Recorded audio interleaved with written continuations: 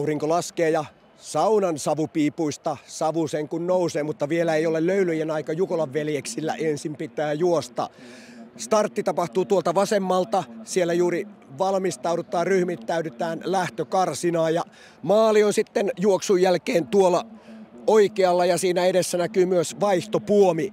Ja tämmöinen karhean rouhea kivimurske, se on täällä niinku semmoinen päivän sana. Tämä kilpailukeskus sijaitsee nimittäin tällaisen betonitehdasmiljöön alueella. Täällä on sepelikasoja, karkeampaa soraa ja kallioleikkauksia.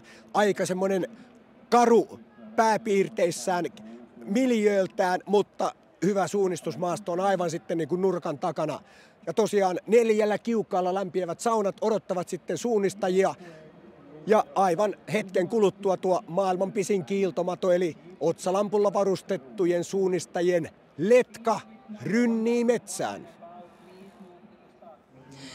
Yön lähetyksessä ovat mukana Yle Urheilun asiantuntijat Minna Kauppi ja Antti Harju. Minna, sinä olet ollut tänään jo metsässä. Miten siellä sujui?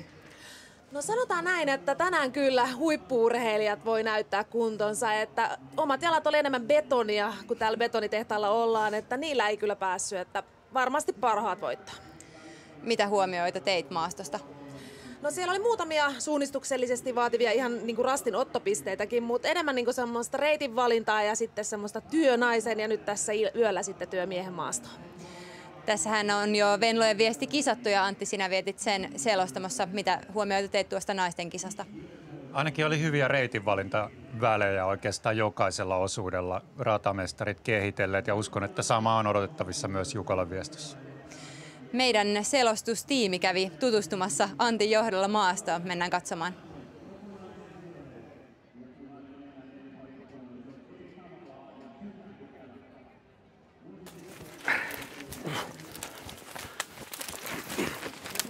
No niin. Vähän hankalampaa välillä. Tämä on eteläsavolaista talousmetsää parhaimmillaan. Näin hämäläisen lämmittää sydäntä. Mutta on muuten aika vaikea niin kuin yöllä tuommoinen maasto. Kyllä ainakin itsestä tuntui siltä, että en tiedä, näinköhän riittää tässä pienessä lampussa valoteho näihin ihan kaikkein synkimpiin paikkoihin. Ihan tosi hyvä kartanluku, mutta en tiedä. Joo, ei tulisi mieleenkään lähteä kyllä itse tuolla, että kyllä ykkös-, kakkos-, kolmososuus, niin iso valo ehdottomasti. Se on varma. Mutta hei, tämä vihreä, tämä on tämän tyyppistä, mutta täältä löytyy aika paljon muunkinlaista vihreitä, joten tohon suutta. Jaha, tätäkin muuten riittää. No niin.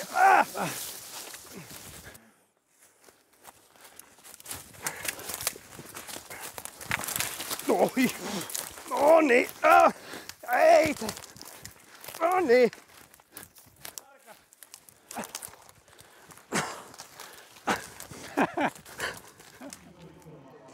No niin, se näyttää aikamoiselta ryteiköltä. Antti, minkälaista tuolla oli?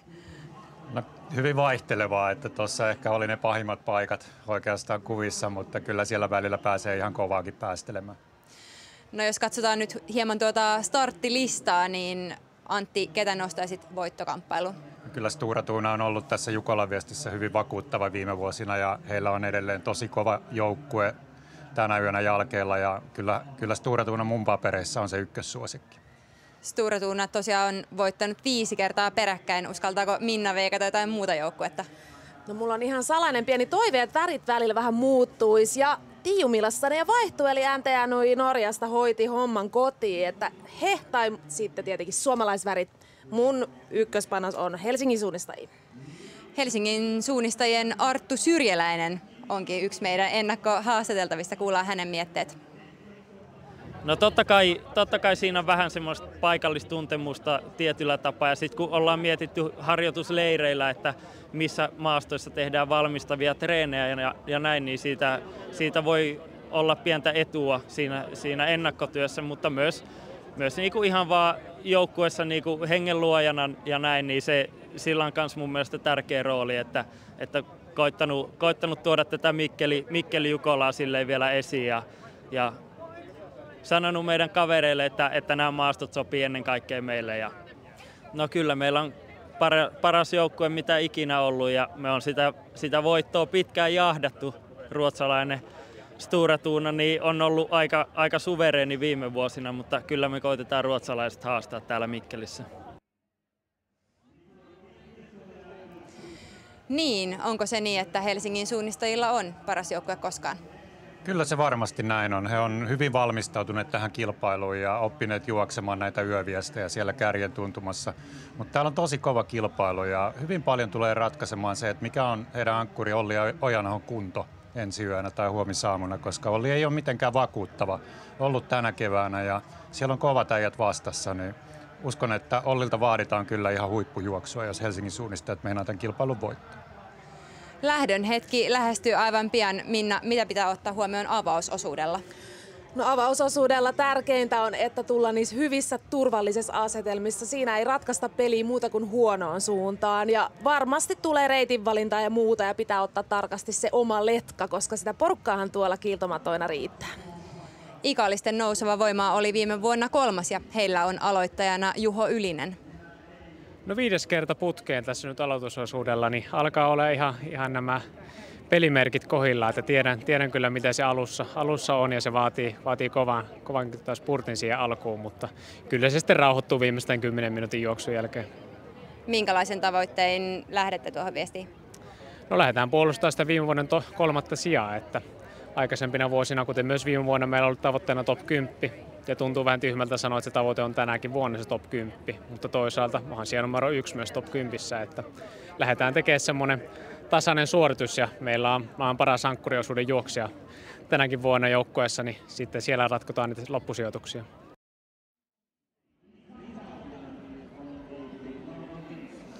Päivän vaahde on väistynyt täältä Mikkelin Jukolan lähtömontusta ja tilalle on tullut sen sijaan hirvittävä joukko mylviviä suunnistussonneja.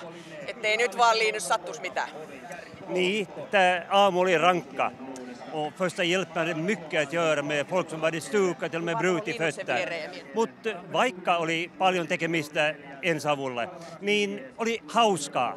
Monilla naisilla oli niin paljon hauskaa, että ne viihtyvät metsässä koko rahan edestä. Angelniemen ankkureiden Markku Elo, minkälainen kisatulos? Toivottavasti hyvällä fiiliksellä lähdetään ja joukkoon lähdetään palkintosia hakemaan. Niin. Ei toivottavasti parhaat päällä, nimittäin suurin osa tulee takaisin kamat revenneinä. No, nämä on jo valmiiksi revennyt, niin ei ole siitä murhetta. Hyvä, tsemppiä matkaa. Kiitos.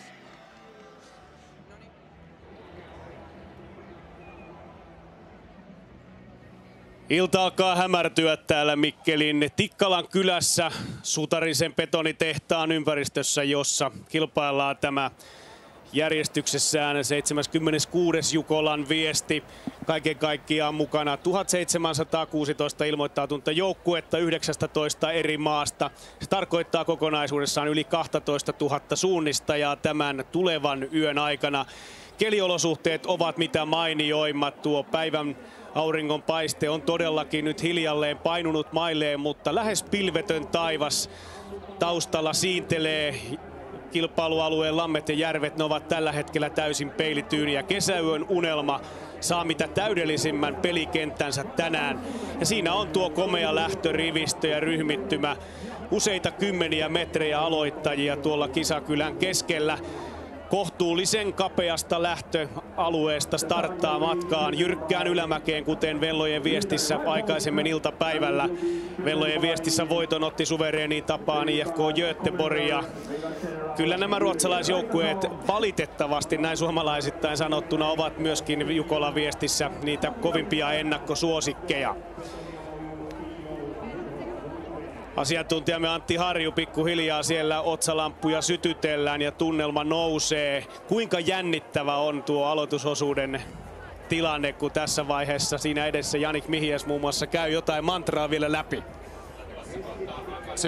Sykkeet varmaan olemaan melko korkealla näillä juoksijoilla. He tietää, että kohta tullaan lähtemään tosi kovaa ja pitää hankkia hyvät paikat tuossa K-viitoituksella lähtöpisteen lähestyessä ja takaa tulee aikamoinen sonnilauma, niin kuin tässä kuvassa näkyy.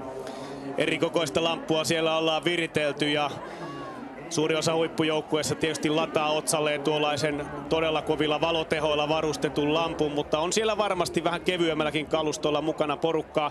Tämä ensimmäinen osuus, joka on reilu 12 kilometriä, se on arvioitu olevan hämärä kautta pimeä. Kun ollaan tällä korkeudella kesäkuun puolivälissä, niin eihän tuo yö aivan sysipimeä missään vaiheessa ole. Väliaikarasteja meillä on iso joukko. Siinä näette tuon taulukon, eli tasaisesti saadaan hyvin tietoa ja arvio on tunti 12 minuuttia tälle osuudelle. Jos naiset menivät hieman tuon ihannean alle, niin kyllä miehille Olli-Markus Taivainen on lyönyt aika kovat luvut pöytään, koska maasto tulee olemaan entistä haastavampi kuin mitä iltapäivällä nähtiin sitten naisten kilpailussa. Voittoa puolustaa siis Tuura Tuuna. 5 edellistä viestiä on mennyt heidän nimiinsä ja edellisen kerran suomalaisjoukkue on voittanut vuonna 2018. Silloin KV oli paras Hollolassa. Edellinen norjalaisvoittaja on Kristiansand UK vuodelta 2015 ja kun viimeksi kilpailtiin Mikkelissä 2009, silloin tuolla Raviradan ja Karkealammin ampumaratojen ympäristössä oli Kristiansand myöskin ykkönen. Norjalaisista voittoa janoaa ehkä kovimmin NTNUI, joka hieman yllättäenkin ehkä keväällä voitti tuo Ruotsin Tiijumilan viestin ennakkosuosikki joukkueiden nenän edestä. Tässä IFK Göteborg, jolle tuo Tiiumila oli keväällä melkoinen katastrofi. Pitkällä yöosuudella 1 rasti jäi leimaamatta. Nyt Linus Agervik Kristiansson aloittamassa ja hänen siskonsa jo tuossa Göteborgin naisten joukkueessa pääsi aloitusosuudella tuulettamaan tai aloitusosuuden jälkeen tuulettamaan sitten lopulta tuota voittoa. Kalevan rasti numerolla 5. Aloitteena Ricardo Rankan ja juoksujärjestyksen näemme pienen muutoksen siihen verrattuna, mitä se alun perin oli. Eli Miika Kirmula juoksee tänään 5. osuutta ja loppupäässä sitten Santeri Kirjavainen, Lauri Nenonen ovat nuo 2 viimeisen osuuden viestinviejät. Kestomenestyjä Tampereelta. Tampereen pyrintö, jonka voittovuodet osuvat tuonne 60-luvulle. Aloitteena Anton Kuukka. Heillä ankkurina sveitsiläissuunnistaja Fabian Ebersold. Ja tässä nähdään tuo tasainen rivi, jota Tampereen pyrintö on esittänyt, mutta tuo 3. sijaa sen ylemmäksi ei ole päästy. Ikaalisten nouseva voima oli viime vuonna paras suomalaisjoukkue Eetu Savolaisen huiman ankkuriosuuden johdosta. Pakko on tunnustaa, vaikka ohjaamme Olli Härkki Ikaalisten nouseva voiman voiton nimiin vannookin, että nouski ei ole aivan yhtä vahva kuin se oli viime vuonna. Pientä loukkaantumishaastetta, palataan tuohon kokoopanoon sitten hieman myöhemmin. Yksi kovimmista haastajista Stura Tuunalle on uppsalalainen Uko Linné. Sen aloittajana sveitsiläinen Reto Ecker. Erittäin kova loppu ja tuolla keskellä hyviä keskimatkan suunnistajia, muun muassa Euroopan mestari Albin Riedefeld. Ja numerolla 1 Stura Tuuna. Täsmälleen samalla joukkueella kuin viime vuonna ja kesto varma aloittaja Ulle Kaalered siellä ykkösosuudella. Ja hetken kuluttua lähtölaukaus ammutaan jälleen rynnäkkökiväärin sarjatulella. Sen ampuvat Karjalan prikaatin komentaja, prikaatin kenraali Jyri Raitasalo, Maanrakennussuutarin Oyn toimitusjohtaja Markus Suutarinen sekä SPS Betoni Oyn toimitusjohtaja Juho Suutarinen. Ja tänne Mikkeliinhän tuo rynnäkkökiväärin sarja, se sopii erinomaisesti. Päämajakaupunki isännöi tätä Jukolaa. Lähdön hetki, se on aivan tuota pikää käsillä.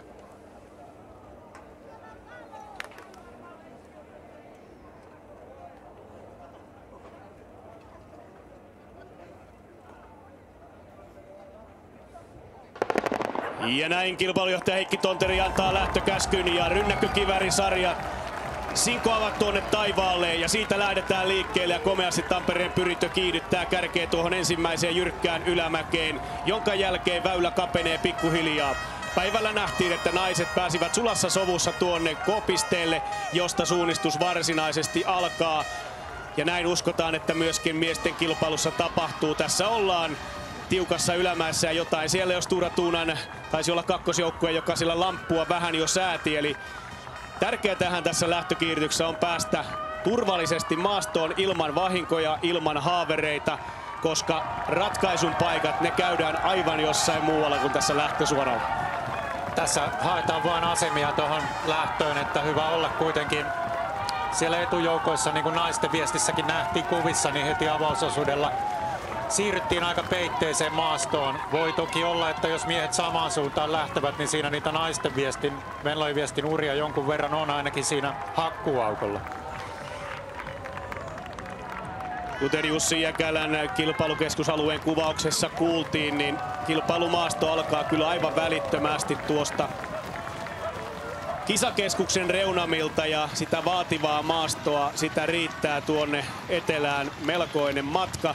Jyrkkiä kalliojonoja, ja kuten on tullut todettua, metsänhoidollisia toimenpiteitä on tehty melko paljon, mutta suunnistusmaastona tämä koettelee, kuten Minna sanoi, niin sitä huippuosaamista niin fyysisen kestävyyden kuin suunnistustaidonkin osalta. Ja numero 48 Helsingin suunnistajat siinä vie joukkoa.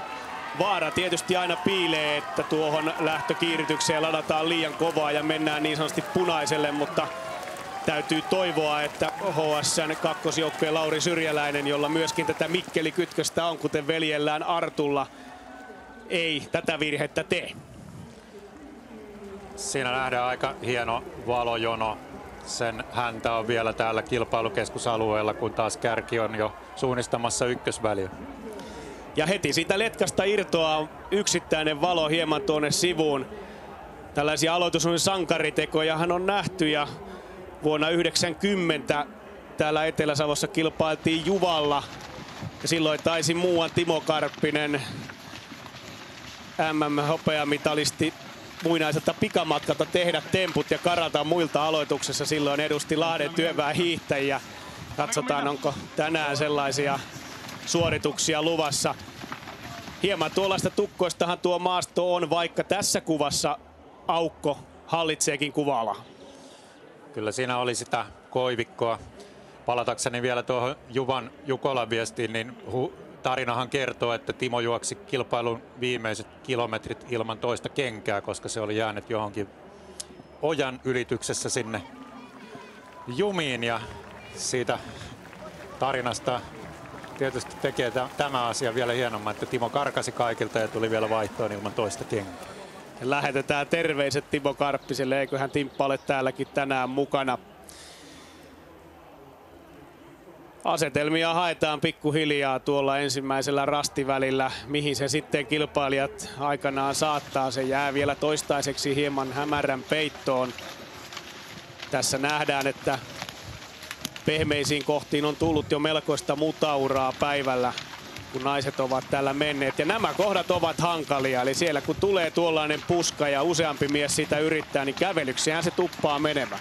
Joo, ja tässä ollaan vähän tuossa kärjen takana, niin se menee heti vähän hitaammaksi tämä meno, ja siitä syystä siinä ne kovimmat joukkueet kyllä lähti aika reippaasti liikkeelle. Ja tässä nähdään, miten hienosti nämä eri ryhmät vähän tässä jakaantuu, ja tuolla ihan etuoikealla näkyy tuommoinen 50 miehen valojono jo saavuttamassa pikkuhiljaa tuon metsän rajan tuolla hakkuaukean takana.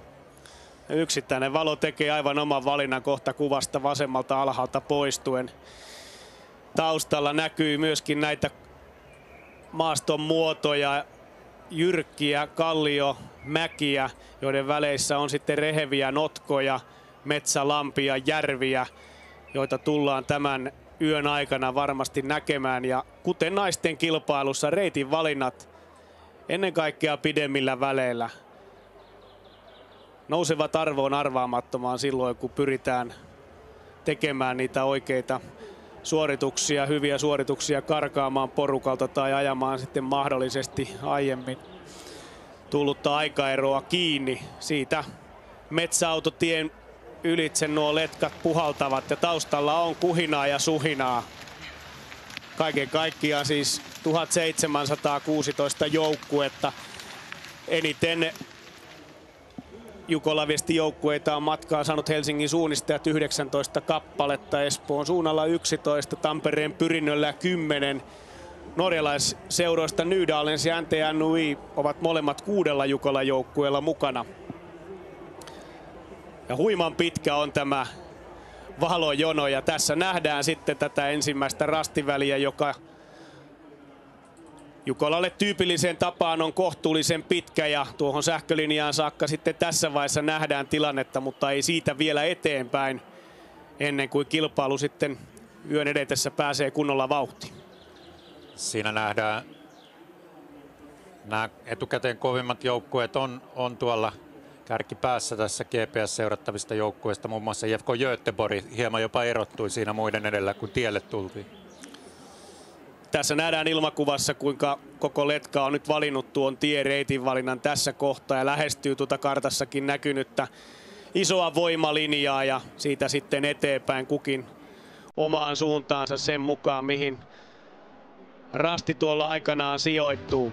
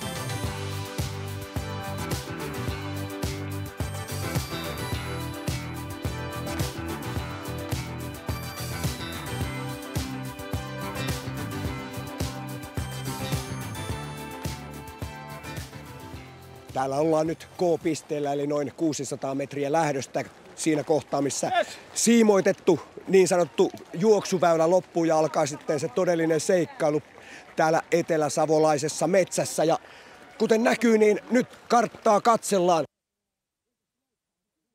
Pikkuhiljaa alkaa selviä. Hyvä, hyvä. Sanotaan, että reittejä haetaan vähän laajemmalla alueella kuin Venlojen kisassa.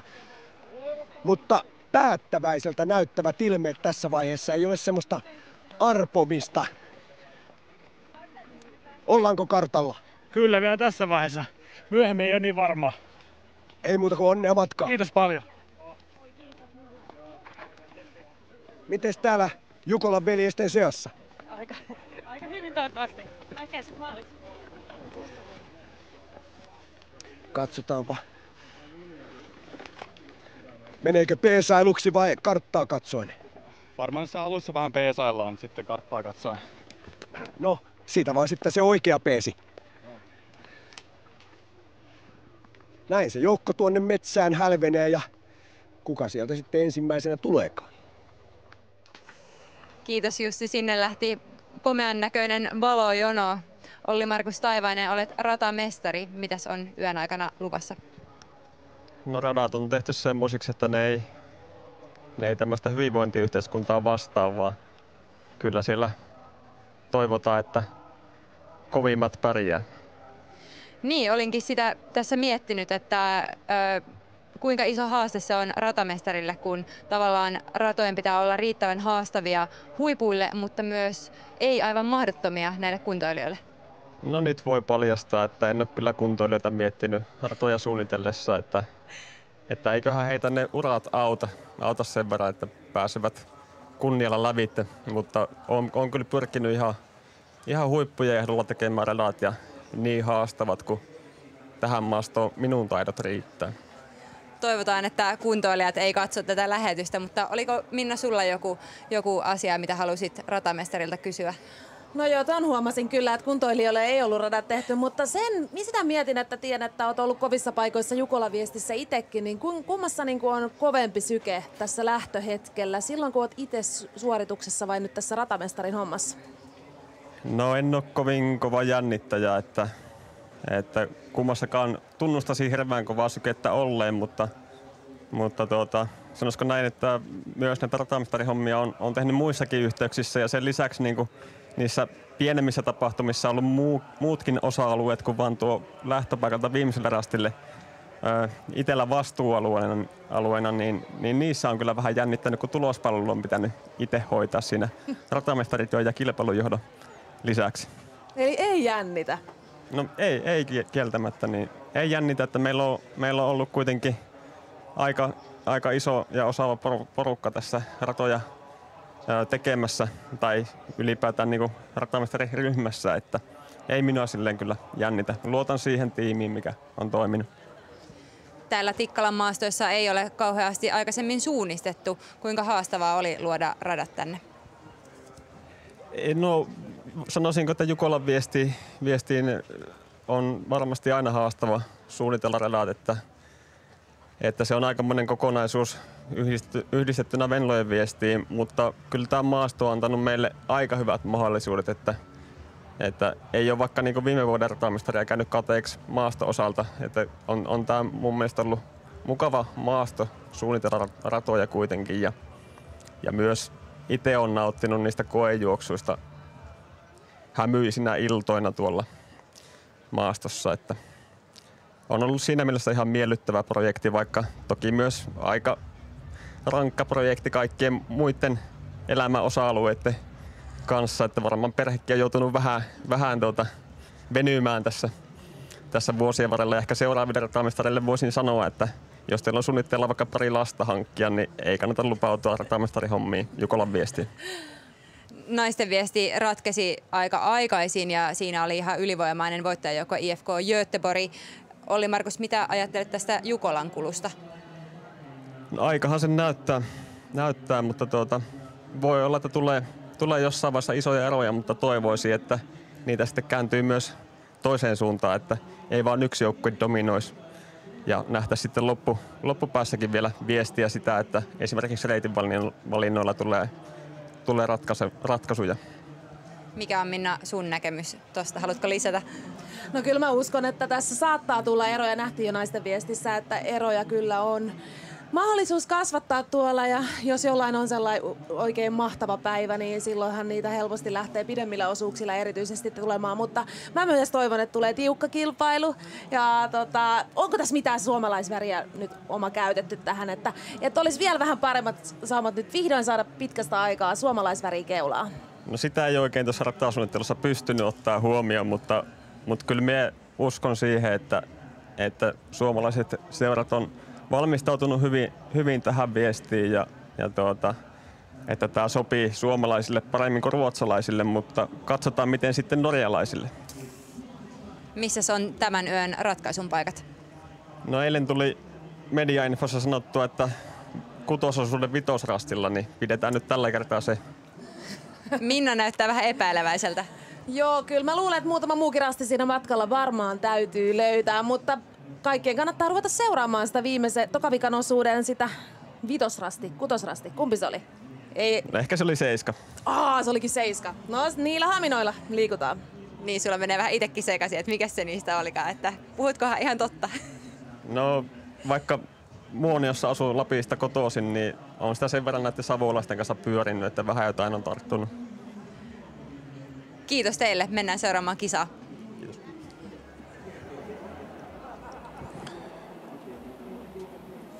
Umpikierroa savolaista ei välttämättä kyllä Olli Markus Taivaisesta saa, mutta pohjoisestahan puhaltaa Pellon Ponnen suunnistaja.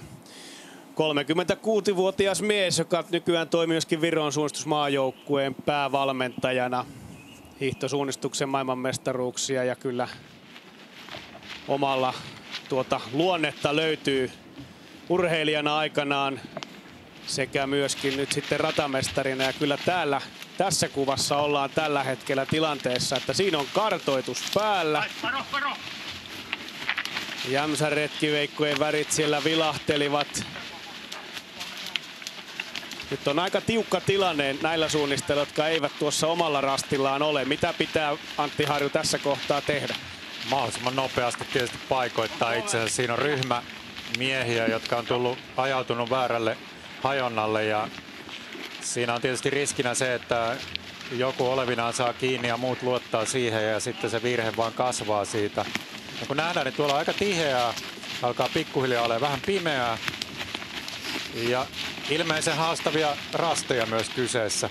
Osalle tietysti tuo rasti kelpasi ja siitä jatkettiin, mutta tässä on aika iso ryhmä miehiä, jotka on käyneet väärällä hajonnalla.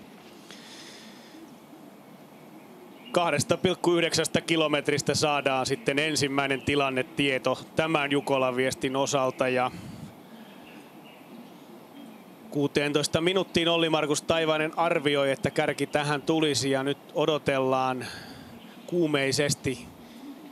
Kaunis suomalainen koivikko. Tämä on oikein todella upea maisema tähän kesäkuun viikonloppuun, ja nyt siellä oksat alkavat hiljalleen paukkua. Se tarkoittaa sitä, että kärki on lähestymässä tätä rastia. Nimeltään tämä on Syrjä. Ja Syrjässä tässä ollaan. Ja sieltä valokeila. Mikä joukkue avaa tämän pelin kaikkein vauhdikkaimmin? Ja vielä ilmeisesti yksin. Ei, kyllä siinä toinenkin tulee perässä. UK Denzel. Yllätysjoukkue kyllä tässä vaiheessa. Mutta UK Ravinen ei sen sijaan ole. Nämä kaksi. Quentin Andrieu sekä Axel Granqvist ja ovat karanneet muilta tässä vaiheessa. Huima tilanne ykkösosuuden ensimmäisellä väliaikarastilla. Denzel juoksi Tiiumilassa erittäin hyvin. Silloin oli heille käytännössä lähes kotimaasto, mutta ei ole sellainen seura, joka Jukolassa olisi loistanut. Sitten numero 12. Ukko Kåre, Falunlaisseuraa. Ruotsalaistahdit lyödään tähän alkuun. 28 sekuntia on Kåren Rudolf Czernis kärkeä perässä. Kyllä tässä Jukolan viestissä, kuten nähtiin Venloissakin, niin ihan sellaista tavanomaista letkajenkkaa ei nyt taida olla tarjolla, vaan sieltä pikkuhiljaa tiputtelee ryhmiä joukkueita, mutta yhdessä jonossa ei missään nimessä olla. Ja vaikka tämä on väliaikarastiin, osa suunnistajista tekee tähän virheen, ja nyt nähdään kuka kuittaa täältä. Bekke Lagerts kyllä myöskin naisten viestissä ensimmäisellä osulla hyvin esiintynyt seura. Simen Westlund. Ja missä ovat suomalaiset? Paimion rasti. Emil Jansson IF Brahesta. Paimio on täksi kaudeksi vaihtanut suunnista. Ja tuo ryhmä, joka tuolla mäkeen nousi, niin tekevät tuollaisen vähintään puolen minuutin virheen nyt tälle rastille. Ja rytinällä tullaan nyt takaisin. Nämä värit taitavat olla OK Skyttesjö, kyllä. Jonni Donner, sitten IFK Lidingön kakkosjoukkue, Farun Tiisvilde, Lynxin kakkonen, Stura Tuuna, nyt 1.42 kärjen takana, Jämsä Retkiveikot 11. Hyvä alku Lassi Vaismaalta. Anton Kuukka laskettelee sieltä numerolla 4, siellä 14, 1.52. Kåren kakkosjoukkue, NTNUin kolmonen, Haldenin kakkonen, Kalevan Rastin kakkonen, sitten Fruuli IL Malungs. Valkeakosken Hakan kakkosjoukkue. Paljon on nyt kakkosjoukkueita. Virolainen OK Pölvä Kopras. Missä ovat nyt muut ennakkosuosikit? Halden siellä 29, 2.17 kärjen takana. Siinä Helsingin suunnistajat 34, siinä NTNUI ja myöskin IFK Göteborg. Eli nämä kolme nyt 2 minuutin 25 sekunnin päässä kärjestä, ja Valkeakosken Hakan ykkösjoukkue siellä 41 ja Akseli Pesu 2.29 kärjen takana. Lahden suunnistajien kakkonen. Tomi Nykänen, paremmin pyöräsuunnistajana tunnettu mies. Paimion Rasti kakkonen, IF Femman. Pakko todeta, Pipo, että harvoin on Jukolan viestin ykkösosuuden 2,9 kilometrin kohdalla näin harvaa letkaa. Kyllä se kertoo jotain nyt tämän kilpailun luonteesta, mikä tässä on käsillä ja mitä se tulee olemaan. Että ratamestari Olli-Markus Taivainenkin totesi haastattelussa, että tätä ei ole tippuakaan ajateltu kuntoilijoiden ehdoilla nyt tätä taidollista haastavuutta tässä Jukolan viestissä. Ja se näyttää olevan ihan riittävän haastava näille kaikille huippujoukkueillekin. Poimitaan suomalaisia siitä Vehkaiden Veikot, siellä 48. Ensi vuonnahan kilpaillaan Kotkassa Jukolan viesti, ja Vehkaiden Veikot ovat silloin toinen järjestäjä Kymin suunnistajien lisäksi. Siinä ikaalisten nouseva voima. Juho Ylinen 3.37 ja Lynxin ykkösen Florian Fritzee viime vuonna erinomaisen hyvä aloitusosuus ja on lähdössä myöskin nuorten MM-kisoihin, mutta nyt on ollut vähän vaikeaa Florinalla tuo alku. 66 vasta tuossa väliaikarastilla, 3.42 kärjen takana. Ja mitäs isoja joukkueita meiltä puuttuu tällä hetkellä? Kalevan Rasti ainakin puuttuu. Uko Linne puuttuu numerolla 2. Valkeusken Hakalta jo kolmaskin joukkue, siellä 78 Göteborg kolmonen. UL Norskan Daniel Hupman ei ole vielä leimannut tässä rastilla. Siinä käy Nydalens Emitin joukkue myöskin. Oliko Janne Salmi? Janne Salmi, kyllä. Sijalla 84. Janne Frank Salmi on pitänyt kunnostaa huolta, vaikka ikä alkaa olla ja siinä tarvitaan jo suurennuslasia. Daniel Hupman.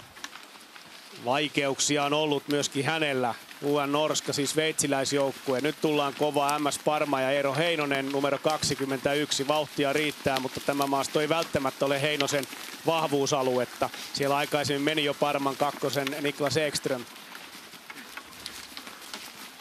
Ja tästä voi tulla kyllä todella mielenkiintoinen yö tämän perusteella. 100 joukkuetta reilut ja yli 5 minuuttia ero kärkeen.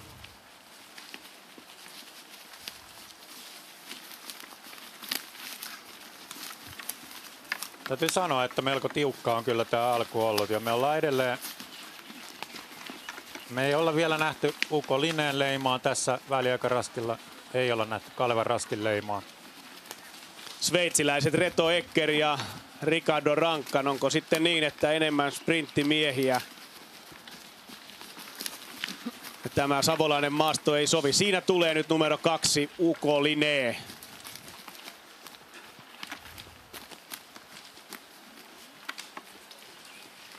Leima ei jostain syystä nyt tuohon rekisteröinyt, mutta kyllä siinä Reto Ecker meni. Yli 5,5 minuuttia on eroa.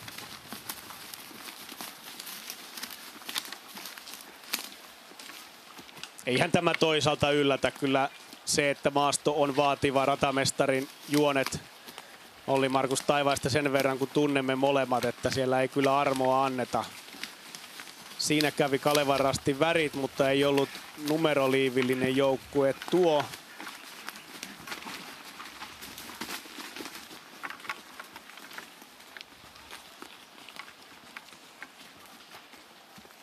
Kuusi ja puoli minuuttia täyttyy.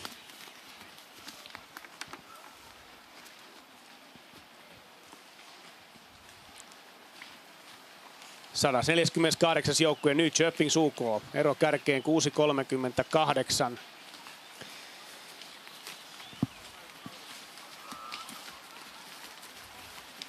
Ruotsalaisjohdossa mennään siis tällä hetkellä. UK Denzel, UK Ravinen, UK Kåre. Kaikki nämä 3 alle puolen minuutin sisällä toisistaan kärkipaikalla. Ja suomalaisista Paimion Rasti ja UK 77. UK 77 siis parhaat joukkueet.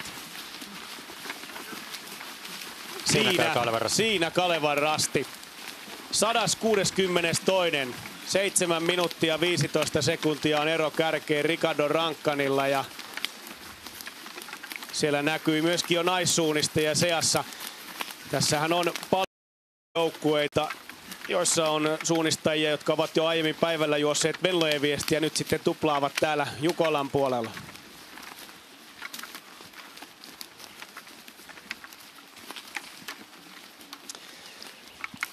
Tässä tuon ensimmäisen väliaikarastin tilanne ja vähän tuo hiljaiseksi vetää, mutta tosiaan ruotsalaisjohdossa Denzel kärkipaikalla, 10 joukossa suomalaisia, Paimion Rasti OK 77 sekä Lynxin 2 tältä listalta, Jämsän Retkiväköt 11, Pyrintö 14, Kalevan Rastin 2 sijalla 18 ja 20 joukkueen maalunkus 2 minuuttia kärjen takana. Tältä listalta ilahduttavia nimiä Hakan 2 Ilmari Aho, sitten Olavi Rastin nuori Lenni Paloheimo, samoin Veeti Viippola Sotkamo Jymystä, vasta 16-vuotias kaveri ja siellä Jukolan ykkösosuuden kärkipaikoilla. Ja tässä sitten 4.5. rastin väli ja heti tuollainen valinta ja katsotaanpa mitä vaihtoehtoja siihen.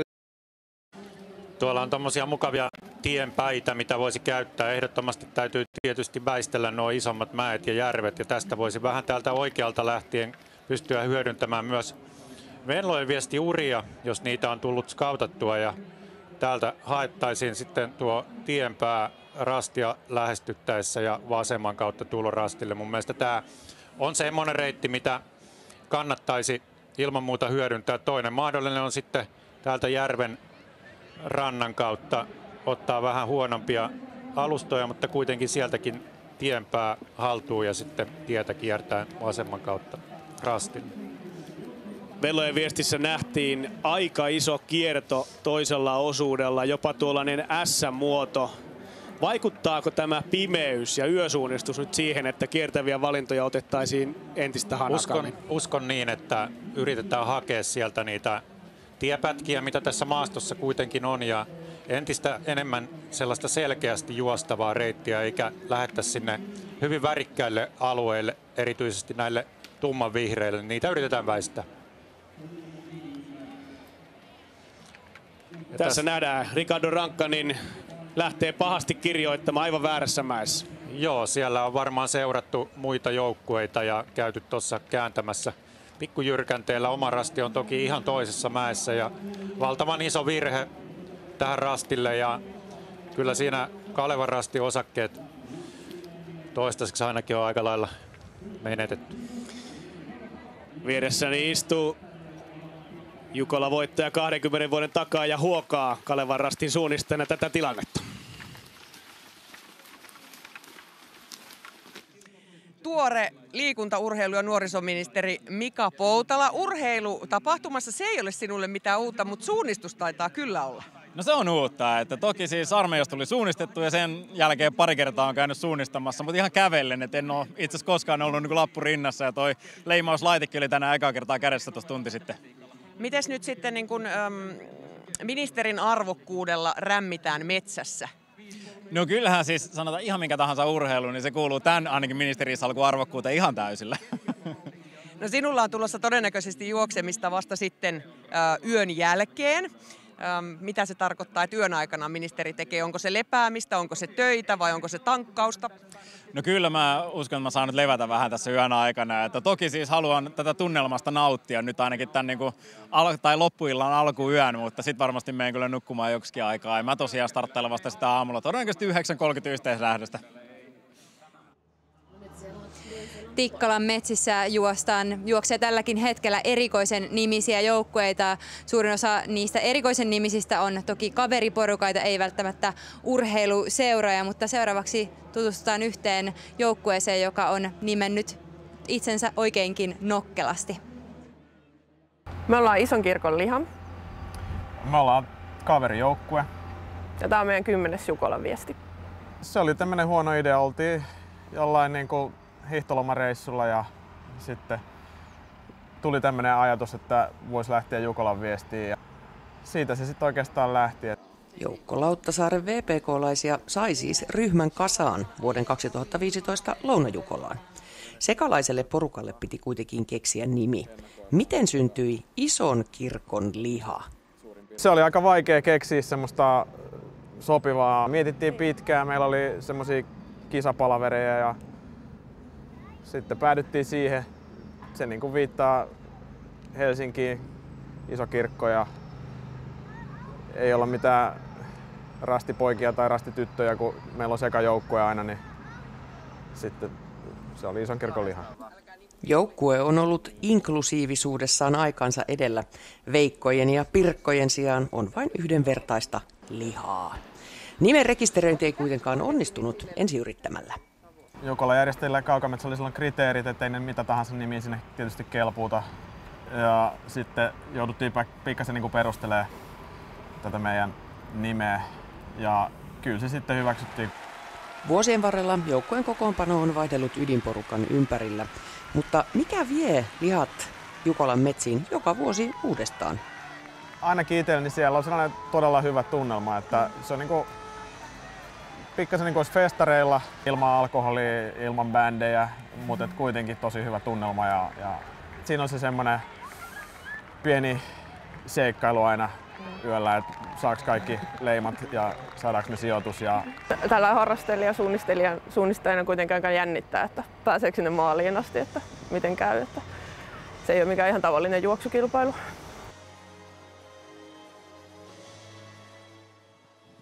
Tässä nähdään tämä äsken piirretty väli nyt sitten joukkueiden toteuttamana, ja siinä Uko Denzel lähtee ensimmäisenä sitä toteuttamaan tuolta Järvenrannan kautta, ja tuolta tuo Ravinenin vetämä pikkuporukka sitten hyödyntää noita tienpäitä ja uria oikeastaan, mitä siinä tulikin piirrettyä, ja Halden, Jämsä, Retkiveikot, Helsingin suunnistajat myös siellä. Mutta tässä nähdään tuo keskivalinta, mitä Tampereen Pyrintö ja Helsingin suunnistajat ja edellä myös Koore Ravinen toteuttaa, niin se osoittautuu kuitenkin aika hyväksi tässä. Ja nämä joukkueet tienaa kyllä tässä noihin oikealta kiertäviin verrattuna pikkusen, ja Pyrintö ja HS tulee tuolta hyvin vasemman kautta ja pikkusen ehkä kaventaa sitä eroa. Se oli 2 minuuttia tuolla väliaikarastilla ja nyt se on ehkä pikkusen alle. Mutta tässä on nyt muodostunut tämmöinen pieni kärkiryhmä ja sitten tuo iso niin sanottu pääjoukko tuossa parin minuutin päässä. Ja tuolla keskivalinnalla ehkä noususumma oli aika vähäinen, kun sen hyvin toteutti. Sellaisia isoja jylhiä mäkiä ei ollut toisin kuin näillä kierroilla.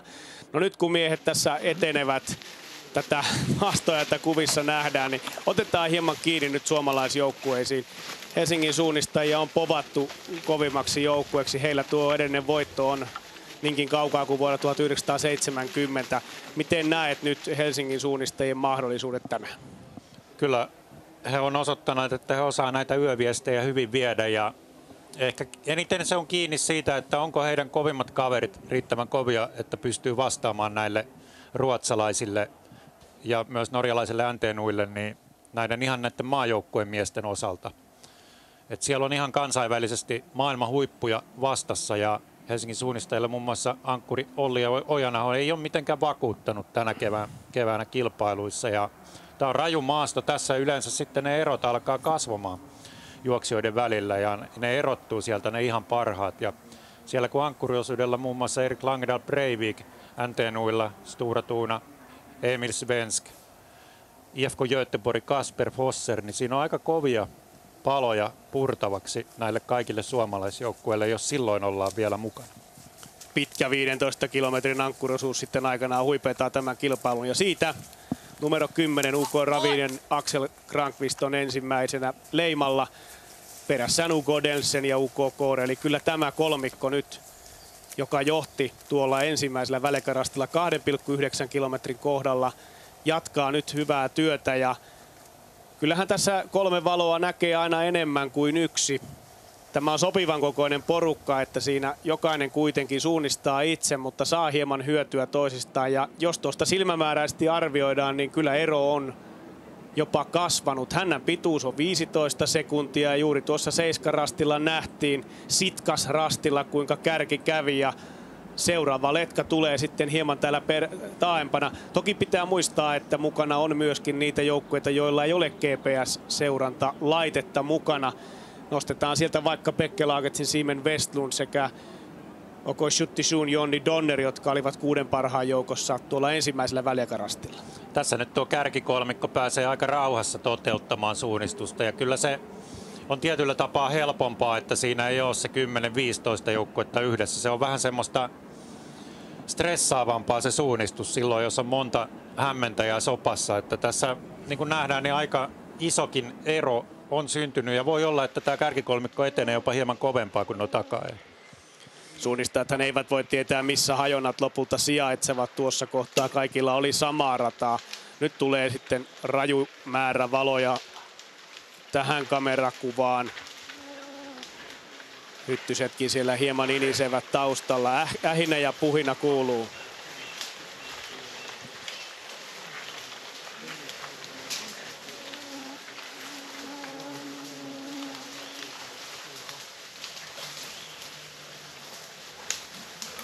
Käydään tuohon kisaan kiinni ratamestari Olli-Markus Taivaisen kanssa. Miten on kisa lähtenyt käyntiin?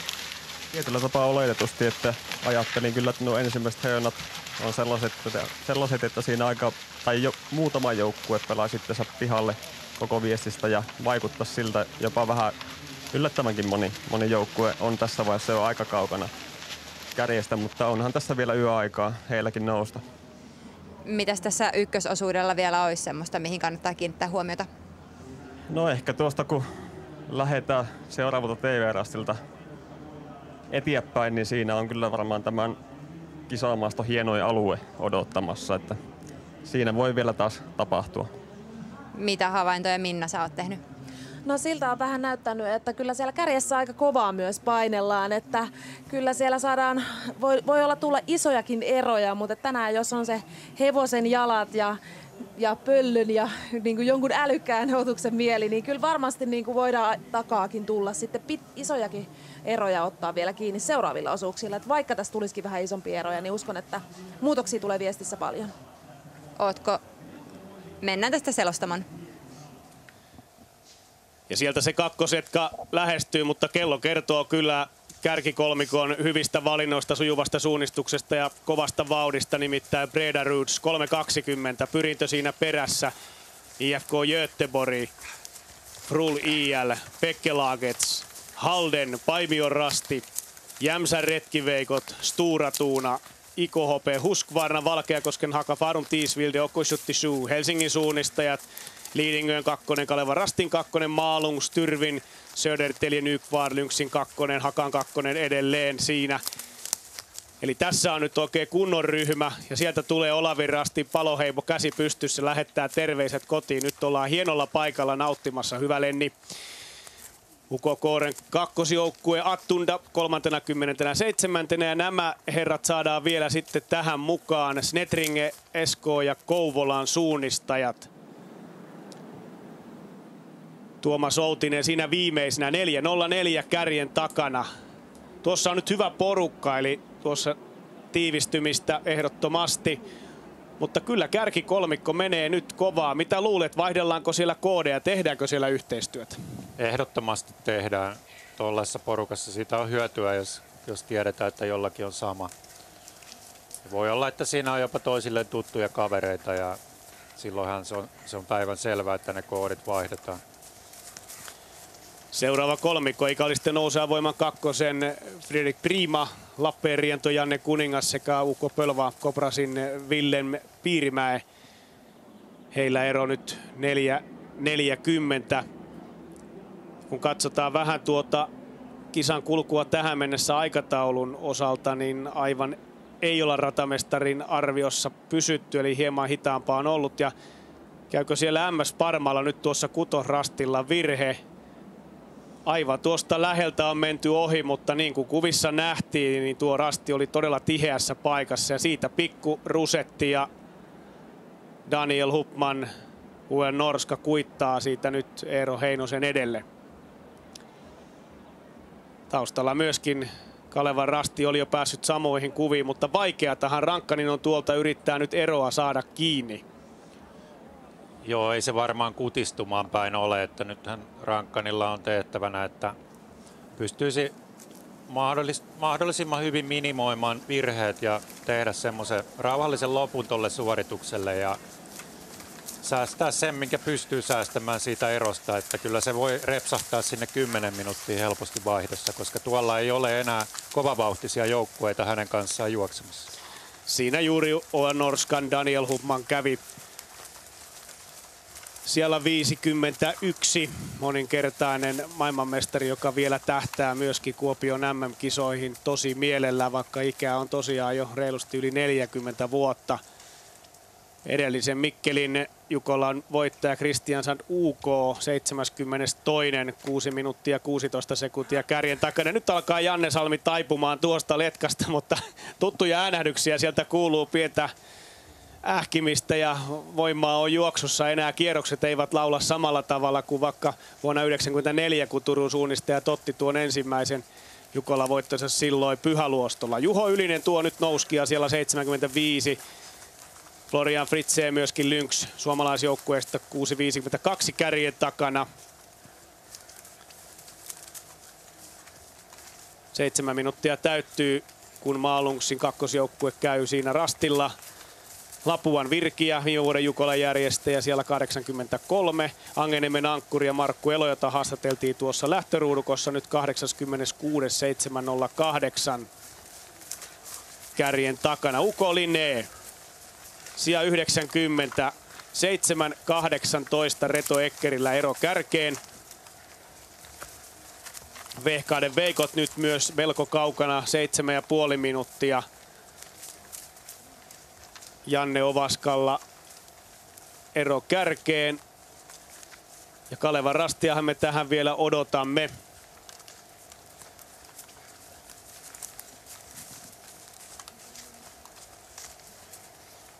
Järla Orientering, myöskin kohtuullisen hyvä ruotsalaisjoukkue.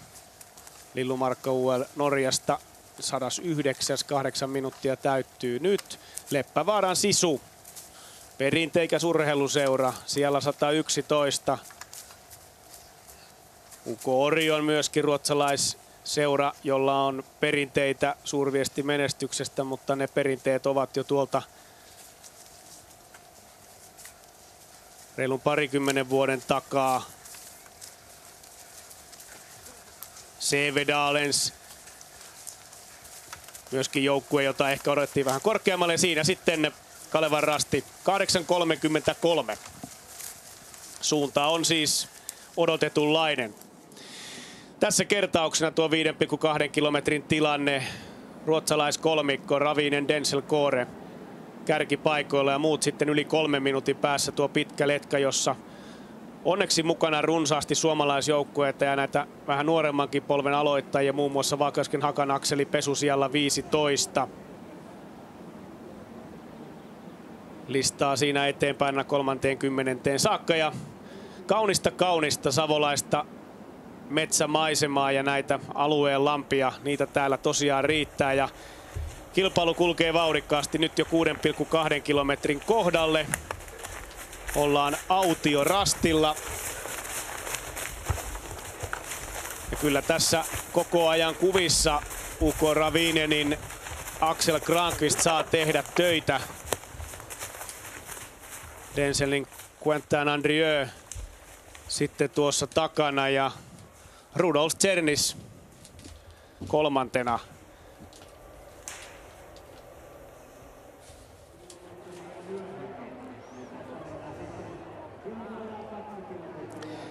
Jukolan väki on kerääntynyt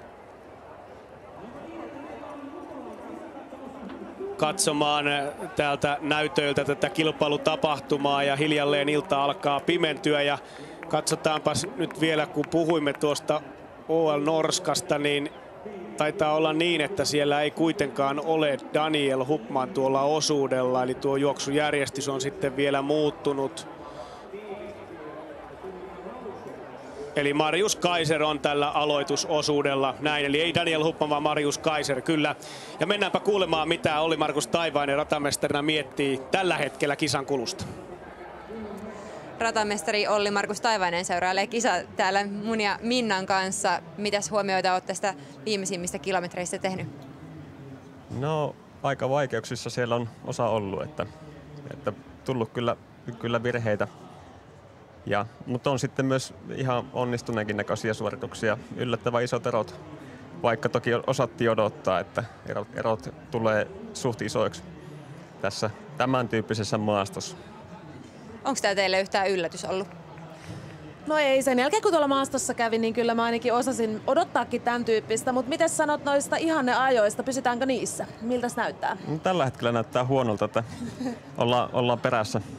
Että ilmeisesti on sitten ollut viime syksynä liian hyvässä kunnossa itse no uskon kyllä, että maasta myös nopeutuu aika paljon tässä osuudelta, että tulee noita uria ja täällä on kuitenkin aika hyvä maastopohja, että ei ole kivikkoa, niin ne urat on aika nopeita.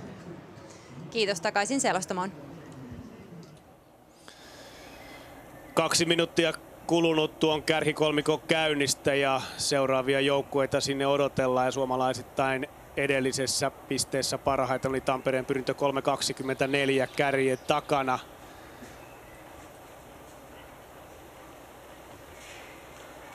Sieltä Oksien lomasta odotellaan, milloin ensimmäiset valokeilat pyyhkivät runkoja ja nyt näkyy vilkettä ja välkettä tuolla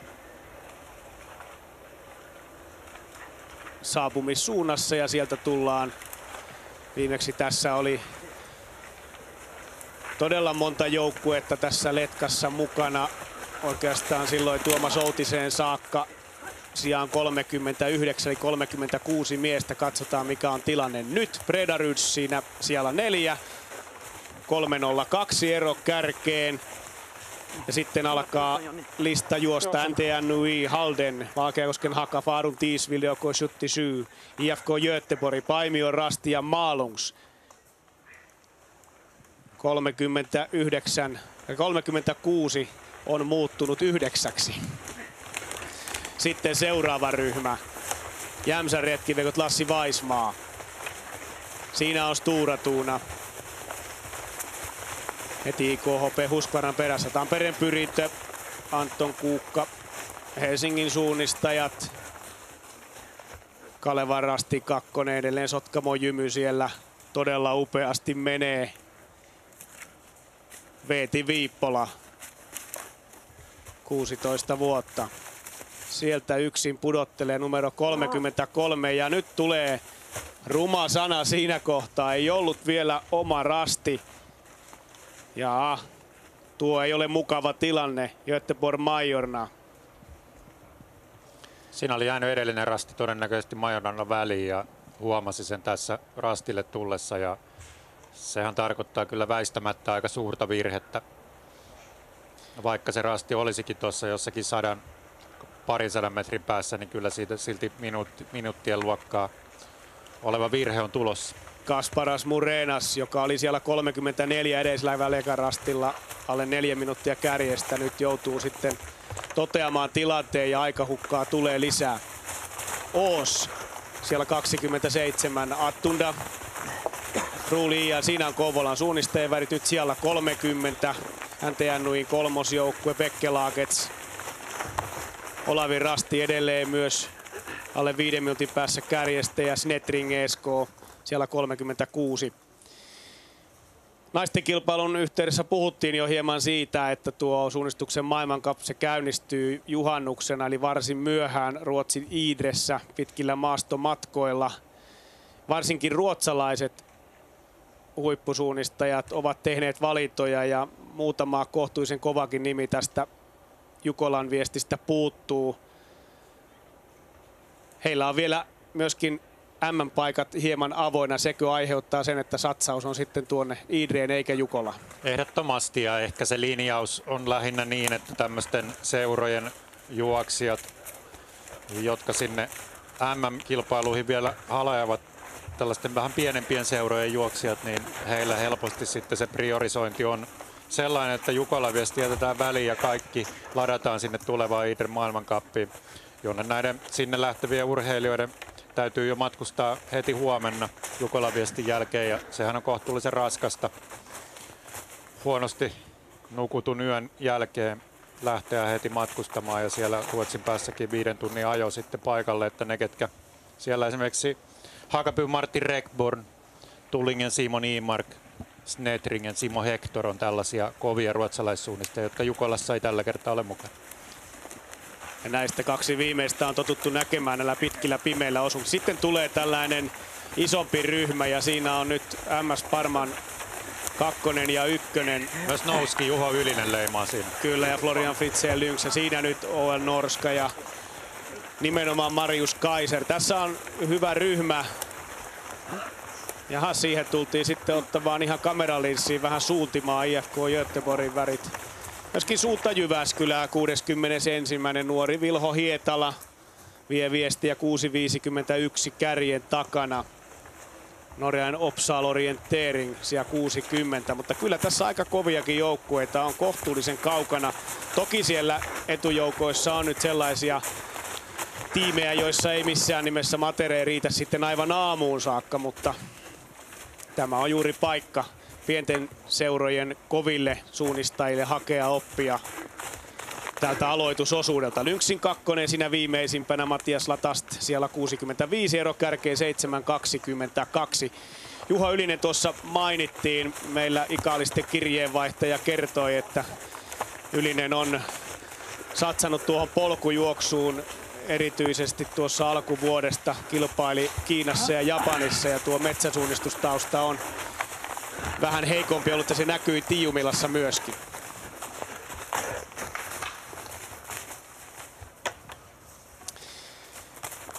Mutta miten sitten Jukolassa?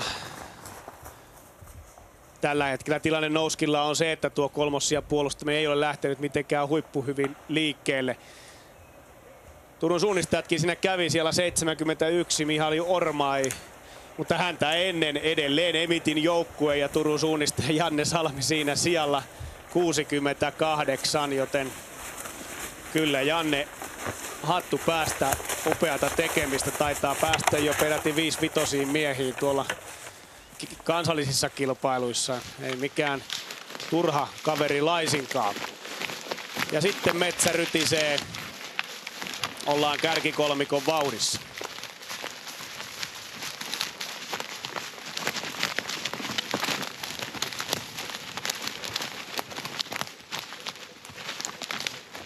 Siinä nähdään kuvassa, että yö alkaa laskeutua. Lyhyt yöhän se tulee olemaan, mutta pikkuhiljaa tässä osuuden loppupuolella varsinkin kakkososuus tulee olemaan kyllä ihan yösuunnistusta.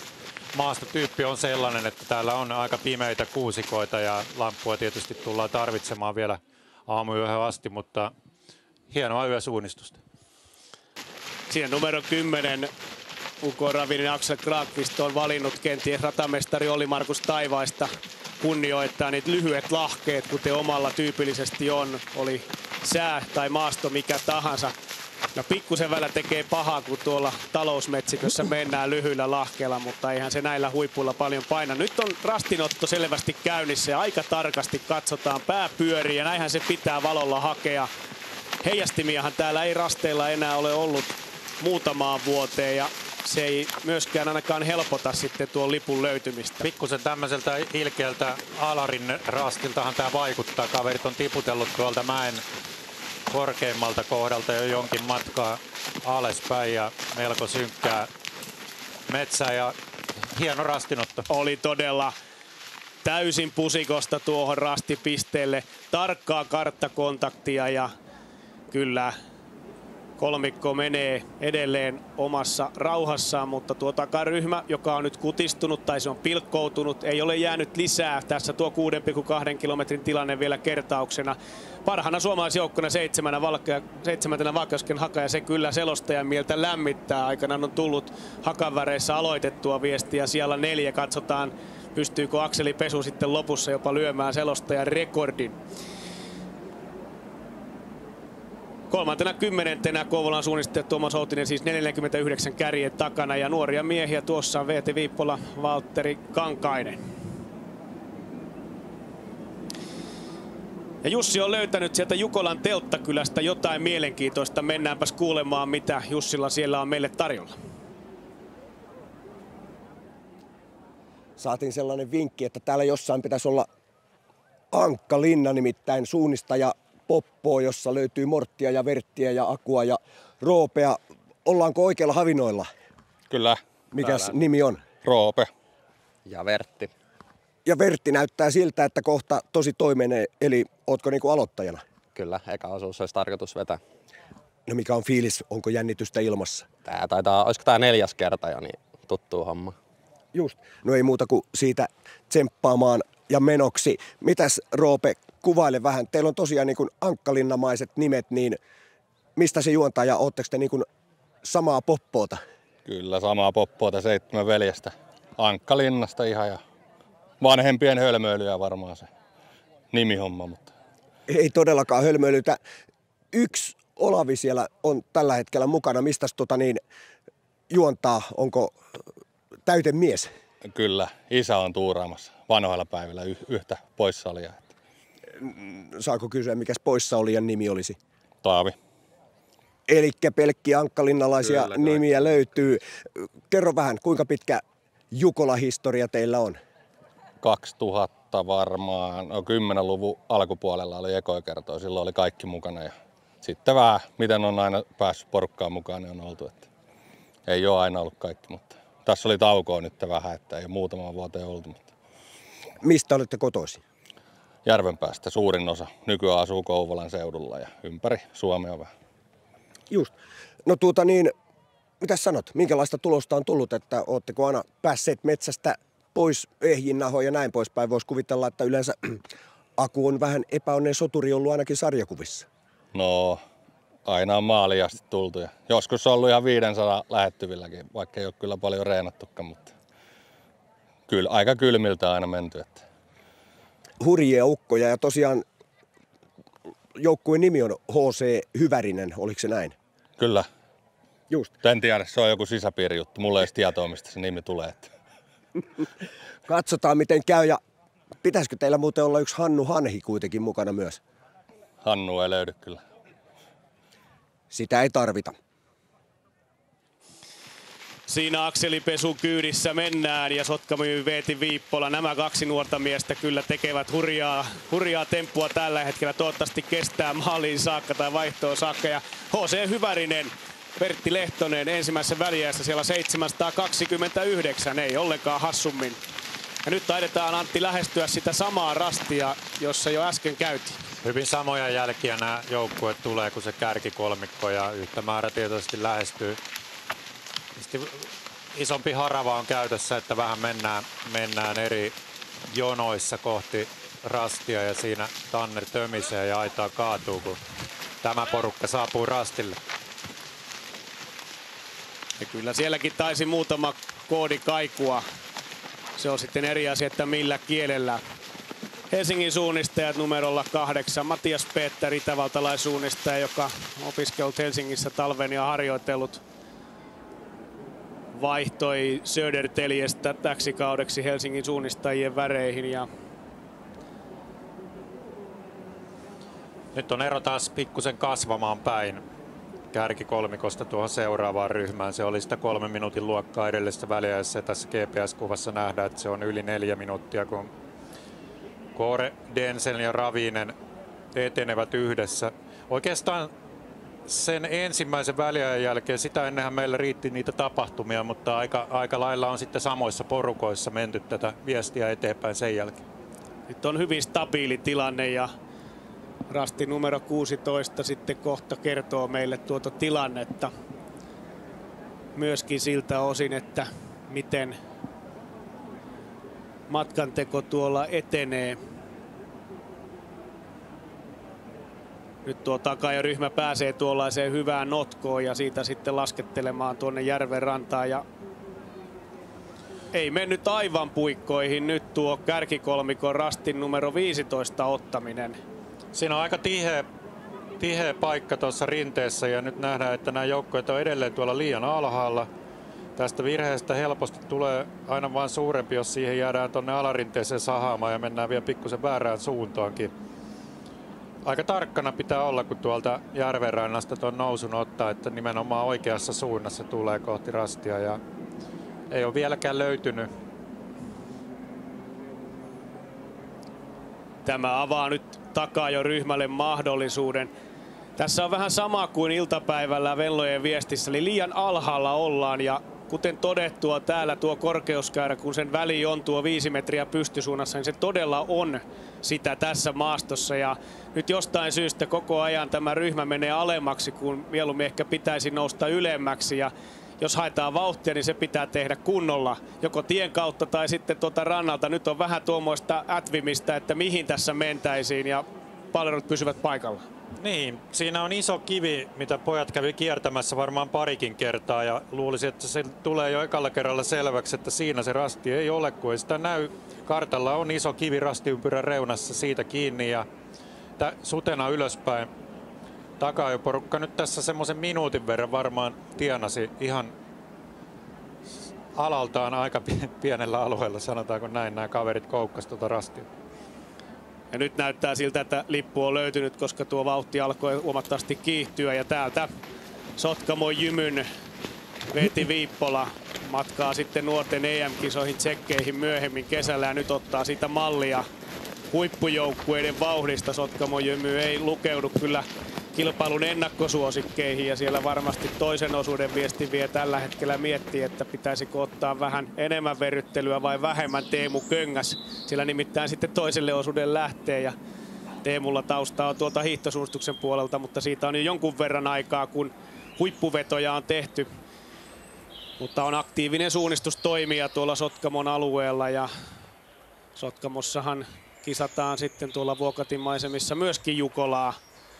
muutaman vuoden kuluttua. Ja sitten tullaan tähän 8 kilometriin ja kyllä nuo virheet nyt alkavat painaa myöskin tuossa ajassa, eli tähän on käytetty yli tunti. Ratamestarin veikkaus oli lähempänä 50 minuuttia ja nyt on kolmikossa kärkipaikalla numero 12 Rudolf Czernis. Ja kyllä siinä tuo yhteistyö kuului aivan selvästi, tsekattiin tilanne. Joo, ja siinä varmaan nopeasti sovittiin se reitinvalinta. Siinä näytti edellisissä GPS-kuvissa nähtiin, että järvihän siinä vasemmalla on ja tässä tämä koko rastiväli, se järvi täytyy kiertää ja nämä joukkueet tuossa nopeasti huikkasi toisille, että kummalta puolelta se mennään ja taisi kuulla sanan höger. Nyt tässä kohtaa pohdintaan se, että tuo takaajoryhmä ei ole varmastikaan nähnyt juuri ketään tuossa edessä. Voisiko olla ajatus, että Tampereen Pyritys Stora Tuna olettavat olevansa kilpailun kärjessä, koska eivät ole nähneet? Mahdollista. Ja nyt tullaan sitten mahdollisesti vastapallo. Joo, ja nopeasti tuossa rastileimauksessa taisi kaverit kuitenkin päättää tämän vasemman reitin ja sinnehän se suuntaa. Ja tuleeko tässä nämä muut joukkueet sitten vastaan? Näinkö meillä, Timo, tämä tilanne menee? Näin minä uskoisin, koska tuohon tielle, kun tuo kolmikko kohta tulee, ja mikäli se kivi nyt tälle takaryhmälle löytyy sieltä sujuvasti, kyllä tuollaisella porukalla luulisi, että yksi kivi rinteestä nyt kaivetaan vakisin paremmin kuin miten Kärkisen teki, niin hetken kuluttua nämä muutama tuhannen lumenea kohtaavat toisaalta tuossa tiellä ja tilanne ehkä valkenee myöskin Stora Tunalle, Pyrinnölle ja kumppaneille. Ohjaako se reitinvalintaa sitten tälle takaajoryhmälle, kun tämä kolmikko tulee vastaan ja nähdään, että vasen valinta on tehty? Se on täysin mahdollista. Toisaalta voi olla, että nämä takana tulevat joukkueetkin näkee tämän vasemman valinnan jo muutenkin edullisemmaksi. Että siinä oli toki tarjolla tuo toinenkin kierto, mutta näytti ainakin omaan silmään vähän juostavammalta tämä vasen reitti, mitä nämä kärkijoukkueet lähti äsken toteuttamaan. Ja tässä tulee jo seuraavat joukkueet, eroaa nyt tällä hetkellä 2 minuuttia, eli aika paljon he saivat siinä virheen aikana sitten näitä kärkijoukkueita kiinni. Tuo edellisen väliaikarastin tilanne, se oli jo kääntynyt vähän paremmaksikin tälle kärkikolmikolle ennen tuota virhettä. Ja sieltä tullaan Ulle Kaleredin johdolla. 2.17 nyt ero kärkeen. Ja kyllä siinä oli tehty tämän kärkipään osalta suunnitelma jo valmiiksi ja kaikki tulee lähtemään sinne samaan suuntaan. Pitkää letkaa. Nyt on juostu tunti. Missä vaiheessa alkaa letkassa jollakin tekemään ahdasta? Se voi olla, että heti kun vähän semmoinen juostavampi pätkä tulee, niin siinä vauhti tietenkin kiihtyy. Ja ei me välttämättä nähdä nyt ihan koko tätä 23 joukkueen ryhmää yhdessä vaihdossa. Että kyllähän tässä on matkaa jäljellä ja tekemistä riittää. Ja siinä mennään sitten polku-uralla olla järven rannassa ja se vanha totuus, jota on tullut todettua, että aika usein järvien rannassa menee polku. Toki Olli-Markus Taivainen totesi eilen, että tässä maastossa ei kyllä juurikaan ulkoilijoita näe. No niin, Antti Harju, näytäpäs nyt sitten katsojille ne valinnat. Vasemmalle lähdettiin. Miten sen toteutus pitäisi mielestäsi tehdä? Tästä onhan nämä joukkueet tuli ja kyllä tämä reitti kulkee näitä hyviä polkuuria pitkin ja pyritään hakemaan tuolta mäkien välistä tuommoisia juostavia alueita ja mahdollisimman tasaisia ja sitten vasta lopuksi tonne rastille kääntää. Tossa on se reitti, mitä itse ajattelisin, että tällä välillä voisi noudatella. Ja sitten puolestaan, jos ajatellaan, että tekisi oikean valinnan, niin silloin täytyy tulla täältä kyllä aika tällaisten synkkien alueiden läpi. Tämä loppu on vähän pikkuisen juostavampaa, mutta myös melko mäkistä. Että kyllä mä luulen, että toi vasen reitti on parempi. Sitä voi jatkaa myös tätä tietä juosten ihan tonne asti, niin silloin jää metsäpätkät mahdollisimman vähälle. No niin, tällaiset vaihtoehdot ja mitä ratamestari Olli-Markus Taivainen heittää sitten meille palautteeksi tähän? Olli, olet tuosta mieltä? No Pipo oli lopulta ihan jäljellä, että se viimeisin vasen kierto kyllä varmasti on se nopein tässä tapauksessa. onko tässä viestissä nyt tapahtunut jotain ihan poikkeuksellista, mitä et osannut odottaa? No ehkä tuo, että on aika rauhallista tahtia edetty kärjenkin osalta ja sitten on vielä tullut aika isot erot siitä taaksepäin, että kyllä se pikkusen yllättää. Täällä on ollut mielenkiintoisia ilmeitä studiossa, niin mitä Minna sä ajattelet parhaillaan? No mietin sitä, just puhuttiin tuossa, että nyt on ollut todella vehreä tämä kevät ja tämä alkukesä, että sekin on saattanut vähän vaikuttaa kyllä näihin reitivalintoihin ja näihin vähän nopeuksiinkin, mutta eiköhän se baana tosiaan sieltä allaudu ja vielä ajetaan kiinni aikoja. Kiitos. Ja sieltä vasemman kautta tielle pyrkivät kolmikko Denzel Kore sekä Ravinen ja seuraavat joukkueet sitten myöskin kohti tätä 8 kilometrin väliaikarastia. 40 joukkuetta nyt käynyt, 448 on ero kärkeen. Hetki kuluttua saadaan nämä joukkueet. Kerrotaan myös se, että tuolla ensimmäisellä väliaikarastilla on nyt käynyt 1642 joukkuetta, viimeisenä ristiin rastiin ykkösjoukkue. Näyttäisi olevan leading värit siinä. Ensimmäisenä sitten Lynx Florian Fritzén, jolla varmasti kapasiteettia riittäisi, mutta alun virhe on tehnyt sen, että hän ei ole nyt tuosta porukasta nosti. Jaha, sitten ensimmäinen ratkaisu sinne oikealle. Hagaby irtoaa letkasta. Onko kenelläkään muulla haluja lähteä tuohon suuntaan? Kristiansson käy siinä ja lähtee takaisin. Sitten tämä ranskalaisten joukkue siellä. Miten tuo nyt sitten lausutaankaan? Onko sinulla parempi Ranska, tuo French Bragas joukkue? Nicolas Rio siellä menee ja hänkin taisi lähteä toteuttamaan tuota oikeanpuoleista valintaa. Mutta niin kuin nähdään tässä nämä GPS-joukkueet tuolla kärkipäässä, niin tekee kyllä varmastikin saman tuon ison vasemman kierron.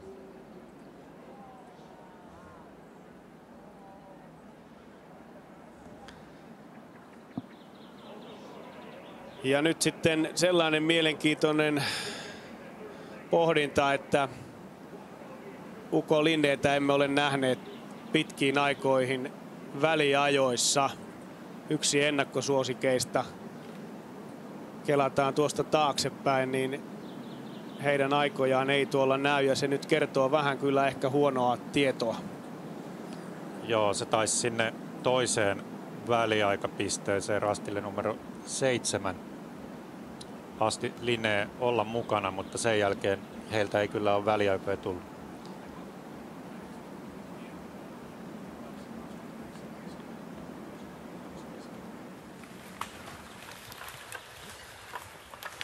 Seuraavat joukkueet nyt 8 kilometriin ja eroa lähes 8 minuuttia.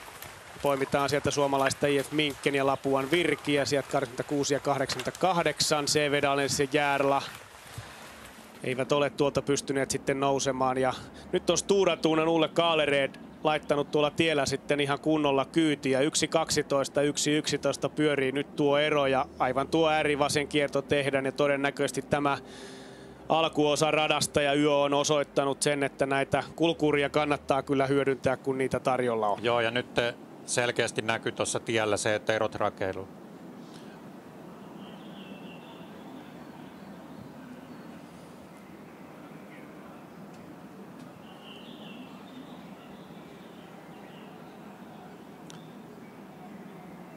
Ja kyllä tuolta tieto järjestäjiltä tulee, että UK Linne, joukkue numero 2, on joutunut keskeyttämään kilpailun tässä aloitusosuudella. Tämä tieto tulee nyt meille korviin ja se on kyllä valitettava ja se on tämän kilpailun kannaltakin todella harmillinen, koska kyllä UK Linneellä oli etukäteen yksi kovimmista joukkueista, Albi Riedefeld, Luca Basé, nousukuntoinen Lukas Liland siellä ankkurina ja näin on tilanne se, että Reto Eckerin alku oli hankala ja jotain vielä pahempaa on sitten tapahtunut ja hän on joutunut tuolla keskeyttämään kilpailun ja myöskin joukkue numero 29 eli Uko Kolmoden on myöskin ilmoitettu keskeyttäneeksi tässä vaiheessa. Melko dramaattista Jukolan viestin ensimmäisellä osuudella täällä Mikkelissä. Joo, kyllä se harmi homma on. Linne oli etukäteen yksi niistä joukkueista, joiden arveltiin olevan tässä taistelussa kyllä pitkään mukana, mutta nyt heillä sitten jo tässä osuuden puolivälissä on jotain tapahtunut ja se on johtanut keskeyttämiseen. Stura Tuuna vetää nyt tuota jälkimmäistä joukkoa aika kovaa ja se rakoilee huomattavasti siellä. Muun muassa Tampereen Pyrinnöllä Helsingin suunnistajilla on vaikeuksia pysyä tuolla Stura Tuunan mukana. En tee Nui siinä lähimpänä seuraa. Katsotaan nyt, kun siirrytään maaston puolelle, että miten tämä joukko kasaantuu. Yleensä niin tapaa sitten olla, kun siirrytään taas vähän hitaampaan vauhtiin. Mutta tosi kovaa kyytiä Ulle Kaalered piti tuossa ton vajaan kilometrin tiepätkä. Ja nyt ollaan myöskin ikaisten nousevan voiman Juho Ylisen vahvuusalueella. Tieto kertoo, että vuonna 2024 hän juoksi vuoden aikana 11 000 kilometriä, mikä noin äkkiseltään keskiarvona on reilut 200 kilometriä viikossa. Eli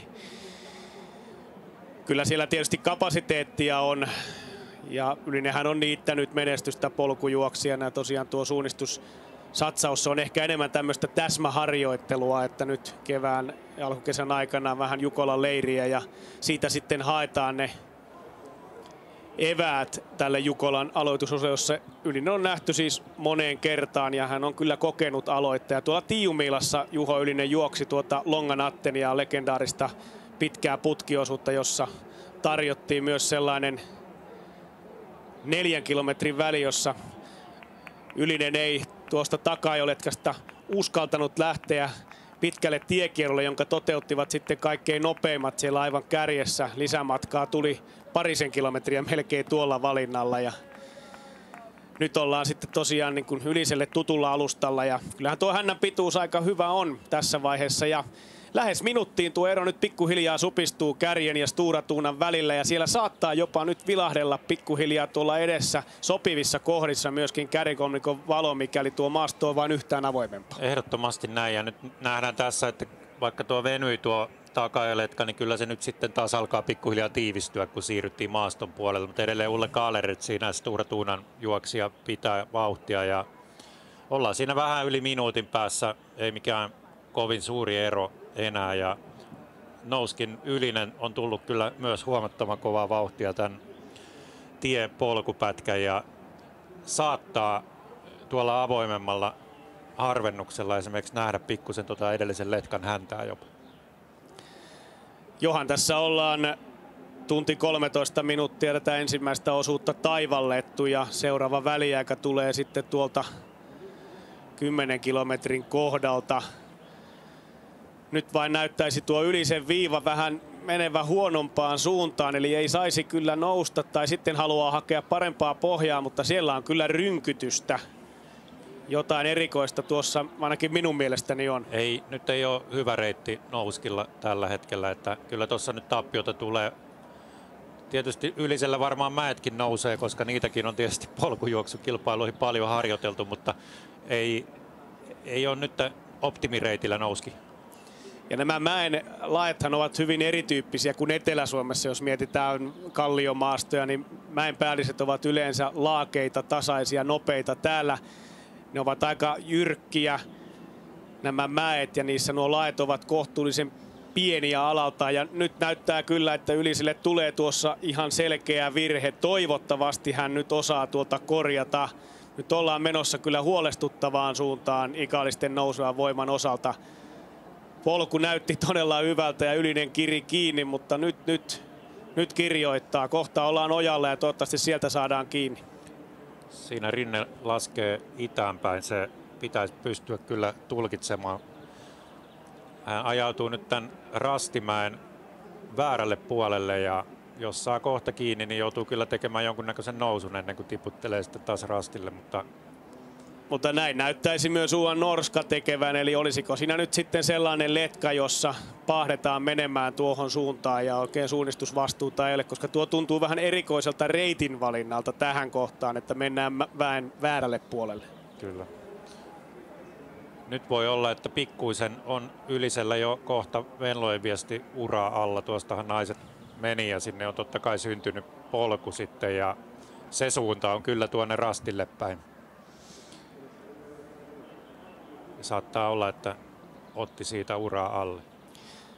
Tuolla on nyt mitä todennäköisimmin on myöskin aloitusosuuden näitä hitaampia suunnistajia tulossa hieman vastaan näille kärkimiehille. Ja jyrkkä on nyt tuo Nouskin korjaus. Voi harmi, siinä oli Juho Ylisellä hyvä vaihe tuossa polulla. Hän käytti vahvuuksia, mutta kyllä tuo sakkaus nyt vei sitten aikaa ja häntä on karannut jo ruudusta pois. Eli ei onnistunut nyt tämä kohta sitten aivan toivotulla tavalla ikaisten nouselle voimalle. Nouskin joukkue muuten. Teemu Oksasella on ollut vaikea talvi ja alkukausikin, joten ei varmastikaan tuo kolmossia ole aivan omissa käsissä ja varsinkin nyt kun aloituksessa ollaan jo perässä. Ei se ihan niin vahva ole se joukkue kuin viime vuonna. Teemu Oksasella tosiaan paljon ongelmia talvella ja keväällä ja hän oli viime vuonna kutososuudella, nyt sitten vähän lyhyemmällä osuudella ja muutenkin mun mielestä pikkusen hapuileva on tämä heidän alkunsa tämän todella teknisen yösuunnistuksen suhteen. Siinä on Juho Ylinen, Pyry Vilman, Joona Huila.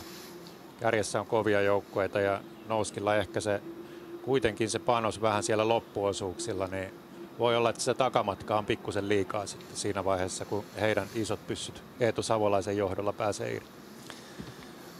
Savolaisen näin tuossa eilen ja hän totesi, että hieman vielä on tukkoisuutta tuon flunssan jäljiltä, joka esti hänen osallistumisen tuohon Tahkon MM-näyttökilpailun pitkälle matkalle, mutta Savolaisen vahva esitys SM-keskimatkalla Outokummussa ja Suomen mestaruus toi tietysti jo tuon paikan hänelle myöskin Kuopioon. Näin kärki saapuu tähän 10,1 ja nyt on vauhti kyllä, kilometrivauhti alkaa olla siellä. Se on itse asiassa jo naistenkin vauhti ja taitaa olla kohta hitaampaa. Eli kyllä vaativuus niin pimeyden laskeuduttua kuin tämän maaston ja ratojen osalta kyllä näyttäytyy aika karulla tavalla. Mutta kyllä nyt tulee jo tuo taka-ajoletka. Se ero ei ole enää, se ei ole lähellekään edes minuuttia.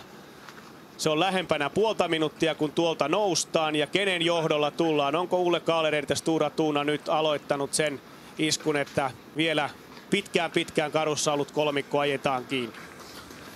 Kyllä siinä Stura Tuunan värit leimaa neljäntenä, 34 sekuntia. Ja MTN Nui perässä. Nyt nämä kaksi isoa ovat eronneet muista, ovat jättäneet muut tässä kohtaa. Ja nyt me toivomme todella, että sieltä nousee suomalaisjoukkueita seuraavaksi tuohon rastille. Muuten tässä alkaa tulla kyllä varsin kylmä sinivalkoisille. Brederuds, Fru Liel, ruotsalais-norjalaisjoukkue ja sitten Pekke Lagertz, minuutti 8 kärjen takana. Jämsän Retkiveikot ja Lassi Vaismaa 9. Mies, joka aloitti kevätyön viestissä hienosti ja Jämsän Retkiveikot otti Viestiliigan seurahistorian ensimmäisen voiton. Uko Juttisuu edelleen hyvin mukana 10. Missä on nyt Tampereen Pyrintö ja Anton Kuukka. Siinä Södertelje, Farum Tiisville, tanskalaisjoukkue myöskin hyvin mukana. Siellä näkyy Kuukan hahmoja, samassa myöskin Helsingin suunnistaja Matias Peter. Kalevan rasti 2, Paimion rasti, Halden SK, Valkeakosken Haka.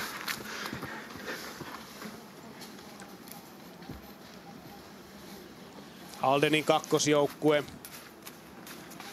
Edellisellä väliaikarastillahan siinä oli se 26 joukkuetta, kun tämä pääletka oli käynyt rastilla ja nyt on 21 joukkuetta. Muutama joukkue siitä on tippunut matkalla pois.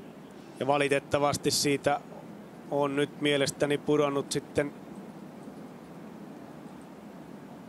pois muun muassa Sotkamo-Jymyn Veeti Vilppola. Ja siellä ilmakuvassa kärki näkyy tuolla vasemmassa kulmassa. Yö alkaa koko ajan pimentyä. Kuten Antti Harju asiantuntijamme totesi, se pimein yön syli ei ole kovin pitkä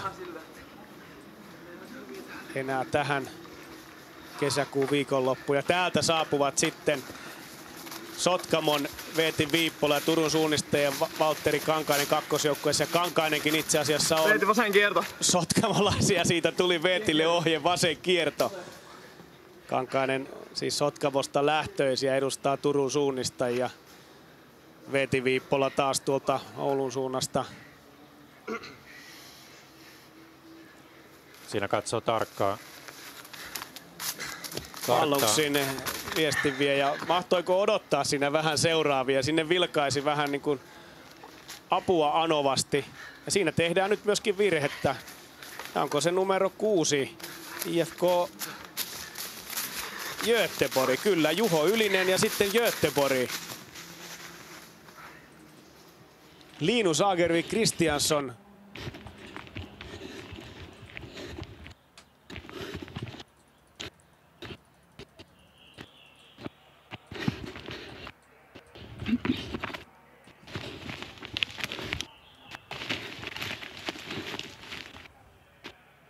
Katsotaanpa tuolta vähän taaempaa vielä. Eli kyllä myöskin Göteborg on pudonnut tuon edellisen väliaikarastin jälkeen nyt jonkun verran. Aikaeroa tullut hieman lisää.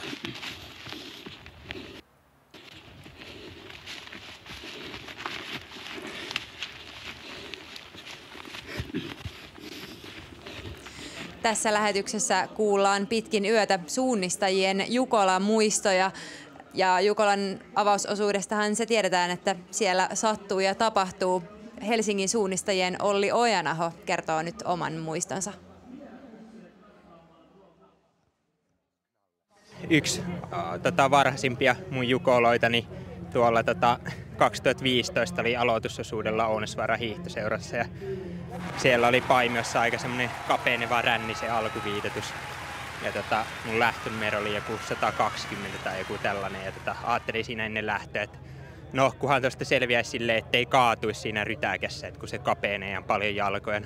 Eihän siinä jossain 100 metrin kohdalla varmaan sitten oli semmoinen jalkaviidakko, että kaadui siihen. Jukolan viesti on täydessä vauhdissa ja siellä tapahtuu. Kyllä taitaa mennä muutama nurikin. Onneksi kukaan ei juossut päälle, mutta sitten kun pääsin koolle, niin huomasin numeroista, ja näin, että on tosi kaukana kärjestä, että varmaan jollain siellä 200 plus.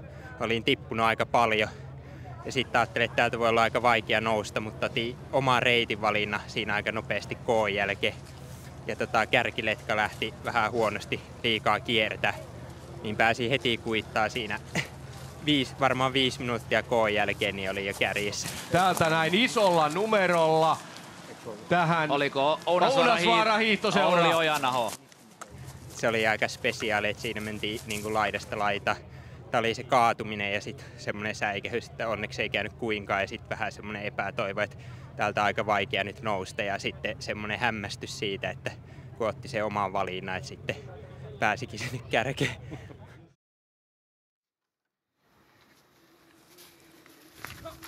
Ai, Marius Kaiser sukeltaa sieltä. UL Norska käy tuossa rastilla viimeisimpänä, ja tässä tilanne 10 kilometrin kohdalla. Ukko Kåre, Ukko Ravinen, Ukko Densen edelleen kärkipaikalla, mutta nyt tuo ero Stora Tuunaan enää puoli minuuttia.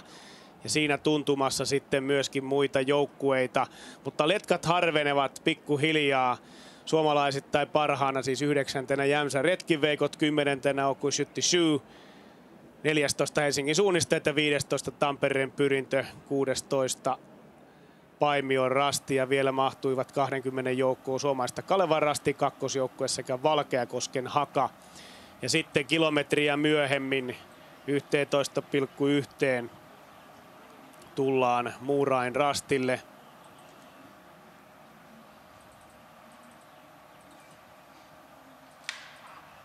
Ja ensin tulee 3 valoa, mutta siellä taustalla näkyy nyt jo useampi valo.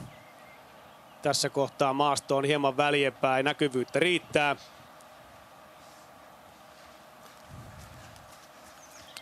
Ja numero edelleen 12, kyllä. Ukko Kåre, Ukko Ravinen ja Ukko Denzel, mutta siinä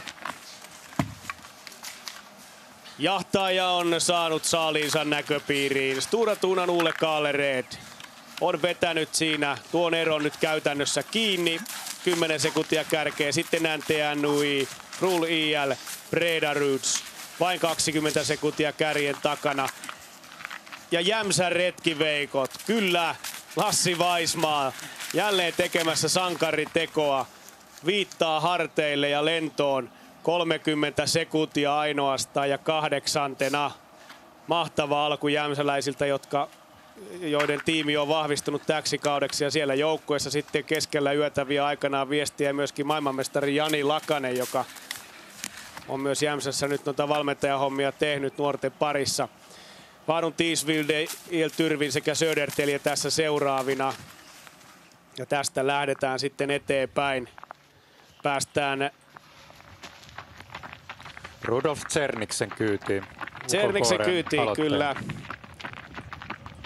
Ja ollaan tuossa metsäautotiellä, ja kyllä tässä vaiheessa varmasti alkaa pikkuhiljaa pojilla jaloissa tuntua. Pieni pätkä pitäisi vielä jaksaa, kun tämä osuuden pituus on tuo 12,2-12,3 kilometriä. Ja aika arvoton on nyt kello ollut kyllä miehille tässä aloitusosuudella. 1.13 oli arvio, nyt on menty jo 1.26. Tätä menoa luvassa pitkä yö, mutta kyllähän tuo maasto sitten pikkuhiljaa myöskin vähän nopeutuu, kun näitä uria menee. Kuten tässä nähdään, tämä on päivällä syntynyt Venlojen viestin ura, jota nämä miehet seuraavat. Ja siinä nähdään karttakuvaa. Muurain rastilta lähdettiin, ja annapas tuosta Pipo nyt kuntoilijalle hyvä vinkki. 22, se sijaitsee millaisessa paikassa? Se on mäen huipulla oleva kivi, ja itse asiassa se näkyy tähän kilpailukeskukseenkin, kun nämä valot tuolta piakkoin saapuu tänne mäen päälle, niin yleisö pystyy niitä tähyilemään. Hieno paikka tuossa Kukkulalla. Ja näkee, että alkaa pikkuhiljaa ottaa koville Denselin viesti vielä tämä osuus. Tämä on semmoinen 1,5 tunnin kevyt pätkä tässä heti alkuun. Lupailee aika raakaa yötä. Yksi kovimmista Jukola-aloituksista, näin ehkä uskalletaan sanoa kyllä. Ei ole mikään helppo tinki ollut tänään, ja tässä nähdään kuinka valot vähän hajoavat eri reiteille. Ja kyllä siellä tehdään vielä omaa valintaa. Ulle Kaalered päättää kiertää tuolta alhaalta. Tuossakin todennäköisesti menee Venlojen viestin ura, tuota notkoa pitkin hän mentiin jo aikaisemmin päivällä. Käytännössä kaikilla näillä reiteillä on Venlojen viestin ura, mutta tietysti kuviorajan jälkeen sitten ei ole. Venlat ei käynyt tässä ihan mäen huipulla. Kaalered tuolla notkelmassa pääsee juoksemaan hyvää uraa pitkin, mutta aika jyrkästi hänen täytyy sitten nousta kuitenkin tänne rinteeseen ja rastille, ja tämä muu porukka on jo täällä mäen päällä. Ja tässä nähdään, ja onko se yksittäinen valo sitten nimenomaan tässä etualalla oleva valo. Ja sitten tuo kivirasti, ja me tähyilemme myöskin tätä selostamosta aivan livenä tuonne vastapenkkaan, että milloin sieltä näkyy. Tässä kuvassa valo-olosuhde näyttäisi, että oltaisiin lähes päivänvalossa, mutta sitten kun täältä katsotaan tuonne rinteeseen, niin se on kyllä aivan sysipimeää. Ja sieltä tullaan numero 12 edelleen kärkipaikalla.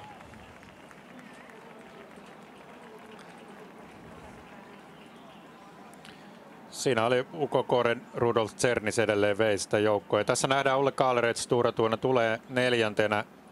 Tuommoisen 15 sekuntia Cerniksen takana. Ja muutamia sekunteja oli näissä reitin valinnoissa sitten lopulta eroa. 3 kärki oli pitkään karussa, mutta vaihtoon tulee useampi joukkue tiiviillä eroilla toisinsa nähden. Joku siinä teki kyllä mielestäni virhe, eli lähti palaamaan takaisinpäin. Ei pystynyt tuosta kuvasta vaan päättelemään, että kuka se oli.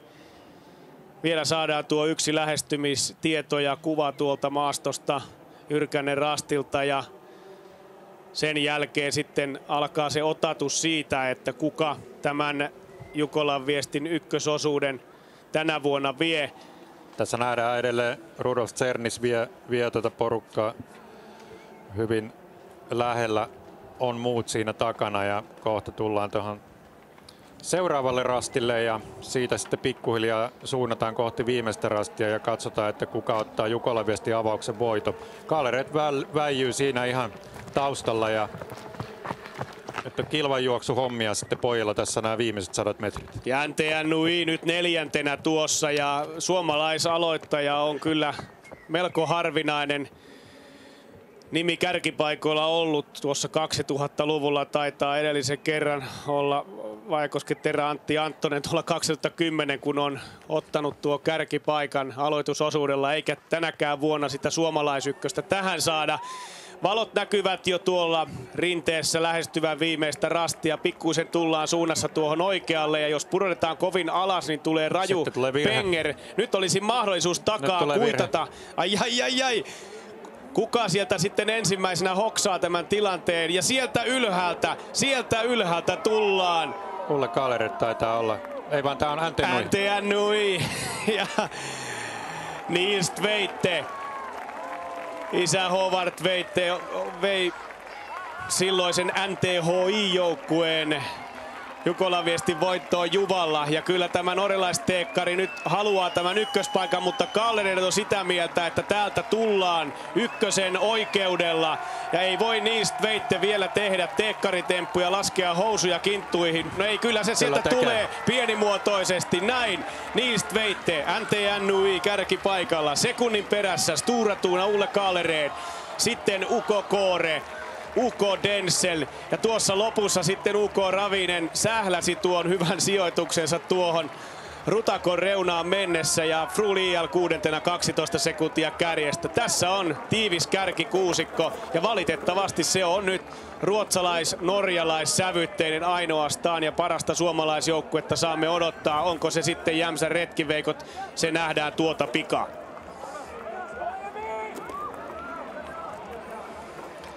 1.31.28 on tuo osuuden aika, eli kyllä todella hidas oli verrattuna nyt arvioon ja tästä sitten kun lähdetään kympin kakkospätkälle, niin saadaanko tahtia kääntymään? Mitä mieltä olet? Kyllä tämä vähän suuntaan näyttää nyt tämä avausosuus siihen, että on tulossa aika pitkä yö, mutta totta kai on selvää, että se maasto alkaa pikkuhiljaa urautumaan ja sitä kautta myös nopeutumaan. Avaus on tietysti vaikea, kun sinne tyhjään metsään mennään. Jämsän retkiveikot 10. 59 sekuntia.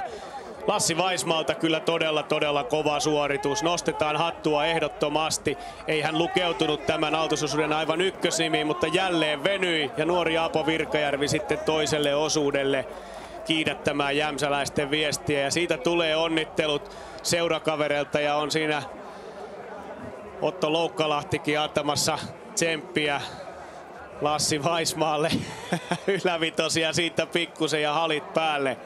Hieno temppu. Menee mehustelun puolelle, mutta se sallittakoon. Otto Loukkalahti vaikuttaa olevan aika innoissaan siinä Lassi Vaismaan puolesta. Ja Otolla on kyllä tunnetusti myös sitten jalkaliikku, että toivottavasti tästä ei tule sellaista boostia, että ampuu hapot lihaksistoon tuohon K-viitoitukselle. 11 joukkuetta minuutin sisään ja sitten saadaan seuraava 12 numero 24. Se on Halden SK, takavuosien menestyksekäs joukkue. Nyt 12 yksin tuossa välissä, ero 20 ja viestiä tuo Timo Tantanini ja Nils Christian Hellerud sitten jatkaa toiselle osuudelle.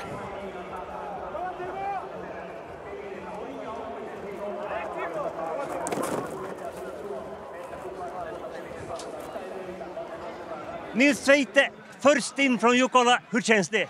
Ja, det känns bra det. Jag trodde jag var lite bak, för jag mötte någon för ett langsträck här som jag trodde var ett par minuter före, men så var det lite överraskande att jag var först. Men det var hyggligt det. Hur var det i skogen idag? Nej, det var fint. Det var lite sån kvist och kast någon steder, men det var för mest bra löpare, syns jag. Hur kommer NTNUI sluta idag? Nej, vi kommer inte att vinna nu, tror jag. Borde ju det. Bra, lycka till. Yes, tack.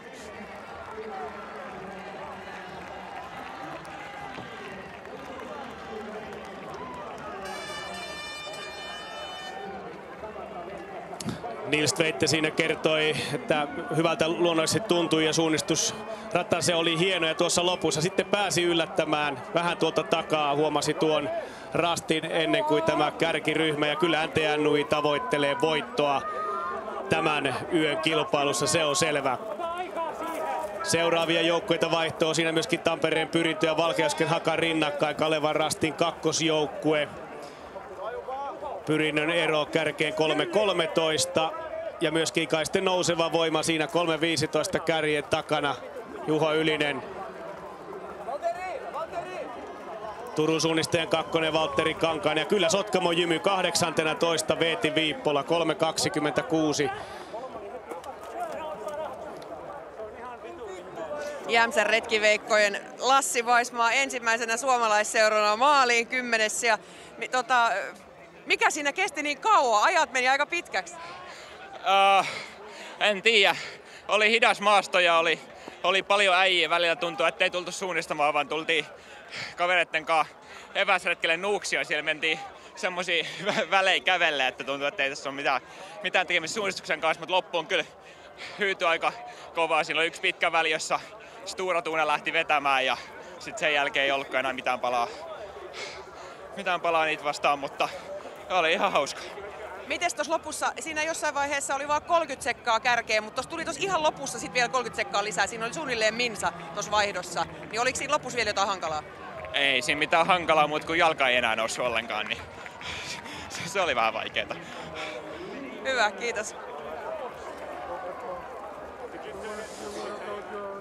Vaismaa puki sanoiksi sen, mitä me analysoimme siinä vaiheessa, kun Stura Tuuna Ulle Kaarinen lähti sillä metsäautotiellä, niin se oli varmasti monelle aika kylmää. Ja kun tuota aikaa miettii, 1,5 tuntia tuossa maastossa, se on raju lenkki, niin se vaatii jo todella hyvää lihaskestävyyttä, fyysistä kapasiteettia.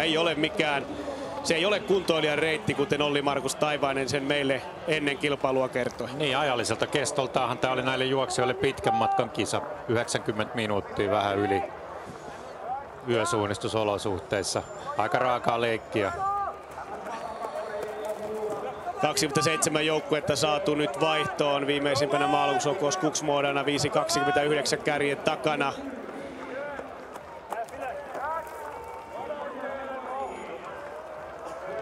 Rolf Zernis, ni var länge i ledning och till och med en stor ledning som ni hade alla tre tillsammans med Kåre Ravinen. Vad hände sen? Ja, precis. Alltså, jag inledde väldigt bra. Jag var fokuserad, liksom, aktiv med en orientering. Så då blev jag gafflat direkt. Jag kände, jag är själv i ettan liksom, i tätandet på min gaffel. Nu är det bara att köra liksom. Och så kom jag ihop med Axel efter första gafflingen. Så, men då körde vi bara på liksom, hela tiden. Ja, väldigt stabil liksom, orientering. Vi var noggranna liksom, hela tiden. Så plocka kontroll efter kontroll tills den där bommen. Nej, men det var surt. Jag var väldigt nära där. Väldigt nära. För vi gick upp en gång till. Och jag hade ju varit där, men jag såg inte. Det var ju lite lövskog liksom där. Så det var svårt att se stenen. Och det var en större sten innan, vilket jag fick ju med på kartan. Men det är ju rätt, men så det var lite surt där. Det var ju mycket tid gick ju där. Det var ju minst 1 minut, 1,5 kanske. Nej, men vi körde ju bara på sen liksom. Vi såg stora gruppen liksom när vi sprang långsträckan tillbaka och sen gjorde vi en liten krok till sista. Men det spelar ingen roll liksom. Siinä Rudolf Zernis sanoi vähän yllättyneensä alussa, että pääsi irti ja näki siinä Ravinenin viestiviä ja Axel Granqvist ja muodostui siinä se kolmikko, joka sitten yhdessä juoksikin suurimman osan tästä radasta. Aika pitkään tuossa purki sitä yhtä virhettä, missä pummasivat pientä kiveä rinteessä ja saivat kiinni sitten siitä isosta kivestä, mutta 2 minuuttia melkein siinä meni aikaa. Ja mainitsi tietysti lopussa tuon viimeisen rastin virheen. Saattaa olla, että Zernis olisi tullut vaihtoon ensimmäisenä, jos sitä ei olisi tullut.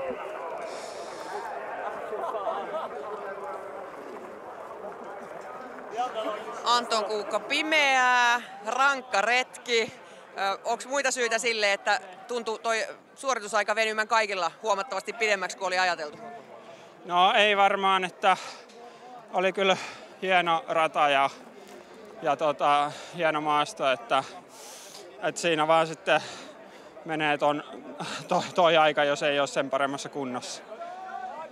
Kunnon piikkiin menee. Miten se suunnistus sujuu siellä? Oliko pää mukana? Oli kyllä. Mä oon ainakin nyt ennen kuin näen Kepsi-seurannan niin ihan tyytyväinen suoritukseeni, että maltoin mennä omille hajonnoille suoraan ja sitten roikuin monessa kohtaa ihan henkihieverissä letkan perässä, niin ei olisi tavallaan voinut antaa enempää. Kaikki jäi matkalle. Kiitoksia. Kiitos. Vielä siellä irtoaa kovia loppukirja, kun taistellaan sijoituksesta 50 parhaan joukkoon tässä ensimmäisessä vaihdossa. Aikaero kärkeen tulee olemaan lähes 9 minuuttia. Siinä sveitsiläisjoukkue ensin ja Oosin joukkue siellä 51. Nydalens 53. Järla, Lahden suunnistajat, siinä Stora Tuunan kakkosjoukkue ja Angeniemen ankkuri 57. 908 kärjen takana.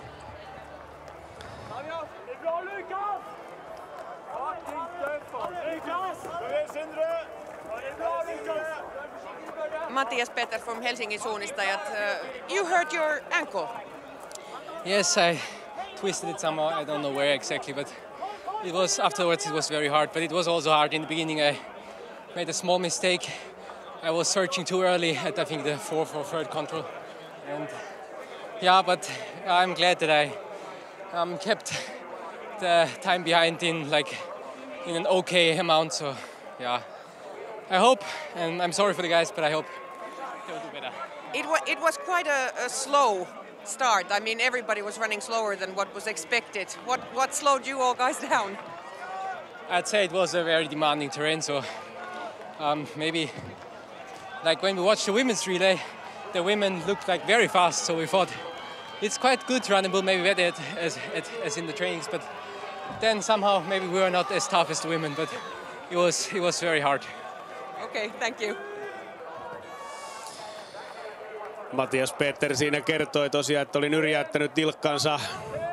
Alussa suorituksessa tuli myöskin pieni virhe ja samaa tietysti mitä tuossa on todettu, että kovaa leikkiähän se oli ja vitsaili myöskin sen, että kun päivällä katsottiin naisten kilpaa, tuntui, että naiset juoksevat kovaa ja kulkevuus on hyvä, että ehkä he eivät ole sitten aivan niin kovia kuin naiset.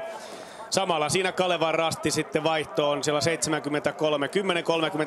10.37 on tässä juokseva Ricardo Rankkanin ero kärkeen. Kyllähän tilanne on nyt se, että ei tämä ainakaan näille maailmancuppiin lähteville kavereille, jolla on tiukka kisaputki, niin ainakaan helpommaksi nyt tätä tee, koska tämä oli todella raaka tämä aloitusosuus. Ja Rankkanin pettymys, se on kyllä silmin nähden raju. Se vaikuttaa aika kovalta. Hän teki siihen ykkösrastille semmoisen 5 minuutin pummiin ja vaikutti siltä tuossa loppumatkasta, että alkoi vähän painaa kyllä fyysisestikin ja kyllähän kaveri tässä kuvissa niin kuin nähdään, niin on aivan rikki. Ei siitä pääse mihinkään. Matias Peter tuossa mainitsi, että kuitenkin pystyy pitämään aikaeron siedettävänä. Vähän siinä pahoitteli seuratovereilleen. Kyllä tämä ykkösosuus nyt osoitti, että mitä vain voi tapahtua. Tuollainen 2-3 minuuttia, se ei ole tänään yhtään mitään, kun yöllä mennään nyt tätä seuraavaakin osuutta. Ja pikkuhiljaa porukka harvenee ja sitä omaa työtä pitää siellä pystyä tekemään. Helsingin suunnistajat nyt siellä 23, 3.59 kärjen takana.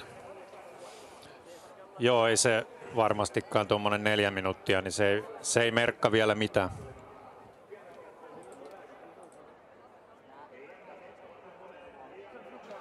Markkuelo nähtiin tuossa alussa, silloin hymyilytti, nytkin hymyilyttää, mutta siellä oli kaiken näköistä tapahtumaa matkalla. Joo, kyllä siinä kaikkea tiukkaa. Tykkäsi vähän eka pumma, sit hajos Emitin remmi, niin Emitti tippui ja sitten jouduin sitä siinä vähän vastavirtaan.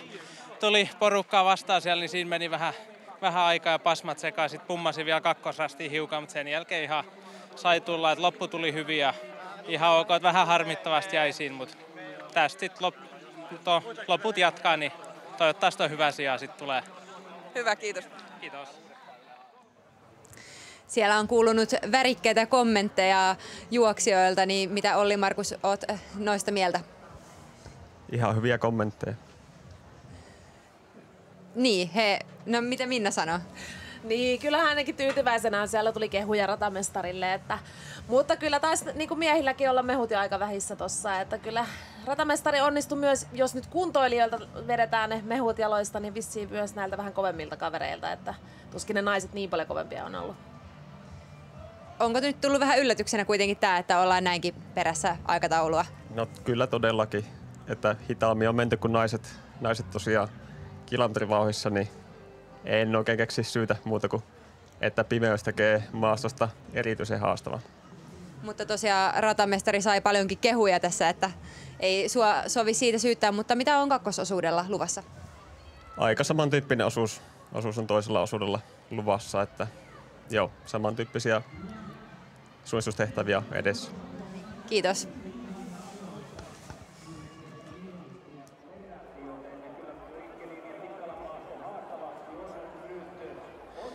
Kyllähän pelin henki tässä tuntuu olevan nyt se, että tästä yöstä pitää selvitä kunnialla läpi ja sitkein menestyy. Periksi ei saa antaa, eli vaikka aikaero nyt on suuri, niin se voi kääntyä myöskin toiseen suuntaan, vai mitä ajatuksia Antti Harju tässä kohtaa? Niin, kyllähän tuossa esimerkiksi Kalevan Rastilla se ero repsahti sinne ennakoituun 10 minuuttiin, niin jos se pystyy tästä kuitenkin rakentamaan omalla tasollaan hyviä suorituksia seuraavilla osuuksilla, niin aivan varmasti sijat tulee nousemaan kyllä aika korkeaksi, että tässä vaaditaan semmoista tasaisen hyvää suorittamista ja ne semmoiset isot virheet, kun joukkue jättää pois, niin silloin varmaan se lopputulos on aika hyvä. Että totta kai täytyy ottaa huomioon, että nämä isot ennakkosuosikit, Stura Tuuna, NT-Nui avasi parhaiten, vetää siellä keulassa, niin kyllä se hankala on silloin muiden heitä saavuttaa, jos he pystyy suorittamaan omalla tasollaan koko ajan.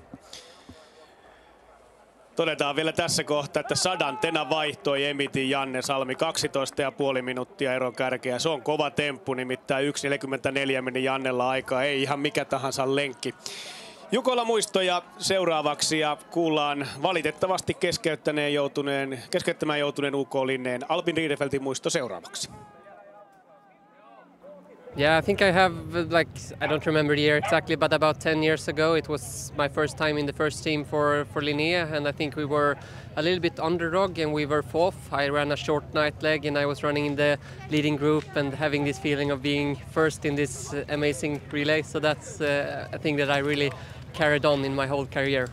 It's really a true amazing feeling to have this calm darkness, especially if you're on the night legs, and then just being focused in the flow, and then it's truly one of the things that's making me continue with this sport. Todella valitettavaa oli se, että UK Linneen matka keskeytyi jo aloitusosuudella tuohon ensimmäisen kolmanneksen jälkeen. Ehkä saamme sitten jossain kohtaa tietoa siitä, että mikä tuo Reto Ekkerin keskeyttämisen syy oli. Loukkaantuminen on se todennäköisin vaihtoehto. Ehkä sitten tekninen häiriö lampussa, mutta eikö niin Antti Harju kuitenkin, että huippujoukkueet kuljettavat varalamppua mukanaan näillä osuuksilla? Kyllä siellä tietenkin varalamppu on ollut mukana. Se on selvää, että itse epäilisin enemmän loukkaantumista, mikä on tietysti aina valitettava asia.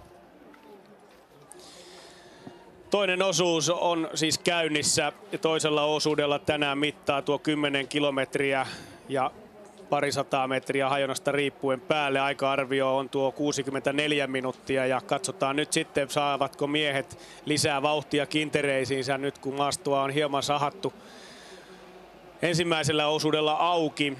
Noususumma tälläkin radalla 370 metriä ja koko reissuhan on tänään 7 osuuden jälkeen, kun on maalissa, niin 74 kilometriä takana. Ja noususummaa kertyy 2,5 kilometriä tuota pystysuoraa nousua. Se on kohtuullisen paljon. Edellisen kerran Joensuussa päästiin samoihin lukemiin ja yli 3 kilometrin noususummia on koottu 2010 Kytäjällä ja Salossa 2006.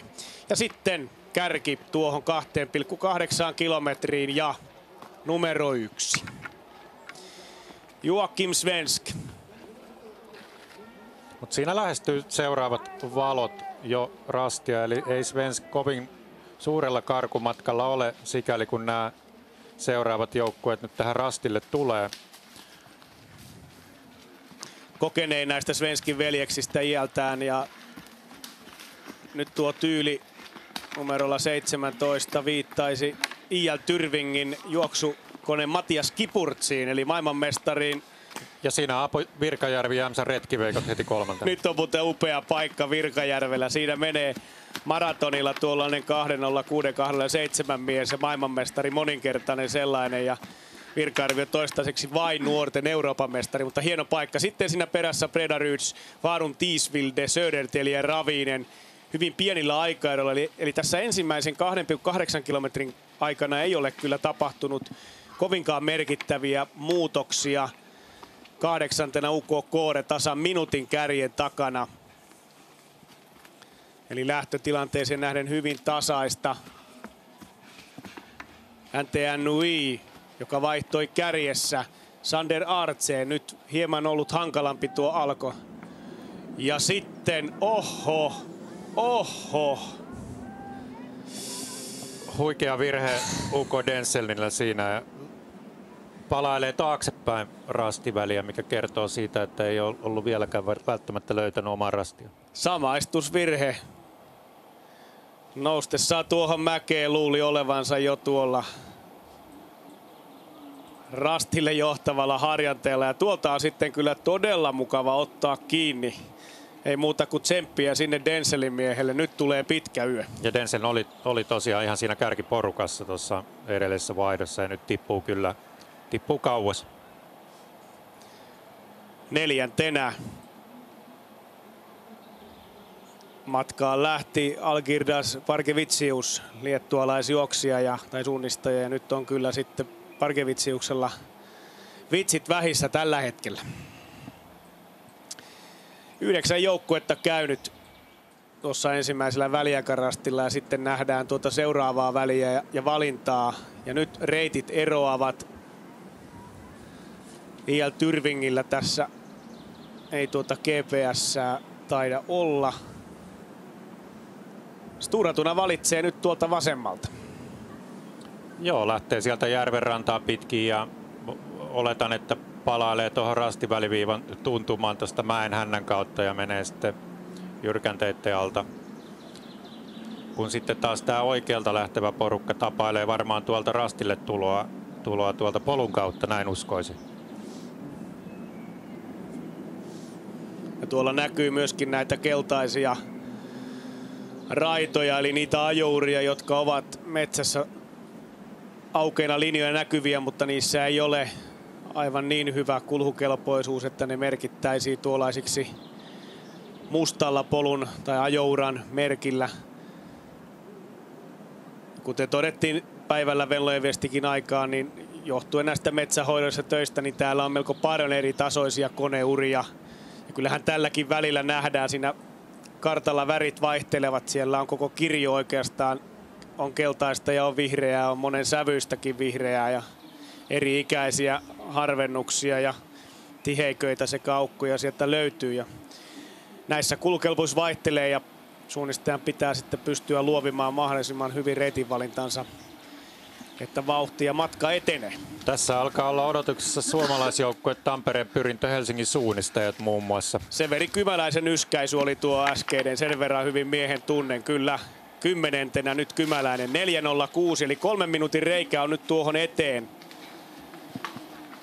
Lähtötilanteessa Pyrintö vaihtoi siellä 15, eli hienosti on noustu.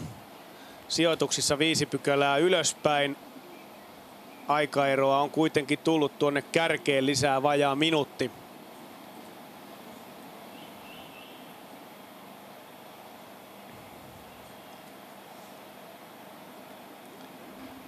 Entäs sitten Ikaalisten nousee Voima ja Pyry Vilman, joka nousi tuohon joukkueeseen.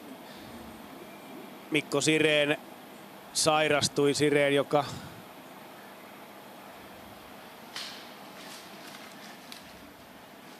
on tunnettu kyllä taitavana suunnistajana. Vilman on suunnistanut hyvin tässä alkukaudella, myöskin viestiliigakilpailu ei sinällään tietysti hyvä paikka hänelle.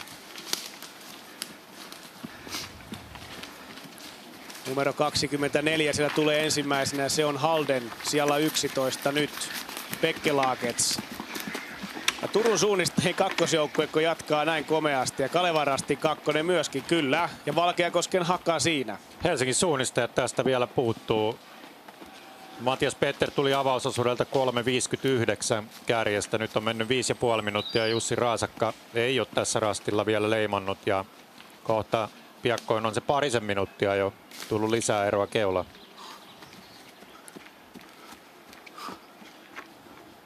OK 77. Orienteringsklubben 16. 5.46 Jesper Donner vie viestiä. Tässä on muutamalla joukkueella vähän nuorempia suunnistajia. Sitten on tätä kokemuspuolta, kuten Kalevan Rasti kakkosessa. Jere Pajunen siellä taittaa taivalta.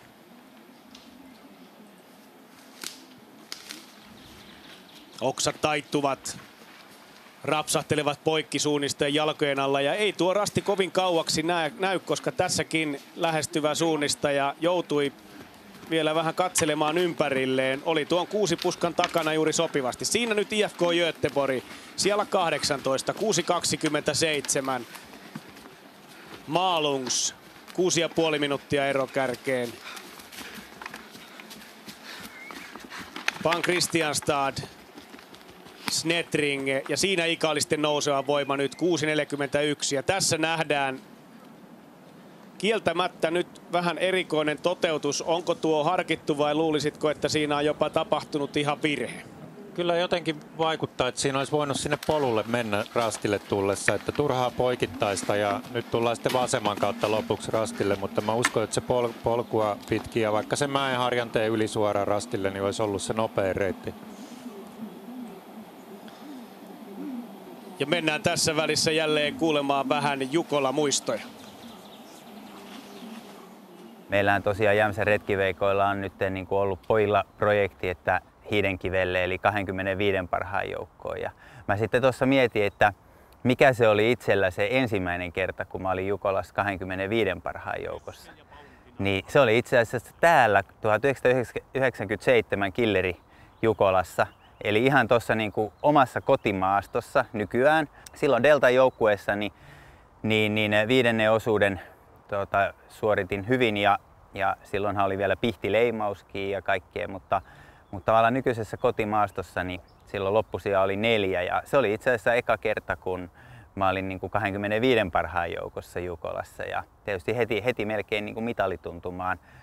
Paljonhan sitä on muistellut just sen takia, kun se on toi oma kotimaasto nykyään Laajavuoren niin kuin metsät siinä, niin niillä poluilla on niin kuin tosiaan aktiivisesti se 17 vuotta tullut nyt juostua. Ja sitä on niin kuin tullut sen takia muisteltua, että mistä se niin kuin meni se ja mitkä polut on niin kuin tavallaan nykyään niitä, jotka tuli siinä Jukolan viestiaikana poluiksi.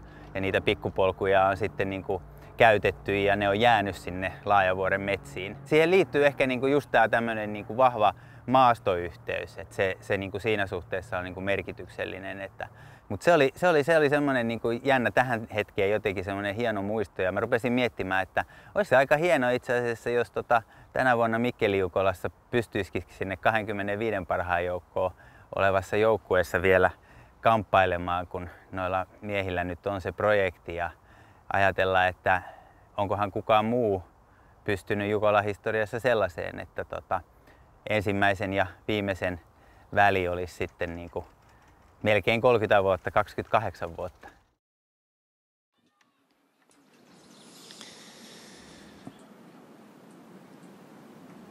Tässä 2,8 kilometrin tilanne. Toisella osuudella Stura Tunan johdossa mentiin. Jämsän retkiveikot Suomesta parhaana nyt 3. ja Tampereen Pyrintö 10. 9 parasta reilun minuutin sisällä ja sitten tuo 3 minuutin reikä ja täältä löytyvät seuraavat suomalaiset: Kalevan Rasti 2, Turun suunnistajat 2, Valkosken Hakaja OK 77, sijat 13-16.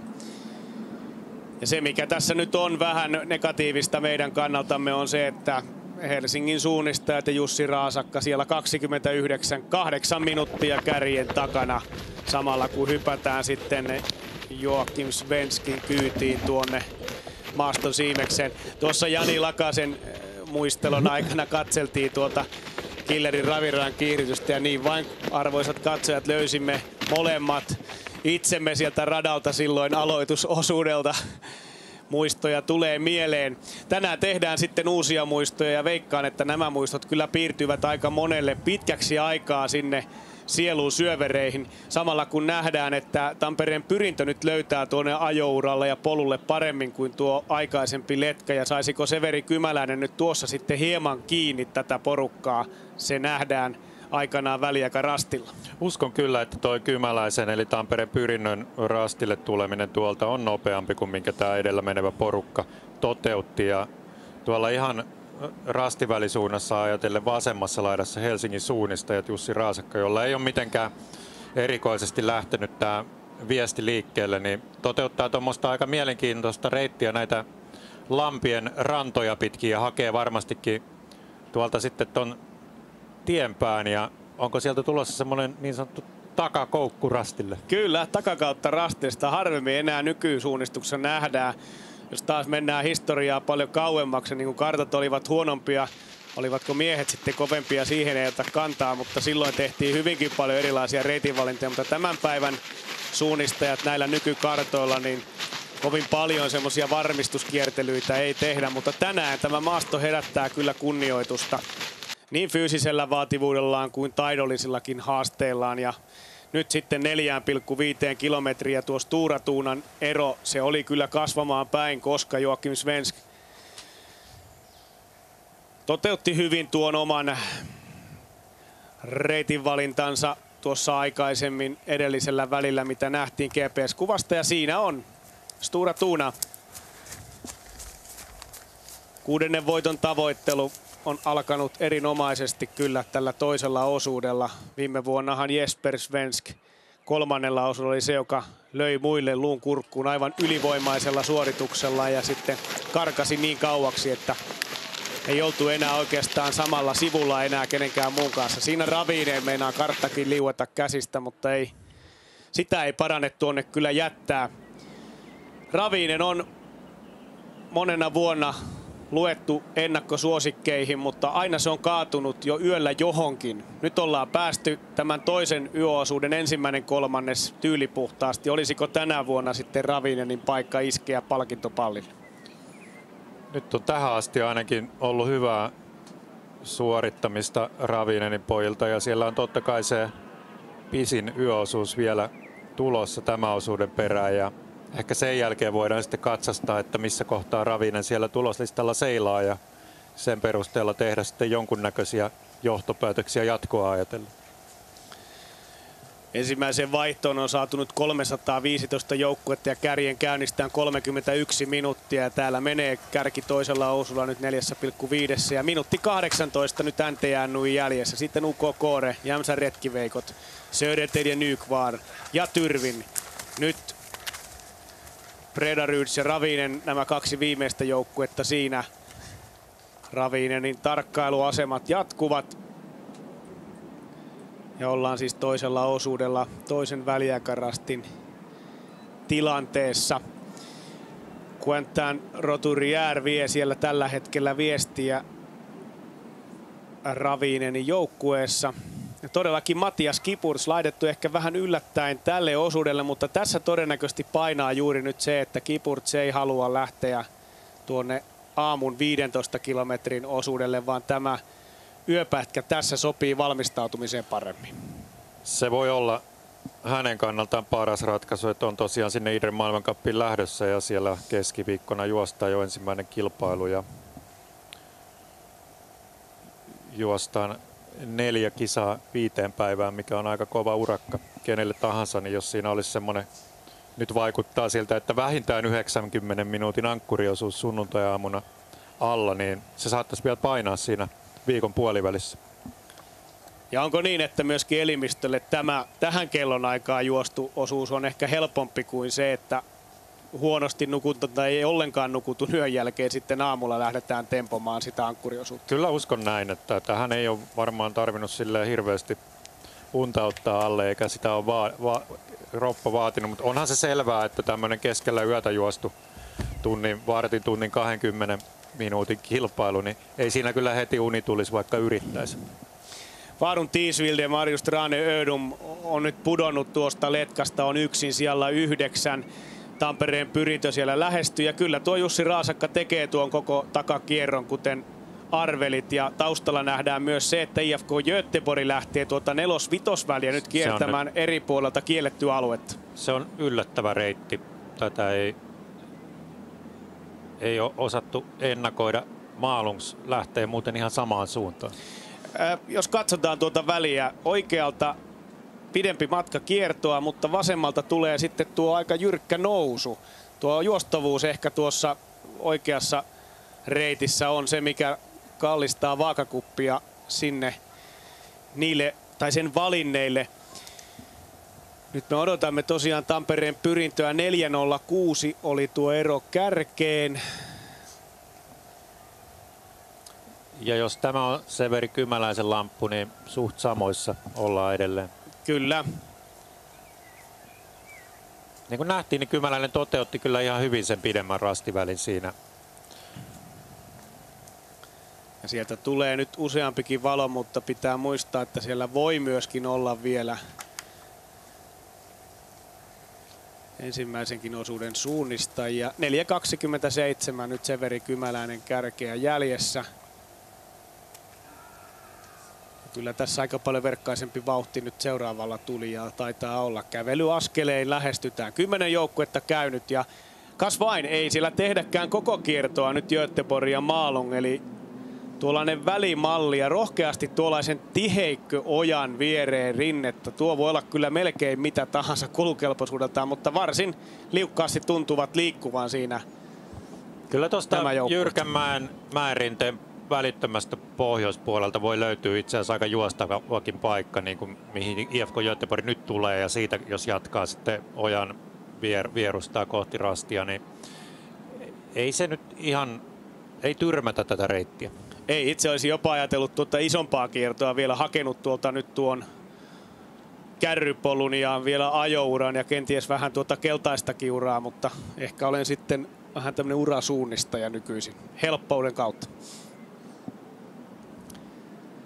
Seuraava ryhmä kohti 5. rastia. Ikallisten nousee Voimapaan, Kristianstad ja Halden. Myöskin KV on sieltä nousemassa pikkuhiljaa ja KV:llahan siellä viestiä vie aika armoitettu yökettu Alexander Kratov, joka aktiivuosinaan tunnettiin kyllä todella kovana yösuunnistajana.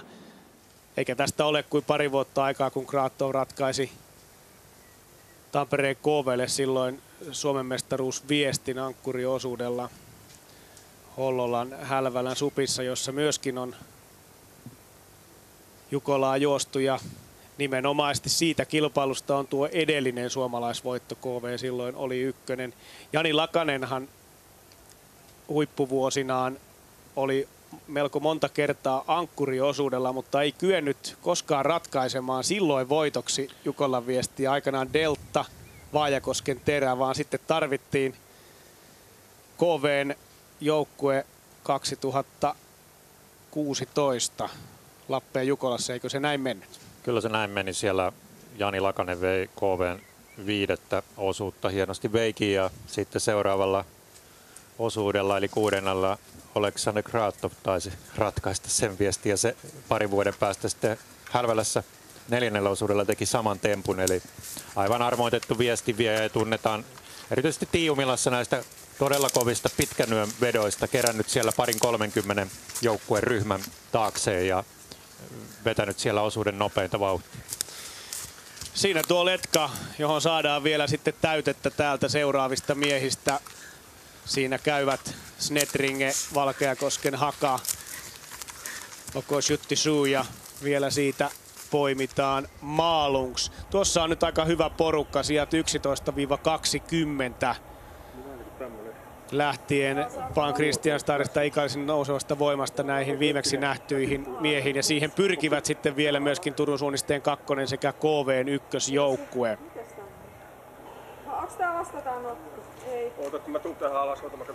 Nouskilla on siinä ihan hyvä veto päällä. Pyry Vilmanilla on nostanut sijoja, ja hyvää yösuunnistusta toteuttaa nuori mies ja hyvä ryhmä siinä kasassa. Siellä oli myös Kalevarasti 2. Jere Pajunenkin. Jere Pajunenkin vielä jaksaa. Valmennuspäällikkö, joka näyttää esimerkkiä, näin on todettu aikaisemminkin eri yhteyksissä. Ja nyt alkaa sitten olla sitä Jukolan henkeä sieltä. Joakim Svens yrittää löytää tilaa leimata tuolla. Siellä on pieni kokous meneillään. Kuunnellaanpas, mitä siellä on aiheena. Niin. Mennäänkö me tuon mäen yli? Joo. Tää menee suoraan. Niin menee, jos alkaa kiertää tää. Eli 114. No niin, päästiinkö kuvaan? Yes. Kyllä. Kuviin päästiin hienosti ja tämä on sitä Jukolan henkeä toden teolla. Vaikka normaalisti tuollainen yhteistyö ei säännöissä sinällään ole soveliasta, niin kyllä se Jukolaan kuuluu varsinkin näille sijoituksille, kun mietitään missä tällä hetkellä tullaan. Ensimmäisessä vaihdossa nyt tasan 400 joukkuetta. Ja kyllä tässä pakko on vähän pelata tuohon viimevuotiseen viestiin, kun miettii sitä tilanteen kireyttä. Silloin 100 joukkuetta vaihtoi 6 minuutin sisällä ja nyt ollaan niin kuin aivan eri lukemilla, mutta toki maastokin oli hyvin erityyppinen. Numero 17 siihen, I.L. Tyrvi. Ja nyt Matias Kiburts on irronnut tästä muusta ryhmästä. Irrottautua? Hän vähän katsoi sinne taakse, että kuinka lähellä seuraavat joukkueet on ja varmaan tekisi mieli mennä yksin vähän aikaa. Ja sieltähän ne seuraavat tulevat ja Aapo Virkajärvi johtaa joukkoja.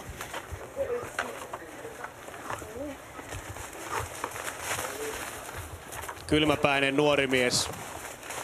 Keväällä kevätyöviestissä teki pitkää töitä yksin kärjessä ja lopultahan Jämsän retkiveikot tuon viestin voitti ja kuulimme tuossa tavoitteen 25 parhaan joukkoon eli palkinnoille ja nythän näyttää enemmän kuin hyvältä.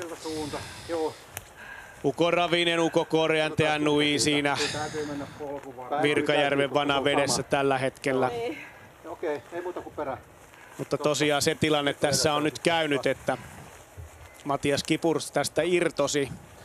Ja siitä mielestäni nyt puuttuu muun muassa Breda Roods sekä tässä tuleva Södertele Nykvaan. Kyllä tämä kielisi siitä, että ei tässä ainakaan aivan yhtä jalkaa ole suunnistettu.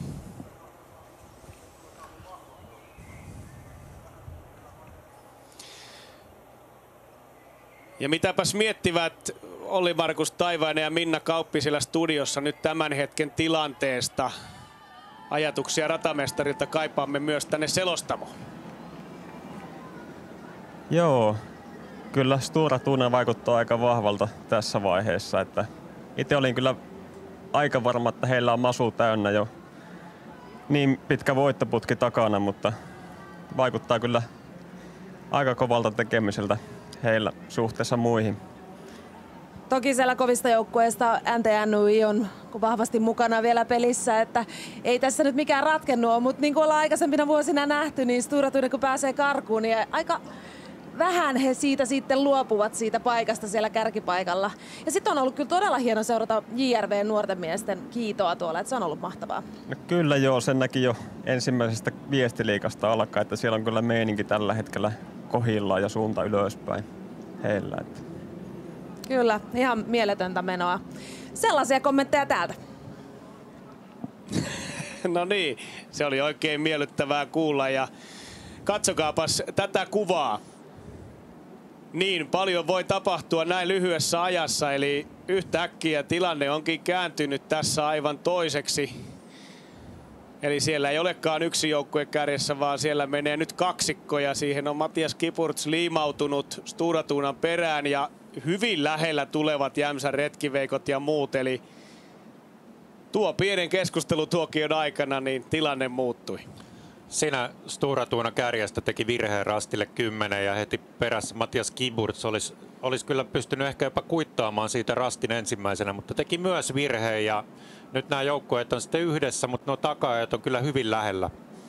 Sinänsä helppo Rasti, mutta jäivät molemmat pikkusen alas ja Kiburts veti vielä pitkäksi. Ja tiedätkö miksi jäivät tuohon alas? Siinä oli varmaankin jotakin edellisosuuden uraa tarjolla. Ykkösosuushan kulki tuosta tien mutkasta tuota notkoa, eli varmasti se reikä houkutteli lähtemään ja silloin oltiin heti pikkusen sivussa. Eli oliko tässä jälleen Olli-Markus Taivaisen juoni sitten kyseessä, eli harhautettiin heti pikkusen uralta sivuun. Tiedä häntä, ehkä tähän saadaan omalta jossain kohtaa kommentti. Se ei tietysti tämän kokonaistilanteen kannalta yhtään pahaa tee välttämättä, että Stora Tunallekin jossain vaiheessa tulee virhe. 5,5 jälleen takaisin Severi Kymäläinen, 4.47 perässä nyt Faarun Tiisvilde 2 sekunnin päässä siinä aivan tuntumassa ja tuolla edellisellä väliakarastilla tuo ero kärkeen oli 20 sekuntia pienempi, mutta Faarun Tiisvilden Marius Trane Ödum on nyt hukannut tuossa ennen tuota väliaikarastia kyllä aikaa reilumman puoleisesti. Hänellä käyrä on alaspäin ja Kymäläinen on poiminut siitä jälleen yhden sijaan ja Pyrintö pikkuhiljaa parantelee asetelmiaan. Toki varmasti he toivoisivat olevansa nyt tuolla, missä menee vaikka Jämsän retkiveikot tällä hetkellä. Kyllä Pyrintö ihan asemissa on edelleen, että onhan sitä eroa tietysti sinne kärkeen se 4 minuuttia. Tuon virheen jälkeen ehkä pikkusen vähemmän, mutta Tampereen Pyrintö tasaisella suorittamisella on matkalla kyllä varmasti kohti hyvää sijaa, erittäin hyvää sijaa tämän vuoden Jukolassa. Ja heillä varmasti se tavoite on suurin piirtein siinä 3 joukossa ja pitäisi sitä kyllä täysin mahdollisen. Tampereen Pyrinnön miehistön runko on pidemmän aikaa jo koostunut tietysti myös näistä omista kasvateista ja on todella iloista nähdä nyt Elias Kuukka sitten tänä yönä jälleen tositoimissa vaikean loukkaantumisjakson jälkeen. Aleksi Niemi ei sitten enää tälle kaudelle tehnyt edes viestisatsausta ja antanut sitten tilaa muille. Pyrintö on Fabian Abersoldista nyt leiponut sellaisen ankkurin suurviesteihin ja mikä se on tehdessä, kyllähän hänellä fyysistä kapasiteettia riittää ja on myös osoittanut, että pystyy suurviesteissä ratkomaan sijoituksia. Tässä on nyt meneillään vähän samantyylinen rastiväli kuin aloitusosuudella, mutta tuo lähtörasti oli vielä pikkusen lähempänä tietä, niin se kyllä ajaa varmastikin kaikki joukkueet tänne vasemmalle valinnalle. Mutta se, että käytetäänkö yhtä paljon tuota kiertävää polkureittiä, mitä avausosuudella päässä käytetään, niin tuo rastin 11 sijoittelu antaisi periaatteessa mahdollisuuden mennä pikkusen suoremminkin, että kohta nähdään, että miten nuo joukkueet sen toteuttaa. Kyllä Severi Kymäläisenkin GPS-pallo jonkun aikaa tuossa ympyrässä oli, että onko sitten lippu taitavasti kätketty niin, että se ei aivan sieltä heijastele kilpailijoiden silmiin. Sitten seuraavat joukkueet ja nyt on Kraatov noussut jo tuohon. Pekkelaketsin jälkeen siellä 12. Halden, Kalevarasti 2 ja Pajunen nouseva voima ja Vilman. Sitten Pan Christianstad ja Snetringe vielä tässä porukassa, mutta tässäkin harvennusta käy. Ja nyt Rauli Aho Valkeakosken Haka on siinä hieman tiukilla.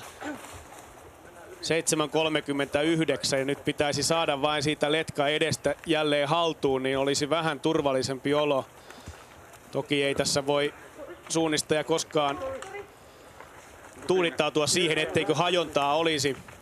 Tuossa kun on puhuttu Ruotsin Tiiumilan viestistä ja sen pitkän yön sankariteoista, niin tuo osuushan on kuuluisa siitä, että siellä ei ole hajontaa. 16 kilometrin osuus ilman hajontaa on hyvin eriluontoinen kuin nyt vaikka Jukolan viestin tuleva pitkä yö, joka on sitten pituudeltaan 13 kilometriä. IFK Göteborg nyt 8.04, eli Filip Ossiansson siellä vie viestiä. Tällä hetkellä kaikkein vauhdikkaimmin tähän on tullut nimenomaan Alexander Kraatov. Ja sitten tuota kärjestä löytyvät seuraavaksi nopeimmat sekä Snetringen Mattias Kalhauke. Hyvin tasaista loppujen lopuksi. Oikeastaan heikoimmat suoritukset nyt Bredarudsilla ja Haldenilla, kun ajatellaan osuusaikaa tälle rastille. Siinä oli Kraatovilla ihan kiva porukka kasassa ja varmaan pojilla on mukava siinä matkustaa, niin kuin nähtiin äsken. Niin tuossa on tämmöinen pidempi putkirastiväli, mitä käytiin jo läpi. Ja voi olettaa, että jonkun aikaa nyt se Kraatovin porukka on kyllä siististi sulassa sovussa siinä Aleksanderin takana. Kulkevat ja nauttivat matkanteosta. Hänkin on ehkä pikkusen jo hidastunut siitä, mitä parhaimmillaan oli, joten siinä ei välttämättä niin pahaakaan tee hyväkuntoisilla tulla perässä. MS Parman 2 ja MS Parman 1 nyt peräkkäin, sitten Frul IL Eksjö ja sieltä vähän omasta suunnastaan tulee Helsingin suunnistaja Jussi Raasakka. Raasakalla ei ole kyllä tämä osuus nyt sujunut oikein mallikkaasti verrattuna edellä meneviin. Hän on ollut tämän osuuden, taitaa olla hitain tähän mennessä. Taustalla siinä Järlan Ulle Boström, kokenut työsuunnistaja, tekee myöskin hyvää työtä. Tässä vielä kertauksena tuo 5,5 kilometrin tilanne, kun ollaan toisella osuudella aivan sydänyön hetkissä. Kello on 1.20, ollaan siis vahvasti jo sunnuntain puolella ja mennään tästä sitten studioon piipahtamaan. nyt on oikeat ihmiset kertomassa tästä alueesta, nimittäin tämän tehtaan johtoa. Janne Viljo, kerro, mitä tällä alueella kaikkea on? No, meillä on tässä seinäelementti, runkoelementti ja valmis betonitehtaat samassa kokonaisuudessa. Tuotantotilaa meillä tässä on, tai tuotanto- ja varastotilaa 47 000 neliöä ja me valmistetaan tässä betonielementtejä talon rakentamiseen, eli asuinliikerakennuksiin, julkisiin rakennuksiin ja tietysti myös tämmöisiin teollisiin kohteisiin, niin kuin tämä meidän oma tehdaskin on. Ja 52 hehtaarin tontti, eli nämä meidän raaka-aineet, koneet ja tuotteet ottaa aika paljon tilaa. Markus Suutarinen, kuinka paljon on pitänyt käyttää mielikuvitusta, tai piti käyttää mielikuvitusta, että tästä sai Jukolan kisakeskuksen luotua? No tietenkin rakentajana se jotenkin oli hyvin suunniteltu tämä alue ja tämä infra oli tässä hyvin pitkälti jo rakennettu, että kyllä tämä tähän hyvin luontevasti syntyi. Janne, miten paljon teidän tiloja on tässä hyödynnetty? No, tämä vieressä oleva varastoholli, siitä annettiin Jukolan käyttöön puolet ja tietysti tuo vesisähkö, niin ne on meidän rungosta saatu otettua, mutta ei varsinaisesti tiloja. Oletteko muuten itse suunnistusihmisiä? No en ole aktiivisesti, että tietenkin seuraan urheilua ja tietenkin yhtiö sponsoroi suunnistusta. No kerran on Jukolan juossut, mutta innokkaasti seuraa. No miltä on nyt näyttänyt täällä? Hieman kesti aika kauan tuossa avausosuudella, mutta mitä olette tykännyt täällä? No onhan täällä mahtavaa olla ja tosi hienoa, että ollaan päästy tähän pisteeseen ja kyllä tätä ilolla katsoo. Jukola tuo tänne Tikkalan alueelle ihan tuhansia, jopa kymmeniä tuhansia ihmisiä, katsojia ja suunnistajia. Minkälaiseen kuntoon, Markus, tämä alue jää? No tämä jää hyvin samanlaiseksi, mitä tämä nyt on jo, että hyvin niin kuin ennallistetaan tämä. Ja toi kulkusilta puretaan todennäköisesti pois ja että palautetaan alueen niin kuin normaaliin kuntoon. Joo, ja sama asia, niin tämä meidän toimintahan on niin erittäin tämmöistä paikallista, että nyt me Jukolan jälkeen tuosta vastapäisestä kalliosta louhitaan 50 metrin siivu ja sillä me tehdään betonia sitten seuraavat 2 vuotta. Että toi koskematon suunnistusmaasto, mistä lähestytään kilpailukeskusta, niin se jää aivan tohon kuntoon. Että me pysytään hyvin tällä alueella. Eli ihan myönteisiä vaikutuksia? Kyllä. Kiitos teille vierailusta. Mennään tästä kuuntelemaan Merja Rantasen ihastuttava Jukola muista. Jukolassa 2013. Olin järjestävän seuran suunnistaja, tai olen edelleenkin Jämsän retkiveikko, niin en kilpailut pääsi järjestämään sitä Jukolaa, mutta sitten se kaiken huippu oli, kun voisiko sanoa entinen poikaystäväni Antti Anttonen, niin nykyinen aviomieheni, niin lähti aloittaa Vaikosken teräjoukkuetta ja häntä jännitti hirveästi, niin kuin tavallisesti suurviestiä ennen. Hän oksenteli siellä ja kaikkea. Ja no, minä jännitin mukana, en kylläkään oksentanut, mutta jännitin kuitenkin ennen lähtöä. Ja en sitten tiennyt, että mitä miehellä on mielessä muutakin kuin se suunnistus ja näin. Niin hän tuli sitten vaihtoon hienosti 3. ja siinä kun tavattiin sitten heti sen, niin kun hän oli maastosta tullut, niin siinä kun tavattiin, niin hän sitten otti ja polvistui minun eteen ja kysyi sitten vaimoksi. Ja mä olin aivan ällikällä lyöty, niin kuin semmoinen, en olisi ikinä voinut kuvitella, että hän jossain Jukolan viestissä tulee kosimaan mua. Niin en saanut sanaa suustani ja ihmisiä on paljon ympärillä. Ja sitten joku sanoo mulle, että no vastaan nyt jotain, niin kyllä sitten myöntävästi vastasin.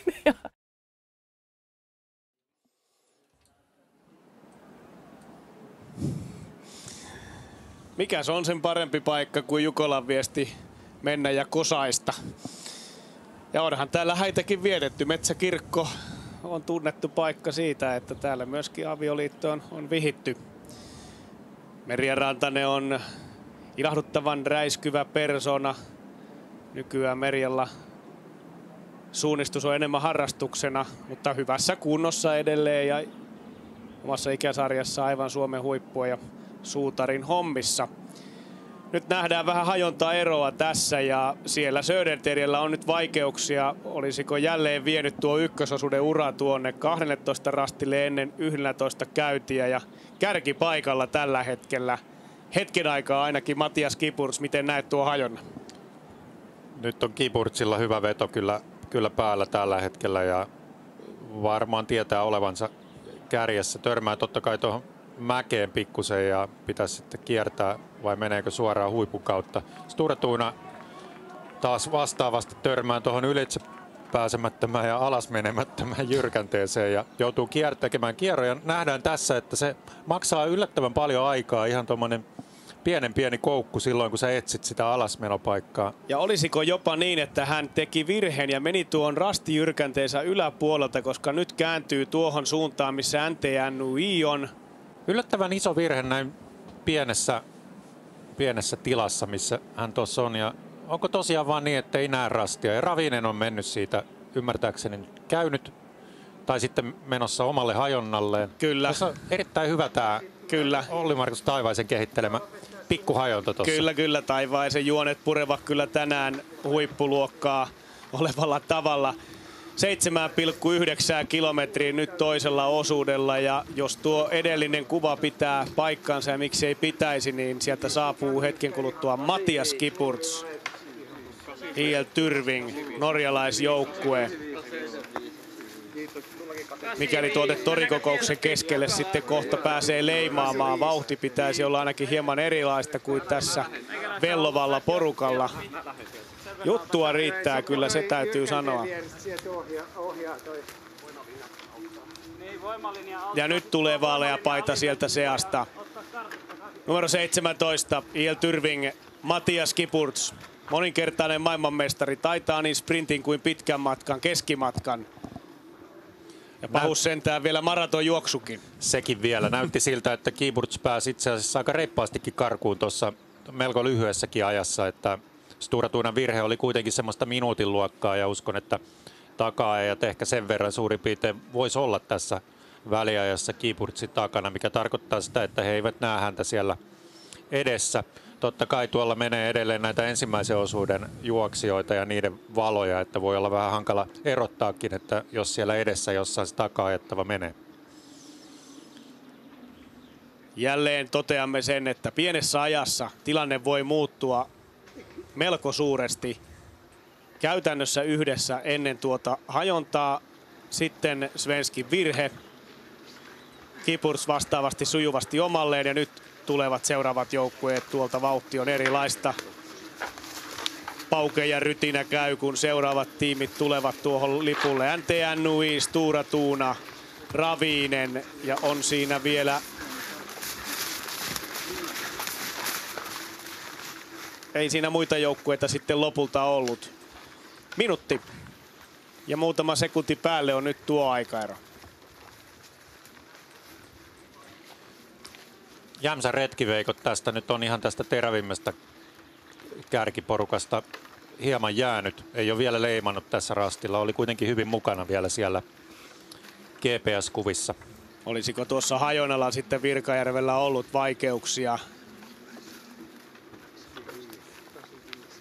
Jotain on nyt kyllä ylimääräistä tullut, koska tuota aikaeroa tulee vähintään minuutti nyt tähän kolmen joukkueen ryhmään.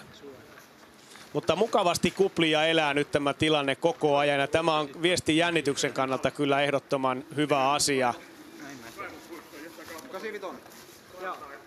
Sieltä näkyvät edellisen osuuden viestivien keskeltä nuo punamusta-valkoiset värit ja Jämsän retkiveikot ja samassa nyt UK-koore, mutta 2.15, 2.17 on aikaero.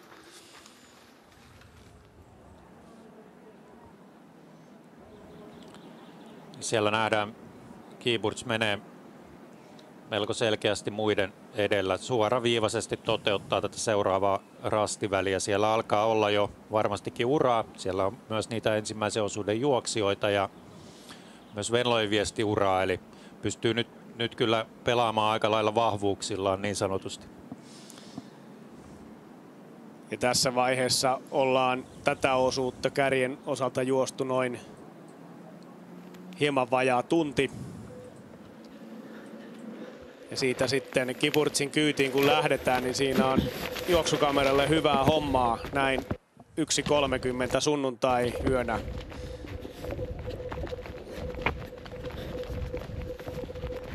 Aurinkohan nousee 3.20, eli siihen on vielä vajaat pari tuntia aikaa.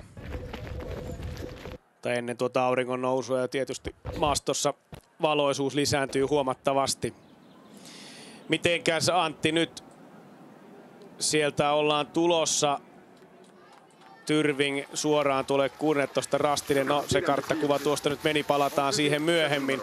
Otetaan sieltä seuraava viestin viejä tähän väliaikarastille. Södertelje 3.49. Pyrinnön Kymäläinen varmaan on seuraavana odotuksissa. Hänhän on siinä 4 minuutin luokkaa varmastikin ollut se ero suurin piirtein läpi osuuden. Ja tässä on nyt torikokous jostain sieltä taustalta. Ehkä Severi kohta tuohon rastille tulee.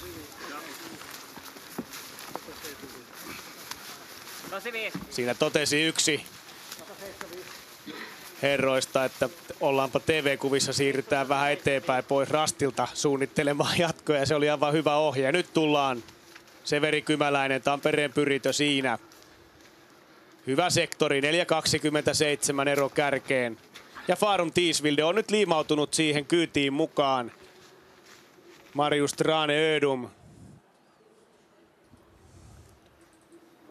Ero oli 2 sekuntia edellisellä väliaikarastilla ja se on 2 sekuntia myös nyt. Niin, tässä nähdään nyt erilaisia valintoja, eli tuonne L-rastille, jonne muun muassa Ravinen menee, niin onko siinä nyt kuitenkin valintana mieluummin tuon sähkölinjan alla olevan mäen oikea reuna, vai nyt jotenkin tuntuu, että kyllä Ravinenin suuntaan on vähän turhan jyrkästi kohti suoraan tuota 16. Kyllä enemmän Matias Kiburtsin reittiä L-rastille, vaikka Kiburts onkin menossa jo tuonne 16. Hän ei tuonne L-rastille ole menossa, mutta Ravinenilla se on, ja on kyllä aika paljon siitä rastiväliviivasta tällä hetkellä vasemmalla sivussa.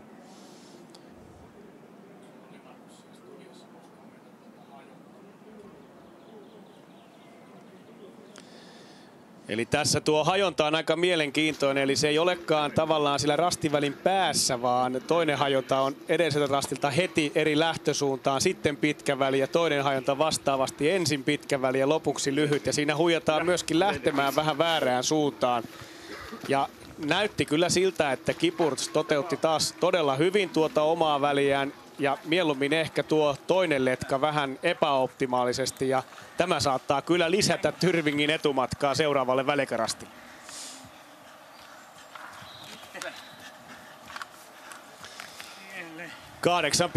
...8,9 kilometriä, eli lähestytään nyt jo tämän osuuden viimeistä kilometriä, ja Murain rastilta IL Tyrving, norjalaisjoukkue, kärkipaikalla Matias Kiburtsin vieressä viestiä.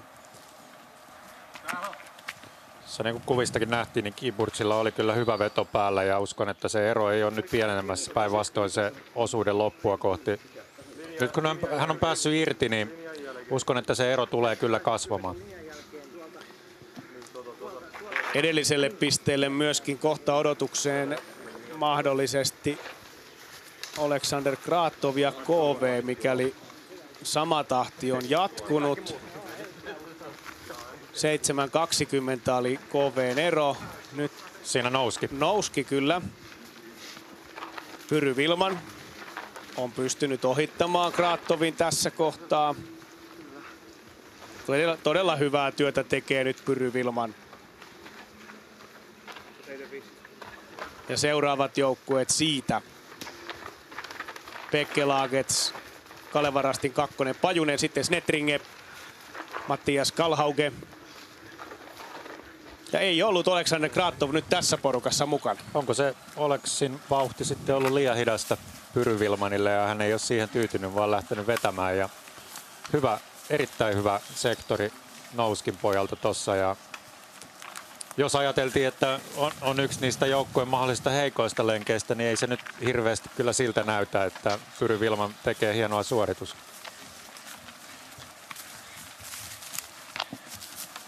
Pyry Wilman suoriutui hyvin tuolla Tiiumilassa 8. osuudella. Samalla kun Stora Thun jäännyi nyt tähän Muurain rastille. Ja odotetusti Ravinen ei tässä ole, koska heillä oli se eri rasti ja Ravinen piti kaartaa sinne ja on pikkusen perässä. Tässä tulee. Mutta se edellinen rasti on käymättä ja nyt tulee virhe. Nyt pitää katsoa. Ei usko tilannetta. Ja nyt, ai, mikä tilanne sieltä pikkuisen vilkaistiin, että mikäs paikka tämä on. Quentin Roturière. Hupsis. Quentin olisi voinut kyllä koodistakin tarkistaa rastiin ja olisi huomannut siinä, että se onkin hänen seuraavansa, mutta käytti tätä nopeampaa taktiikkaa, että katsoo kaveri kartasta, että missä mahdollisesti olla. Ja sitten lyödään tiellä 3. lukemia. Matias Kipurs lähestyy jo viimeisiä 100 metriä tällä toisella osuudella. Nyt ollaan kunnon yösuunnistuksen hengessä. Tyrvingin valkoinen paita päällä ja kyllä Kipurts on ollut tämän osuuden ykkösnimi tähän mennessä. Jos nämä viimeiset rastit täältä sujuvasti löytää, niin petaa kyllä hyvän paikan sitten seuraavalle viestin viejälle. Håkon Jarvis Drage.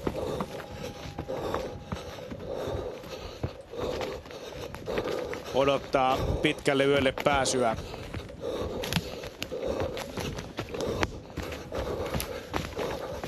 Kerrottako tässä, että tuossa edellisessä väliaikapisteessä 7,9 kilometrin kohdalla Helsingin suunnistajat on käynyt Jussi Raasakka siellä 50. 9 minuuttia 36 sekuntia ero kärkeen. Voi, kyllä nyt Raasakalla on ollut huono, ei voi sanoa päivä, vaan huono yö. Tässä nähdään nyt uusintana tuo tilanne. Ravinen täällä vasemmalla menossa L-hajonnalle ja siitä pipo kiinni. Siinä Quentin Roturière seurailee Stora Thunaa ja Antenoita. Vähän meinas kaartaa omalleen, mutta tuli kuitenkin käymään tuossa rastilla ja kysyi siinä joltakin ykkösosuuden mieheltä, että missä mahdetaan olla ihan tämmöisen perinteisen, harvemmin kuvissa nähdyn. Ja siinä tuli aika iso virhe ja sitten takana tulevat Jämsän retkiveikot Koore on ihan perässä jo. Ja Ravinen jäi nyt näistä Stora Thunasta ja Anteenuista. Aika mukava oli varmaan heidän kanssaan taittaa matkaa, mutta se meni vähän vihkoon sitten tossa. Siinä viivässä oli nähtävissä se, että hänellä oli haju siitä, että ei ole aivan oikea suunta, mutta ei kantti riittänyt, kun siinä vierellä meni kuitenkin Joakim Svens ja Sander Artsen.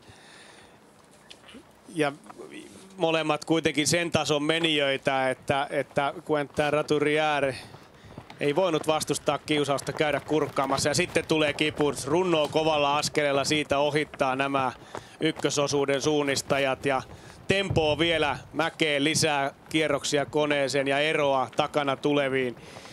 Taustalta kerrotaan se, että Aapo Virkari Jämsän retkiveikot 5.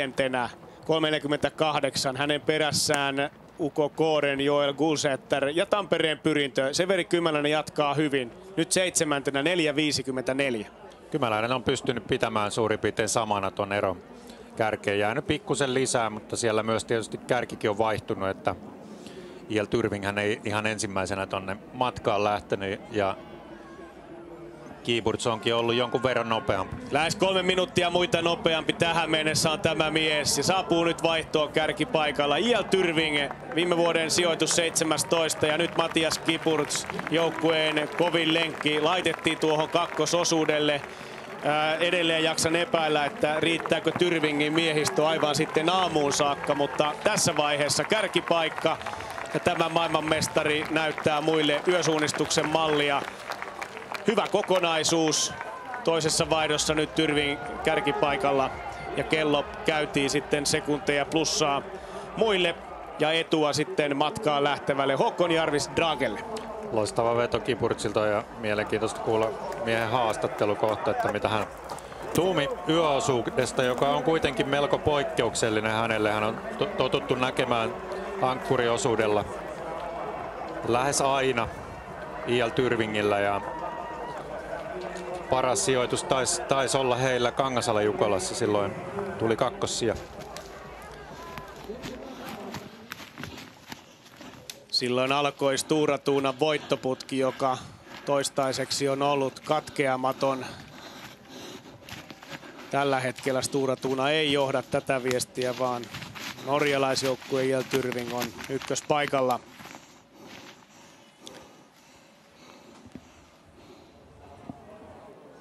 Siinä nähdään virhe Stora Tuunalta ja NTNUilta, tuommoinen ihan pieni, mutta kuitenkin harmillinen heidän kannaltaan. Että siinä menee taas se 15 sekuntia hukkaan, kun tämä GPS-häntä on minuutin häntä, niin sellainen ehkä yläpuolelta ohi. Tuohon olisi kyllä varmaan tuonut jo ura suoraan tuohon rastille, mutta pojat tuli vähän liikaa ylhäällä rinteessä ja taas pikkusen tappiosekunteja sitten Tyrvingin nähden. Ja äsken kuvissa nähty mies ei tiedä vielä aikaeroa taaksepäin, että se tässä kasvaa. Se on nimittäin nyt jo 3 minuuttia. Eli Håkon Jarvis Drage nyt 3. osuudella kärkipaikalla, oli siinä matkalla kohti K-pistettä ja edessä on tämä hurja raateleva osuus, 13 kilometriä ja arvioitu aika 79 minuuttia.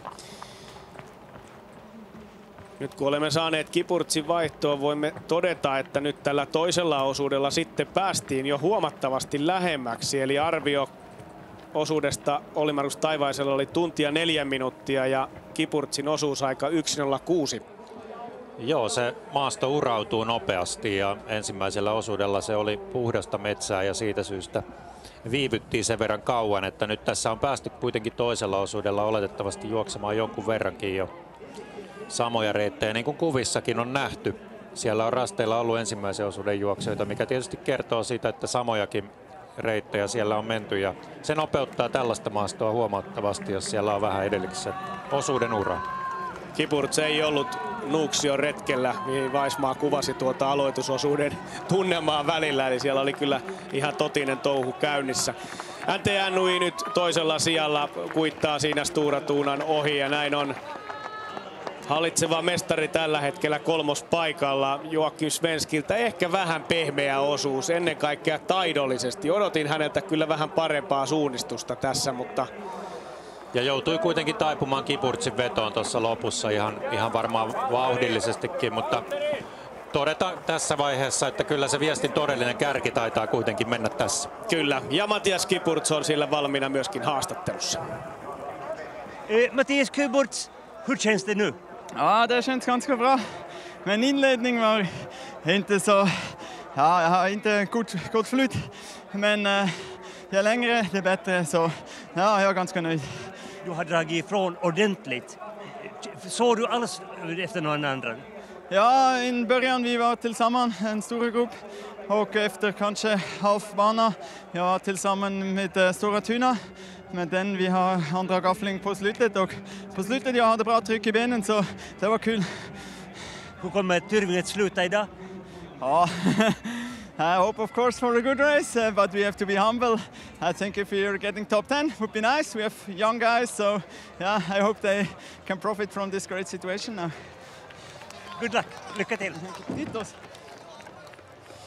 Tyytyväinen Kipurts luonnollisesti oli tuohon omaan suoritukseensa ja kuten nähtiin alussa oli isompaa ryhmää ja sitten yhdessä Stora Tuunan kanssa kunnes tuli tuo eri hajonta ja lopussahan pystyi kyllä vaikka jaloissa painoa niin vauhtia lisäämään vielä ja teki tuota eroa ja kun sitten Linus kysyi tuosta Tyrvingin mahdollisuudesta lopputuloksen suhteen niin Kipurts vähän siinä naurahti ja sanoi, että nuoria kavereita on tuossa lopussa, että jos top 10 tulee niin se on heille todella hyvä. Tässä nähdään Jämsän retkiveikot Kåre Tampereen pyrintö. Tekee virheen juuri ennen rastia ja tämä on sellaista minuutin luokkaa. Aivan turha pummi, mutta siinä varmaan urat vei ja Jyrkänne tuli ja Jyrkänne oli rasti. Ja tässä nähdään Severi Kymäläinen tekemässä juuri tätä virhettä. Siinä on kuulosti kartta levällään. Rauhoittaa tilannetta, se on toki tärkeää, ettei lähde suinpäin pyörimään ja korjaamaan, mutta aikaa kuluu ja siellä oli haku päällä. Tässä sitten tuo tilanne, kun saadaan heidät tuon 9,7, niin näin se on, että pari minuuttia tuli lisää. Harmillinen virhe, siinä oli todella hyvä vaihe päällä Pyrinnöllä ja miksei myös Jämsän retkiveikoilla. Ja sijoitushan nyt kohenee Pyrinnöllä, mutta aikaeroa tuli harmillinen pari minuuttia lisää. Joo, ja taas kerran, niin kuin on nähty monessa virheessä, niin ollaan hyvin lähellä rastia pyörimässä ja sitten siinä vedetään semmoinen minuutti, puolitoistakin helposti. Melkein paikallaan pyörien, kun kartta on levällä ja ei oikein tiedä, että onko se ylhäällä vai alhaalla se rasti. Sandernsen, du är alltså nu på andra plats, stod ut som första. Hur känns det just nu? Ja, det var en grei etappe. Litt startproblemer. Følte jeg løp veldig mye alene, og så fikk jeg komme litt sånn inn etter hvert. Men det var mange sånne gaflinger hvor jeg bare havna helt alene. Men ja, tok det greit og ja, har greit fart gjennom løypa, så jeg er fornøyd. Hur känns den här terrängen? Det er ganske varierende. Enkelte steder veldig fint, og så er det veldig grønt og pinnete og jævlig andre steder. Så det er en god blanding. Tack så du ha. Siinä Antenoi mies oli melko tyytyväinen omaan suorituksensa ja kysyttäessä minkälainen maasto, mitä tykkäsit, niin totesi, että kyllä oli hyvin vaihteleva. Siellä oli vihreitä paikkoja, pääsi välillä vetää hyvin ja ihan sitä mitä tässä on nähtykin, niin yhden rastivälin aikana voi oikeastaan olla kaikkea mahdollista maastotyyppiä edessä ja hän oli kuitenkin tyytyväinen suoritukseensa ja mikä siinä ollessa Antenoi on hyvässä vauhdissa ja ehkä siellä edellä menevä Tyrving kuitenkin on materiaaliltaan hiukan heikompi kuin nämä taka-ajat, niin Antenoilla on pullat hyvin uunissa. Joakim Svensk, det såg så väldigt vackert ut i början. Vad hände sen? Ja, i början det var jättebra första halvan. Sen jag gick på ett par missar. Inte jättestora, men liksom sådär så det tog tid ändå. Alltså jag var liksom nära, jag visste att jag är väldigt nära, men jag fick inte grepp på dem. Så det blev väl kanske 2 stycken, vart en minut på dem var kanske. Jag släppte i kapp de andra några, det var, fan. Vad tycker du om kartan? Ja, den var jättebra. Det var tuff terräng och rätt brötig. Det var jätteroligt. Den första halvan när jag var själv, jag kände ja, men jag borde vara först kändes det som. Det var sjukt kul nattorientering. Riktigt så här roligt när det är tätt och hela tiden och läsa kartan hela tiden. Så länge det går bra är det kul. När det inte går bra är det inte kul.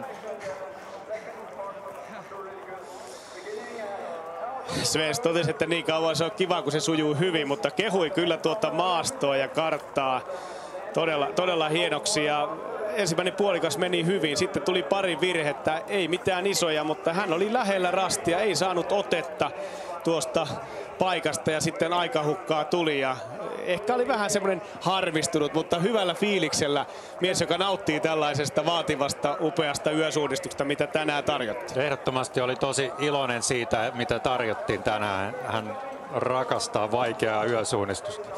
Ja sitten myöskin Pyrinnön Severi Kymäläinen sillä valmiina meillä haastattelu.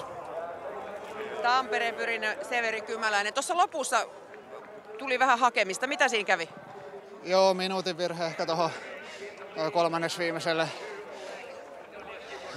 Kai mä siinä hämäännyt, kun ensimmäisen kerran näkyi joku muukin juoksija matkalla kuin edellisen osuuden menijöitä. Niin luotin liikaa tuohon tulevaisuuden rakettiin, tuohon Aapoon, joka tuossa vieressä kiroilee, niin ei se osannut. No miten muuten kuvailisit osuutta? No, aika työstämistä oli ja mielestäni toteutin sillä sujuvasti. Tässä nyt oli vielä aika paljon kysymysmerkkejä ihan tunneista kiinni, että pystyin tänään viivalle. Että on ollut aikamoinen viikko sairasteluja ja vammoja niin paljon, että tosi iloinen, että pystyi juoksemaan ja tämmöinen hyvä puolustusvoitto varmasti. Hyvä, kiitos nyt epäilemään sitten. Severi Kymäläinen nosti kuitenkin Tampereen Pyrinnön osakkeita tällä osuudella nyt 5. 6.56 kärjen takana. Tässä vaiheessa osuuden 4. nopein. Toki Kipurtsille tuota eroa tuli lähes 5 minuuttia. Viittasi siinä tulevaisuuden rakettiin Aapo Virkajärveen, joka vaihtoi siinä vanavedessä. Virkajärvellä myös sitten jonkun verran kuitenkin virhettä tuli. Mikko Eerola jatkaa Pyrinnön viestiä nyt pitkällä yöosuudella. Jämsän retkiveikolla Arni Ronkainen Stura Tuunalla viestiä vie nyt Jesper Svensk. Ja kyllähän tämä on semmoinen mielenkiintoinen momentum nyt. Svensk raateli muut viime vuonna. Silloin kolmasosuus ei ollut tämä pisin yöosuus, mutta se oli aivan maaginen veto silloin. Ja jos hän nyt pystyy samaan, niin siinä on sitten muilla tekemistä. Aapo Virkajärvi, tuossa Severi Kymäläinen sanoi, että jotain kiroilit siellä. Mikä nyt kiroiluttaa? No tuli virhe, että sehän aina kiroiluttaa melkein metässä, että ei se ikinä positiivinen asia ole. Jäikö siellä useampikin asia harmittamaan? No kyllä siellä aika paljon jäi, että en olisi uskonut, että 6. tulisin vaihtoon, mutta ihan positiivinen yllätys. Ei siellä sitten muutkaan kovin hyvin mennyt. Hyvä, kiitos. Aina mukava nähdä näitä nuoria suunnistajia ja sitä esiinmarssia. Tulevaisuuden tähti Aapo Virkajärvi on lähdössä nuorten MM-kisoihin Italiaan sekä nuorten EM-kisoihin. Siinä huudetaan sitten Parman viesti vielä Arto Talviselle ohjeita ja huutajana on Tuukka Mäkinen. Siinä on menty pelkällä liivillä tänään, mutta ei ollut, tai oli mies eikä liivi. Siinä kysellään sijaa ja se voidaan kertoa, se oli 21. Suomalaisjoukkueita siinä Helsingin suunnistajat 19. Jussi Raasakka, perässä Valkeusken Haka Rauli Aho, joka lähetti veljensä Aaro Aho nyt pitkälle yölle. Myöskin Haka ja Aho taipui tuossa lopussa, ei ollut aivan nappiosuus missään nimessä. Helsingin suunnistajat nyt kohtuullisen kaukana, 10.46 ero kärkeen, kun Topi Syrjäläinen lähtee tuolle pitkälle yöosuudelle.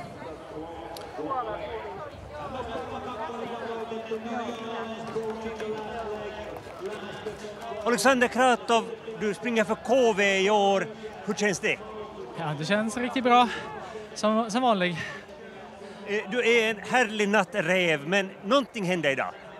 Nej, det är bara lite sämre fysik igen. Annars, ja, bra flyt. Jag är nöjd med flytet. Hur var det att springa med de här ungdomarna? Ja, det är kul. Det är stor variation i laget. Ja, i allt. Ja. Hur kommer det sig att du springer för KV? Ja, det är Raimo Arvola. Det är för hans skull. Jättefint, tack så du ha. Tack, tack. Kraatto siinä totesi, että kyllä se oli vain siitä huonosta fysiikasta tänään kiinni. Eli tietysti jossain vaiheessa meno vähän loppuu, kun ei ole ihan samalla tavalla harjoitellut. Ja Kraattovhan aikanaan tuli KV:hen 2 vuotta sitten edesmenneen Raimo Arvolan luotsaamaan tiimiin mukaan. Ja nyt siis KV sijalla 14 ja tässä 20 kärki toisessa vaihdossa tämän vuoden Jukolan viestissä täällä Mikkelin Tikkalassa. Täällä Jukolassa tehdään myös hyvää. Suunnistajat voivat nimittäin lahjoittaa kompassejaan Ukraina-keräykseen. Jussi kävi aiemmin tänään keräyspisteellä. Kompassikeräys ja Ukrainan lippu. Tähän vaikuttaa siltä, että tässä tehdään jonkinlaista apua Ukrainaan kompassien avulla. Mistä tässä on oikein kyse? Joo, eli 2 viikkoa sitten kuultiin suoraan Ukrainan armeijasta pataljoonan komentajalta, että tällä hetkellä Ukrainan sotilaat GPS-häirinnän takia on siirtynyt takaisin navigoinnissa GPS-laitteesta kompassiin ja karttaan. Ja tällä hetkellä huutava pula Ukrainassa ja siitä saatiin idea, että hei, jokaisella suunnistajalla on varmaan 2-5 kompassia kaapissa käyttämättöminä. Että nyt äkkiä keräys pystyy ja kerätään Jukolan aikana 3000 kompassia. Mistä se 3000 tuli? Onko se semmoinen sopiva vaan hatusta heitetty tavoite vai sieltä Ukrainan päästä tullut? Se on meidän oma ambitio kerätä sen verran ja me pyritään keräämään itse asiassa koko seuraava kuukausi näitä kompasseja. Et Jukolasta mä uskon, että me saadaan 3000, mutta sitten myöhemmin suunnistuksen MM-kisoista varmaan saadaan vielä toinen mokoma. Että sen verran 3000 varustaa 2 rykmenttiä, niin siihen pyritään. Ja ensimmäinen laatikko on niin kuin hyvä mallia yli puolillaan, mutta 3 alla on vissiin vielä tyhjinä, niin kuinka paljon tähän nyt sitten kertyy suunnilleen? No tässä on yhteensä semmoinen 3000 ja nyt ollaan vasta alkuvaiheessa. Venlojen viesti on menossa, että nyt kun Jukola vielä tulee ja suuri massa on vielä tulossa tänne näin, niin kyllä mä uskon, että me saadaan boksit täyteen. Moni on itse asiassa sanonut, että lähettää myös postissa sitten jälkeenpäin näitä, että ei ole tajunnut ottaa vielä tänne mukaan. Että kyllä me päästään siihen tavoitteeseen. Eli suunnistusväki pystyy todella laittamaan kortensa kekoon, että siellä pysytään kartalla. Todellakin, ja siitä täytyy kiittää suunnistusväkeä, miten hienosti me ollaan tehty tästä yhteinen talkooprojekti. Ja tämä iskee suoraan suunnistushenkeen. Me ollaan jaloja hyväsydäminen yhteisö niin kuin muutenkin, ja tämä on otettu aivan uskomattomalla tavalla vastaan. Tämä on ollut helppo organisoida tällainen Ukraina hyväksi. Se on hieno kuulla. Ei muuta kuin odotetaan, että kompasseja sataa. Näin tehdään. Slava Ukraini!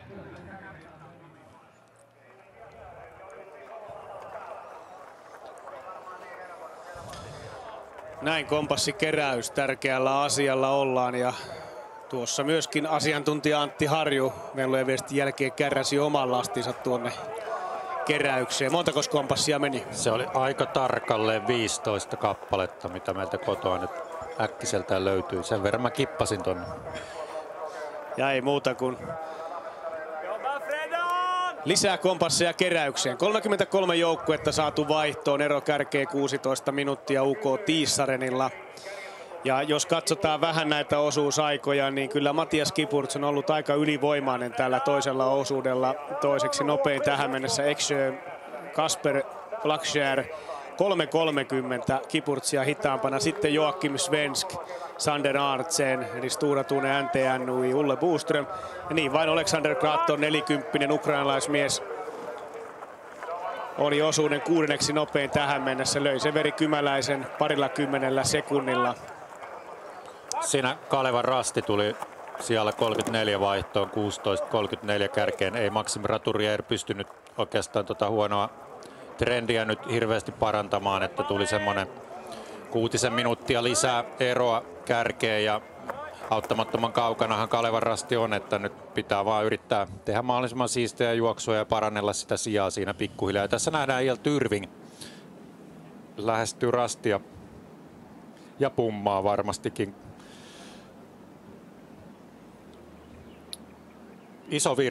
Iso virhe siinä Tyrvingillä, ja heillähän oli aika suuri johtoasema tuossa osuudelle lähdettäessä, mutta Stora Tuna on aika nopeasti pystynyt sitä kutistamaan ja on alle minuutin päässä enää Tyrvingistä tässä vaiheessa. Ja se tilanne saadaan sitten täältä Koivikon keskeltä kohta tietoon, kun päästään kolmannen osuuden 2,8 kilometrin kohdalle. Tällä osuudella siis mittaa on tuo 13 kilometriä ja hieman päälle, ja arvioitu aika tunti 19 minuuttia. Ja edellisellä osuudella siis Matias Kiburts pystyi juoksemaan lähelle tuota Olli-Markus Taivaisen arvioimaa aikaa. Ensimmäisellä osuudella jäätiin reilusti kyllä suunnitellusta aikataulusta, mutta maaston vaativuus sekä fyysisesti että taidollisesti aiheutti tämän.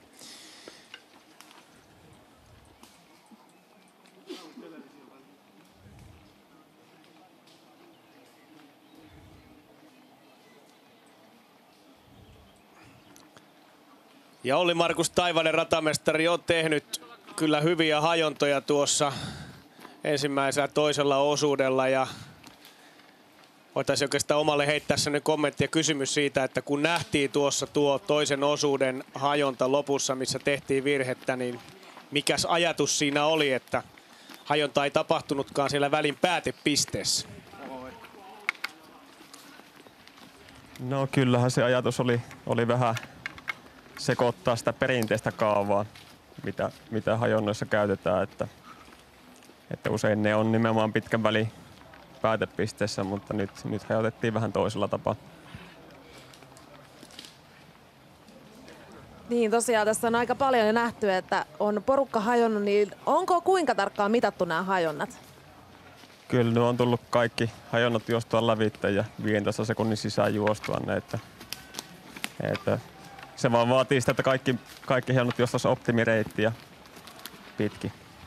Ja aika paljon ollaan täällä ratamestarin kanssa katseltu, että aina ei ole ihan optimireiteille noilla rastiväleillä osuttu, mutta ottakaahan sieltä takaisin selostamoon. Ja tässä nähdään tuo tilanne. Iel Tyrving siinä käy, mutta enää 11 sekunnin päässä on Stora Tuna ja Jesper Svensk. Eli Håkon Jaris Drage on tässä alkumatkalla hukannut koko tuon etumatkansa, ja tälle seuraavalle välille lähdetään sitten käytännössä jo aivan yhtä aikaa. Ja siinä taustalla näkyy Rastille tulossa NTNUI, joka starttasi yhtä aikaa Stora Tunan kanssa. On pikkusen hitaampi ollut tuo alkumatka ja tekee nyt taivalta sitten tuossa yksin.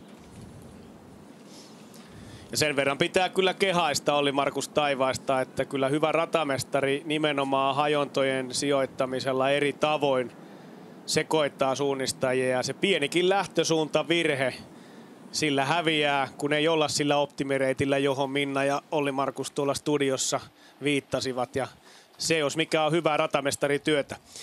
59 sekuntia siis tuo NTNUin Anders Westölin ero tällä hetkellä, voidaan sanoa, kärkikaksikkoon. Ja nythän siellä on tietysti Håkon Jarvis Dragella hyvä paikka, kun tuohon Jesper Svensk tulee mukaan, niin parivaljakko tekee töitä, kun sen sijaan Westöl on nyt yksin.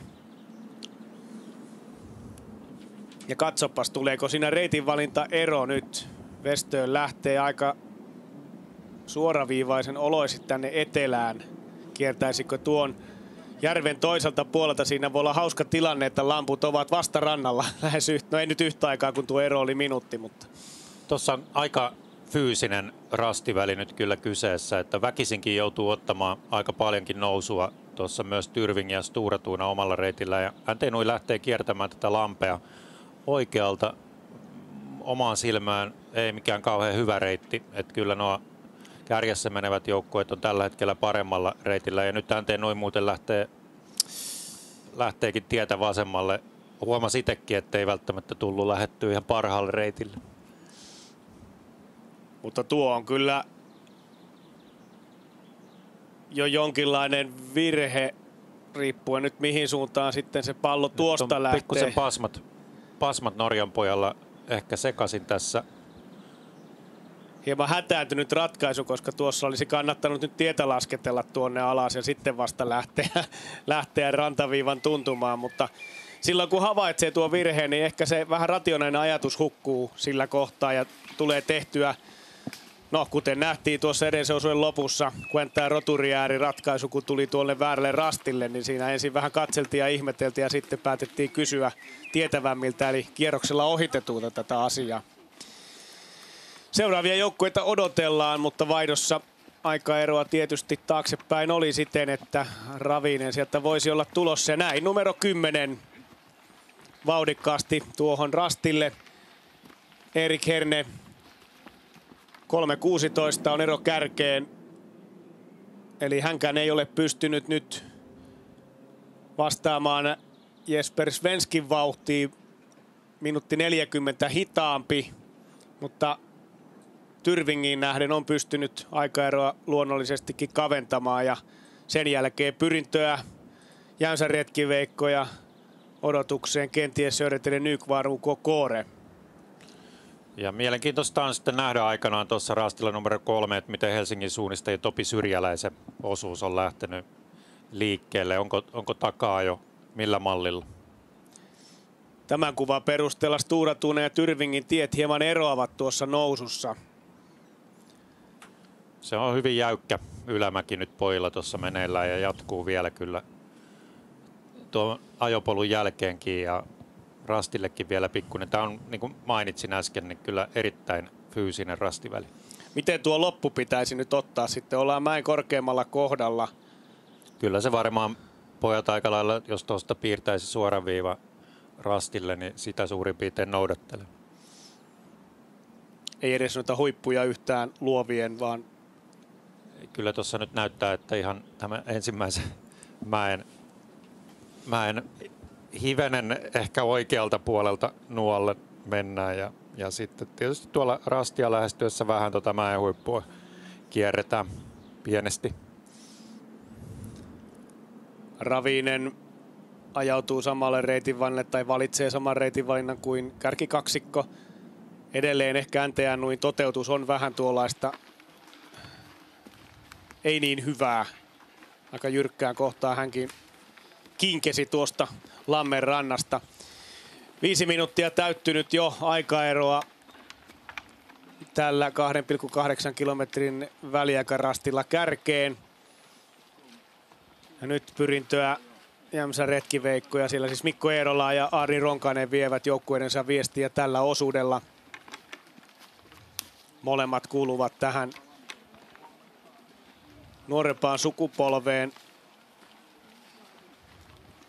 Ronkainen vasta toista vuottaan miesten sarjassa. Eerola on ollut jo muutaman vuoden ja Eerolakin pääsi viime syksynä maailmancup-finaaliin nilsiään Suomen edustuspaitaan ja on muun muassa yösuunnistuksen Suomen mestari. Sieltä tulee Mikko Eerola.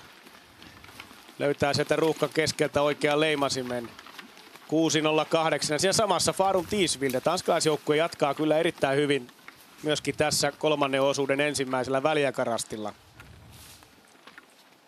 Mutta onko Arni Ronkaisella nyt ollut sitten hankaluuksia? Hän ei ole aivan välittömässä tuntumassa.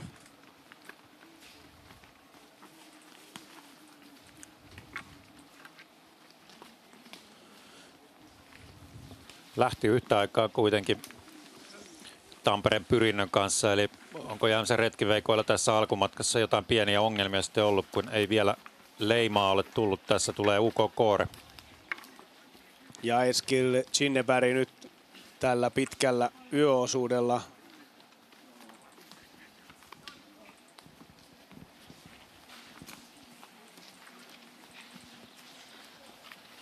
Kyllä nyt haiskahtaisi siltä, että jotain hankaluuksia on Arni Ronkaisella tuossa alussa ollut. Sieltä tulee seuraavaksi nyt numero 10.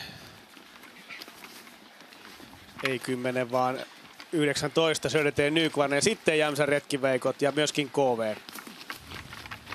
KVn kokoonpano on tänään hyvin ulkomaalaisvoittoinen. Siinä ei ole yhtään suomalaissuunnistajaa, mutta tällä hetkellä viestissä 10. sijalla. Kaukametsäläiset on Jukolan viestin perustaja ja omistajayhteisö ja väistyvä puheenjohtaja Juhani Sihvonen. Minkälainen Mikkeli Jukola on tähän asti ollut? Erinomainen Jukolan viesti, että tämä maasto tiedettiin tietysti on vaikeaa, mutta niin kuin järjestelyt kokonaisuudessaan on toiminut erittäin hyvin. Sinä olet yli vuosikymmenen ajan toiminut kaukametsäläisten puheenjohtajana ja tosiaan väistyt siitä tehtävästä. Petri Paukkunen sitten perii tämän, niin mitä tähän vallanvaihdokseen kuuluu? No yritetään tehdä tällainen hallittu puheenjohtajavaihdos. Totta kai meidän järjestön vuosikokous päättää tämän marraskuussa, mutta ei tässä voi niinku lennosta vaihtaa läpsäyttämällä, vaan pitää perehdyttää toista. Me ollaan nyt jo melkein toista vuotta tässä keskusteltu ja siirretty ja ajatuksia vaihdettu ja rituaalejakin, mitä kuuluu tähän puheenjohtajuuteen, niin vaihdettu. No Petri, minkälainen tämä prosessi on ollut? No prosessi alkoi varmaan siitä, kun järjestettiin Mynämäessä Lukkari Jukola ja siellä toimin kilpailujohtajana ja sitten valittiin kaukametsäläisten jäseneksi ja sitten Juhani alkoi siinä sen jälkeen vähän tämmöistä puhumaan, että valittiin hallitukseen ja näin. Ja kyllähän tämä sellainen on niin kuin Jukolan viesti muutenkin, että sitä täytyy perehtyä vähän, ettei voi ihan suoraan tähän hypätä. Sulla on sitten ura nousu kiidossa, jos muutamassa vuodessa olet puheenjohtajaksi noussut. Mitä kaukametsäläiset nyt sitten käytännössä tekee muuta kuin järjestää totta kai Jukolan viestiä? No käytännössä sen tärkein tehtävä on huolehtia siitä, että Jukolan viesti järjestetään jossain päin Suomea viikko ennen juhannusta. Lisäksi meille kuuluu myös nuorten Jukolan vetovastuu sille, että sekin myös järjestetään yleensä elokuussa sitten. Ei meillä muuta tehtävää ole. Minna Kauppi on ollut täällä studiossa koko illan ja tämän alkuyön, mutta sinä olet ihan uusimpia jäseniä kaukametsäläisissä, niin te voitte joku muukin kertoa, että mitkä kriteerit on, että Minna on 5. naisena otettu tänne? No kriteereissä on sille, että pitää olla ansioitunut Jukolan viestin joko suunnistajana, järjestäjänä tai muuten suunnistuksessa merkittävästi uraa tehnyt henkilö ja Minnan ansiothan me kaikki tiedetään suunnistajana. Ehkä vaikea keksiä ansioituneempaa suunnistushenkilöä, mitä Minna on tällä saralla ihan joka tavalla, että on menestynyt sekä kilpailullisesti myös Jukolan viestissä kansainvälisesti ja sitten on tuonut suunnistusta aika hienosti esille myös. Ja sitten jos vielä jatkan, niin Jukolan viestissä niin tämäkin rooli on osa tätä työtä, mitä tehdään Jukolan viestissä, eli hän on kommentaattorina aika useasti. Niinpä, no Minna, kerro sinä fiiliksiä siitä, että sut on nyt otettu jäseneksi.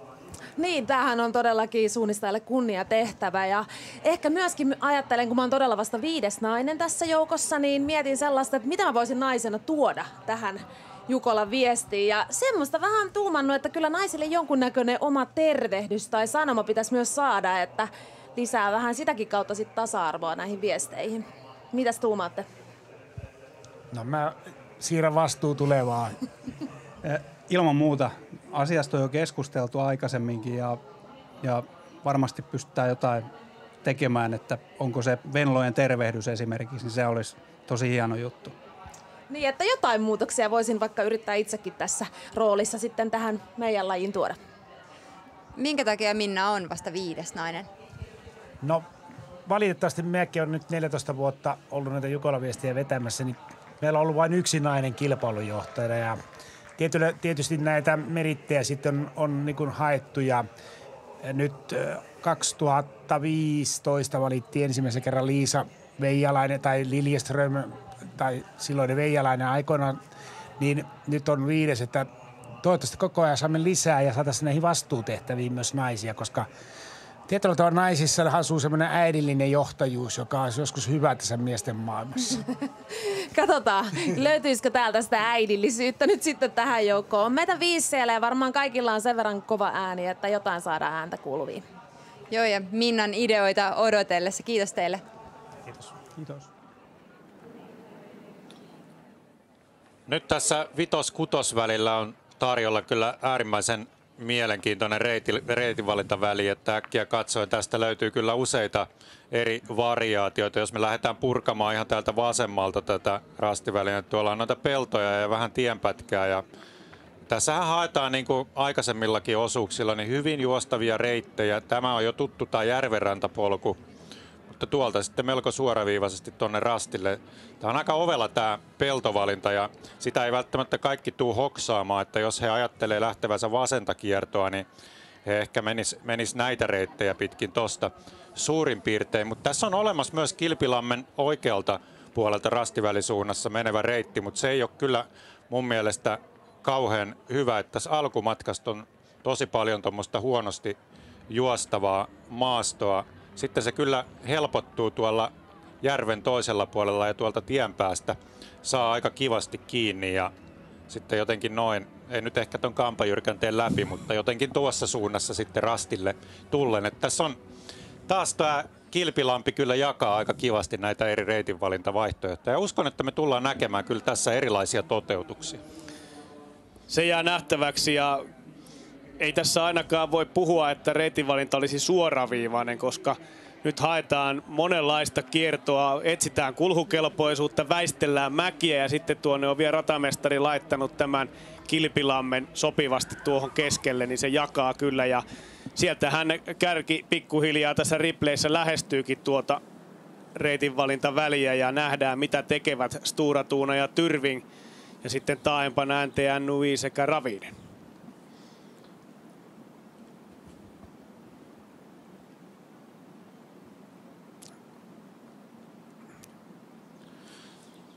Ja tässä nähdään nyt näitä toteutuksia sitten, miten nämä lähtee nämä joukkueet tätä rastiväliä juoksemaan. Stora Tuuna ottaa tuolta vasemmalta tuon peltovalinnan, Tyrving vähän suoraviivaisemmin, mutta selkeästi tämä Stora Tuunan alku oli kyllä aika nopea. Tuolla oikealla me nähdään NT Nui meni ton alkuosan rastiväliä aika hankalasti juostavia reittejä, mutta sitten tuolla järven kierron jälkeen se alkaa kyllä hänen osaltaan nopeutua, mutta kyllä omaan silmään tämä Stora Tuunan reitti vaikuttaa aika hyvältä. Se vaikuttaa pelottavan hyvältä, kun tiedetään, että siellä on matkalla nyt Jesper Svensk, 27-vuotias. Esimerkiksi NTNUI joutuu nyt tässä tekemään aikamoisen kieputuksen tuolta järven ympäri ja se tietysti lisää hänen reitillään sitä matkaa aika paljon. rantaviivaa ei voi aivan seuratakaan NTNUI, koska siellä tuo Jyrkännekin on tuossa vedessä kiinni, eli joutuu nousemaan joka tapauksessa jostain tuon mäen yli, joko päädystä tai tuosta keskeltä, ja siinä mielessä ylimääräistä mutkaa tulee. Todellakin Jesper Svensk on varalla tuonne Ruotsin maailmancupjoukkueeseen, ja tämän kevään Ruotsin mestaruus tai yösuunnistusmestaruuksissa nappasi 4. sijan. Ja sinällään kyllä Tyrvingin viestinvieltä mielenkiintoinen ratkaisu, koska tietää, että tuossa on yksi maailman parhaista viestisuunnistajista mukana, niin lähteä sitten toteuttamaan omaa reittiä. Mutta toki Håkon Järvist-Dragen pitää myös muistaa säilyttää oma malttinsa ja pää kylmänä, koska tällä osuudella on niin paljon mittaa. Ja jos tuo vauhti esimerkiksi on yhtään liian kovan tuntuista tässä vaiheessa, niin siihen mukaan lähteminen on niin uhkarohkea teko, joka saattaa johtaa sellaiseen kantaamiseen, että siitä on sitten leikki kaukana. Joo, täytyy ottaa huomioon, että tämä ei ole mikään junioreiden pätkä. Viittaatko Aapo Virkajärveen, joka oli edellisellä osuudella? Niin, sinne on laitettu vähän vanhempi viestiviejä tälle osuudelle. Arni Ronkainen, joka ei hänkään kyllä iällä ole vielä pilattu, mutta tarkoitan sitä, että tämä on aika kova kestävyyssuoritus tänään keskellä yötä. Pientä huumoria pitää tässä kohtaa viljellä, kun kello on 2.15 ja taustalla nähdään sitten seuraavien joukkueiden päätöksiä. Kyllä sieltä nyt suomalaisjoukkueet KV, Jämsän retkiveikot, Pyrintö lähtevät tuolle oikeanpuoleiselle reitille kiertämään. Ja siinä on hyvin fyysinen tämä alku kyllä nyt, mitä Tampereen Pyrintö esimerkiksi tuossa toteuttaa. Hän on erittäin jyrkässä rinteessä tällä hetkellä ja sitten on aika tukkosta tuommoinen muutama 100 metriä ennen kuin pääsee sitten polulle. Ja kyllä tämän kuvan perusteella Sture Tuuna on nyt aika selkeässä johdossa. Ja nythän siellä mennään Sture Tuunan Jesper Svenskin osalta sitä hyvää uraa, minkä sinne ovat tehneet ensimmäisen osuuden suunnistajat. Voisiko tuossa jopa olla se vaihtoehto, että hän menisi aivan tuonne tielle saakka, vai lähteekö nyt kääntämään tuon suon yli? Tuo on aika hyvän näköinen valkoinen alue soistuvaa ainoastaan. Kyllä uskoisin, että haluaa piirtää mielessään sitä suoraa viivaa rastia kohden. Melko tarpeeton tuo tiekierto tuolta oikealta kyllä olisi. Tässä vielä kertauksena tuon 2,8 kilometrin väliaikarastin tilanne. Ja Tyrvingin johdossa mentiin vielä tuossa vaiheessa parhaana suomalaisena Tampereen Pyrintö 6. Jämsän retkiveikot 9. KV 10. Ja tältä sivulta löytyy sitten Helsingin suunnistajien Topi Syrjäläinen, Valkeusken Hakana, Aaro Aho siinä tuntumassa, myöskin MS Parma ja MS Parman kakkosjoukkue 20 parhaan joukossa.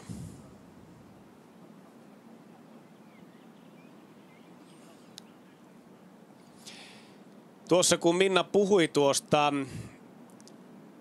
Venlojen huomioimista muun muassa oman tervehdyksen tai muun muodossa, niin on hyvä kerrata se, että naiset ovat saaneet tosiaan tuon henkilökohtaisen tai tuon viestikilpailun vasta vuonna 1978 ensin kolmiosuuksisena ja vuonna 1981 sitten neliosuuksiseksi muuttui tuo viesti, eli sama formaatti kuin tälläkin hetkellä ja siitä eteenpäin on ollut. Aikanaan naiset juoksivat henkilökohtaista Venlojen juoksua vuodesta 1951 aina vuoteen 1977. Jututin tuossa noin viikko sitten vuoden 1979 maailmanmestaria Outi Porjeströmiä ja hän totesi, että hänellä alkaa olla kohta tuo 50 Jukola-tapahtumaa juostuna koossa. Iltapäivän viesti lauantaina oli 47. viesti, joten aivan vielä 50 ei kenelläkään voi olla kasassa, mutta pikkuhiljaa siihenkin lähestytään. Ja mennäänpä tässä kohtaa vähän kuuntelemaan, miltä vaikuttaa radiorastilla tällä hetkellä. Nimenomaan, että ylimääräiset leimat ei siellä haittaa, kunhan ne omat oikeat rastit on oikeassa järjestyksessä kierretty ja leimattu. Kyllä, jonkin verran hyttysiä on muuten täällä maastossa täällä yöaikaa, eli pikkasen pitää hyttysmyrkkyä käyttää, mutta aika hyvin tällä hetkellä täällä kuitenkin pärjää, eli kavereita on, mutta ei kuitenkaan liiaksi asti. Nyt tuolta rinteestä itse asiassa useammalta suunnalta lähestyy valoja. Tämä on vielä kakkososuuden viestiviejiä. Näin on, eli vielä ei kärkijoukkueita nähdä, eli yritetään katsoa, että onko siellä. Ja mehän ollaan nyt todella hyvällä etäisyydellä tuosta rastista, että melkein pystyn koskettamaan tuota rastilippua, että tämä on kyllä meille todella otollinen paikka seurata. Kyllä. Ollaan tämmöisen 2 ison kiven katveessa kuitenkin, eli täältä saadaan pälyillä. Tää on tämmönen ihan ehta menninkäisen kolo, mitä metsästä voi löytää, eli oikein mainiota maastoja.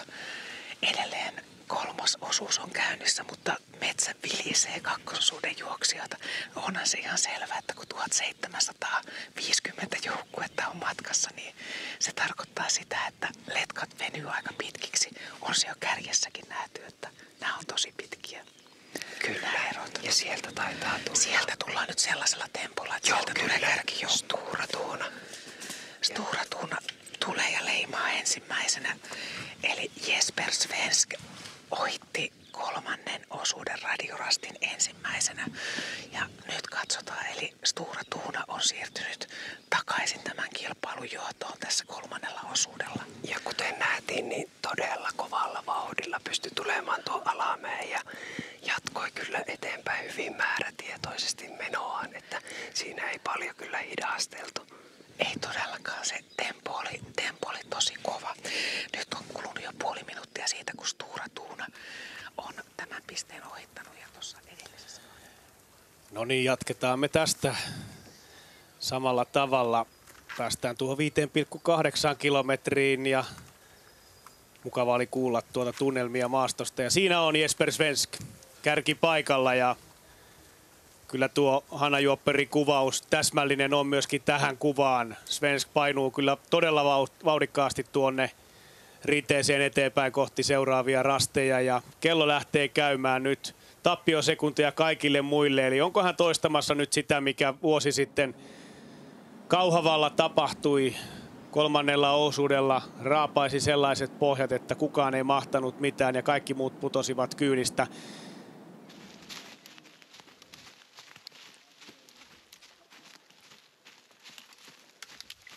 Siinä ollaan kyydissä, mutta kenen kyydissä?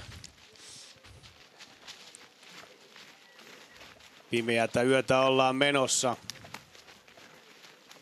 Tyrvingin väritkö siinä? Kyllä numero 17.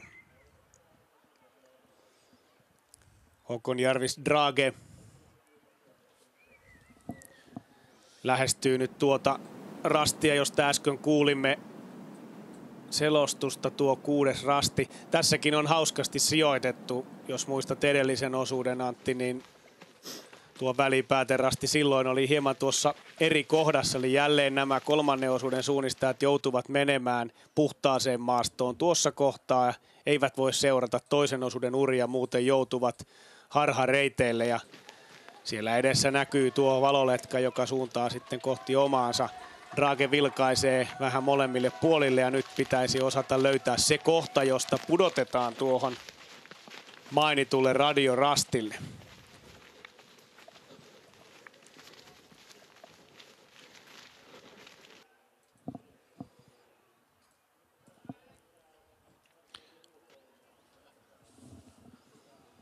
Aivan hyvin vaikuttaa olevan kuitenkin siinä Tyrvingin kaveri kartalla ja lukee sitä toki aktiivisesti, mutta suunta on myös määrätietoinen. Tiputtelee siinä juuri kohti rastia. Mutta kyllä tuo aikaero se tulee olemaan melko iso siihen nähden, että 5. rastilta lähdettiin vielä yhtä aikaa. Siinä nähdään näissä kuvissa, että Helsingin suunnistajat ja Södertälje Nykvarn sekä IFK Göteborg toteuttaa tuota samaa reittiä tällä rastivälillä kuin Stora Tuuna. Kun sitten taas Tampereen Pyrintö KV, tamperelaisseurat on kiertänyt tuon järven oikealta puolelta. Ihan mielenkiintoista nähdä pääterastille, mikä on heidän välinen tilanteensa siellä. Ainoastaan Jesper Svensk siis käynyt tällä rastilla 5,8 kilometrin kohdalla ja 3 minuuttia täyttyy hetken kuluttua. Eikä Tyrvingin Håkon Jarvis Dragea vieläkään näy. Aikaisemmin tunnettiin nimellä Håkon Jarvis Westergaard hieman paremmin. Ja siinä numero 17 Tyrvingin valkoiset värit ja 3 minuuttia ja 10 sekuntia on nyt ero.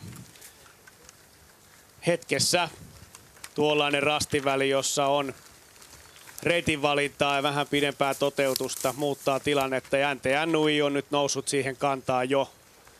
Anders Westöl vain 8 sekuntia Tyrvingin perässä. Tekee hyvää työtä.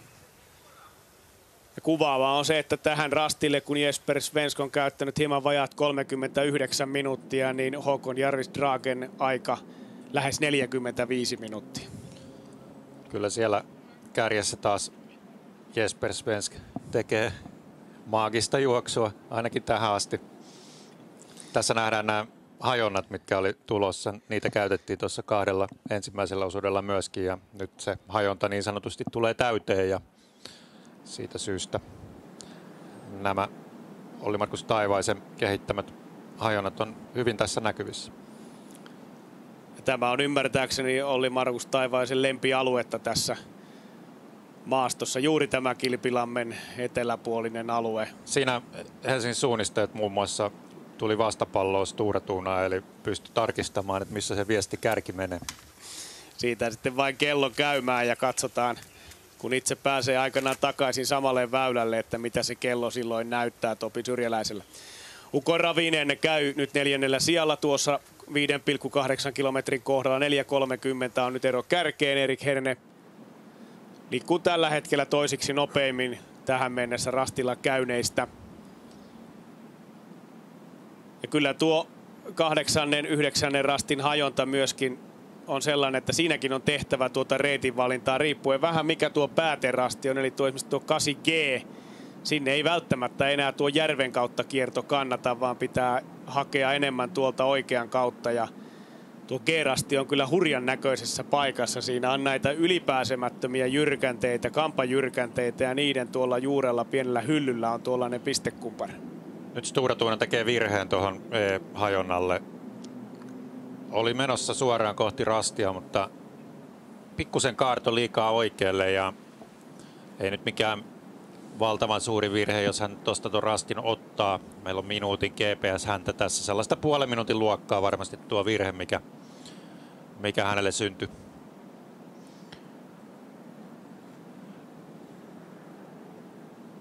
Niin, Olli-Markus Taivaiselta kysyisin tässä vaiheessa, että oliko näillä hajonnoilla juuri se ajatus, että eri rastille on tietenkin sitten erilainen reitinvalinta, ja tämä rantaa lähinnä oleva rasti varmastikin oli ajateltu, että sinne tuota rantapolkua sitten tultaisiin. Joo, kyllä pitää paikkansa, että vähän sama kuin tuossa alun hajontamyllyissä, niin myös tässä oli ajatuksena, että aika pian rastilta lähdön jälkeen pitäisi olla se oma reitti hallussa, että pääsee optimireittiä, ja sillä tavalla ne sitten myös päätyy tasaisiksi ne hajonnat, että jos osataan ottaa optimireitit omalle rastille. Mutta jos lähdetään toisen perässä alkuun, niin sitten alkaa olla vähän myöhäistä ja tulee kyllä tappiosekunteja. Tässä piilee se hajonnan idea, eli hajonnalla ei ole tarkoitus aiheuttaa sitä aikaeroa, vaan pakottaa suunnistajat itsenäiseen työskentelyyn. Ja mikäli toista lähtee seuraamaan, niin silloin helposti suistuu sen oman rastivälinsä optimireitiltä sivuun. Ja se ei ole sitten enää ratamestarin vika tai hajonnan vika se asia. Stora Tuuna saa kuitenkin hyvin nopeasti tuon suorituksen jälleen takaisin hallintaan, jatkaa matkaansa, kun odotamme seuraavia joukkueita tähän 5,8 kilometrin kohtaan. Tanskalaisjoukkue Farum Tiisvilde yhä edelleen. Tekee kyllä hyvää työtä Farum Tiisvilde. Ei ihan kotimaastojen kaltainen metsikkö ole nyt täällä kyseessä, mutta huikea hienosti tanskalaisjoukkojen vetää, ja Tampereen Pyrintöä tässä nyt varmaan seuraavana sitten odotellaan, ja Mikko Eerolaa, niin kuin nähtiin, niin hän kiersi sieltä oikealta mahdollisesti vähän pidempi, hitaampi reitti. Eskil Kinneberg, UK Koore siinä vetää, ja Tampereen Pyrinnön Eerola perässä.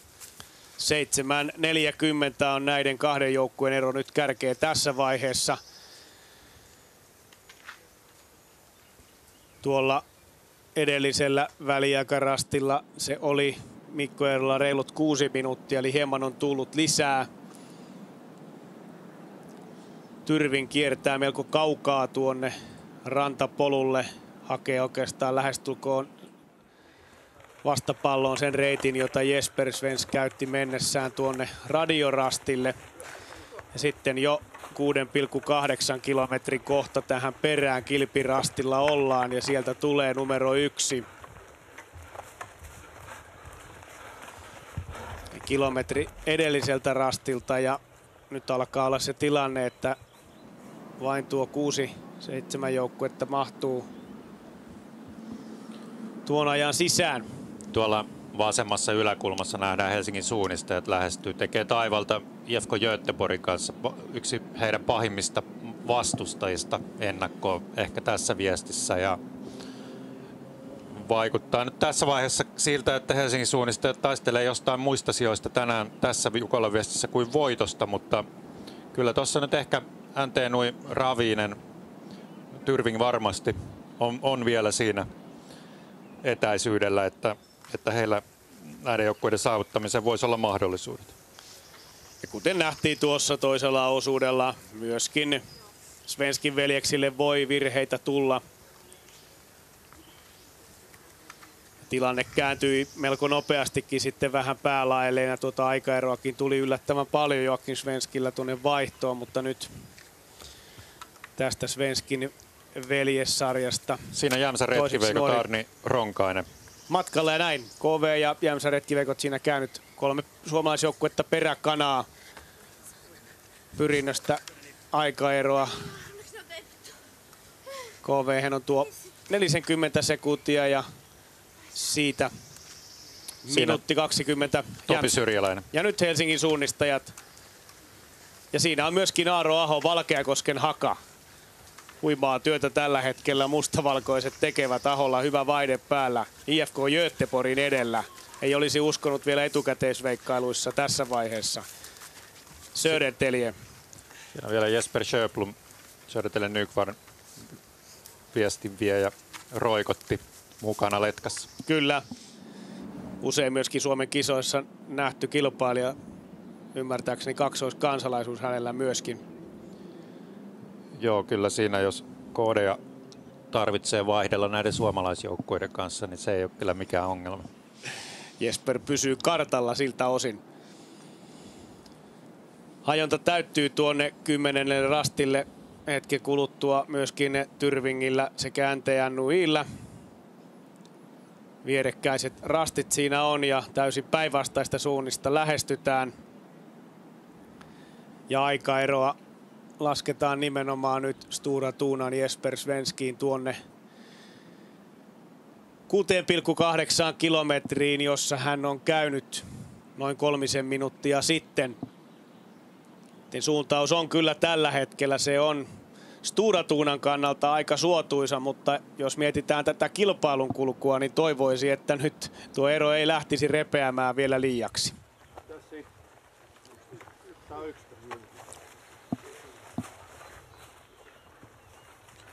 Siellä tosiaan kärjessä menevä Jesper Svensk pitää tällä hetkellä osuudella nopeinta vauhtia. Tampereen Pyrinen Mikko Eerola muun muassa jäänyt jo melkein 4 minuuttia. Sen sijaan toisen tamperelaisjoukkue KV:n Timo Sild on osuuden toiseksi nopein tuolla kakkosväliajassa ja sellaisen vajaan minuutin Jesper Svenskia hitaampana.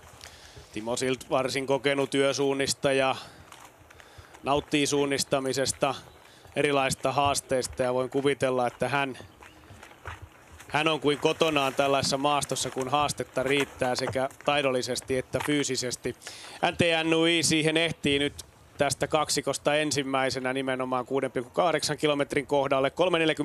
3.43 Stura Tuunan jäljessä, eli tuon kilometrin matkalla Westö jäi tuollaisen 25 sekuntia lisää ja se ei ole mitenkään kovin merkittävä. Kun pitää kuitenkin huomioida myöskin tuo hajonta siinä. Håkon Jarvis Dragejel Tyrving 4.16 nyt hänen eronsa. Ja sieltä kipuaa UK Ravinen, Erik Herne 4.25. On ollut jopa 5 sekuntia nyt nopeampi kuin kärjessä suunnistava Stura Tuunan Jesper Svensk. Toki Svensk teki nimenomaan virheen tuossa rannassa tuolle kivirastille, johon Koore on tällä hetkellä matkalla. Koorella valinta tuolle rastille on vain ehkä hieman eriskummallinen, suoralla reitillä tullut, mikä ei ratamestarinkaan puheen mukaan ollut se optimaalisin. Seuraatte siis suoraan lähetystä Jukolan viestistä Mikkelin Tikkalasta. Kolmannen osuuden, pitkän yöosuuden. Taival on edennyt nyt reiluun 7 kilometriin ja osuudella kokonaisuudessaan on mittaa tuo 13 kilometriä. Nousumetrejä kertyy 430 yhteensä ja pikkuhiljaa kun täältä selostamosta katsellaan tuonne kilpailukeskuksen yli, niin valon määrä alkaa vähitellen lisääntyä. Metsässä on toki vielä aivan täysin yösuunnistusta, mutta semmoinen kajastus alkaa käydä tähän kilpailukeskukseen ja täällä on mukavasti porukkaa hakeutunut seuraamaan näiltä kisakeskuksen skriineiltä myös kisatapahtumia. Makuupusseihin on käärydytty, vaikka tuo betonitehtaan pihan edusta ei varsinaisesti ole mitenkään mukava makoilla, mutta näköjään siellä on patioja sun muita otettu sitten kotoa tykötarpeeksi ja saatu näin hyvät katsomot rakenneltua tähän ja seurataan kilpailun kulkua.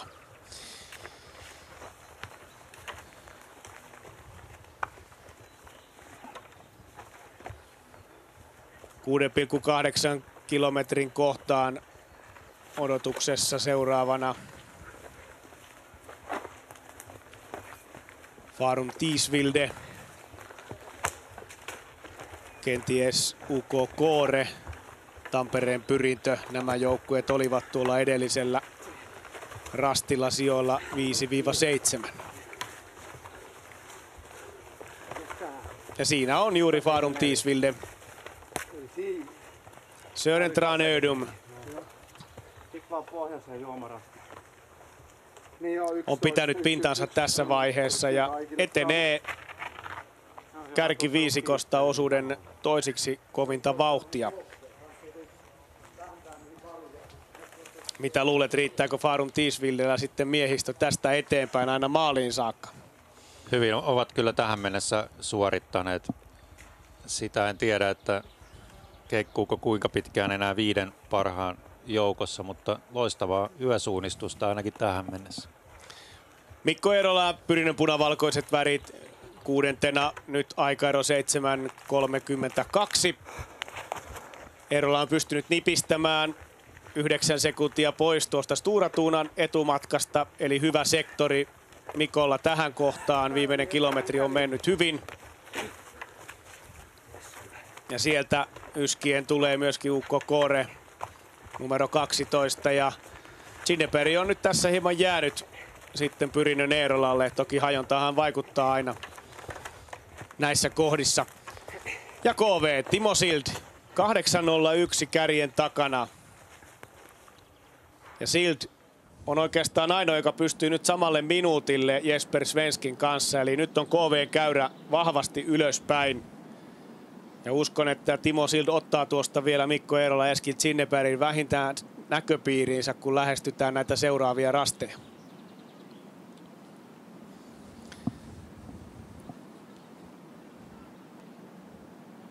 Tässä jälleen hyvä hajonta 11 rastille. Tuo lähtösuunta on aika tärkeä. Periaatteessahan tuonne I-hajonille voi myöskin kiertää tuolta vasemmalta vähän niin kuin H:n kautta, mutta ei se välttämättä ihan optimaalisin vaihtoehto ole. Ei välttämättä. Kyllä siitä pitäisi lähteä sitten vähän jyrkemmässä kulmassa. Hyvä hajonta, tämmöinen pikkuhajonta, mutta kuitenkin niin kuin nähdään, niin KV lähtee sitten kiertämään tuota mäkeä eri puolelta, koska hänellä on eri rasti kuin näillä edellä menevillä joukkueilla. 8 joukkuetta, 8 minuuttia. Ja edellisellä väliakarastilla KVn jälkeen seuraavana oli Jämsän Retkiveikot ja Arni Ronkainen. Siellä 9. Sitten Helsingin suunnistajat Valkeakosken Haka. Sieltä tulee Ronkainen ja siinä on jo Syrjäläinen nyt edellä. Topi jatkaa nousuaan. Nyt HSN sijoitus 9. 9.29 ero kärkeen. On pystynyt puoli minuuttia ottamaan tässä Jesper Svenskin etumatkaa kiinni. Ja on päässyt eroon muun muassa IFK Göteborgista.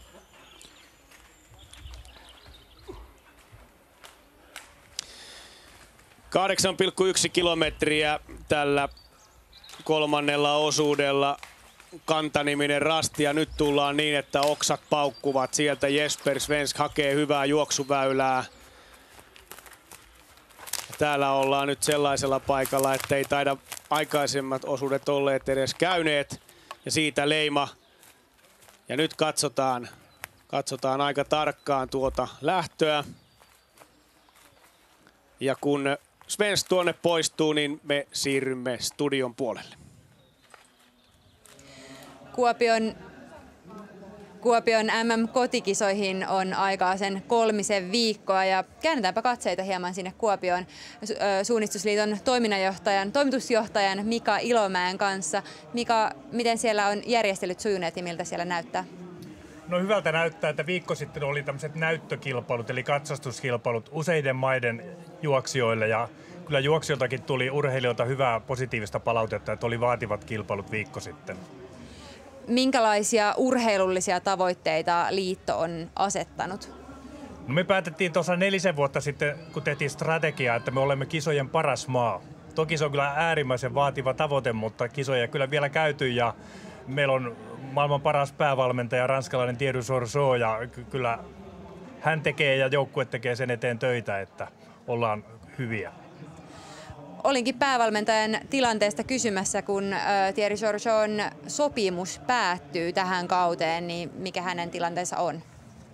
No siinä mielessä tietenkin avoin ja kyllä me mielellään Thierryn kanssa keskustellaan kilpailujen jälkeen, Euroopan mestaruuskilpailujen jälkeen joskus alkusyksystä. Että nyt on turha ennakoida, koska vielä on pääkilpailut käymättä tältä vuodelta, mutta joka tapauksessa hän on varmasti yksi vahva kandidaatti suomalaisen suunnistuksen eteenpäin viemiseksi, myös tulevaisuudessa.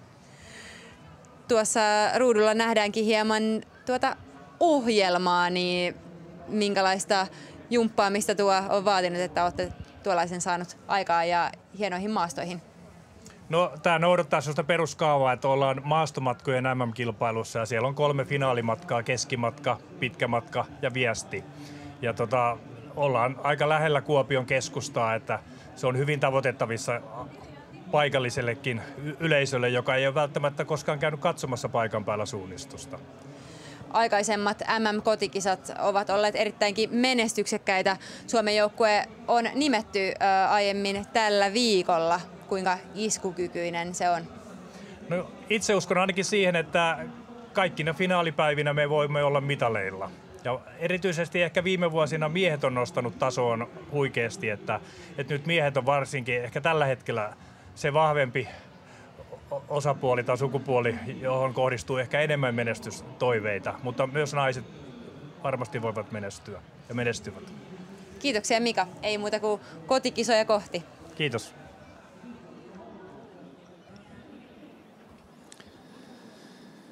Ja sitten meille avautuu tämän pitkän yön hurja rastiväli, 3,9 kilometriä ja tässä on sitten vaihtoehtoja ja Antti, minkälaista jälkeä lähtisit tästä piirtämään, kun pitäisi suunnitelmia tehdä? Tämmöinen on urheilijalle tosi iso haaste, kun on näin pitkä rastiväli ja sieltä pitäisi pystyä näkemään ne juostavat paikat. Tässä maastossahan ne on noita mäkien väliä ja teitä ja semmoisia helpommin juostavia ja varmasti yritetään ottaa mahdollisimman vähän sitten kuitenkin nousua. Seuraava joukkue ensin tähän 8,1 kilometrin kohdalle. NTNUI sieltä tulee. Edellisellä väliaikarastilla ero oli 3.44 ja siinä on kartta aika lailla levällä ja katsotaan mihin tästä lähdetään. 4 minuuttia on tuo aikaero.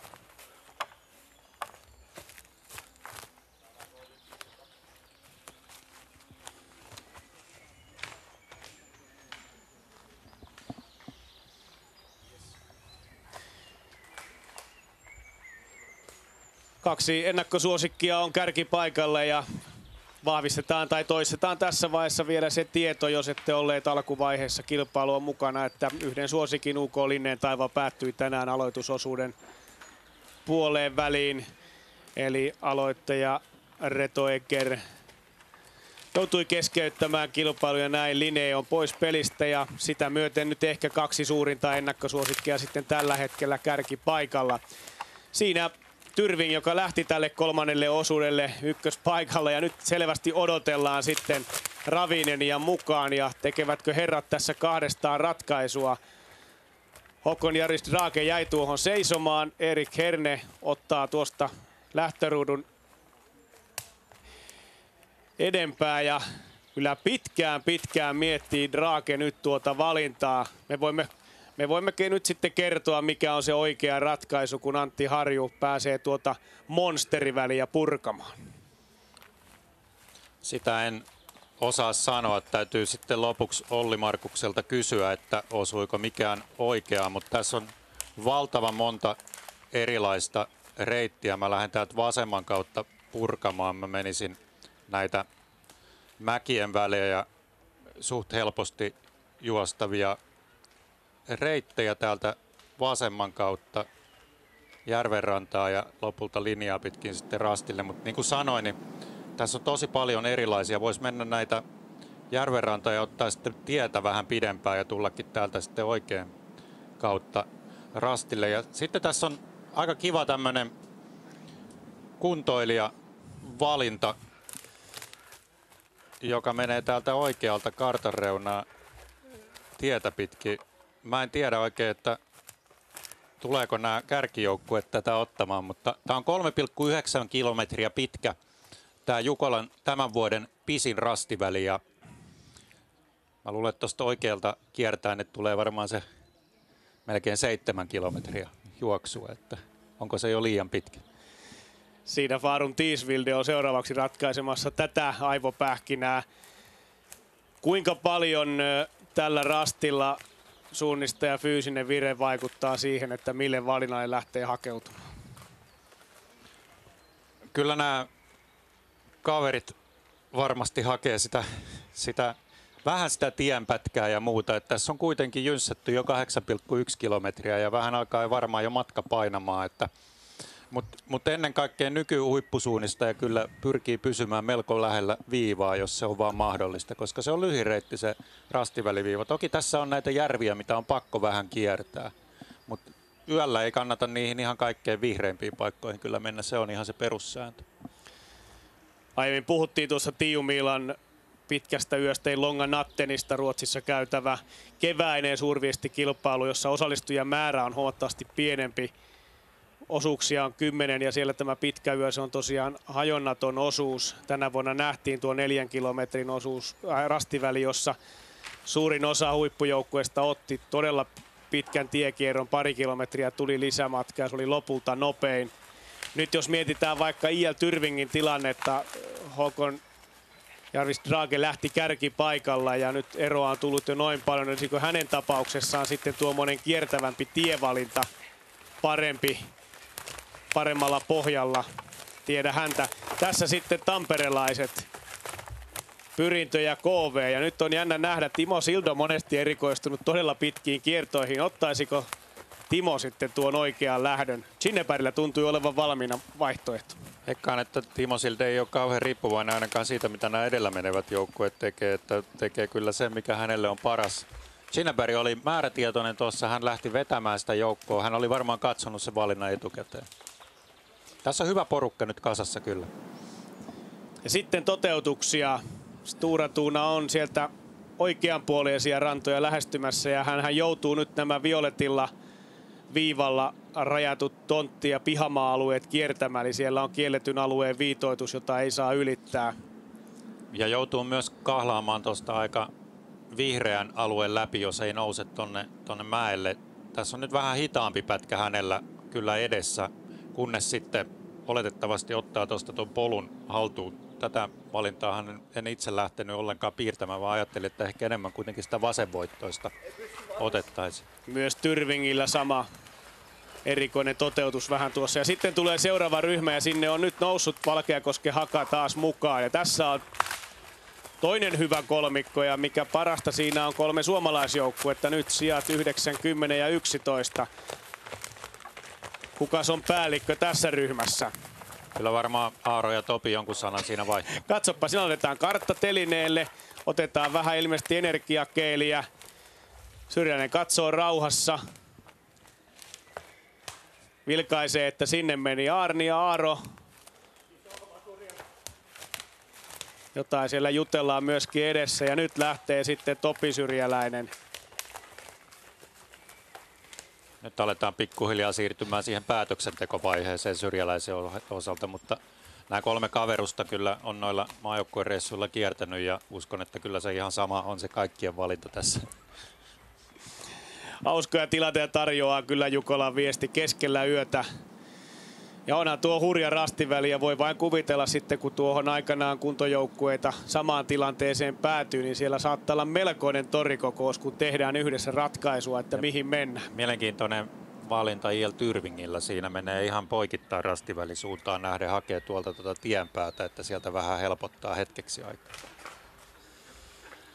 Ja jälleen paukkuu metsässä, kun seuraava joukkue lähestyy tätä 8,1 kilometrin väliaika rastia.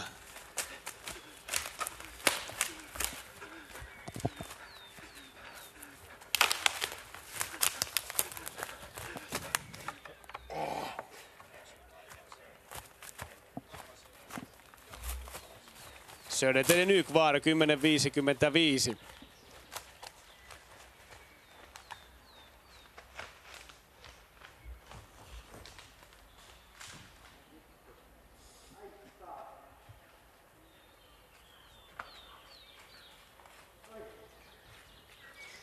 Kaksitoista joukkuetta on käynyt nyt 8,1 kilometrin kohdalla ja Suomen lippujen määrä on nyt koko ajan lisääntymään päin tuonne, eli siinä mielessä tilanne hyvä nyt. Pyrintö, KV, Helsingin suunnistajat, Valkeakosken Haka, Jämsä, retkiveikot mukana ja muun muassa edelleen IFK Göteborg näiden joukkueiden takana yksin kulkee tässä vaiheessa. Veikar Kittilsen. No niin, ratamestari Olli-Markus Taivainen. Tuossa Antti Harju piirteli tuohon pitkälle välille vaihtoehtoja, niin mikä se on ratamestarin näkemys nyt toteutuksesta vai onko tässäkin useampi yhtä vahva valinta? No kyllä se minun näkemys optimista on tuolta pikkusen vasemman kautta niin kuin sillä tavalla, miten mulla tuolla äänestyskopissa on tuo käyttäytyminen. Eli tarkoittaako se silloin sitä, että tuosta järven rannasta, mitä nyt KV täällä meidän GPS-kuvassa lähestyy ja siitä tuota uraa vai onko Tyrving jo liian vasemmalla? Joo, Tyrving on kyllä liian vasemmalla, että lähempänä tuota Timon valintaa. Järven laitaan polkua ja siitä jatketaan Kilpilampea seuraille pohjoista kohti. Kerropa vielä, kun tätä väliä lähdit suunnittelemaan, mikä oli se ajatus, millä peruslähtökohdilla tuohon sitten päädyttiin? No siinä tietenkin oli noita hajontamyllyjä välissä, että nekin vähän vaikuttoi siihen lähtö- ja maalirastin sijoitteluun, mutta halusin tehdä semmoisen väliin, missä on paljon erilaisia vaihtoehtoja ja myös semmoinen harppihaikosen kierto sieltä oikealta tarjolla. Mutta kyllä pyrin myös siihen, että se semmoinen vähän vaikeasti toteutettava suorahkovalinta on niin kuin kuitenkin lopulta se nopein. Samalla saadaan sitten lisää joukkueita tuohon 8,1 pitämään uutta kokousta. Aika vähän tässä keskustellaan. Siinä on ehkä myöskin pientä kielimuuria. Malungs Kusmuodana Ruotsista, UN Norska Sveitsistä ja Kalevan Rasti Suomesta ja Joensuusta. Ja nimenomaan KR:n kakkosjoukkue tällä hetkellä parempana sijalla 16. Sitten Breda Roods ja Pan Kristianstad. Ja kyllä siinä samalla tavalla herrat kartan levittävät ennen kuin mitään päätöstä tehdään. Mutta kuitenkin pikkusen näyttää näitä jälkeen leimanneita houkuttelevan tuo edellä menevä kolmikko tuolla ja epäilen, että tästä Breda Rydkin vielä kampeaa siihen samaan porukkaan.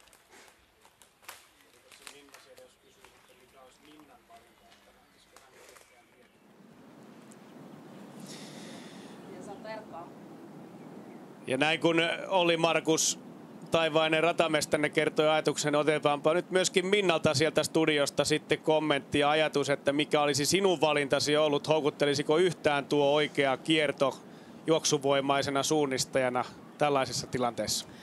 Entisenä juoksuvoimaisena hakisin kyllä tässä maastossa mahdollisimman paljon näitä teitä ja polkuja aina alle, mutta nyt kun tietää, että tuolla lampien varrella kulkee jo todella vahvat urat, siellä on osittain naiset käynyt myös ja miehet, niin kyllähän niitä jo tässä vaiheessa kisaa sitten osaisi ehkä hakea sieltä, että ei siellä mitään kalastajapolkuja vielä silloin aamupäivällä mennyt, mutta tällä hetkellä siellä menee kyllä suunnistajan polkuja. Näin saadaan maastoon uusia polkuja kulkijoille, vaikka tosiaan Olli Markus Taivainen totesi tuossa, että eilettäin, että tämä alue ei ole mikään ulkoilijoiden suosiossa oleva, että aika vähän oli ollut kohtaamisia marjastajien tai sienestäjien kanssa, kun hän on tuolla maastossa tunteja ja taas tunteja viettänyt. MS Parma seuraavaksi tekemään ratkaisua ja Arto Talvisella aikaero nyt 15 minuuttia 16 sekuntia. Ja Arto katselee siinä taaksepäin, että tulisiko sieltä seuraa mahdollisesti, jos metsä siellä rytisee. Artolle voisi vinkata, että kyllä sieltä taitaa olla tulossa muutamakin joukkue. Ja mä luulen, että nyt tässä käy niin, että Arto ihan kiltisti odottelee nämä joukkueet ja katsellaan sitten syssymällä sitä reitinvalintaa.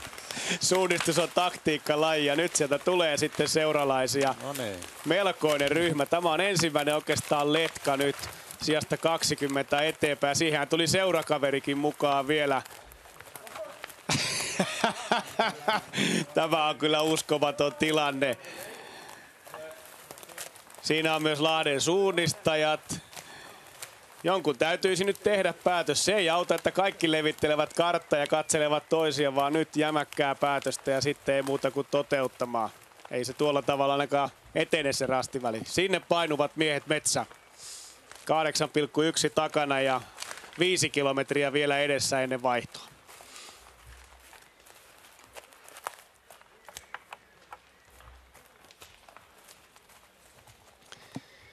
IFK Göteborgin kakkosen Erling Jervstad käy väliaikarastilla 16 minuuttia 41 sekuntia Stora Tuunan jäljessä, eli sen verran pitkään on jo Stora Tuuna sitten tuota 3,9 kilometrin rastiväliä päässyt etenemään.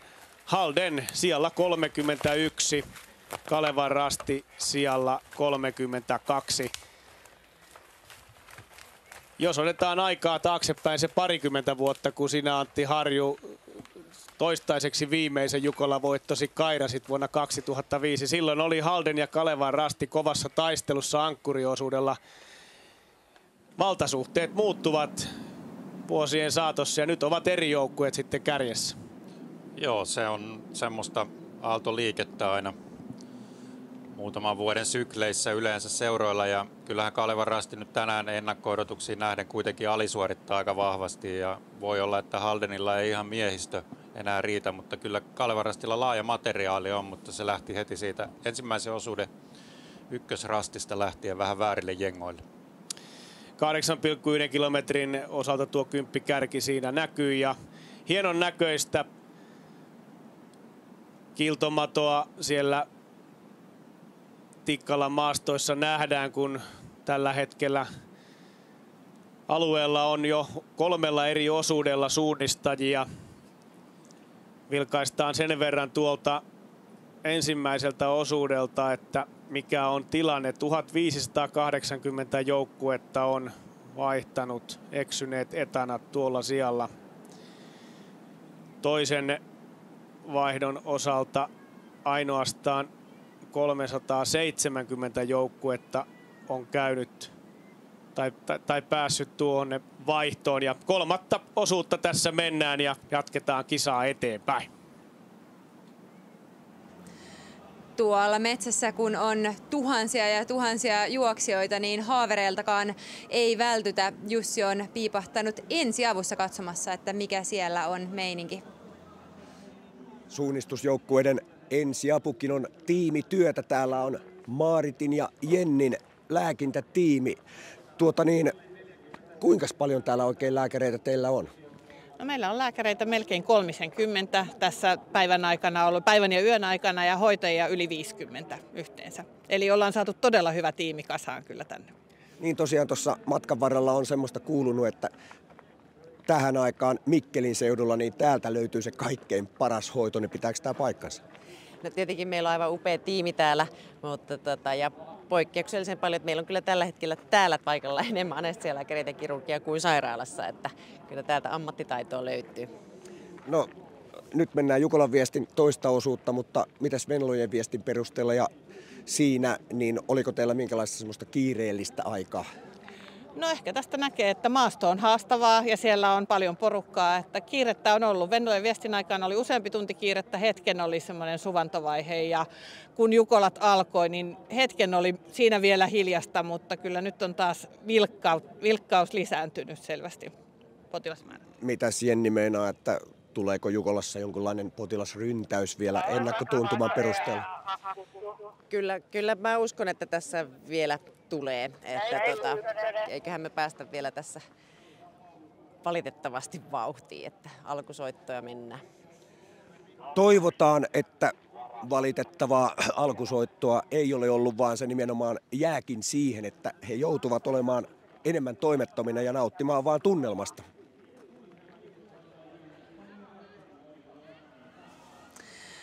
Lähetyksessä on muisteltu aiempien vuosien Jukolan viestejä ja tekin pääsitte nyt kertomaan, että mitkä on teidän ikimuistoisimmat Jukola-hetket, niin aloita sinä Olli Markus. Mulla niin kuin varmaan monella muullakin osuu sinne nuoruuteen, milloin oli semmoinen kuolematon olo ja itse asiassa Minna taisi silloin Venlojen viestin voittaa samana vuonna 2007 Simpsiöllä. Velipoika aloitti ja sitten me juoksin toisen osuuden ja halogenilampu aikaa.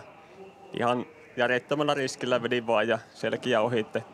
Noin 5 minuuttia keulasta lähdin mettään ja sitten saan aika kovan letkan kiinni. Siinä muun muassa Joensuun Timppa oli peturina ja mietin, että no ihan hyvin menee. Terä saatu kiinni jo tässä vaiheessa viestiä.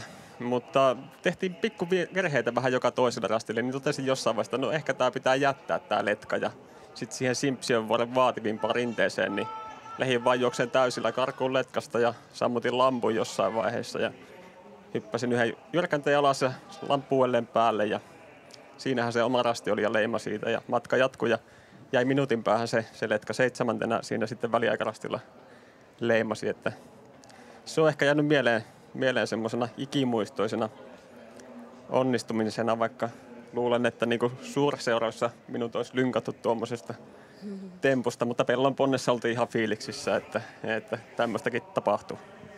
Onko Minnan muisto samalta vuodelta? No totta kai siitäkin on hieno muisto ja myös mun oikeasta Jukolasta, mutta oikeastaan nyt voisin kertoa vaan siitä, kun huippu-urheilu voidaan ajatella, että parhaimmillaan se tuntuu tosi helpolta, mutta harvoin se oikeasti tuolla se eteneminen tuntuu helpolta, vaikka sä olisit aivan huippukunnossa. Mutta kerran oli sellainen päivä Valio-Jukolassa, että se on varmaan ollut mun elämän paras kulkupäivä ja siis mä ihmettelin siellä metässä jo itsekin, että eikö mä ollenkaan väsy. Ja semmoisia päivää ei ollut kuin ehkä se kerran elämässä ja se oli kyllä aika mieletöntä, että se on ollut hieno fiilis ja sitä on kiva muistella. Kiitos teille. Käydään kuuntelemassa Elias Kuukan Jukolan muisto. –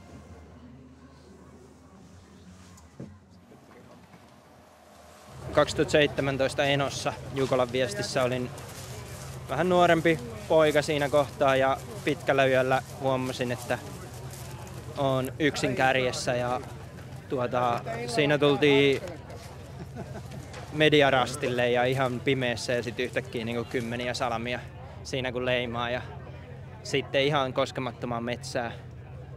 Ihan muutama minuutti, se tunne oli todella hieno. No siinä sellaisia vähän vaihteluita, että muutama minuutti tuli ja tuli tosi iso virhe ja se oma suoritus meni lopulta aika huonosti. Mutta semmoista on viestisuunnistus, me oltiin lopulta sitten kolmansia, joka oli meille pitkään aikaan niin kuin paras suoritus ja sijoitus ja sitä juhlittiin sitten oikein niin kuin urakalla, että sit se niin kuin kääntyi lopulta tosi hienoksi ja niin kuin tämä yksin kärjessä juokseminen edes hetken, se oli niin hienoa ja sitten yhdistettynä siihen niin kuin joukkueen menestykseen, niin siitä on ehkä ne parhaimmat Jukolan muistot itsellä. Häkeltykö siinä oikein, kun ne salamat välähti? Kyllä. Se oli hienosti ratamestarit laatinut sen. Siinä oli salpalinjan mutka sellainen panssarieste ja siinä rasti ja en yhtään osannut aavistaa, että siellä on yleisöä paikalla ja se oli kyllä jäänyt mieleen. Täällä studiossa on entinen maajoukkuemies Jarkko Huovila, joka edusti urallaan muun muassa Halden SK:ta, norjalaista suurseuraa. Palataan 20 vuoden takaisiin tunnelmiin Sulkavan Jukolaan vuonna 2003. Kello viisarit 4:00. 6. osuuden 3. rasti. Haldenin vauhti jatkuu. Viestin viejänä aikaisemmin Deltaa edustanut Jarkko Huovila, jonka meno henkii varmuutta ja voiton tahtoa. Loppukilometreillä Huovila on vain kasvattanut etumatkaansa ja Haldenin ankkuriksi lähtee 14,5 kilometrin taipaleelle toinen suomalainen Mats Haldin. Sinun menosi tuntuu aika vaivattomalta tuolla metsässä. No kyllä se oikeastaan loppujen lopuksi oli aika vaivatonta, että jotkut mäet oli raskaita, mutta muuten tuntuu aika hyvältä koko ajan. Ja sellainen rauhahenki kaikessa. Joo, mä yritin olla aika rauhallinen koko ajan, ettei tulisi mitään isoja virheitä ainakaan. Eikä tarvinnut vilkuilla taaksepäin. Ei tarvinnut missään vaiheessa. Haldenin ja Haldinin etumatka on säilynyt entisenlaisena. Ja vaikka Haldin tekee pienen virheen toiseksi viimeisellä rastilla, niin vähintäänkin puoliammattilaisen norjalaisjoukkueen Jukolan juhlat voivat alkaa. 5. kerran 11 vuoden sisällä.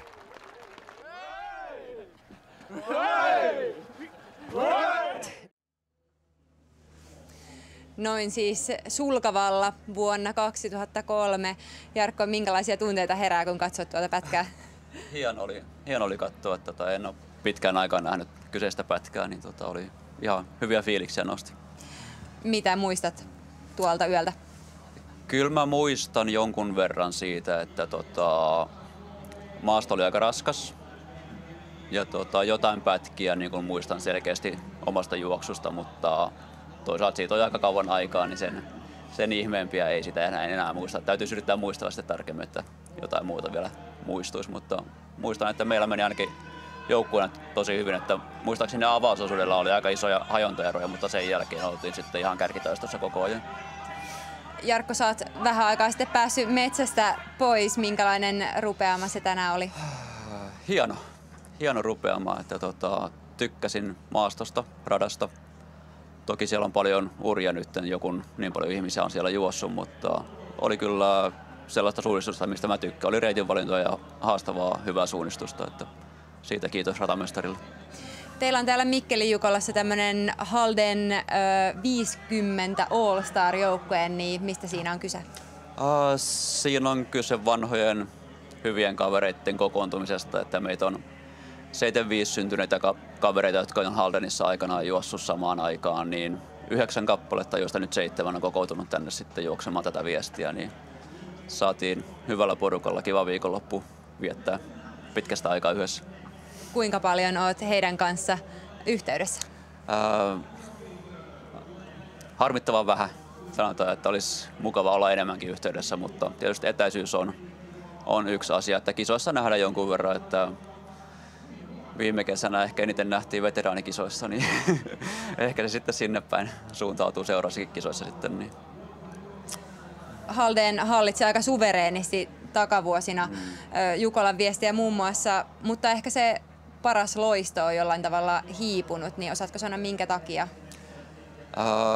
Kyllähän se kaikilla seuralla vähän menee niin kuin ylös alas, että on parempia vaiheita ja sitten vähän huonompia vaiheita, että haetaan taas vauhtia ja kehitetään uusia nuorempia urheilijoita sitten ottamaan vastuuta, että se ottaa aikansa ja jos vaan seura toimii laadukkaasti ja pitää huolta urheilijoista ja tarjoaa niille mahdollisuuksia, niin kyllä se sieltä sitten tulee taas väkisin, että Haldenissa on niin hyvät mahdollisuudet maastojen ja no varsinkin maastojen puolesta, että jos sinne lähtee kehittymään, niin suurella todennäköisyydellä kehittyy myöskin. Mitä osaat Haldenin nykytoiminnasta kertoa, että onko siellä tulossa sitä uutta nousua vielä? Aika vähän osaan kertoa, että sen mitä on seurannut viime vuosina, niin hyvin juoksevat niin kuin urheilijoiden tasoon nähden mun mielestä arvokisaviestejä Jukola ja Tiiumila, että siellä ei ole tällä hetkellä kovinkaan kovia maajoukkojen tähtiä. Lundanes on heivannut ja Dääli on tullut ikää ja loukkaantumisia, niin siellä on nuorempia kavereita nyt ottanut vastuuta, mutta sanotaan, että viimeiset 5-10 vuotta niin siihen materiaaliin nähden ovat mun mielestä suorittavat kyllä hyvin niin kuin noissa suurviesteissä. Olit Jarkko tosiaan voittamassa tuota Sulkavan Jukolaa parikymmentä vuotta sitten ja nyt taas täällä Etelä-Savossa Mikkelissä. Niin miten sun mielestä Jukolan viesti on muuttunut tässä parissa vuosikymmenessä? No sanotaan, että ehkä viesti sinänsä ei ole mun mielestä kauheasti muuttunut. Että se osanottajamäärät on samoja. Nyt ehkä joudutaan enemmän miettimään sitten sitä, että missä voidaan järjestää ylipäätään. Ja sanotaan, että kilpailu on ehkä jossain määrin koventunut, että on enemmän huippujoukkueita, että ne tasoerot on kärjessä ja kärjen jälkeen aika lailla isoja. Varsinkin tällaisessa maastossa, raskaassa, vaativassa maastossa, niin ne erot kyllä niin kuin kasvaa huomattavan suuriksi. Kiitos Jarkko vierailusta. Mennään tästä kuuntelemaan savolaisen perheen tarinaa. Juhani Savolainen, yksi 7 savolaisista. Ketkä te olette? Me ollaan perhe Savolainen. Lähdettiin veljesten kesken ja pikkusiskun piti tulla, mutta pikkusisku tuli kipeäksi, niin joutti ottaa naapurit sitten tuuraamaan. Mutta perheporukalla lähdettiin. Minkä verran on veljeksiä? Meitä on 6 veljestä ja 3 siskua. Ja 7 saatiin tähän juoksuun. Minkä verran olette osallistuneet juhlaihin? No mä oon käynyt kerran aikaisemmin, kävin Rovaniemellä, kun siellä oli muutama vuosi sitten. Ja kukaan muu perheestä ei ollut koskaan aikaisemmin käynyt, niin sitten mä huijasin ne tänne tulemaan. Ja ensimmäistä kertaa? Ensimmäistä kertaa kaikki muut, että tosi mahtavaa olla täällä. Hieno tapahtuma. Missä vaiheessa sen huomaat, että ne ei tullut huijatuksi? Sitten kun ne on tuolla metässä ja rupeaa jalat väsymään. Että ei, se on oikein urheilujuhla. Tämä on hieno tapahtuma. Yes.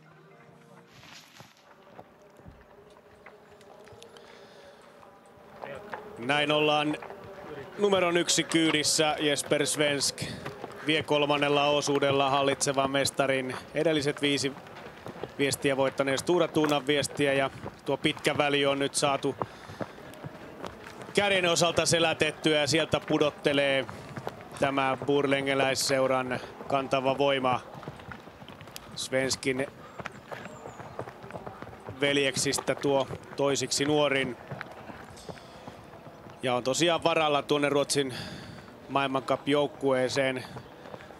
Victoria Emil sinne on jo valittu, mutta Jesper sitten odottaa mahdollista kutsua, jos poisjääntejä tulee, mutta on tänään jälleen ollut kyllä vertaansa vailla tässä 3. osulla, aivan kuten viime vuonnakin. Ehkä aivan niin murskaavaa ylivoimaa ei tulla näkemään, mutta kyllähän eroa on nyt repinyt ja katsotaan sitten, onko NTNUI siellä seuraavana lähestymässä vai kuka tuolle väliaikapisteelle ja mikä se aikaero on.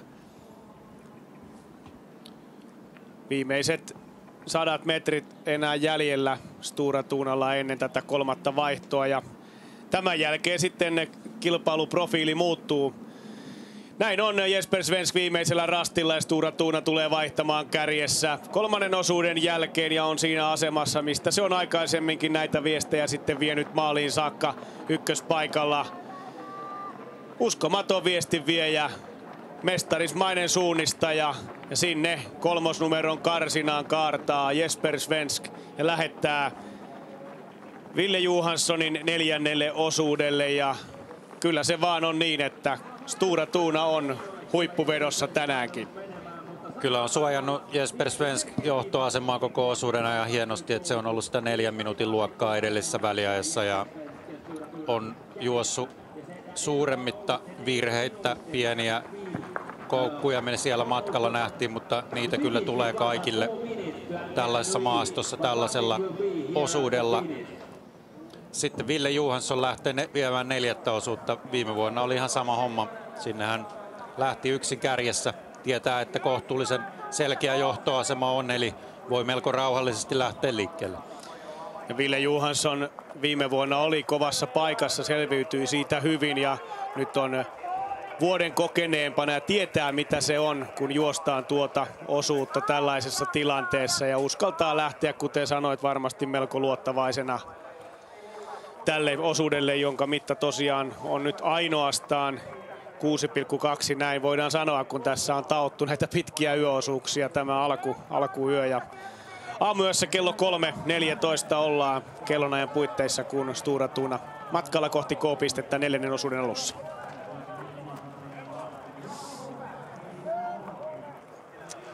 ...3,9 kilometer var det långa avståndet. Vad tänkte du när du såg det? Jag tänkte att det gäller att vara noga innan jag sticker iväg från kontrollen och verkligen planera hela sträckan. Så jag tycker jag löste det bra ändå. Träffade bra på alla vägval jag ville, så ja, men det är jag nöjd med.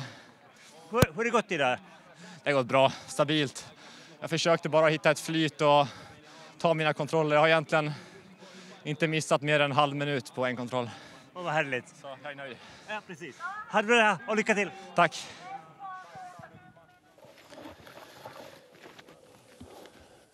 Kyllä Jesper Svens oli hyvin tyytyväinen omaan suorituksensa.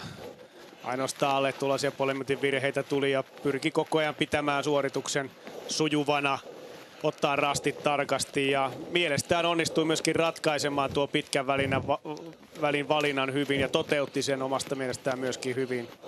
Ei kai siinä lisättävää. Eipä juuri, ja niin kuin tässä kuvassa nähdään, niin kyllä se ero nyt varmaan vähintään samanmoinen on edelleen, eli hänen pitkän reitin valintansa oli ihan hyvä. Tässä nähdään KV:n Timo Sildön tekemässä kyllä ihan loistavaa juoksua. Hän on noussut jo 3. tässä viestissä ja KV teki vielä paremman reitin.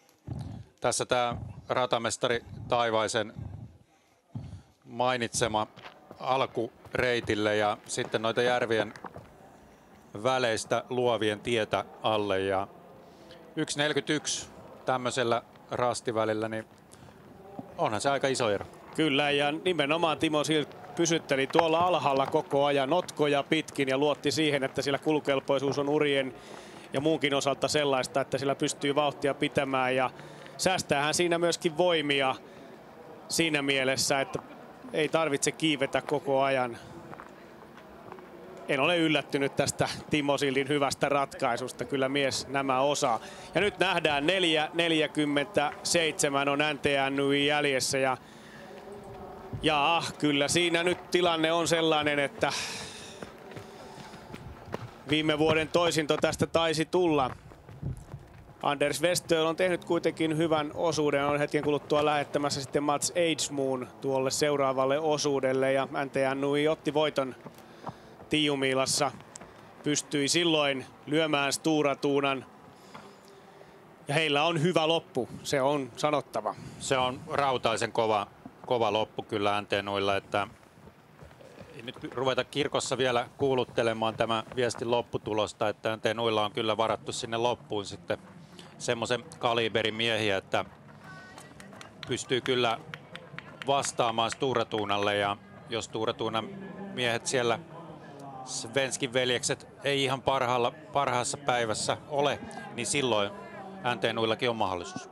Viime vuonna tuo ero oli 7,5 minuuttia 3. osuuden jälkeen. Nyt se on alle 5 minuuttia tai siihen pintaan se taitaa mennä riippuen miten tuo askel loppuun saakka Westölillä kantaa. Ei se enää mitään kauhean elastista tuo juoksu ole, mutta kaikkeensa pistää mies tietysti peliin. Ja aika tarkkaan 5 minuuttiin se ero kuitenkin sitten meni, eli Svenskillä oli huomattavasti pirteämpi vielä tuo loppu, viimeiset 100 metrit kuin Westölillä.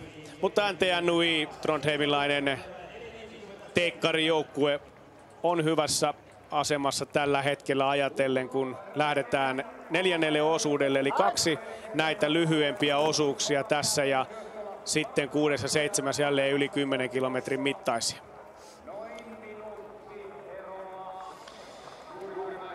Ja niinkö on käynyt, että pikkuhiljaa parhaaksi suomalaisjoukkueeksi tässä vaiheessa on hiipinyt Tampereen KV. Sieltä hiljaa hivuttaen ennen kaikkea tämän Timo Sildin loistavan juoksun ansiosta KV pitää tällä hetkellä kyllä 3. paikkaa ja taitaa olla kuitenkin 3. tai 4. Niin, paikka. nyt nähdään sitten kummalla on vielä kirja. Ravinenin Erik Herne siinä vähän stiplasi tuon leimauksen kanssa ja Timo Sild kuittasi, mutta Sild ei välttämättä ole kyllä mikään kiritykki. Se, että irtoako keneltäkään enää tuollaisen 13 kilometrin rynkytyksen jälkeen kirja, niin on toinen asia. Kyllä se, että Herne kevyesti tulee vielä tuohon edelleen ja haluaa tuo 3. sija, mutta kyllä ehdottoman positiivinen suoritus Timo Sildiltä. Ja tässä vaiheessa osuusajoissa kaikkein nopein, ainoana alle 1,5 tuntiin.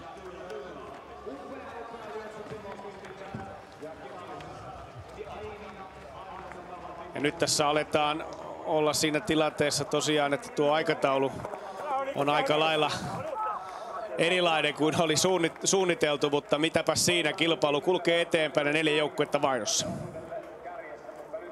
Anders Westöl, NTNUI, hur känns det just nu?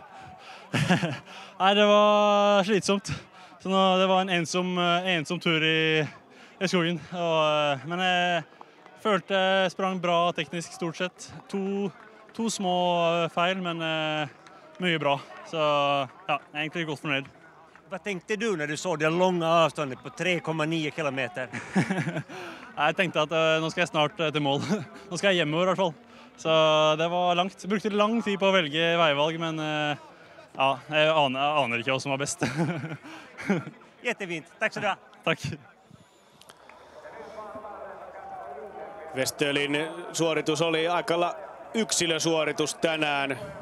Pari pientä virhettä, mutta muuten hyvin tyytyväinen ja ajatus oli, että äkkiä maaliin, kun sai tuon pitkän välin eteensä ja onnistui siinä sitten kuitenkin omasta mielestään ihan kohtuullisen hyvin. Vaikeahan se on tietysti sanoa, että mikä sitten lopulta on hyvä valinta, varsinkaan tuossa kisan aikana. Sitä on täysin mahdotonta arvioida.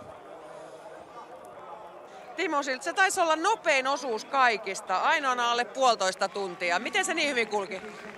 No, ratamestari on Viron maajoukkueen päävalmentaja, että kai siinä ehkä se syy on.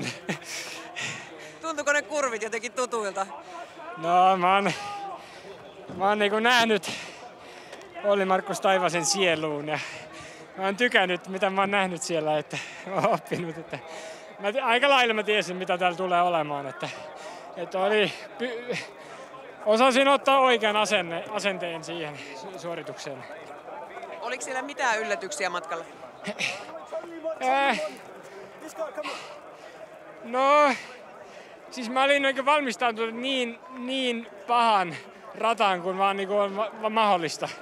Eli että jos oli yllätyksiä, sitten ne oli niinku positiivisia yllätyksiä. Että joissakin paikoissa sai niinku ottaa vähän kevyemminkin. Että sai ottaa niinku tietä alle. Mutta sen piti sitten niinku tietoisesti hakea sellainen reitinvalinta, että saisi sitä tietä alle. Että oli kyllä mahdollista vetää koko rata läpi niin, että hyppäsit vain teiden yli, mutta ei juossut teitä pitkin ollenkaan. Mutta nyt vaihto tehty, onnittelut tosi hienosta osuudesta ja lepoa vaan. Kiitos paljon.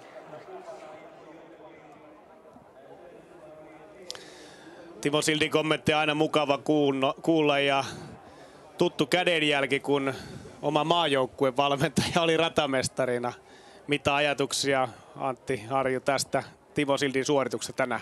Se oli aivan loistava ja kyllähän kaikilla ratamestareilla on se oma kädenjälkensä ja Timo on runsaasti Olli-Markuksen erilaisia harjoitusratoja tietysti leireillä ja muutenkin juossut. Täytyy tietysti ottaa huomioon, että tässä Jukolan viestissä on tiettyjä reunaehtoja, mitkä määräilee myös sitä ratamestarityötä, mutta pääsääntöisesti mä uskon, niin kuin Timokin sanoi, että lähtee valmistautumaan kaikkein pahimpaan, niin sitten se mitä sieltä tulee, niin ei ainakaan yllätä. Ja myöskin Tampereen Pyrinnön Mikko Eerola siellä valmiina meillä haastattelussa. Mikko Eerola, mitkä fiilikset nyt heti, kun pääsit oman osuutesi loppuun? No vähän pettymys mielessä päällimmäisenä, että pitkä väli tultiin, olin siellä vielä KVn kanssa, mutta päätin vetää itse, oli virhe tällä kertaa. Oli vahva jalka, siitä on positiivinen. Huomasitko kuin nopeasti sen, että nyt lähti väärin? No luulin loppuun asti, että on pirun hyvä reitinvalinta, mutta sit ei siellä vaan ollut uraa. Siis luulin, että Venlat tuosta notkostaan kaikki Venlat mennyt, mutta ei ollut uraa. Sitten tajusin, että tää häviää, mutta en tiedä. No mitä luulet, mitkä mahikset nyt sitten tästä vielä loppujoukkueella? No vissiin siinä on aika tiukkaa vielä hopeeseen. Olisiko Tuuna sitten ollut keulassa, en tiedä yhtään. Mutta, joo, aika arvattavaa, mutta ei se nyt huono juoksu ollut. Kyllä meillä on vahvat tukot loppuun. Että toivottavasti sieltä tulee vähän vielä kelatuki. Hyvä, kiitoksia. Ja tässä sitten tähän mennessä kyllä viestin kovin yllättäjä. Valkeakosken haka numerolla 75. Aaro Aho tuo viestin 8. vaihtoon ja Emil Koskinen odottaa siellä valmiina 4. osuudelle. 11 minuuttia 12 sekuntia kärkeen ja katsoppa Antti Pipo Harju, suomalaisjoukkueet kaikki Pirkanmaalta tuossa 8 parhaan joukossa ja täältä tulee sitten Helsingin suunnistajat. Joo, varmaan maasto on tuttua pirkanmaalaisille niin hyvässä kuin pahassa.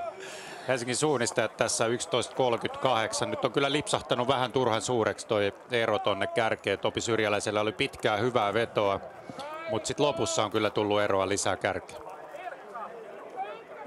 Sören Tranne Ödum, det här är långt ifrån en dansk terräng. Hur kändes det här? Ja, men det kändes bra. Danmark är också lite grönt i skogen, så ibland var det samma känsla. Ja. Det har gått jättebra för Farum Tisvilde idag. Vad är det som är er hemlighet idag? Jag tror det är inte någon hemlighet. Det är bara vi kör så hårt vi kan och sen får vi se hur långt det räcker. Ja. Vad tror du? Vad är slutplaceringen? Alltså om vi springer jävligt bra topp 10, men vi får se. Lycka till! Tack så mycket.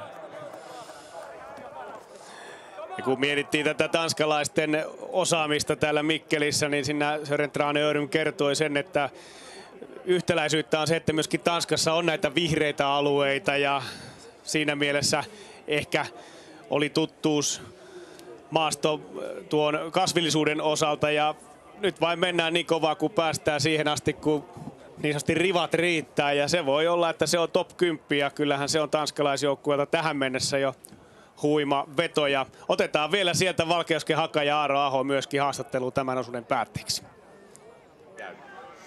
Aaro Aho, millä fiiliksillä?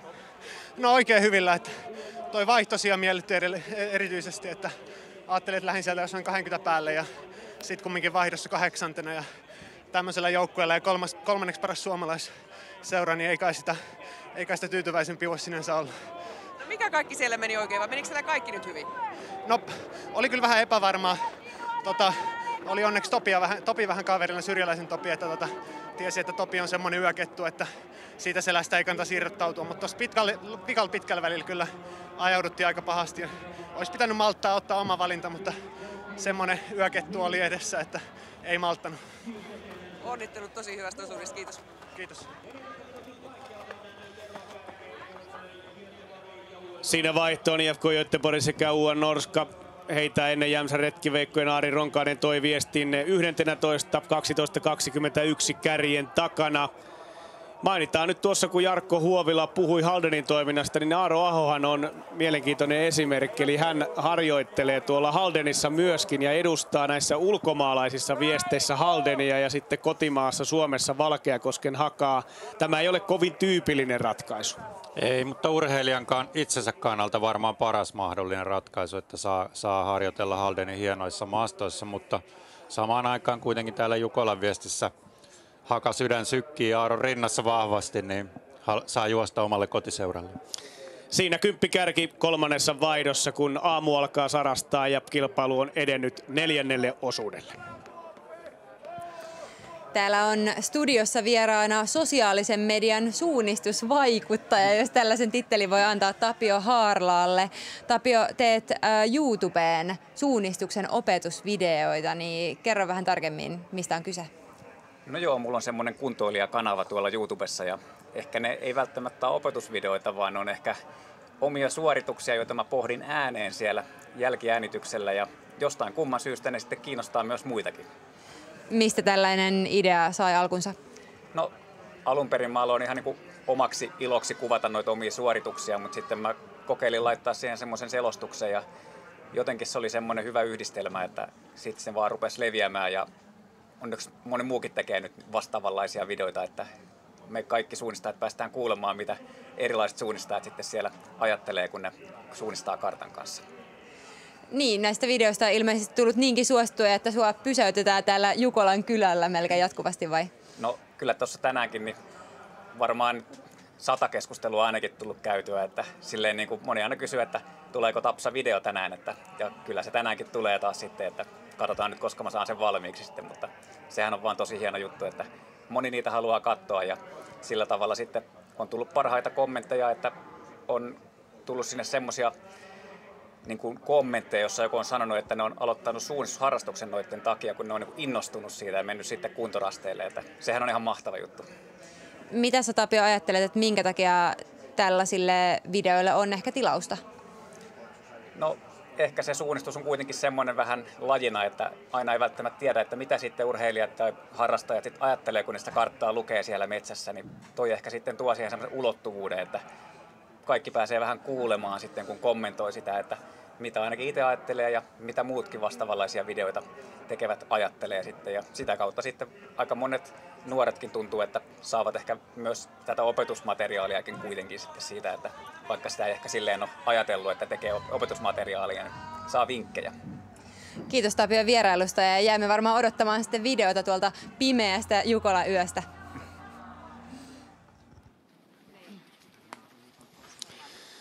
Ja nyt nähdään sitten tuota alkua ja avaappa hiukan, Pipo, mikäs hajonta siellä odottaa? Tässä on 4 osuuden hajonta, joka tulee nyt siis täyteen tässä 4. osuudella. Ja tässä nyt nähdään osasyy siihen, minkä takia siellä joillakin joukkueilla on ollut vaikeaa tässä alkumatkasta. Että aika haastavia rastipisteitä tuolla peitteisessä maaston osassa ja aika jyrkkäpiirteistä vielä. Ja siellä nähtiin paljon isojakin virheitä ja Stura Thuna kyllä tässä nyt toteuttaa omaa hajontaansa melko mallikkaasti ja on edelleen selkeässä johdossa. 2,8 kilometrin kohtaan Ville Johansson, 28-vuotias suunnistaja. Tehtävänä on suojata tuota etumatkaa seuraaville. Viime vuonna se onnistui hyvin. Hän oli osuudellaan 14 nopein, mutta pystyi säilyttämään kärkipaikan. Ja kun silloin sitten Henrik Johannesson, Viktor Svensk ja Emil Svensk, eli sama loppu kuin tänäänkin, nakutti osuusajoissa top 3 kaikki, niin se oli se viimeinen niitti sitten Stura Thunan voitolle. Mutta vielä peli on auki. Olemme 4. osuudella ja pikkuhiljaa kun aurinko alkaa olla nousemassa, niin myöskin tämä kisan luonne hieman muuttuu. Aika useinhan nämä lyhyet osuudet ovat tällaista keskimatkan tyyppistä suunnistusta, mutta nyt on tämä alku, kuten kerroit, 4 osuuden hajonta, joka tulee täyteen. Eli tuolla varmasti nyt uraa menee vihreässä jo aika hyvin. Kyllä menee, mutta sitä tietysti menee vähän joka suuntaan, kun nämä rastivälit on keskenään vähän ristissä siellä, että kyllä siellä silti tarkkana edelleen pitää olla, vaikka alkaa nyt päivä. Pikkuhiljaa valon tarve vähenee tämän osuuden aikana ja tämä muuttuu päiväsuunnistukseksi, mikä on sitten kuitenkin melko paljon yksinkertaisempaa kuin yösuunnistus, koska sitä näkyvyyttä tulee lisää. Onko nyt odotettavissa, että vauhti nousee samalla kun Tyrving tekee tuolla virhettä omalle A-rastilleen vihreässä? Naisethan pitivät ennakoitua hieman kovempaa vauhtia Venlojen viestissä. Toki nyt on vähän eri maastoalue kuin naisilla tässä kohtaa, mutta varmaan tuo vauhti alkaa myöskin nousta. Kyllä odotan, että nyt aletaan sitten juoksemaan melko paljonkin kovempaa kuin mitä tuossa yöosuuksilla mentiin.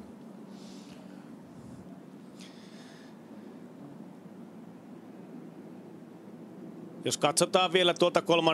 osuudelta nopeasti näitä osuusaikoja, niin Timo Sildt tosiaan nopein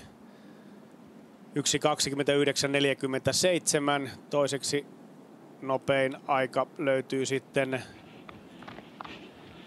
kärjissä vaihtaneelta Jesper Svenskiltä ja niin vain Martin Hubman Norskasta on kolmanneksi nopein. Aaro Aho Valkoisen Haka neljänneksi nopein, mutta Ahonkin ero Sildiin on 4.20 noin pyöreästi. Sitten ollaan NTNUin vauhdissa tuolla tiheikössä ja kyllä siinä näkyy näitä uria aika lailla ja edellisen osuuden viestinviejä pitää koittaa tuota jostain ohittaa. Se ei aina ole aivan helppoa, kun joutuu tuonne pusikkoon syöksymään ohitustilanteessa. Kyllä se jonkun verran häiritsee suunnistusrytmiä ja kun sun pitää hypätä optimireitiltä sivuun sen takia, että sä pystyt ohittamaan huomattavasti hitaampia viestinviejiä, niin kyllä se pikkusen häiritsee esimerkiksi tätä NTNU-juoksijaa.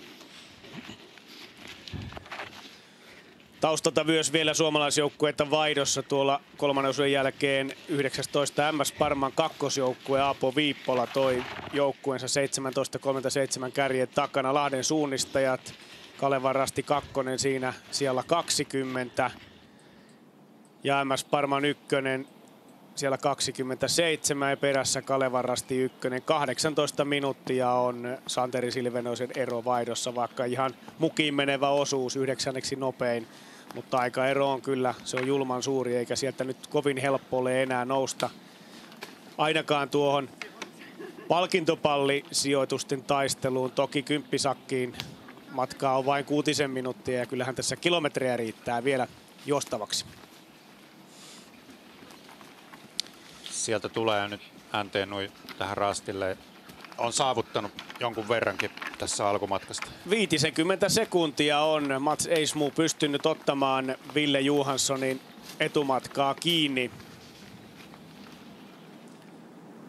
1,5 minuuttia hänen peränsä lähti sitten Ravinen sekä KV. KV:lla viestiä vie nyt Kenni Kivikas, virolaissuunnistaja. Tässä on erittäin mielenkiintoisia nämä lyhyet rastivälit. Tuossa niin kuin nähdään, niin Tampereen Pyrintö ikään kuin on Ravinenin edellä, mutta Pyrinnöllä on tuolla tuo C2-rasti vielä jäljellä ja samoin Helsingin suunnistajat D1, kun menee, niin sitten pitää pikkusen ikään kuin palata vähän taaksepäin tuonne D2, eli tosiasiassa tässä nyt Ravinen taitaa olla seuraavana lähestymässä tuota väliaikarastia. Ravinen käynyt nuo D-hajonnat ja KV vastaavasti B-hajonnat. KV:llakin Kenni Kivikas alkaa kuulua jo siihen kokeneempaan kaartiin. Aikaisemmin Kenni oli kova sprinteri varsinkin ja on ollut tässä KV-miehistössä pitkään mukana ja aika hyvin syttyy aina näihin suurviesteihin myöskin. Mutta ehkä ihan sitä kansainvälistä huippuvauhtia hän ei enää pysty pitämään. Toki tälle osuudelle, jos naisissa puhuttiin näistä kolmannen osuuden juoksijoista, että ne ovat niitä joukkueen mahdollisia viimeisiä lenkkejä, niin aika useinhan näillekin osuuksille sitten miehissä sijoitetaan tällaiset juoksijat. Ja siinä myöskin rastipukilla käy viimeiset pirkkalaiset, tunnistin tuosta paidasta kolmannella osuudella. Hannu Saarijärvi taittaa taivalta, kun me odotamme kolmatta joukkuetta tähän neljännen osuuden 2,8.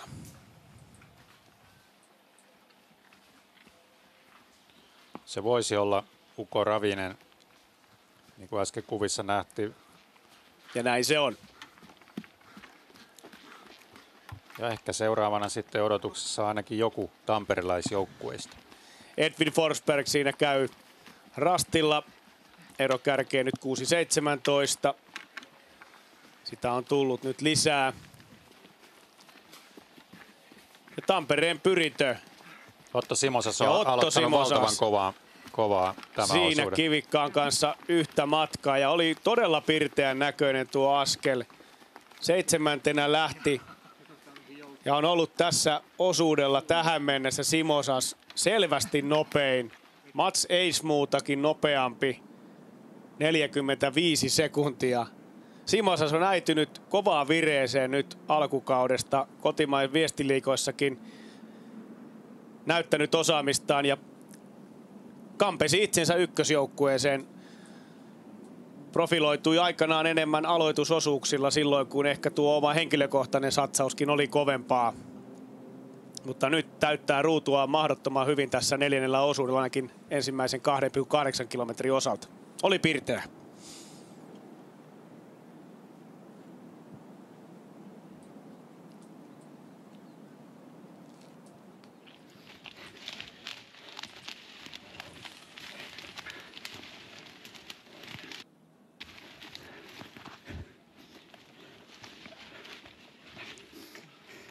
Aika työlästä on tuo maasto tällä kohtaa, kun tamperelaisjoukkueet siellä pujottelevat puiden väleistä.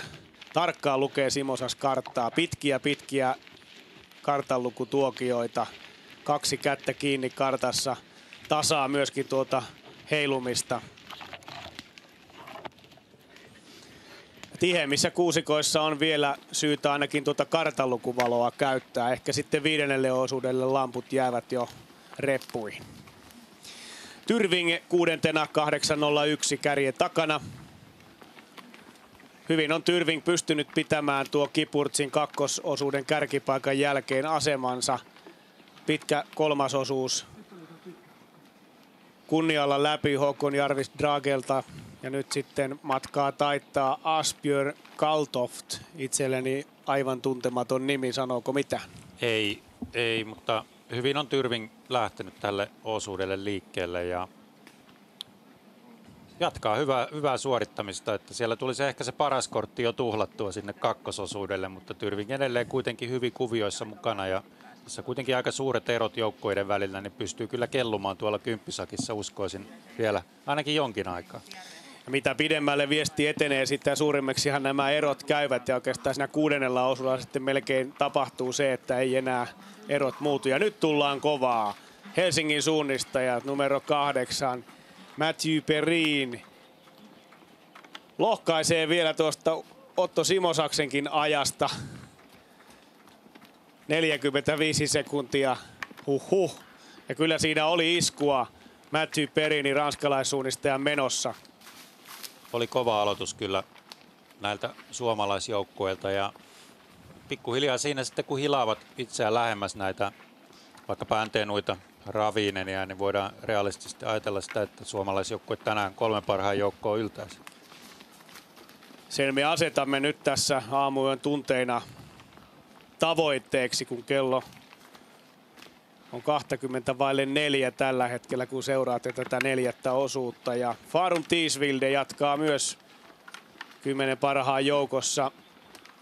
Magnus Duet on ollut tähän mennessä ylivoimaisesti kyllä hitain tällä osuudella, mutta kun erot ovat mitä ovat, niin sijoitus on kuitenkin edelleen 8.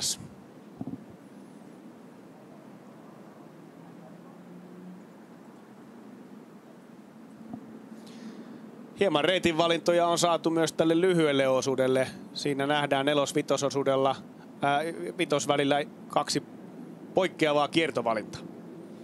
Joo, Otto Simosas Tampereen Pyrintö lähtee tekemään sieltä vasemmalta reitinvalintaa ja nyt nähdään, että jatkaako hän kuitenkin polkua pitkin ja nousee suoraviivaisesti sitten kohti rastia. Siltä se näyttää. Ravinen, jonka perässä Simosas oli sen 20 sekuntia tuossa edellä olleella rastilla, niin näyttää kuitenkin omaan silmään toteuttavan tätä rastiväliä hieman paremmin. Kyllä tuo oikea valinta varmaan on se, mitä joukkue tekee. Ravinen taitaa tehdä tuonne rastille semmoisen lenkuran tuolta takakautta sitten nousta ja Pyrintö ainakin arvioisi tältä reitiltä, että lähtee nousemaan suoraan nyt tuonne mäelle. 5. rasti on kuitenkin tuolla. Se on tuollainen notko, mutta se ei ole aivan tuolla alhaalla. Hiukan ylimääräistä nousua siinä tietysti Simosas joutuu keräämään ensin tuohon mäen päälle. Tuollaista vähän loivempaa notkoa yrittää hyödyntää, mutta penkka on kyllä julma. Siellä taustalla Helsingin suunnistaja Matthew Perrin näyttää tekevän samaa valintaa kuin Otto Simosas tuolla hieman edempänä.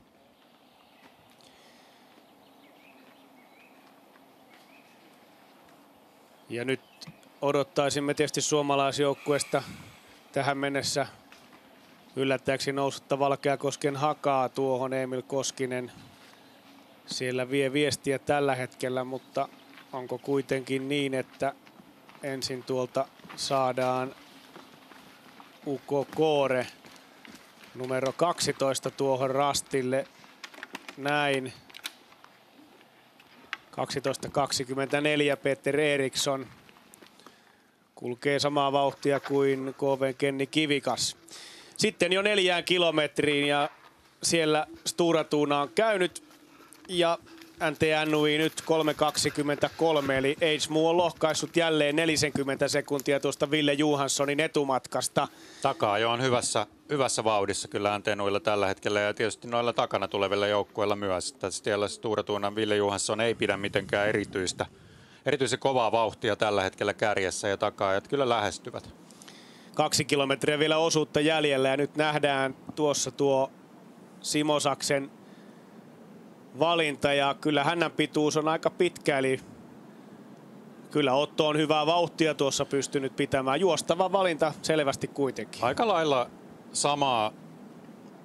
samaan aikaan he toteuttivat tämän rastiväli, voisi sanoa ehkä 10 sekunnin tarkkuudella arvioiden, että Simosas oli tuolla kolmosrastilla 20 sekuntia Ravinenin perässä ja se sama ero on suurin piirtein nytkin. Ja samalla kun 4. osuus on käynnissä, niin Jukolaanhan kuuluu kiinteästi sauna ja nyt lähdemme sitten Jussin kanssa vierailemaan vähän Jukola-saunaa. Täällähän muuten tarkenee. Mitäs sinä sanot, onko päivän paras osuus nyt menossa vai onko se mennyt jo? Ehdottomasti päivän paras osuus. Ja täytyy sanoa, että yksi parhaimmista Jukola-saunoista, missä on ollut. Löylyjen puolesta, nimittäin löylyä näyttää riittävän. No entäs sitten itse tuo suunnistus, niin joko nyt tiedät täällä niin kuin saunaparlamentin perusteella, että miten olisi pitänyt mennä?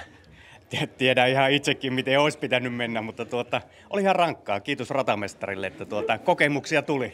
Ja kukas sä olet? Janne. Loistavaa, Janne.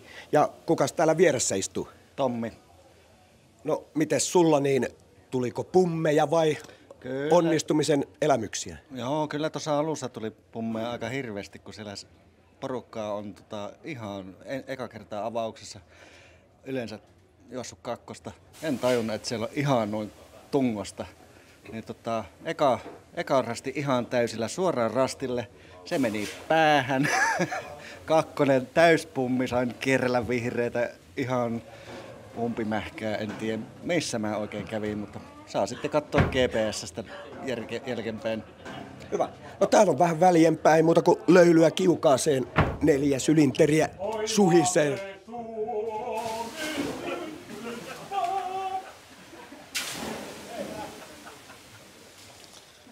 No niin, laulun kerranhan saunassa kelpaa olla ja tuo oli hieno termi, että tuo onnistunut ykkösrasti meni niin päähän, että seuraava epäonnistui. Toivottavasti Tampereen Pyrinnön Otto Simosaksella ei nyt mene ja nouse päähän tämä hyvä suoritus tähän mennessä, koska Tampereen Pyrinnöllä on nyt hyvä drive päällä tässä 4. osuudella. Sen toisella väliaikarastilla 4 kilometrin kohdalla. Tampereen Pyrintö 4. 6.06 on ero kärkeen ja myöskin Simosas on pystynyt puolisen minuuttia lohkaisemaan Ville Johanssonin etumatkasta. Johansson sitten 5,1 kilometriä, eli taajaan saadaan nyt väliaikatietoja tältä osuudelta ja sinne juoksukamera syöksyy sitten perään. Aluskasvillisuutta on jonkun verran täällä Männikössä ja sinne vain sekaan joukkoon, kun tämä ehkä ennakolta se Stora Tunan joukkueen heikoin lenkki tässä taittaa taivalta, mutta heikkoja lenkkejähän täällä ei ole kukaan silloin, kun puhutaan viisinkertaisesta perättäisestä voittajasta Stora Tunasta. Viime vuonna siis Ville Johansson oli tuossa voittojoukkueessa mukana ja kyllähän sieltä olisi varmasti varamiehiäkin nostaa tästä Borlängeläisseurasta, jos joku näistä ykkösjoukkueen miehistä joutuisi jäämään pois. Takaisin tuonne 4 kilometrin kohtaan. Siellä ei ole Tyrving myöskin käynyt. Asbjörn Kaltoft nyt 6.52 kärjen takana. Tätä tuttua rastiväliä nyt tanskalaisjoukkue Farum Tiisville toteuttaa tuon suoraan samoin kuin teki Otto Simosas hieman aikaisemmin. Ukko Kooren valinta on taipumassa vähän tuolla suolla tuonne liikaa oikealle, mutta kenties sitten korjautuu tuonne järvenpäähän. oikealle linjalle, mistä on nähty myöskin toisen valinnan toteutusta tehtävän polkua ympäri. Helsingin suunnistajat ja Matthew Perry nyt lähestymässä tuota 6. rastia. Ja saamme tiedon siitä, että mikä on aikaero Helsingin suunnistajilla kärkeen. Se oli tuolla edellisellä rastilla 9.18.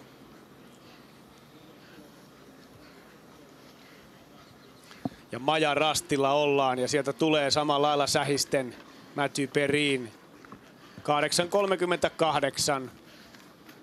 Sama trendi kuin oikeastaan kaikilla tuossa edessä. Pikkuisen lohkaisee Stora Tunan eroa pienemmäksi.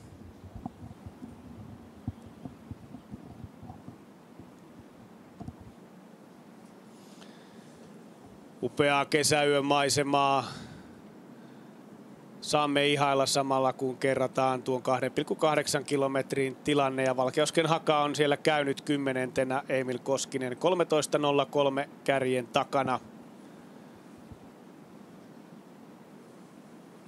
Ja edelleen Valkeusken Haka IFK Göteborgin edellä. Ja nyt Thomas Grivda on nostanut Kalevan rastin sijalle 14. Grivda, joka on kärsinyt vähän jalkavaivoista. Antti, sinulla on tarkempaa tietoa, minkälainen tuo Grivdan vamma on ollut? Se on nivusvamma ollut oikeastaan koko kevään ihan huhtikuun alusta lähtien. Ja Tiumilassa hän oli lyhyellä osuudella, mutta sen jälkeen joutui pitämään useamman viikon juoksutauon ja on nyt kovasti yrittää päästä huippukuntoon MM:iin mennessä. Meillä kuukausi aikaa Kuopion MM:iin ja ei oikeastaan keskimatkaa pidemmän kisan kunnossa vielä tällä hetkellä ole ja tästä syystä tänään sitten tässä lyhyemmällä osuudella.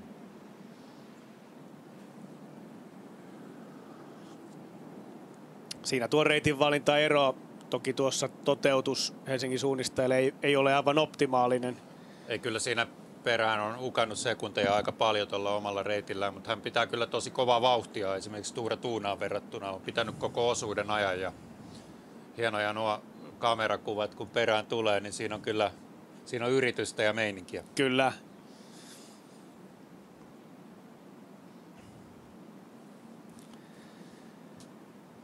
Ei tämä peli vielä ole missään nimessä pelattu loppuun saakka. Jos viime vuonna tälle osuuden lähdettäessä Stora Tunan johto oli jo 7,5 minuuttia, niin nyt se lähtötilanteessa Ville Johanssonin sännätessä matkaan oli 4.57 Stora Tunan hyväksi NTN Nui kakkosena, niin nyt ero on tällä toisella väliaikarastilla sitten jo pienentynyt 3.23. 4 kilometrissä nyt Farum Tiisvilde käy 11.08 kärjen takana sijalla 8.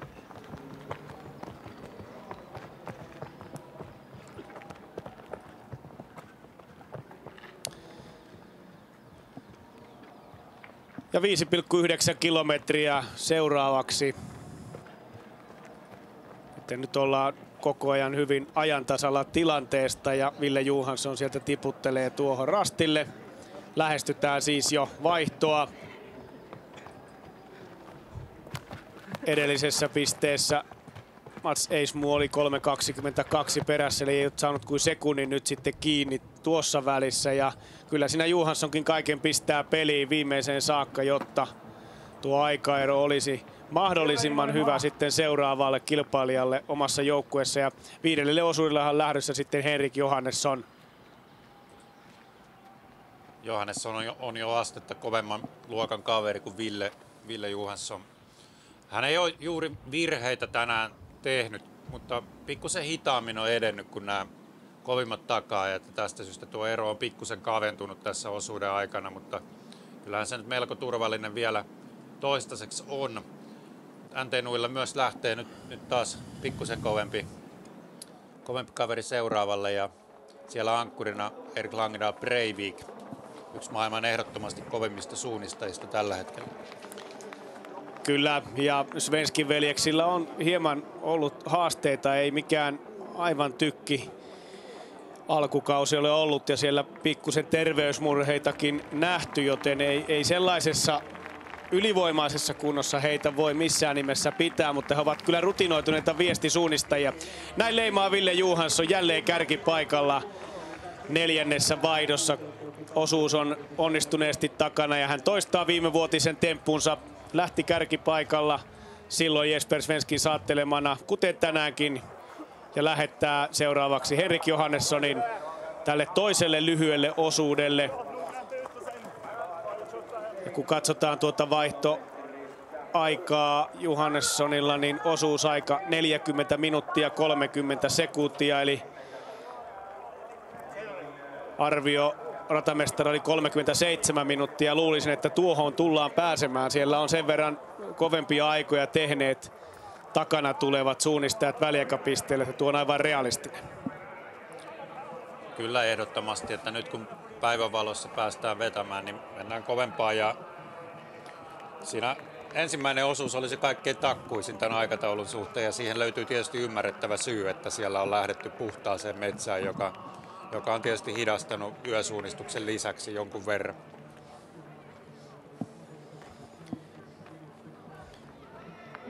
Katsotaan tuonne vähän taaksepäin tuota 3. väliaikarastia. Nyt on Otto Simosas siellä käynyt samoin kuin Ravinen, niin Edwin Forsberg reilu 6 minuuttia kärjen takana ja meillä on kärjehaastattelu siellä myöskin jo valmiina. Ville Johansson, hur känns det just nu? Jag är trött. Ja, men ja, det känns bra. Jag har ju sprungit tekniskt rent. Det var lite strul de första 2 kontrollerna, men sen har det varit bra, så jag får vara nöjd att jag höll ihop det. Skulle du ha vågat springa snabbare än nu? Nej, det är inte min uppgift, utan jag ska förvalta det här och så har vi några killar som är sugna på att springa snabbt efter mig. Jättefint. Grattis. Tack så mycket. Ville Johansson oli väsynyt, mutta tyytyväinen. Teknisesti hyvä, puhdas suoritus ja hän teki juuri sen, mitä hänen tarvitsikin tehdä ja hänen jälkeensä ovat sitten ne kaverit, joiden pitää juosta vähän vielä kovempaa. Ja aikaero tulee olemaan kuitenkin tuo yli 3 minuuttia, eli siitä ei sitten kadonnut ihan kauheasti. Ravinen numero 10 siinä, Edwin Forsberg taittaa taivalta, kun viimeisellä rastilla on NTNUin Mats Eidsmo. Siellä on vähän etureidestä raapaissut housua rikki ja nahassakin pieni vekki näyttäisi olevan. Tällä kertaa Eidsmo saa pitää housut jalassaan, kun ei kärkipaikkaa tule vaihdossa, mutta sinne 3 minuuttiin hän repii tuon eron ja saa jälleen pikkuisen kiinni tuossa lopussa. Kyllä se trendi on ollut läpi osuuden, että Eidsmo on sitä pikkuhiljaa nipistänyt eroa ja nyt se on jo alle 3 minuuttia. Ei se mikään kovin turvallinen ero tässä maastossa ole. Tässä on kuitenkin kilometrejä vielä ihan reippaasti jäljellä ja maastoon lähtee nyt Sigurd Pausse-Vie. Norjan maajoukkueen mies on valittu tuonne Idren maailmancuppiin. Ihan kovan tason mies ja kamppaili tiukasti myös MM-paikasta. Katsastuksissa tuli hyviä juoksuja. Ja norjalaiset juoksivat nämä viimeiset katsastuksensa myöskin samaan aikaan kuin suomalaiset tuolla tahkolla. Viikko sitten varsin raju kisa. Näitä pitkän matkan kilpailuja vähemmän enää nykyään juuri juostaan. Ja toki tahkomaaston korkeuserot tiedetään ja haasteet siellä ovat kovat. Norjalaiset olivat kyllä erittäin väkeviä tuossa ja se lupaa tietysti pahaa MM-kisoja ajatellen. Toki Antti Harju MM-kisoissa ehkä aivan tuollaista tahkon kaltaista maastoa ei ole luvassa, kun mennään Kuopion Neulaniemen Neulamäen alueelle. Ei välttämättä ihan niin rajua maastoa, mutta kuitenkin semmoista polkurikasta kaupungin ulkoilualuetta, joka suosii kyllä aika monenkin maan juoksijoita. Mats Eidsmo in som 2. Hur känns det? Väldigt bra. Jag har gjort ett väldigt gott löp. Det var något grönt jävelskap på starten som jag bara måtte krige mig igenom och så efter hvert så blev det finare och finare och jag fick bättre och bättre flyt på orienteringa och har löpt det jag har så jag har nästan inte bommat någonting så jag är väldigt gott förnöjd. Ja. Vad tycker du om den här terrängen? Jeg tror dem som har løpt 15 kilometer har et litt annet svar enn meg, men jeg synes det var fint. Ja. Jättebra, tack så du ha. Tack. Mats Eismu oli tyytyväinen tuohon omaan juoksuunsa ja sitä vihreistä alueesta hänkin mainitsi ja totesi sen, että kun Ninus kysyi, että mitä mieltä tuosta maastosta on, niin vastaus olisi ollut ehkä toisenlainen, jos olisi ollut tuo 15 kilometrin osuus takana. Nyt tämä oli varsin passeli tämä 6 kilometriä tähän maastoon, mutta tyytyväinen hyvä juoksu myöskin Mats Eismulta ja NTN Nui hyvin voittotaistelussa mukana. Auringon säteiden kajastaessa puiden latvojen takaa saapuu Tyrving kohti vaihtoa seuraavaksi. Kolmantena joukkueena Asbjørn Kaltoft on täyttänyt myöskin ruutuunsa hyvin. Taitaa olla Tampereen pyrintö jo ihan siellä Vanavedessä tulossa. Hienolla askeleella siinä Kaltoft tulee loppusuoraan. Ja Otto Simosas oli 6 sekuntia perässä tuolla lähestymirasta ja sieltä tulee Simosaksen tuttu hahmo. Siinä on pikkusen semmoista keikutusta, mutta oli kova veto tänään. Viestisuunnistuksen mallisuoritus, näin, 6 ja 10. Se aikaero ei sitten sen enempää tuosta enää lähtenyt lohkeamaan, eli se aika lailla vakiintui tuon alun jälkeen. Ja Aleksi Sorsa on valmiina siellä numero 4 rinnassaan lähtemään tuolle 5. osuudelle.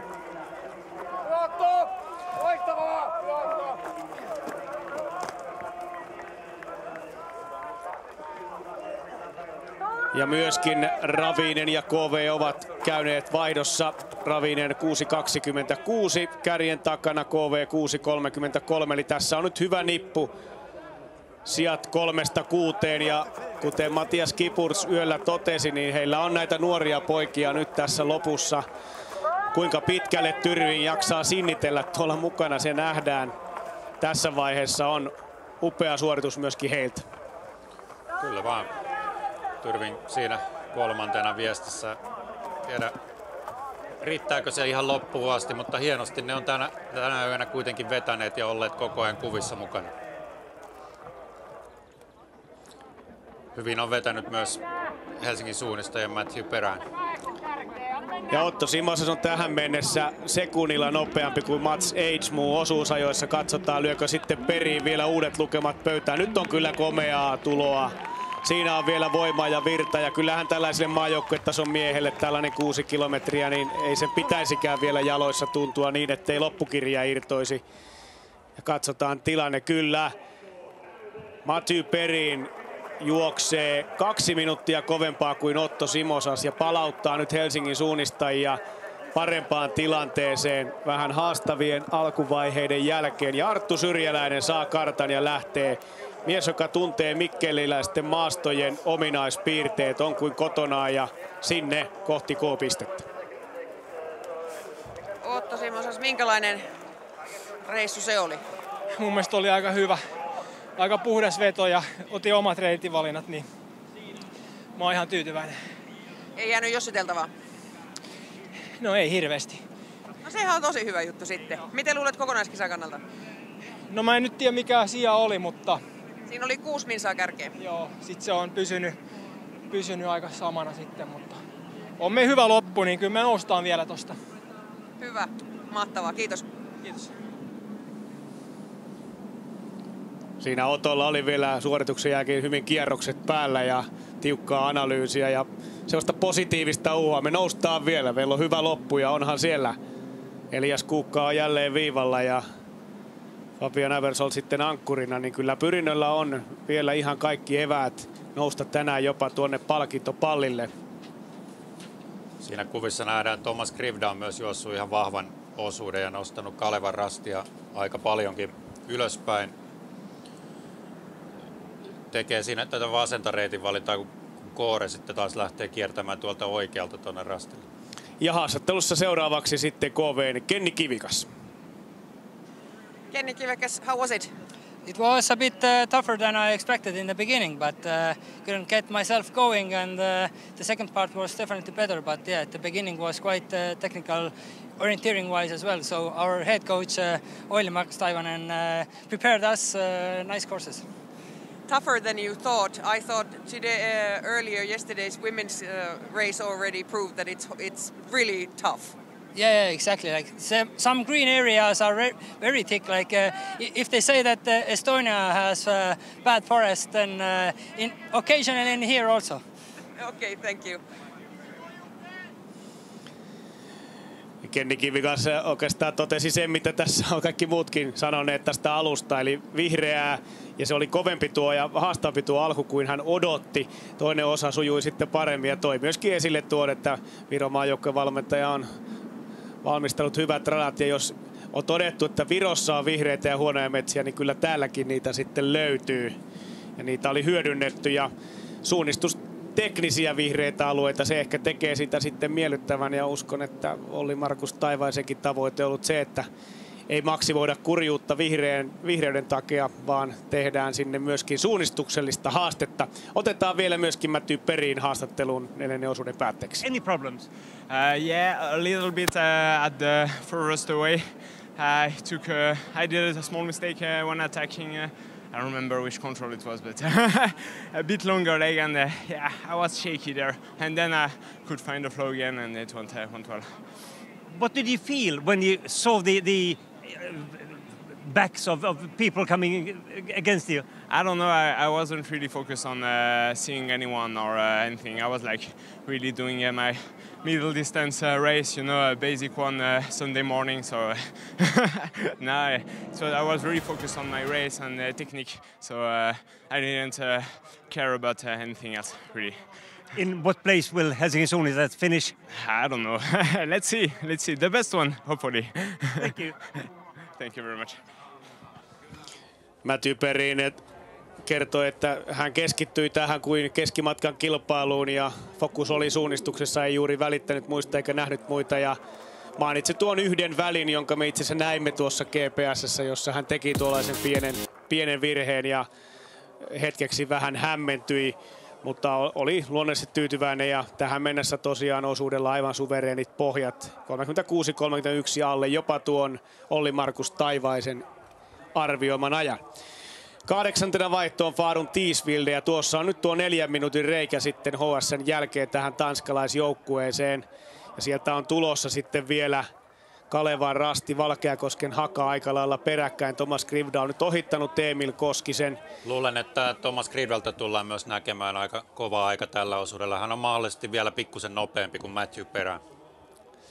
Ja 5. osuuden lähdössä sitten Miika Kirmula, joka alun perin oli tuolla ankkuriosuudella, mutta juoksujärjestyksen vaihdos on tullut.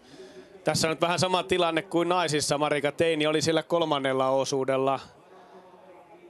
Olisiko Miikalla nyt mahdollisuus ottaa tuosta sinne 2-3 minuuttia jälleen kiinni oikein tykkivedolla? Kyllä, jos kova juoksu tulee, niin tietenkin hän on aivan eri kaliberin mies kuin suurin osa näistä hänen vastustajistaan tällä osuudella. Aivan kuten oli Thomas Grivdankin tilanne, että siellä oikeastaan Helsingin Suunnistaja Matthew Perryn oli etukäteen vaan semmoinen mies, joka pystyy juoksemaan samoja aikoja. Ja tässä Grivda tulee vaihtoja, on nostanut Kalevan Rasti jo 9.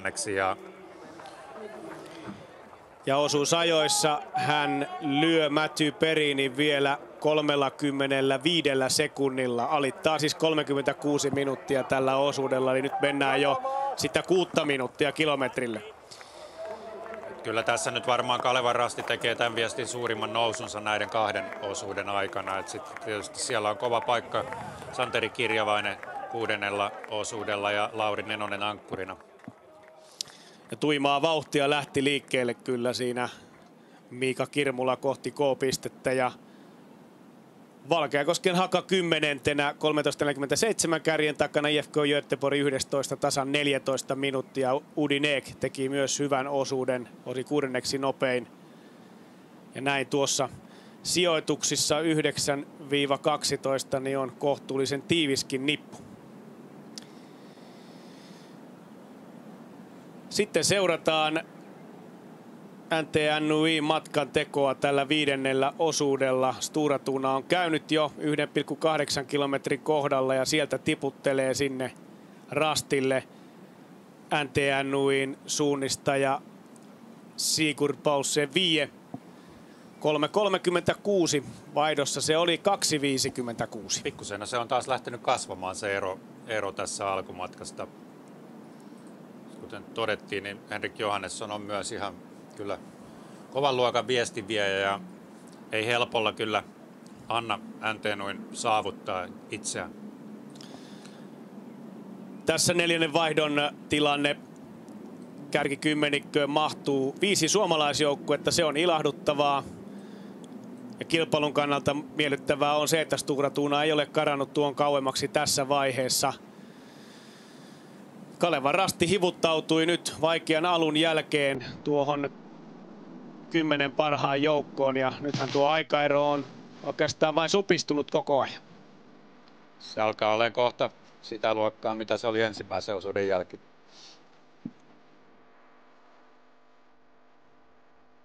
Kyllä tässä Stura Thuna tekee tuommoista aika kliinistä työtä.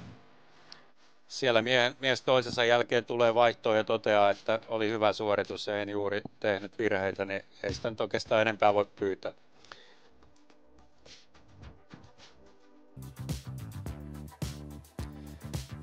Ja juuri se on ollut menestysresepti tällä Borlängeläisseuralla kyllä näiden voittojen takana. Ehkä poikkeuksena se napapiiri Jukola Rovaniemellä, jolloin he sakkasivat ensimmäisellä osuudella ja lähtivät sitten kovan takamatkan kautta kohti sitä voittoa, sen lopulta ottivat.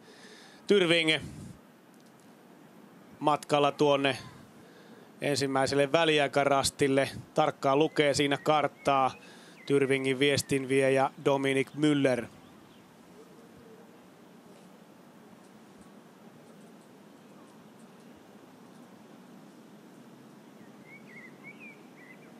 Müller lähestyy siinä pikkuhiljaa tuota ensimmäistä väliaikapistettä. Edelleen Tyrving vetää hienosti omaa viestiä. Nuori sveitsiläissuunnistaja oli mukana myös Sveitsin maajoukkueiden leirillä tuossa toukokuun lopussa, jolloin he osallistuivat laajalla rintamalla Outokummussa SM-keskimatkan kilpailuun. Müllerkin selvisi tuonne A-finaalivaiheeseen, jäi silloin kuitenkin reilut 6 minuuttia voittajalle, joka ei tänään päässyt näyttämään kykyjään tässä maastossa. Alpi Riedefelt voitti tuon kilpailun silloin Outokummussa. Ja sieltä kamera hakee nyt seuraavaa kilpailijaa. Tyrvingin ero 6.06. Vaihdossa se oli 6.01, eli aika samaa vauhtia Johannessonin kanssa Müller on edennyt.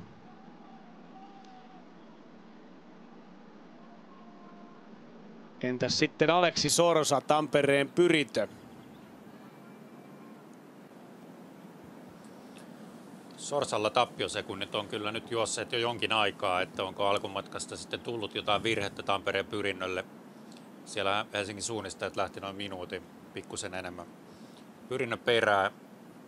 Helsingin suunnistajakin voitaisiin odotella jo pikkuhiljaa.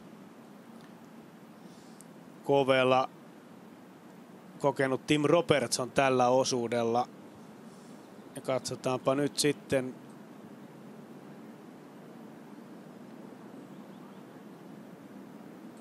Se on Ravinen, numero 10. On nyt ohittanut Tampereen Pyrinnön. Emil Granqvist vie tässä viestiä. 7.26 on Ravinenin ero.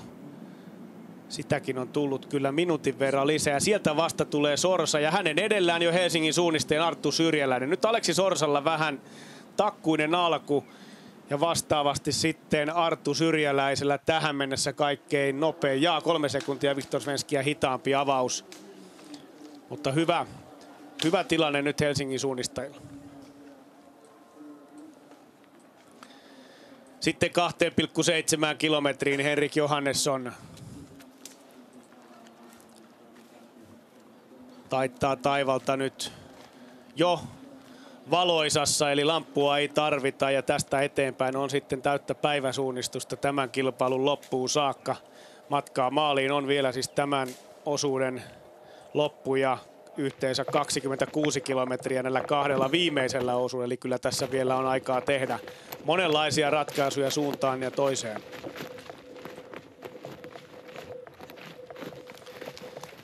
siinä näyttääkin taas melko avoimelta tämä maasto, kun ollaan päivänvalossa.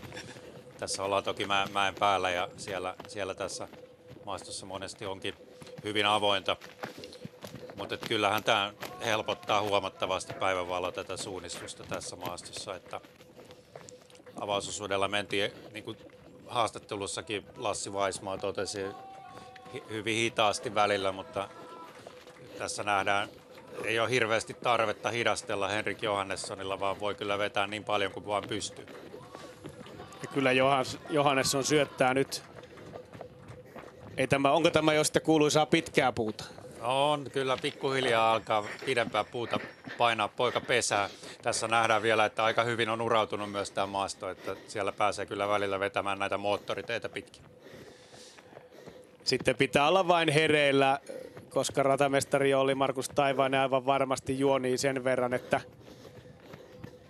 kärkimiehet eivät voi pelkästään uraa pitkin mennä rastelle saakka. Ei siihen voi tuudittautua kuitenkaan, että koko ajan olisi ura alla, että totta kai nämäkin kaverit arvaa sen, että kyllä täällä välillä pitää vähän tyhjääkin metsää maistella. On tässä kyllä hyvä esimerkkiä siitä, miten tuollaisessa kuitenkin harvennetussa maastossa siitä ojan yli loikka ja ei yhtään askel hidastu. Nyt joutuu juoksukameran kunnolla siellä taistelemaan ja hienoa työtähän nämä meidän juoksukameramiehet ovat tässä lauantai- ja sunnuntain aikana tehneet. Kyllä hyvää pitkää siivua nyt vedettiin tässä Henrik Johannessonin kyydissä. Oli upeata kuvaa. Siinä oli nyt sitä ruotsalaista tuttua offensive orienteeringia. Kyllä homma oli hyvin edessä ja Johannesson latoi menemään tuota väliä maastoa hyvää tahtia. Kellokin sen kertoo, nimittäin nyt NTNUI ei ole pystynyt enää samaa tahtia jatkamaan tähän 2,7 kilometriin, vaan ero on nyt jälleen lähempänä sitä 4 minuuttia. 3.56, sitä on tullut 20 sekuntia lisää Sigurd Boutsen Vielle tällä välillä. Se vaikuttaa nyt tämä osuuden ainakin alkutahtien perusteella pikkuhiljaa taas kääntyvän kasvuun se väliaikapisteeltä. Johannes on ollut tasan minuutin nopeampi osuudellaan tällä ensimmäisellä 2,7 kilometrillä. Kuin kuvasta poistunut NTNUin urheilija. Niin kyllähän Henrik Johannessonille merittejä on. Hän on ollut Ruotsin maajoukkueessa Viron EM-kisoissa 7. sija 3 vuoden takaa. Ja mieheltä löytyy myöskin nuorten MM-kisojen pronssimitali tuolta vuodelta 2018.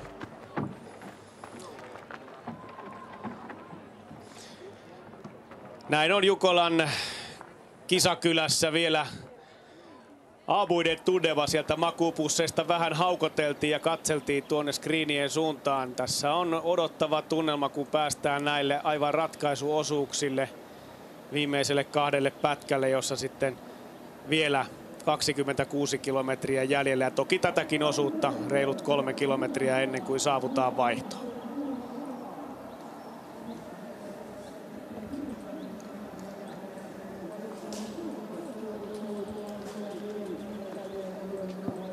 Tyrvingin Dominik Müller oli 6.06 jäljessä tuolla ensimmäisellä väliaikarastilla 1,8 kilometrin kohdalla.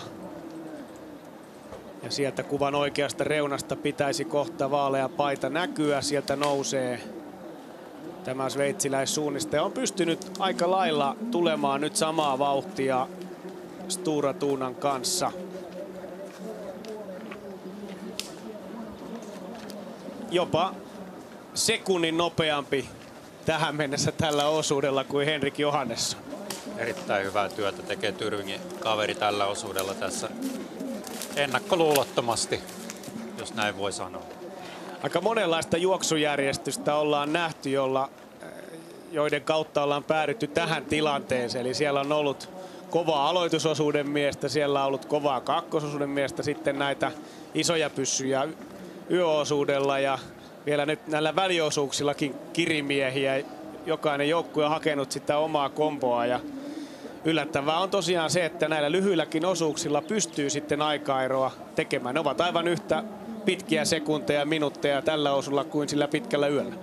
Kyllä se tasan tarkkaan on näin ja Että viesti hieno suola on se, että kaikilla osuuksilla voi tapahtua melkeinpä mitä vain. Ja vaikka osuudet lyhenee ja päivä valkenee, niin kyllä uskon, että ratamestari on tännekin kuitenkin joka osuudelle keksinyt jotain sellaista, missä suunnistajat joutuu taidollisesti ihan äärirajoille. Ja Helsingin suunnistajat siinä Ravinenin tuntumassa.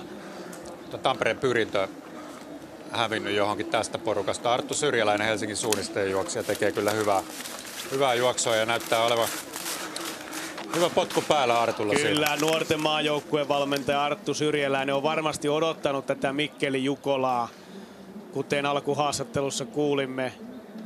Hän tuntee nämä maastotyypit täällä hyvin. Ei toki ole tässä maastossa voinut harjoitella, kuten ei kukaan muukaan moneen vuoteen. Ja tämä on aika uniikki aluekin myös.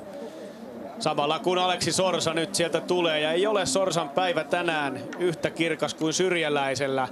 40 sekuntia nyt jo matkaa tuohon HS:n selkään. Ja Sorsa on ollut Arttu Syrjäläistä 2 minuuttia 10 sekuntia hitaampi tällä osuudella 2,7 kilometrin matkalla. Se on aika paljon minuutti kilometrille. Pikkusen tuskaiselta näytti tuo Sorsan meno tuossa, jos vertaa vaikkapa Arttu Syrjäläisen vauhtiin, mitä äsken nähtiin.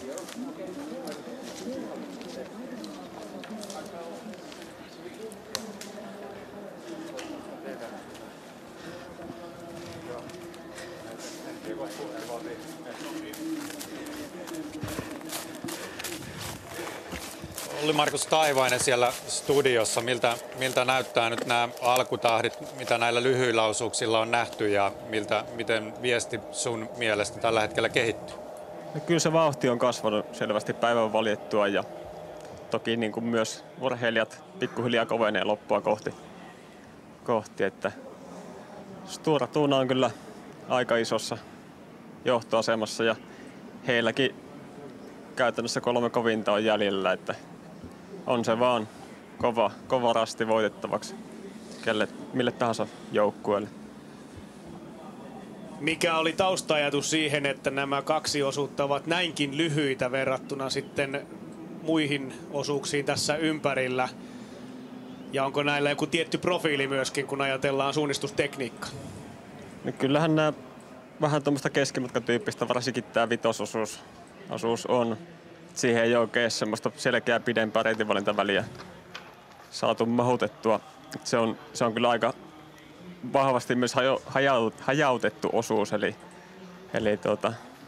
kyllä siinä semmoista rastiottotyyppistä suunnistusta saa tehdä. Ja miksi näin lyhimmät osuudet, niin ihan puhtaasti sen takia, että se kaikkein hienommat alueet on kuitenkin aika kaukana etelässä, niin sinne haluttiin viedä mahdollisimman monta osuutta. Ja se aiheutti se, että lyhyiden osuuksien täytyy olla sitten suht lyhyitä. Eikö niin, Antti, että tämä on aika hyvä mauste tähän kilpailuun tässä kohtaa? On totta kai, ja niin kuin on nähty, niin kyllähän tässäkin niin kuin eroja tehdään, mutta kyllä ehkä ne kaikkein mehukkaimmat hetket tuli jo elettyä silloin yöllä, että kyllähän se, eikö se Olli-Markus niin kuin totesi äsken, niin kyllähän tämän maaston niin kuin ne tietyt haasteet, niin ne tulee siitä yösuunnistuksen kautta, että muuten tämä on kuitenkin tämmöistä perus eteläsavolaista maastoa ja melko avointakin paikoin.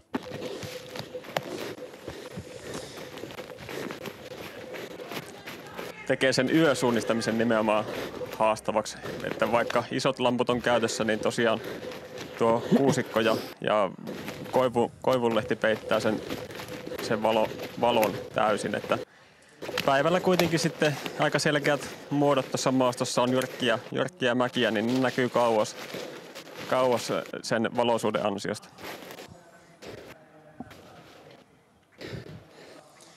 Siinä nähtiin, kuinka Arttu Syrjäläinen päättäväisesti eteni perässään Emil Granqvist Hugo Ravinenista. KV siis 7. tuolla 2,7 kilometrin kohdalla. Tim Robertson 8.25 kärjen takana. Hänellä käytännössä aika lailla sama tuo aika tähän mennessä Osulla kuin Aleksi Sorsalla ja se on parisen minuuttia nopeampi ja aikoja hitaampi. Robertson on kunnostautunut aikanaan sprintin MM-mitalistina. Tulee aina näihin viesteihin ja täyttää ruutuunsa, mutta hänkin pikkuhiljaa ehkä alkaa olla, jos nyt tällä karkeasti sanotaan, niin vähän ehtoopuolen miehiä. No, näin voi ehkä sanoa, mutta kyllähän KV on taas kerran näillä ehtoopuolen miehillä niin suorittanut upeasti tätä viestiä, että kovin tamperelainen joukkuehan tämä ei ole, mutta siitä huolimatta kuitenkin hienosti on mennyt tähän asti. Aikanaan Haldenin joukkueesta se oikeastaan varmaan lähti, tai jopa 90-luvun Södertäljen joukkueesta, että eri maiden suunnistajia alkoi kerääntymään samaan seuraan ja tällaisia, käytettiin ehkä termiä muukalaislegioona, alkoi syntyä. Mutta nykyään se on käytännössä aivan arkipäivää. Eipä oikeastaan Stora Tunan Svenskin veljestä ja näiden herrojen lisäksi niin näitä tällaisia perusvanhoja seurajoukkueita juurikaan ole. Samalla kun nähdään, että NTNU ottaa aika kaukaa tuon Lahden pohjukan kierron ihan kovaa maata pitkin.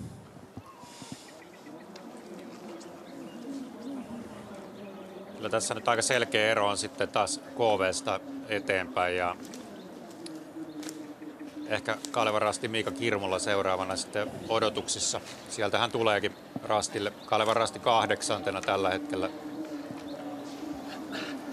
Kirmola on pitänyt ihan hyvää vauhtia. Arttu Syrjäläinen on häntä tällä hetkellä 24 sekuntia nopeampi tällä osuudella. Mutta kärjen kanssa käytännössä samaan aikaan. Kyllä, Henrik Johannes on sekunnin Kirmulaa nopeampi. Ja nyt Faarun Tiisvilde sitten Nils Elton on joutunut taipumaan tuosta Kirmulan kyydistä ja Elton on tähän mennessä kaikkein hitain. Mutta jälleen mietitään sitä, että minkälaiset nimet ovat vastakkain, kun puhutaan suunnistusmaailmasta. Mika Kirmula viime vuoden EM-pronssimitalisti ja sitten Nils Elton siihen rinnalle, niin onhan siinä jonkin verran eroa. IFK Göteborg. Odinek tekee ihan hyvää suoritusta. IFK Göteborgilla on käytännössä Kirmulan kanssa samassa vauhdissa tällä hetkellä.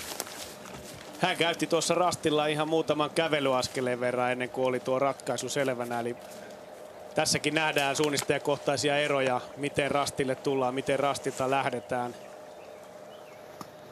Tähänkin on tietysti laadittava jokaisella se oma pelikirja. Saattaa olla tietty tapa toimia joka rastilla. Ota muutama kävelyaskel aina, pois luettuna ehkä viimeinen rasti ja viitoituksen siirtyminen. Ja sitten on niitä, joilla suoritus näyttää ulkoisesti hyvinkin sujuvalta, mutta ei välttämättä heti ole kuitenkaan se päätös valmis. Joo, parhaimmillaan se on sitä, että ne rastit on vaan semmoisia pisteitä, mikä kautta se täysvauhtinen suoritus kulkee ja siitä otetaan leimaa ja jatketaan taas samaa vauhtia. Että jos olette joskus aikanaan nähneet televisiokuvia Thierry Chorsuun suorittamista, niin se on suurin piirtein ollut tällaista parhaimmillaan, että siinä on koko ajan täysvauhti. Rastille on hiljennettävä vaan sen verran, että se leima tarttuu korttiin ja siitä se jatkuu taas, koska se suunnitelma, sen tekeminen tapahtuu hyvin nopeasti ja usein jo ennen rastille tuloa hän katsoo jo sieltä edestäpäin seuraavan rastivälin suunnasta sen kohteen, mihin hän suuntaa seuraavaksi leimaamisen jälkeen. Nyt on NTNU-illa heikompi jakso takana.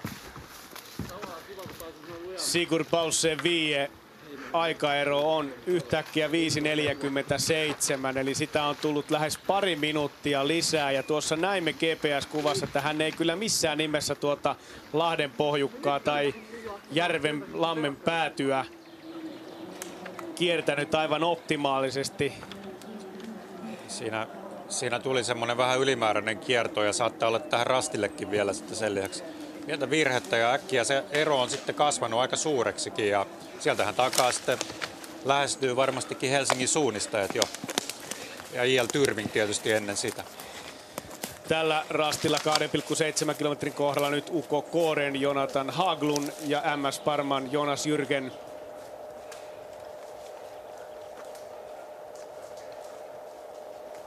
Jürgen Jonas. Näin.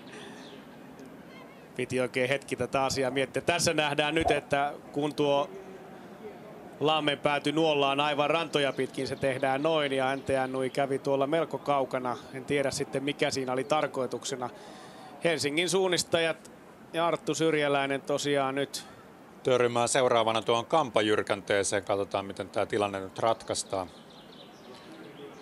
Ja aina on tietysti hyvä muistaa, että tuo GPS:n tarkkuus ei missään nimessä ole aivan 100%, mutta kyllä tuohon nyt vähän tuollainen hidastus taitaa tulla Artulle. Samalla kun Valkeakosken Haka on tulossa sinne. Joonas Salminen saa nyt kyllä elämänsä paikan.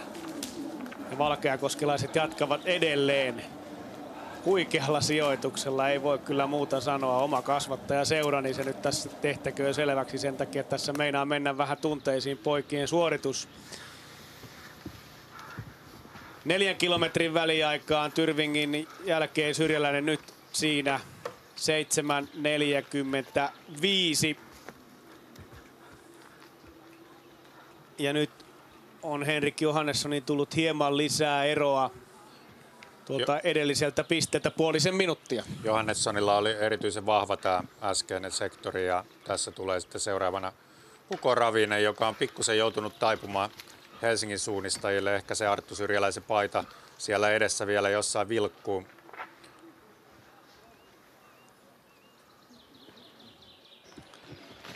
Linnut ovat aloittaneet laulunsa tämän sunnuntai-aamun osalta samalla kun Henrik Johannesson sieltä raivaa tietään edellisen osuuden viestiviejien seasta kohti seuraavaa rastia. Ja eihän tässä enää kovinkaan pitkälti sitten mene, kun aletaan lähestymään viimeisiä rastivälejä tällä 5. osuudella ja päästään kohti 2 viimeistä osuutta tässä Mikkeli Jukolassa. 76. Jukolan viesti on käynnissä täällä Mikkelin Tikkalan kylällä Suutarisen betonitehtaan alueen kilpailukeskuksessa. Ja siinä saa nyt Vehkainen Veikkojen mies sitten hyvää peesiä nauttia, kun Johannesson siellä edessä menee. Kameramies saa myös nauttia Johannessonin kyydistä ihan koko rahalla. Ei olisi meistä enää nauttimaan tuosta kyydistä kyllä. Ei varsinkaan nauttimaan. Ei, rajua työtä tekevät kyllä nämä juoksukamerat. Sitten on Tim Robertson 4 kilometrin kohdalla 7. 9.25. Jälleen minuutti tullut lisää, eli ei pystynyt Robertson kyllä vastaamaan Johannessonin vauhtiin, niin kuin ei ole kyllä pystynyt oikein kukaan muukaan nyt tällä kohtaa. Tuo sektori on ollut vahva, kuten totesit.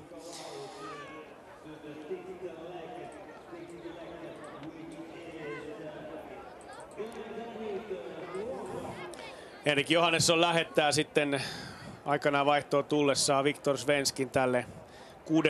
osuudelle, jolla mittaa 11 kilometriä. Arvioitu aika on tuntia 8 minuuttia. Tässä nähdään tuo loppu. Eli tuolla Muurain rastilla numero 14 hän on jo käynyt. Kohta lähes 4 minuuttia sitten. Edellisiltä osuuksilta tuttuja jälkiä. Tässä tämä kilpailukeskuksen lähestyminen tapahtuu, eli todennäköisesti Johannessonilla on aika paljon tuossa uraa alla ja pystyy pitämään kyllä kovaa vauhtia ihan tänne vaihtoon asti ja on tehnyt hienon juoksun ja nyt on taas kääntynyt ehkä siihen suuntaan pikkusen, että tämä ero Stora Tunnosta taaksepäin alkaa kasvamaan, varsinkin tässä osuuden loppuvaiheessa. Jo edellisen väliaikaan nähtiin, että sieltä ei enää kukaan sen kummemmin saavuttanut häntä ja kuvissa on nähty, että hyvää vauhtia hän on pitänyt. Niin hän on tähän mennessä tuolla 4 kilometrin kohdalla käyneistä tämän osuuden nopein, on pystynyt lisäämään kaikkiin tuota etumatkaansa ja käy siinä lähestymisrastilla nyt 5,8 ja siitä on sitten enää heitto tuon mäen yli tähän kilpailukeskukseen viimeiselle rastille. Henrik Johannesson kiihdyttää vielä vauhtia ja kipeää viimeisen törmän yli.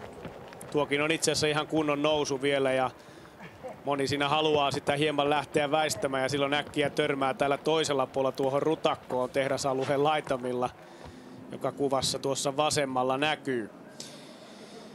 Näin on viides osuus kärjen osalta kohta käsitelty, kun Henrik Johannesson sieltä sukeltaa tuohon viimeiselle rastille ja tuolta pengerrettyä aluetta kohti loppusuoraa lähettää siis Viktor Svenskin kärkipaikalla 6. osuudelle. Tämä kaava toistaa itseään ja burlengeläiset ovat tällä hetkellä tukevasti kiinni siinä 6. voitossa, perättäisessä voitossa, mikä on kyllä jo todella kova suoritus ja eihän siihen tietysti kukaan ole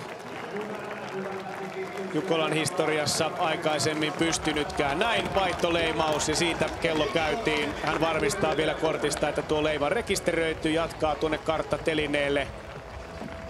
Ottaa sen päädystä ykkösnumerolla olevan kartan ja siellä on valmiina sitten nuorin Svenskin veljeksistä Viktor omalle osuudelleen ja näin edessä tuo reilu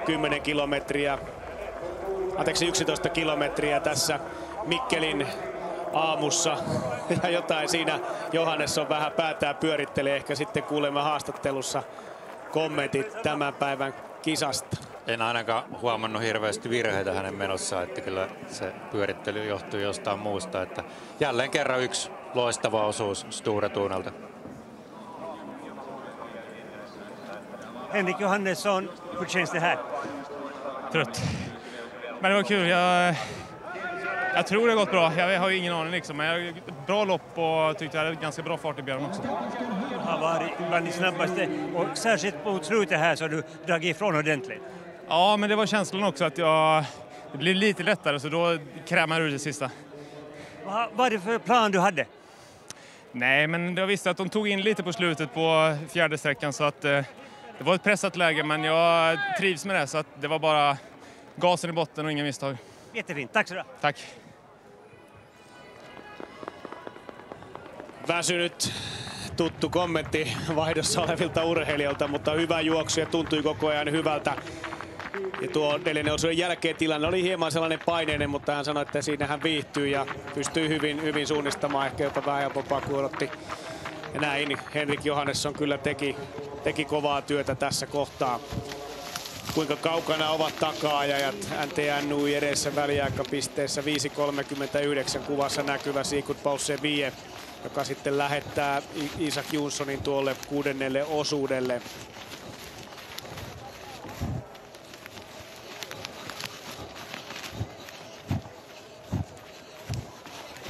Kyllä jotenkin semmoinen tuntuma on, että tässä nyt loppuradalla Johannesson on hyökännyt ja ero taaksepäin sitten kasvaa kyllä. Siinä Antenui ottaa rastin numero 15 ja hänellä on vielä 2 rastia jäljellä ennen vaihtoa. Ja siinä Tyrving, Dominik Müller ja kuinka lähellä on Arttu Syrjäläinen ja Helsingin suunnistajat.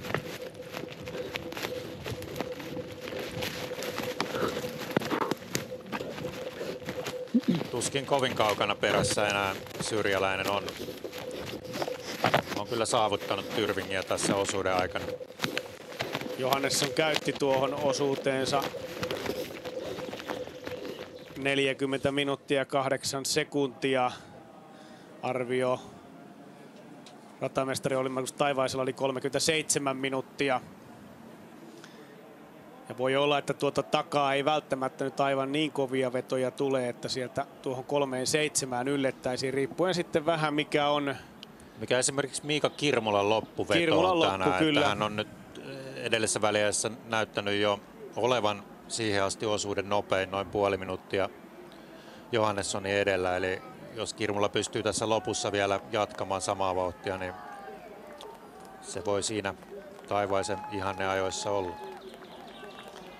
Ja kyllä siinä aika lailla rupeaa olemaan selässä kiinni Tyrvingillä Helsingin suunnistajat ja Arttu Syrjäläinen.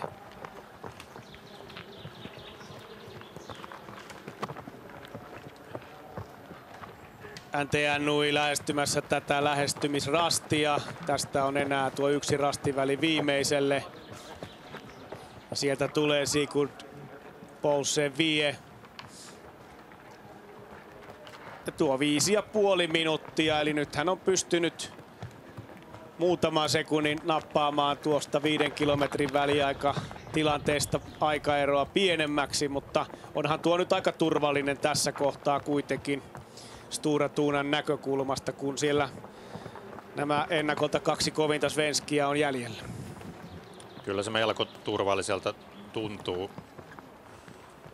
Siinä kun se oli alle 3 pienimmillään, niin vaikutti siltä, että nyt Anteen oli kyllä väkisi puristaa lähemmäs, mutta nyt se on taas sitten kasvanut aika reilusti tämän osuuden aikana se ero ja Viktor Svensk pääsi taas aika turvallisen etumatkan kanssa maastoon.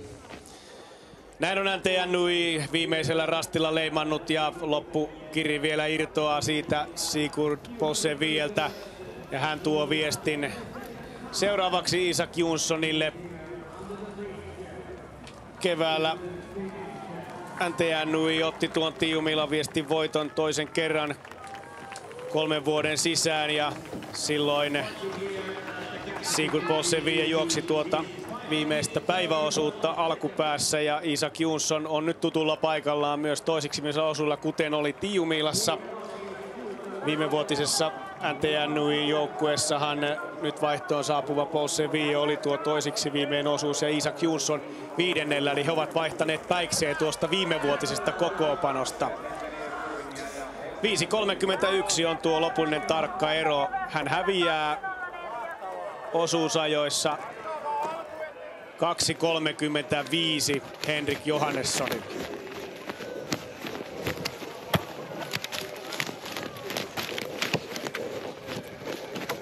Tässä ollaan Ravinenin kyydissä osuuden loppuvaiheessa. Emil Granqvist siinä vie viestiä. Hän on pikkusen Helsingin suunnistajien Tyrvingin takana, mutta Tampereen Pyrinnön edellä. Ja tässä Tyrving käy 3. tässä lähestymisrastilla ja sieltä tulee Helsingin suunnistajien Arttu Syrjäläinen sitten 4. Aivan hyvin on Arttu osuutensa suorittanut. Alku oli tosi vahva, pikkusen on sitten tullut eroa Stora Tunaan tässä osuuden loppuvaiheessa, mutta hyvä suoritus Syrjäläiseltä ja Helsingin suunnistajat edelleen on kiinni kyllä näissä palkintopallisijoissa. Sigurd Paulsen Vie, hur känns det här? Nej, hade hoppats att jag skulle ta in lite tid på Tuna, men hade många småfel in i postene och noen dårlige traséer, så Varför det? Nej, jag løp litt hetsete och var stressad och där jag orienterte bra, så løp jag väldigt bra, men det blev lite för mycket tull, rätt och slett. Ni är 2, vad kommer det vara i slutskedet? Nej, nu har vi ju 2 stykker som ska løpe VM för Norge på de 2 siste etappene, mens än så länge så har vi Stora Tuna 0. Så jag tror det kan gå vägen fortsatt. Tack. Siinä Sigurd Paulsen-Vie totesi omasta osuudestaan, että vähän liian paljon tuli pieniä rastipummeja, useampia kappaleita, että olisi toivonut kyllä, että olisi pystynyt lähestymään Stora Tunaa. Ja oli vähän tyytymätön omaan suorituksensa tänään. Hän oli aika luottavainen kuitenkin oman joukkueensa 2 viimeisen osuuden juoksijoihin. He on molemmat valittu MM-kilpailuihin Kuopioon ja uskoi siihen, että heillä on kyllä tämän viestin vahvin loppu. Terävä oli tuo Arttu Syrjäläisen loppu. 8.01 on ero kärkeen. Tässä vaiheessa hän on osuusajassa toisiksi nopein 22 sekuntia Henrik Johannessonia hitaampana. Nyt Tuomas Heikkilä siis tuolle 6. osuudelle. Ja UK Ravinen taipuu tässä lopussa vielä hieman lisää. Emil Granqvist on lähettämässä Hannes Mugessenin siitä matkaan. 8.36 on tuo ero.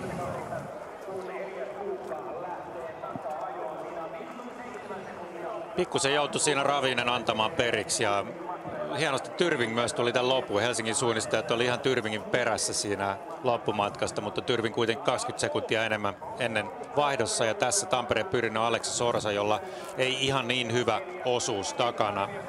Elias Kuukka lähtee maastoon ja ihan mielenkiintoista nähdä, minkälainen Eliaksen juoksukunto tänään on. Elias on yleensä nähty näillä pimeillä osuuksilla, mutta nyt mies on pikkuhiljaa löytämässä virettä tuon pitkän ja hankalan loukkaantumisjakson jälkeen ja tänään 6. osulla pohjustamassa sitten pyrinnön ankkurille Alberssonille mahdollisimman hyvää lähtökohtaa. No niin, Arttu Syrjäläinen, se oli hieno suoritus, tuntuuko se siltä? No oli ainakin hallittu veto, että tosi vaikea rata. Heti ensisilmäyksellä kävi selväksi, että mikä on pelin luonne ja kyllä vaikka oli lyhyt vain 37 minuuttia rata, niin joutui rehellisesti kävelemään siellä kaseikossa, oli niin vaikeita paikkoja. Et tärkeintä oli, että ne rastit tuli suoraan vastaan. Kovaa tulit kuitenkin, hyvä aika oli, eli jalka nousi. Ja se on aina vaikea arvioida, kun keskellä yötä ei ole nukkunut ja vähän häröä olo, kun lähtee tuonne maastoon ja sitä fiilistä on niin vaikea itse arvioida, mutta sitten tuli kavereita heti alussa selkäellä vastaan, niin sitten mä toki, että ainakin pystyy heihin sitten verta. Oikein hyvin tehty, kiitoksia. Yes, kiitos. 6. osuus on päässyt vauhtiin 1,8 kilometrin kohdalla. Stura Tuuna käy ensimmäisenä, Viktor Svensk ottaa siitä leiman ja poistuu kohti seuraavia rasteja. Samalla KV:n Tim Robertson lähestyy karttatelinettä ja on valmis sitten antamaan viestin eteenpäin Lauri Sildille, Timo Sildin velipojalle, ja nämä veljekset ovat kyllä Jukolan hengessä tuon nimensä saaneet, eli sieltä Jukolan veljessarjasta löytyvät molemmat nimet. Poikien isä Sixten Sild, virolainen 90-luvun kova suunnistaja, MM-mitalisti myöskin. Sitten Mika Kirmula ja Kalevan Rasti nyt 8. vaihtoon. On kyllä kulkenut osuutensa nopeita vauhtia ihan selkeästi tässä loppumatkasta vielä. Mika on ollut erityisen vahva. Nostanut Kalevan Rasti nyt 8. ja KVkaan ei enää kovin kaukana siellä edessä mene. Ja nyt sitten Kalevan Rastin loppu on suomalaissävytteinen. Santeri Kirjavainen, Lauri Nenonen ovat nuo 2 viimeistä, ja tästä Miika saa sitten hyvän startin kohti myöskin Kuopion MM-kisojen valmistautumista. Teillähän tuo leiri sitten juhannuksen aikaan on niiden kanssa, jotka tuonne kisoihin on jo valittu, ja siitä Santeri Kirjavainen matkaan. Ero kärkeen 11.49. Aleksi Sorsa, millä fiiliksillä? No todella huonoilla fiiliksillä. Oli aivan järjettömän, luokattoman huono suoritus. Ei. Valitettavasti näin. Mikä siellä meni mönkään? No todella suoraan sitten on semmoinen nössö alku. Mä tein ihan tyhmää kaartelua siellä. Mä en tiedä jännittikö liikaa. Ja en mä jotenkin saanut sitä oman tasosta suoritusta missään vaiheessa päälle. Että se oli enemmän tuommoista selviytymistä vaan eteenpäin. Ja se nyt paljon enemmän itseltäni odotin, sanotaan näin. Oliko ne ongelmat enemmän siinä reitinvalinnassa kuin jalan kulkemisessa? Vaikea sanoa, on sen verran raskas maasto, että se on ihan, ei pysty äkkiseltään heittämään mitään analyysiä, mutta fiilispohjalta sanoi, että oli todella huono meno. Kiitos. Pettynyt mies, Aleksi Sorsa. Ja näinhän se on, että silloin kun se homma ei lähde oikeille jengoille, niin tuolla lyhyellä osuudella on aika vähän tehtävissä. Se pitäisi sitten pystyä kunnolla korjaamaan ja saada se isku päälle, mutta jos itseluottamus ei ole kohdillaan ja tuo mainittu jännitys vaikka vähän vaikuttaa, niin se on silloin väkinäistä, hankalaa. Ratkaisut eivät ole niitä parhaita ja uskallusta pitää olla, niin kuin nähtiin Henrik Johannessonin menosta. Se oli päättäväistä. Udinexillä näytti metsässä peukkua hetki sitten. IFK Göteborg on lähestymässä vaihtoa, mutta kyllä yli 14 minuuttiin menee tuo Göteborginkin ero. Ja vaikka heillä kova loppu on, niin aika tiukka paikka tulee olla nousta tuolta kärkikolmikkoon. Joo, kyllä se taitaa pikkusen liian kaukana olla, vaikka tässä tietysti vielä Yli 25 kilometriä taitaa olla matkaa jäljellä ja kovat äijät on heilläkin lopussa tietysti, mutta kyllä tässä nyt Göteborg on jäänyt jo vähän turhan kauas taakse, jos vaikka ajattelee NT Nui, Uko Ravinen siinä Helsingin suunnista, että kyllä siellä sen verran kovia kavereita on niilläkin, että voi olla vaikea saavuttaa. Quentin Moulet lähtee matkaan ranskalaissuunnista ja sitten ankkurina aikanaan Kasper Fosser. Tim Robertson, what are your feelings right now?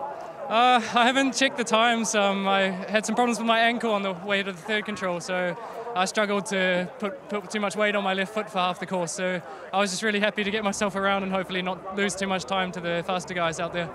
What happened with the leg? I've been having some issues for a few weeks now, so I've taped it and have a brace on, but it wasn't enough. I stuck my foot down quite a big hole, so can happen. It's orienteering. So, what's going to happen now with Kove? Well, we have a really strong finish, so I'm looking forward to following the guys now.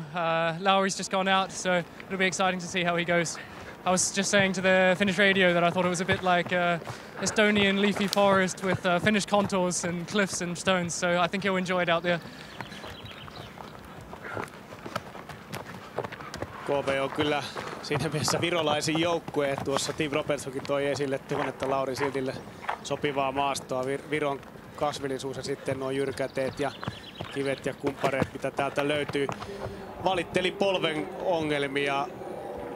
Näitä on hänellä ollut tässä jonkun verran ja se teki juoksun nyt vaikeaksi tuolla radan aikaa ja jos oikein ymmärsin, niin oli johonkin reikääkin tuon jalkansa pudottanut ja siitä tuo polvivaiva sitten syntynyt. Harmillinen tietysti ja se vaikuttaa myös siihen etenemiseen. Joo, ilman muuta tällaisessa maastossa, niin jos sulla on jotakin pientä vammaa siinä, niin se vaikuttaa väkisinkin vähän siihen tekemiseen ja siitä tulee varottua sitten ja pikkusen kiveä, keppii, paljon mahdollisuuksia, että se vamma pahenee siinä suorituksen aikana. Sitten osuudet tähän mennessä nopein Miika Kirmula ja hänen mietteensä. Miika Kirmula, mikä on tunnelma osuuden jälkeen? No, vähän nyt silleen haikea miele toki. Piti olla pitkällä osuudella vielä. Oikeastaan aika pitkään katsottiin tilannetta ja nyt päädyttiin tähän, mutta suoritus oli ihan kohtuullinen. Alussa oli vähän nyt ehkä vähän liikaa vauhtia. Sitten tuli vähän semmosia turhia mutkia matkalla. Sen jälkeen ihan ok. Oli ehkä yllättänyt se rata, että meneekö oikealla sektoreilla, että häviikö, kun ura oli tosi vähän, niin kuin varsinkin eka ehkä 60% radasta, mutta hieno maasto ja rata. Tolle vaikka oli lyhyt osuus, ettei ehkä pääse sinne ihan parhaimpaan, mutta tossakin oli ihan hienoa. Kiitos. Kiitos. Ja Kaleva Rasti nyt tosiaan siinä tilanteessa aikaeron suhteen, mikä se oli oikeastaan tuon ensimmäisen osuuden jälkeen. Reilu minuutti siinä on lisää, eli se kertoo aika paljon siitä, että mikä se tilanne voisi olla ilman tuota alun epäonnistumista. No se on jossittelua se, sitä on turha sen enempää jatkaa. Uko Ravinen on siis tuolla 5. ja nyt tuolla ensimmäisellä väliaikarastilla vain 2 joukkuetta vielä käynyt vaihtoon tuossa. Kalevan rastin jälkeen ovat tulleet siis IFK Göteborg, Farum Tiisvilde ja MS Parma.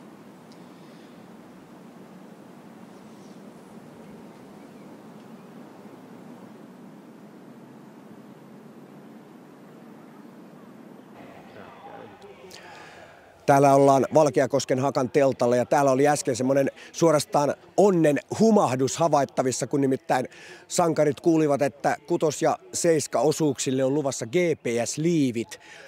Mitäs sanotte? Kertokaa ensin, ketä te olette. Rauli Aho. Aaro Aho. Tuomas Rokka. Ja onko näin, että te olette jo juosseet ja sä olet sitten ankkurina? Juu. No kuinka huikeasta hommasta on kyse nyt? Mikä on Hakan tähän asti historian paras sijoitus? No olisiko parassia siinä 60 paikkeilla ja viime vuodelta numero 75, eli nyt taistellaan top 15, että aika rutka parannus. Ja sä taisit tuoda omalta osuudelta joukkueen, oliko se 8. vaihtoon. Miten te kestätte tällaista niin kuin tason nostoa? No kyllä me näillä alkuosuuksilla on pyöritty aikaisemminkin, että se on ollut enemmän ajan kysymys, että saadaan ehdesuoritukset loppuun asti. Onko sitä analysoitu, että mistä se on sitten aina kiikastanut? No toki nuori joukkue niin vaatii kokemusta, että viestejä ollaan juostu tässä monta vuotta ja nyt tuntuu, että viimeksi syksynä ja tänä keväänä ollaan saatu loksahtamaan siellä palasia paikalleen, niin kyllä se alkaa niin kuin tuottamaan tulosta sitten toivottavasti täälläkin, mutta ei vielä juhlita, viesti on kesken. No, minkälainen evästys ankkurille?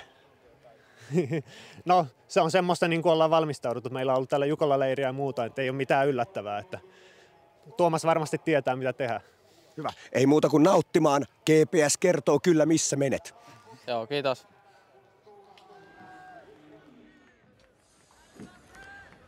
Mukava oli kuulla siinä Valkeakosken Hakamiesten mietteitä ja samalla nähdään sitten hieman hajontakuvaa tuolta 6. osuudelta. Stora Tunan viivaa siinä 6. rastilla aika suoraviivaisesti on tultu. Viktor Svensk. Ja jos katsotaan vähän tuota 1,8 kilometrin väliaikapistettä, niin siellä Svensk on ollut tähän asti nopein, tosin ainoastaan sekunnin Isak Jonssonia nopeampi, eli tuo kärkikaksikko etenee nyt täsmälleen samaa vauhtia. 2,7 on käynyt vain Stora Tuna ja Viktor Svensk.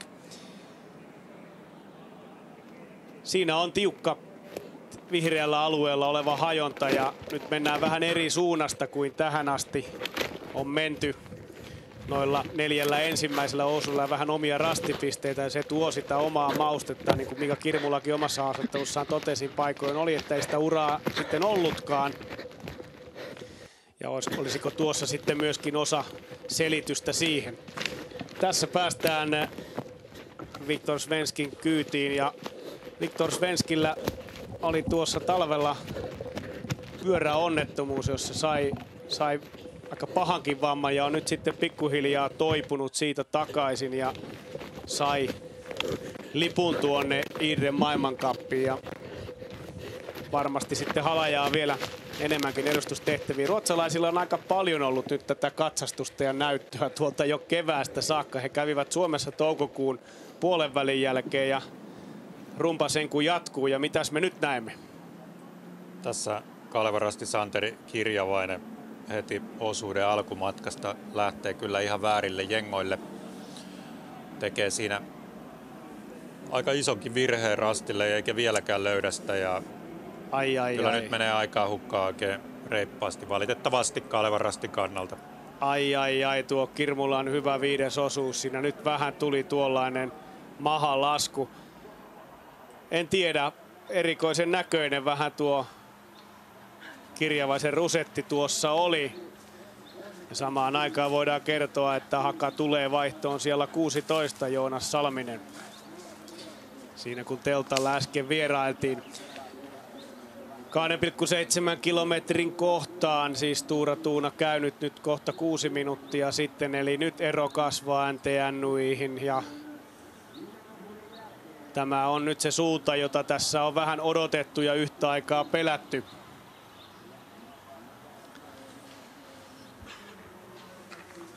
Joo, kilpailun jännityksen kannalta se ero sopisi olevan pikkusen pienempi, että mennään kuitenkin jo tänne reippaasti yli 5 minuuttiin, 6 minuuttiin, niin kyllähän se aika turvalliselta vaikuttaa Stora Tunan kannalta olevan jo. Rangat siellä paukkuvat poikki edelleen, mutta ei näy. Nyt tulee sieltä vihreä, keltamustat värit. Isak Jonsson, mutta 6.27, eli siihen on nyt tullut oikeastaan minuutti lisää tällä 900 metrin matkalla ja se on kyllä aika paljon.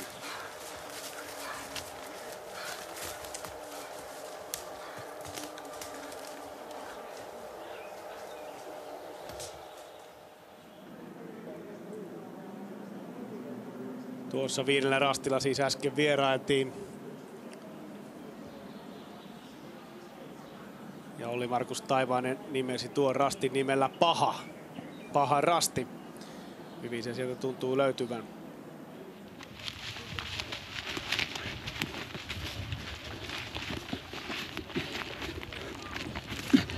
Siinä NTNY Jonsson vetää kyllä ihan tempo on päällä, mutta siellä edessä vaan yksi mies menee kovempaa. Tuttu tilanne. Toki ankkurina ovat sitten Erik Langnar Breivik, NTN Nuilla, Emil Svensk Stora Tunalla. Langnar Breivik pystyi tulla Tiiumilassa voittamaan sekä Svenskin että Gustav Bergmanin. No niin, sitten rastiväli 9-10. Mitä se meille tarjoaa reitin valinnallisesti kohta nähdään, kun Antti tuosta pääsee hetken päästä piirtämään.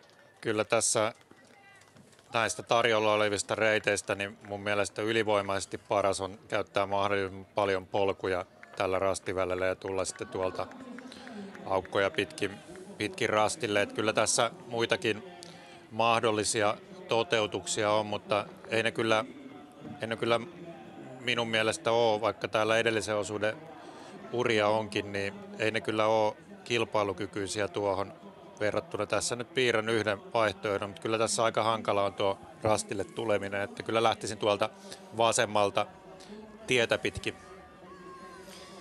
Onko tosiaan niin, että Olli-Markus Taivainen tarjoaa näin hyvää tiekiertoa päivän valossa suunnistajille? Stora Tuna sinne pyrkii, mutta ei aivan tuota sinun linjaasi vähän Stora Tuna vähän epäonnistui ehkä tuossa rastiväli alkuosassa. Kyllä. Näin toteaa meidän Jukola ja Vellojen viestin asiantuntijamme Antti Pipo Harju, joka toimii myöskin siis Suomen suunnistusmaajoukkueen valmennuksessa mukana. Päävalmentaja Thierry Sorsuun tiimissä sekä Tampereella akatemian valmentajana. Tuomas Heikkilä ja Helsingin suunnistajat nyt 3. sijalla. Ero 9.08, eli Heikkilä kulkee nyt aika samaa vauhtia kuin Isak Jonsson, eli NTN Nui, mutta kyllä hänkin on minuutin nyt jäänyt osuusajassa kärjessä kulkevalle Viktor Svenskille.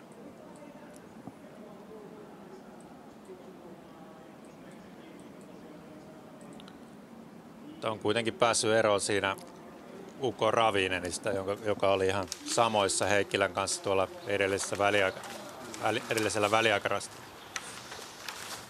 Myöskin Tyrving nyt siinä vanavedessä, eli tämä kaksikko on tosiaan Heikkilästä nyt tuollaisen reilut 50 sekuntia jäljessä.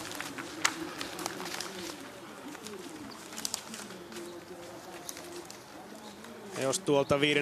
vaihdosta vielä vähän poimii näitä suomalaisjoukkueita, MS Parma 11, Akosken Haka siis 16, Parman kakkosjoukkue 18, juuri ennen Kalevan Rastin kakkosjoukkuetta. Siinä on hyvä vääntö nyt Parman ja KR:n kakkosjoukkueella. Ikaisten nouseva voima 22, Turun Metsäkävijät 23.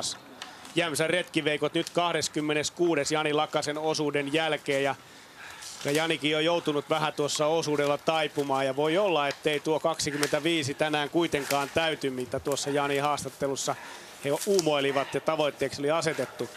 Elias Kuukka puhaltaa menemään sijalla 6, 10.36 kärjen takana. Jonkun verran on joutunut hänkin antautumaan tuonne Viktor Svenskin kovaan vetoon ja on myös puolisen minuuttia muun muassa Tuomas Heikkilää hitaampi tässä vaiheessa.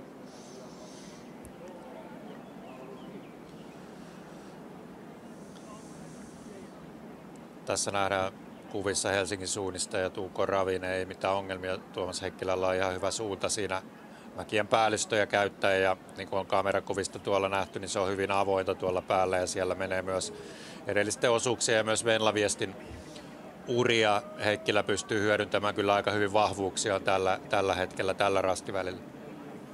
Sitten ehkä kun heitetään tuonne vihreään, niin siellä ei sitten välttämättä ole ne tumpin vahvuudet, mutta hän on kyllä osoittanut sen, mikä nyt ei tietysti tietäjille ole mitenkään yllätys, että hän on myös taitava suunnistaja. Oli tuolla SM-keskimatkalla aivan mitalin tuntumassa ja lunasti myöskin paikkansa tuonne Idren maailmancuppiin. Sitten KV ja Lauri Sild nyt 7. Sild on pystynyt lähestulkoon Heikkilän vauhtiin 10 sekuntia hitaampi. Eli tässä vaiheessa kulkee 4.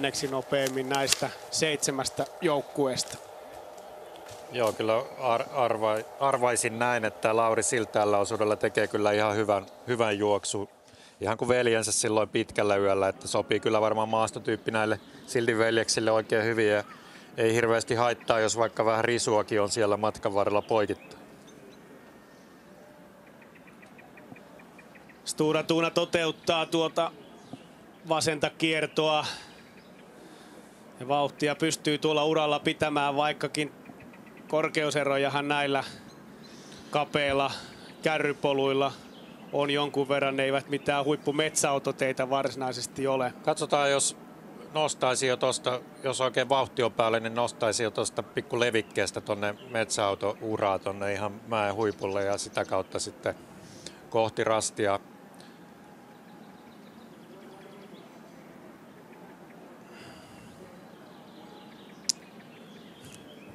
Joo, Olli Markus Taivaiselta kysyisin tälle rastivälille, kun mä mielestäni löysin vaan tuon hyvän vasemman reitin, että oliko ajatuksissa, että tässä olisi muita kilpailukykyisiä reitinvalintoja tarjolla? No joo, kyllä siinä se suorakin vaihtoehto on olemassa, mutta kyllä sen näkee, että siellä kokemusta on pipolla, että kyllä se sieltä Pasurista tämä väli kannattaa mennä. Niin, tässä ei pelkästään kokemusta, vaan on tullut aika tiukasti seurailtua tätä viestiä tässä yön aikana ja alkaa vähän hahmottumaan, että mikä tässä maastossa on nopea reitti ja minkälaisia paikkoja sitten kannattaa välttää. Joo, tässä on vielä se, että tuolta vasemmalta niin tuo tie menee aika tasossa, että sillä kyllä säästää jalkoja aika paljon suhteessa siihen, minkälainen könyäminen on välillä noita jyrkkiä penkkoja, jos menee suoraan valintaan. Minnalta voitaisiin myös sieltä ehkä kysyä nyt tässä kohtaa se, että näetkö, että onko tilanne nyt jo ratkennut, onko Stura Thuna tavoittamattomissa? Tämä lajihan suunnistus, että mikään ei ole koskaan ratkennut ennen kuin kaikki on ratkennut. Sitä olisin ehkä tuosta omalta vielä kysässyt, että mitäs jos tuon toteutuksen olisi vetänyt vielä vähän pidempää tuolta polkua pitkin. Toki se laskee sinne alaspäin, mutta kumpi olisi nopeampi? Ootko testannut? En ole ihan kaikkia pikku nyansseja testannut, mutta kyllä se ihan kilpailukykyinen sieltäkin on. Toki ymmärrän tuon Stura Thunan ajatuksen, että kyllä siellä selvästi on Stura Thunalla se niin sanottu pelikirja aika hyvin hallussa. No näin se on, että me ollaan kyllä täältä ihailtu, että miten osataankin ottaa aina ne lähes aina oikeat reitinvalinnat, että ihan kaikilla muilla joukkoilla ei ne samat taidot näytä vielä tässä Jukolan viestissäkään olevan. Stura Thuna on nyt näyttänyt esimerkkiä 5 kertaa voittamalla, niin nyt pitäisi sitten ruveta jo oppimaan. Onko se Antti näin? Kyllä luulen, että se näin on. Tässä nähdään IFK Göteborg lähestyy sitten 8. ja Kalevan Rasti siellä taustalla. Santeri Kirjavaisella nyt pikkusen kiire, jos meinaa tuohon Quentin Molan kyytiin. Göteborgin selkä siinä pakenee ja Kirjavainen lähestyy nyt Rastia, ottaa siitä leiman ja Mulella on siinä ihan kyllä yritys päällä ja Santeri Kirjavainen on pikkusen ehkä ottavana osapuolena tässä kaksikossa. Kyllä tuo alku tietysti oli hankala. Tuollaisen virheen jälkeen on vaikea koota itseä ja saada se drive nyt päälle, kun se takoo vähän siellä takaraivossa. Ja Kirjavainen on kuitenkin ollut tässä 4 minuuttia Viktor Svenskia hitaampi ensimmäisen 2,7 kilometrin kohdalla ja se on tietysti aivan liikaa, mutta minkäs teet? Laji on suunnistus, kuten Minna sanoi. Suomalaiset eivät tätä Jukolaa ole voittaneet sitten KV:n 2018 voiton jälkeen, niin kuin sitä ole voittanut kukaan muukaan kuin Stura Thuna, mutta mitä suomalaisjoukkueissa nyt tarvittaisiin ehkä enemmän, jotta tuohon taisteluun päästäisiin? Onko se laajuus, onko se huippuankkuri, minkä näet ehkä sellaisena päällimmäisenä asiana? Ennen kaikkea varmasti semmoista tasaisuutta, että voi olla, että suomalaisille joukkueille oli se sitten tämä 7 hengen viesti tai 10 osuuksinen tiiumilla, niin ei vaan tuu sitä 7 tai 10 vastaavanlaista suoritusta, mihin Stora Tuuna erittäin kliinisesti vuosi toisensa jälkeen kykenee. Ja sitten toinen asia on se, että tietysti kovimmat, isoimmat pyssyt, niin heidän pitää olla samaa tasoa kuin vastustajilla vähintään. Että silloin kun suomalaisjoukkue tätä on hallinneet aikanaan Turun suunnistajat muun muassa voitti 3 kertaa Jukolan Viestiin ja sitten Kalevan Rasti teki sen 6 kertaa. Niin näillä joukkueilla oli kyllä siellä ne kovimmat miehet. Ne oli ihan maailman huippusuunnistajia ja sillä on tietysti iso vaikutus siihen. Tällä hetkellä miehissä tilanne on ollut aika hyvä. Ja meillä on maailmanluokan menijöitä, jos vaikka peilataan tuota maailmancupin finaalia Nilsiässä viime syksynä. Savolainen Kirmulla palkintopallilla, myös Ojanaho nyt 23 vuonna otti tuon MM-mitalin. Toki tänä vuonna ei ole päässyt samaan vireeseen, mutta onko meidän näköpiirissä sitten, että tulevaisuudessa näitä niin sanottuja isoja pyssyjä sitten olisi riittävästi ja myöskin tietysti naisten puolelle näitä tarvittaisiin? Niin, mielellään siinä joukkueessa olisi semmoisia juoksijoita, vaikkapa jokainen on Suomen maajoukkueessa tai omaa kokemusta Suomen maajoukkueessa juostuista kilpailuista lähimenneisyydessä. Ja sitten ehdottomasti totta kai joukkue tarvii sen 2-3 oikein isoa pyssyä. Et kyllähän Helsingin suunnistajilla, jos Olli Ojanaho, Matthew Perään, Topi Syrjäläinen olisi kaikki ihan siinä ehdottomassa huippukunnossaan. Tänään nähtiin Perääniltä kova juoksu 4. osuudella, mutta hän ei ole tänään juoksemassa näitä ihan maailman parhaita vastaan. Se on erilainen osuus. Topi Syrjäläinen oli pitkällä yöllä. Ihan ok juoksu, mutta ei mikään superveto.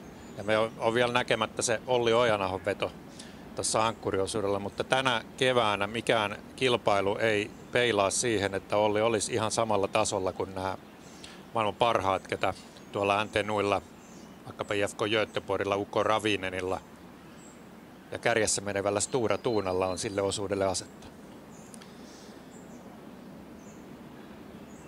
Ja Olli Ojanahalla varmasti vähän tietysti itseluottamusta syö se, että kun se vire ei ole ollut toivotunlainen ja nyt ne varmasti pitkään tähtäimessä olleet koti MM-kilpailut jäävät väliin. Vellojen aikaa Mia Niittynen totesi aika hyvin, kun hän oman raskautensa vuoksi luonnollisestikaan ei ole tavoittelemassa tai ei ollut tavoittelemassa paikkaa kotikisoihin. Sanoi, että hän ei arvota näitä MM-kilpailuja tavallaan sen pitopaikan mukaan, vaan jokaiset kisat ovat yhtä arvokkaita ja uusia tilaisuuksiahan tulee. Vuosittain ovat MM-kilpailut, ne ovat vuorovuosin maasto- ja sprinttimatkoilla. Eli ensi vuonna sitten MM-kilpailut juostaan sprinttimatkoilla ja vastaavasti EM-kilpailut ovat sitten maastomatkoilla. Monella on iso satsaus ollut tähän Kuopion vuoteen. Joukkueeseen mahtuu vain 3 per matka per maa. Se on aika pieni määrä. Tästä on aikaisemminkin keskusteltu, että jonkun verran se varmasti vie sitä MM-kisojen tasoa ja toisaalta, no ei arvostusta, mutta ehkä aivan ne absoluuttisesti parhaat kaikista maista tietysti ovat paikalla, mutta se tason laajuus ei ole sitä, mitä se saisi olla. Juuri näin, juuri näin. Tässä nähdään vähän näitä reitinvalintoja taas. Tuossa Antennui toteuttaa tätä rastiväliä niin kuin ehkä voisi ajatella, että suurin piirtein pitääkin siellä taustalla. Tuomas Heikkilä vähemmän yllättäen valitsee myös tämän erittäin juostavan reitin. Ja kun sitten taas Elias Kuukka, Tampereen Pyrinnön viestinviejä, niin aika huono toi rastiväli alkuosa ja uskon, että Eliakselle tulee tässä kyllä nyt tappiosekunteja tällä rastivälillä ehdottomasti. Siellä myös Tyrving ja Ravinen ovat valinneet tuon suoremman toteutuksen. Nythän ollaan Heikkilän vahvuusalueella, kun mennään tuota kovapohjaisempaa tietä ja hännän pituus on varsin pitkä. Minuutin verran se on ajassa, mutta matkallisesti siinä koko ajan venymää tulee, kun vielä hetki sitten tuossa alamäkeekin pääsi aikaisemmin juoksemaan. Nyt kinnataan pikkusen ylöspäin tässä vaiheessa ja NTNui aivan tuota mutkasta saakka ottaa vauhtia ja nojautuu näihin jyrkänteisiin, jotka todella ovat korkeita täällä maastossa. Se on tullut todettua moneen kertaan. Kyllä vaikuttaa siltä, että Tuomas Heikkilällä on taas kerran tulossa hyvä suoritus.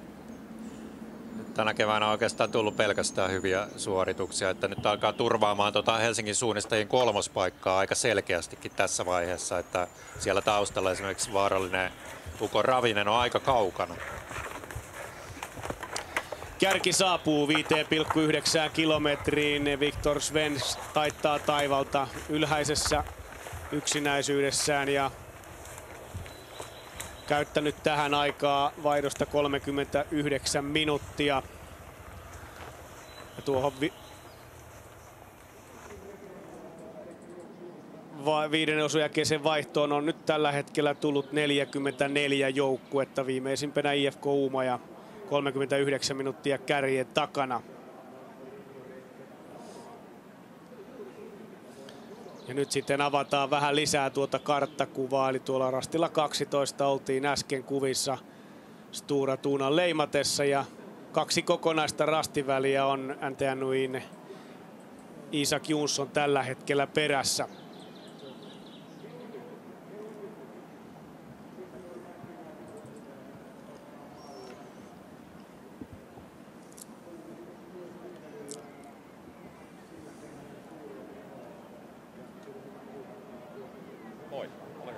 No niin, eduskunnan viesti pysähtynyt hetkeksi tähän. Mikä tässä on ongelmana?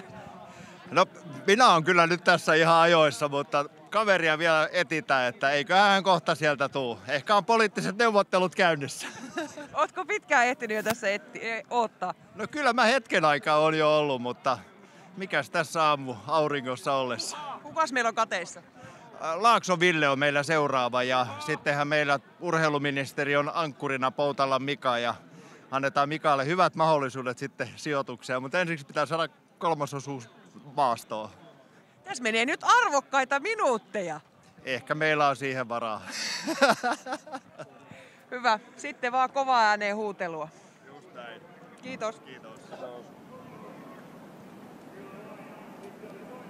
Eduskunnan urheilukerho, perinteikäs seura ja ollut mukana suunnistustoiminnassa pitkään ja eduskunnalla on omia mestaruuskisojakin järjestetty. Ja jännittävä nähdä sitten, miten Mika Poutala omalla luistelutaustallaan tuosta ankkuriosta selviää.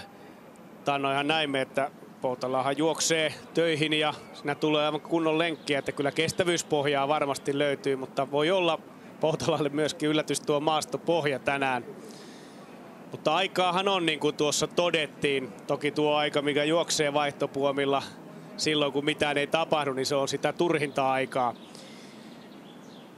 Helsingin suunnistajat oli siis tuolla 2,7 kilometrin kohdalla 2,5 minuuttia jäljessä NTNUIta. Ja tuosta kuvasta voisi päätellä, että kyllä Tuomas Heikkilä sitä eroa koko ajan pienentää, niin kuin tuolla nähtiin.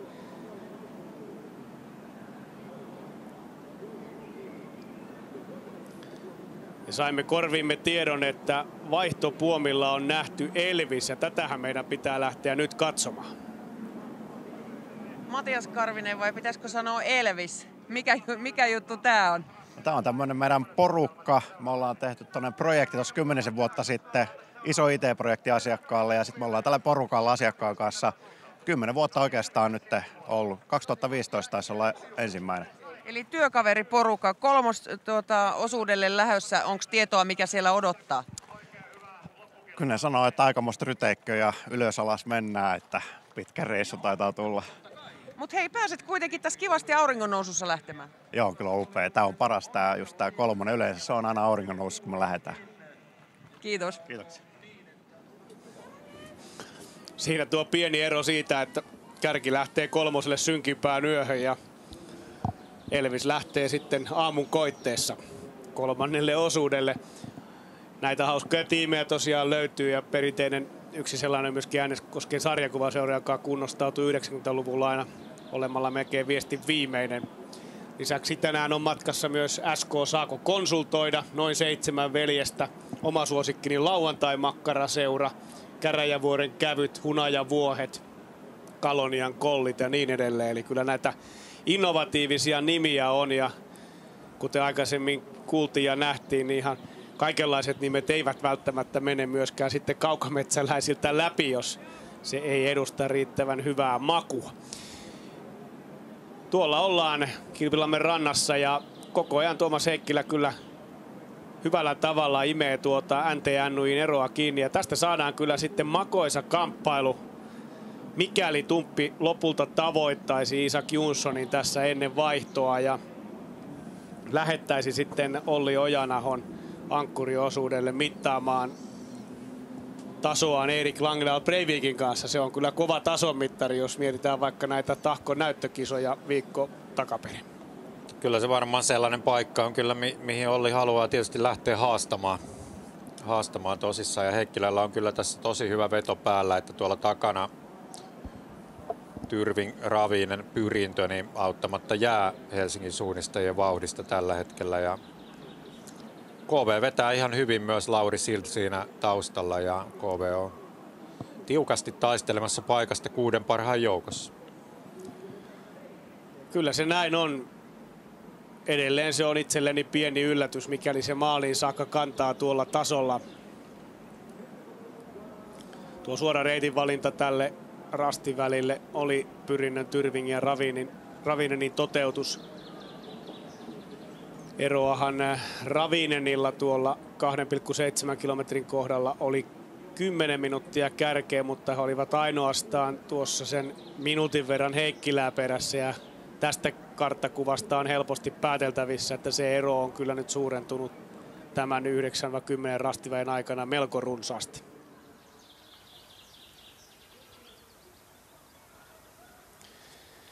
Kaunista kesäistä aamua vietämme tällä hetkellä täällä Mikkeli-Jukolassa. Hieman ehkä sellainen odottava tunnelma on nyt tässä 6. osuudella, kun saadaan hetken kuluttua kärki tuonne 6,7 kilometriin. Näin Stora Tuuna siellä leimaa ja tämä rasti on nimeltään Kraateri. Ja tämä on molempien ratamestareiden suosikkirasti, kun tästä heiltä kysyttiin aikaisemmin.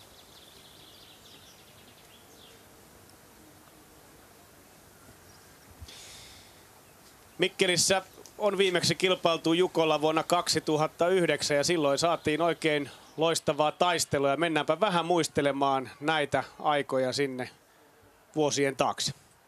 Me to attack or to try to find the control better than he is. And then we managed to catch the back of Emil Wingstedt, which was of course a good news because at that time I think he was also top shape, but maybe that morning not that great. I got a chance in one part of the course was forked and I was pushing quite hard and I got a 30 seconds lead. And for me it was a decisive moment because I think I had a chance to escape. Sursoo-pummaa. Kyllä se oli se tiheäkkö rasti ja totesin, että varmasti hoitaa, että on tuttua Sursoolle, mutta se on kova paine tietää, että johto on 2.30 sekkaa. But just after the forking, I miss at least this one. I remember very well a small stone in a slope, and they came back, and then I was still leading, and we managed to get away from Emil. I think he was tired, so it was just us two. Got closer to the finish. I guess he was trying to get rid of me, so he once slowed down a bit, or he even stopped at the crossing, so he forced me to make a decision, and then I took another way to the next control than he did, and from then on it was full gas. I didn't saw his back, so it meant like I was a little bit blind. And it was at least 2 more controls, quite flat, little bit diffuse, and I felt okay. I need to really do some sharp ending. And I was running as fast as I could, and luckily I was a bit faster at the next control than he was. It was really like the moment I had big struggles against him, and he was simply better and stronger physically. It was the first time winning Jukola, so it was a big thing for us. But on the other side is, of course, Thierry. He was one of my biggest rivals back then. He has been it for many years, but especially in that period, we were fighting often against each other. Thierry on nyt viikon sisään varmasti omasta mielestään hieman liikaa näitä kakkos- ja kolmostiloja ottanut. Ja aina edellä on Daniel Hupman 3 kertaa viikon sisään. Daniel was my favorite competitors because we had quite different strength and he pushed me a lot. Many people still remember those fights when two top runners fight each other on the last leg, and so that was a really historical moment in our careers, I would say.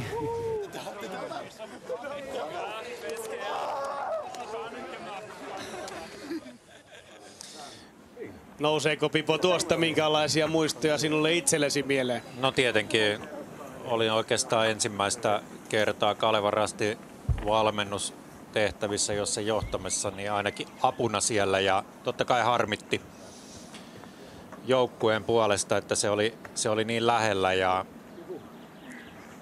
tuommoinen kaksinkamppailutappio, niin se kyllä kirvelee varmaan myös erityisesti se ankkurin mieltä, mutta onneksi siinä vielä kultaiset ajat koitti sitten 2-3 vuoden päästä, ja 3 peräkkäistä Jukola viesti voittoa tietysti seuran historiassa näyttää aika hienolta.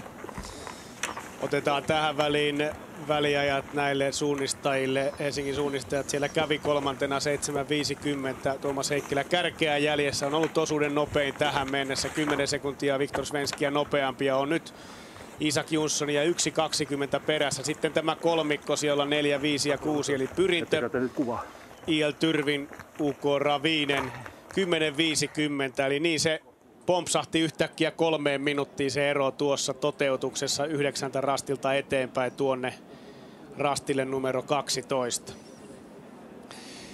Niin, Daniel Hupman on tänään mukana. Hän juoksee nyt sitten OA Norskan ankkuriosuuden kaikesta huolimatta, vaikka näissä alkuperäisissä järjestyksissä hänet oli laitettu aloitusosuudelle. Thierry Sorsu, kun päätti oman kilpailuuransa, niin se oli sitten sellainen totaalinen päätös, eli sen jälkeen hän ei ole numerolappua virallisessa kilpailussa rintaansa laittanut. Joo, se oli semmoinen päätös, ja tietysti tyylikästä lopettaa se huipulla Viron MM:ssä keskimatka maailmanmestaruus, ja siihen se oikeastaan sitten loppuukin viestin jälkeen se ura, ja hän siirtyi välittömästi valmennustehtäviin. Hupman puolestaan tuntuu jatkavan hamaan loppuun asti, että joka syksy varmaan häneltä kysyy useampi, että miten ensi vuonna, ja silloin hän vastaa ehkä vähän epäröiden, etten tiedä, mutta siellä sitten taas jossain vaiheessa huomaa, että talvella on täysi kaasu päällä, ja kesällä hän juoksee Sveitsin MM-joukkueessa ja taistelee mitaleista edelleen. Kyllä. Syntynyt vuonna 1983, eli on tosiaan kyllä huippusuunnistajaksi jo varsin iäkäs. Siinä KV kävi tuossa rastilla, Lauri Sild 12.35 kärjen takana. Tuo Mikkelin maasto 2009 poikkeaa aika paljon siitä, mitä tänään täällä Tikkalassa on nähty. Eli Etelä-Savosta kyllä monipuolisuutta löytyy. Silloin erikoisuus oli se ykkösosuuden pitkä putki-rastiväli, aika juoksupainotteinen väli. Tänään nähtiin pitkällä yöllä se 3,9 kilometrin väli, ja vielä on ankkuriosuus nähtävänä, ja mitä sinne sitten Olli-Markus Taivainen on kätkenyt, se verho paljastetaan siinä vaiheessa, kun ankkurit pääsevät matkaan.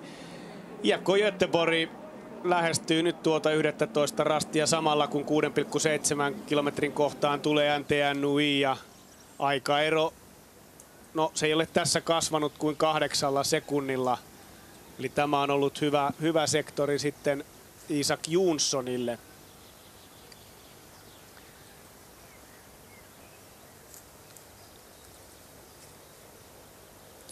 Jännityksellä odotetaan, että mikä on Tuomas Heikkilä Helsingin suunnistajien ero sitten NTNUI. Se oli viimeksi 7.50 800 metriä aikaisemmalla väliaikapisteellä, ja nyt tässä kraaterin rastilla ollaan. Kun ollaan saatu Tuomas Heikkilä tälle rastille, niin sen jälkeen voitaisiin kysyä Oma Taivaiselta vähän tarinaa tästä kraaterista. Muistan, että kerroit tästä jonkunlaisen jutun tuossa jokunen viikko sitten, niin mielellään kuulisimme myös, että mikä tämä kraaterin tarina oli. Mutta odotellaan rauhassa Tuomas Heikkilää nyt tähän, ja toivotaan, että se hetki koittaisi mahdollisimman pian. Sieltä Helsingin suunnistajat Ja Tuomas Heikkilä jälleen erinomaista suoritusta tekevä mies, jolla sileäkin juoksu kulkee Suomen huippuvauhtia. 8.02 eli 1.22 on nyt tuo ero. Se on käytännössä muuttumaton.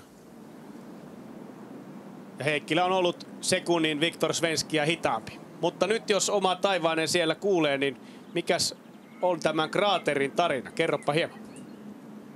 No joo, kraaterin alkuperäinen työnimi TV-rastille oli Onnellinen hullu ja se johtui siitä, että perimätiedon mukaan tuossa näissä takametsissä aikanaan asui hullu ihminen ja kun olin tuossa järven rannalla yhtenä tyynenä kesäpäivänä tai kesäiltana koejuoksemassa niitä ratoja, niin mietin vaan, että kyllä se hullun on täytynyt aika onnellinen olla, mutta se oli liian pitkä nimi. Tämä on sen verran nopeatempoinen lähetys, tämä Jukolan TV-lähetys, että ei onnellinen hullu kelvannut nimeksi, niin sitten nimesin sen kraateriksi, että tuo Kilpilampi on vähän semmoinen kraaterimallinen, siinä keskellä on semmoinen terävä mäki, vähän niin kuin olisi siihen joskus jysähtänyt.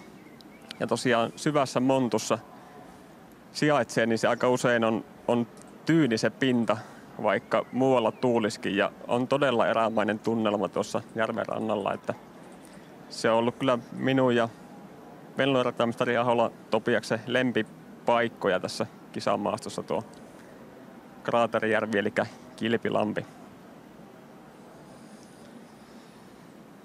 Kiitokset tästä tarinasta ja samalla katsotaan sitten, että siellä Faarun Tiisville teki tuollaisen pienen mutka tuohon Kymppirastille. IFK Göteborg ja Kalevan rastin välinen ero on nyt tällä hetkellä hieman yli minuutti Göteborgin eduksi ja se on tuolla. Siinä Quentin mulla tuossa pitkällä rastivälillä pystyy jätättämään Santeri Kirjavaista tuollaisen minuutin tai reilun minuutin verran, että siihen ne lähti suurin piirtein yhtä aikaa 90 välillä, mutta mulla yksinkertaisesti taitaa juosta vähän kovempaa kuin Kirjavainen, joka ei sinänsä sen ykkösrastin aika ison pahan virheen jälkeen ole kyllä virheitä tehnyt, että etenee tasaisesti taustalla. Siellä näkyy Faarun Tiisville MS Parma lähimpänä Kalevan rastin takana. Ja takaisin tuohon kraaterille 10,5 minuuttia on kulunut. Ja seuraavaksi odotukseen Tampereen Pyrintöä, I.L. Tyrving ja Uko Ravinen ja tämä kolmikko oli edellisellä väliaikarastilla yhdessä. Ja sieltä vilahtavat tuohon notkoon. Ja tällä kertaa tullaan sitten Ravinenin johdolla. Tyrving seuraa kakkosena ja missä se on Elias Kuukka ja Tampereen Pyrintö. Elias oli näiden joukkueiden kanssa yhdessä tuolla ja siinä tulee. Mutta on nyt muutama sekunnin perässä parisen kymmentä Ravinenin ja tiheimmissä kohdissa näköyhteys kyllä katkeaa. En tiedä sitten onko kysymyksessä nyt se, että fyysisesti alkaa taipua vai jotain muuta. Nyt ollaan kunnon penkassa, kun katsotaan tuonne taustalle. Siellä on Jylhä Jyrkänen, kun Viktor Svensk ottaa leiman tästä rastilta ja saadaan myöskin maistaa vähän jälleen tuota metsävauhtia.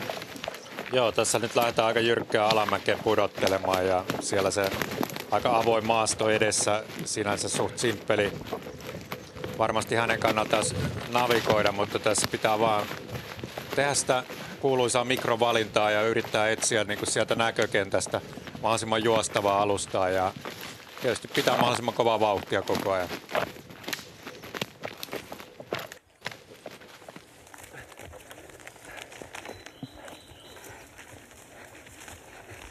Piipahdetaan jälleen tuonne 5,9 kilometrin kohtaan ja siitä Göteborg meni ajassa 17.33 kärjen takana ja Santeri Kirjavainen Kalevan rasti nyt 9.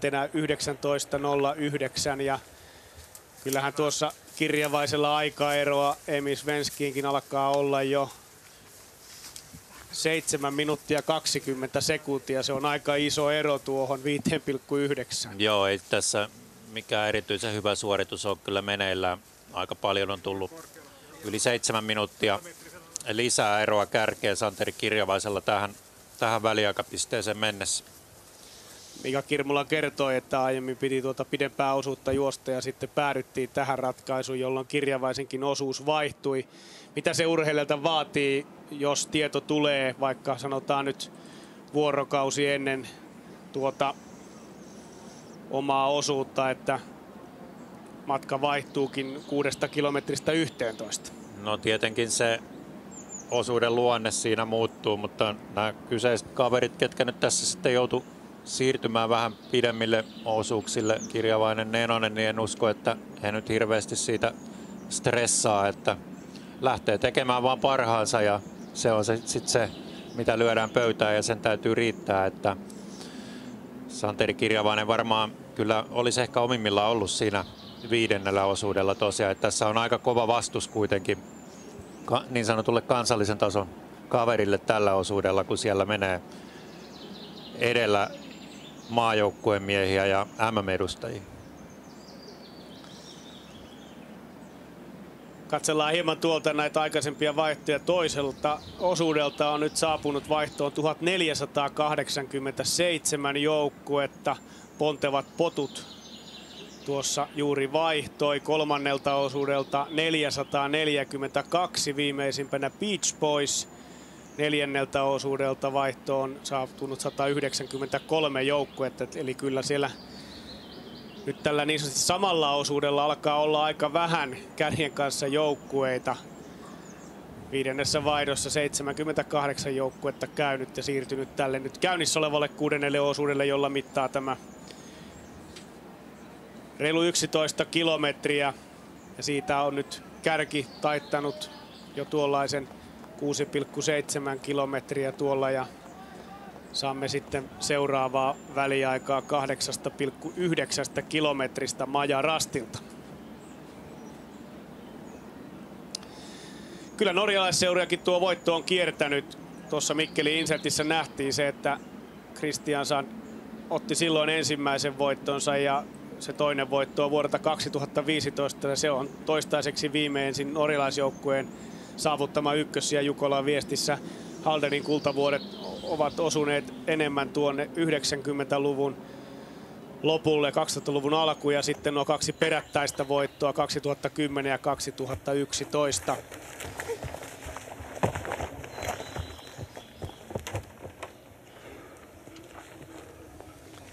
Kymmenen joukkuetta käynyt täällä 5,9 kilometrissä. Kalevan rastin jälkeen Farum Tiisvilde, Gustav Runefors aikaero 21.41 johtavaan Stura Tunaan ja sitten saadaan numero 21 MS Parma Jonas Hupacek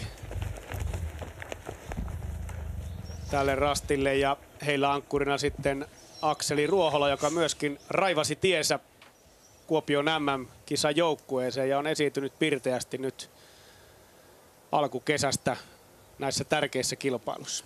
Joo, uskon kyllä, että Ruohola viimeistään tulee nostamaan MS Parman tänään 10 parhaan joukkoon, mikä on heille varmaan ihan semmoinen eräänlainen tavoite ollut, että 10 parhaan joukkoon pääsisi Jukolan viestissä ja uskon, että se on kyllä tänään hyvinkin mahdollista.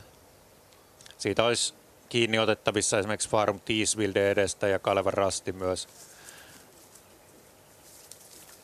ehkä lähimpinä. 6,7 KV jälkeen ei ole muita joukkueita vielä käynyt. Odotukseen siihen nyt IFK Göteborg. Quentin Moulet oli 17,5 minuuttia jäljessä tuolla edellisellä väliaikapisteellä ja sieltähän tämä ranskalaissuunnistaja saapuu. 17.18 on aikaero. Göteborg ei oikein ole päässyt nyt iskuetäisyydelle missään vaiheessa, eli semmoista huippunousua ei ole tullut. Tasaista suorittamista, mutta ei ole sellaisessa paikassa, että olisi mitään asiaa enää nousta tuonne 3 parhaan joukkoon. Joo, pikkusen turhan kauas siellä yöllä jäätiin, ettei se hirveästi auta, että siellä on Kasper Fosser ankkurina. Tässä käy NT Nui rastilla ja aika mielenkiintoista olisi tietää, että kuinka lähellä on Helsingin suunnistajien Tuomas Heikkilä, joka on kuitenkin pikkuhiljaa hivuttautunut lähemmäs norjalaista. Ja tässä menee viesti kakkosia ja Helsingin suunnistajat on hyvin lähellä todennäköisesti tällä hetkellä.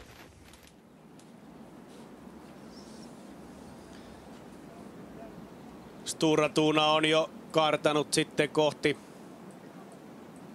tätä loppuosuutta. Eli siellä rasti numero 23 on meille tuttu Muurain rasti 10 kilometrin kohdalla ja tuosta nuo hajonnat sitten poimitaan. Tässäkin on aika mielenkiintoiset nuo hajonnat.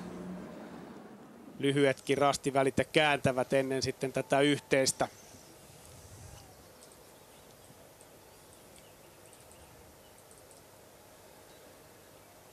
Mikä on Kirjavaisen tilanne? Kalevan rasti edellisellä väliaikärastilla 19 minuuttia 9 sekuntia kärkeä jäljessä, eli tuo reilu 1,5 minuuttia Göteborg ja Quentin Moulin selästä. Ero on kasvanut niin kuin odotettuakin, mutta olettaisin, että pikkuhiljaa Kirjavainen sieltä voisi rastia kohti saapua ja siellä taitaa näkyä jo Kalevan rastipaita. Sieltä kivien keskeltä tuohon notkoon ja siitä sitten eteenpäin. 19,5 minuuttia on täynnä, joten koko ajan hieman taipuu Santeri Kirjavainen tässä osuuden edetessä nyt.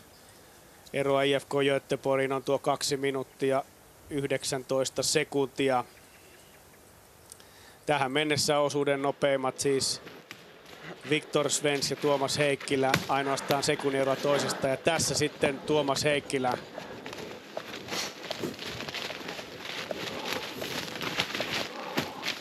kiipeää Saniaisten keskellä. Kova on puhallus päällä Heikkilällä, siinä aika raskas paikka. Tämä on tosi jyrkkä ylämäki ja melko pitkä veto ylämäkeen, muutamasta metriä, mutta hyvin nousee. Ja jossain siellä edellä menee hänteen noin.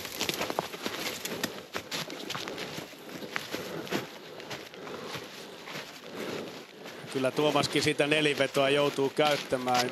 Mäen jyrkkyys on sitä luokkaa, että eihän niitä tietysti ole järkeväkään yrittää väkisin juosta ylös, koska sen jälkeen ei jaksa enää jatkaa tuolla mäen päällä. Eli energiaa pitää säädellä ja voimankäyttöä sillä tavoin, että juoksu pysyisi koko ajan kuitenkin rentona eikä liian kovat hapot pääsisi jalkoihin. Ja se ei oikeastaan sitten nopeuta sitä yhtään se väkisin juokseminen, vaan tuommoinen voimakävely on joskus paras tapa nousta näitä jyrkkiä. Kyllä ilman muuta, että tuossa oli kyllä niin jyrkkä kohta, että ei sitä kauhean moni pysty juoksemaan. Ja tässä päällyställä kuitenkin Heikkilä pystyy sitten taas pikkuhiljaa alkaa pidentämään askelta. Ja tiukka rastinotto tulossa tähän takarinteeseen, niin tietysti täytyy myös pystyä suunnistamaan samalla.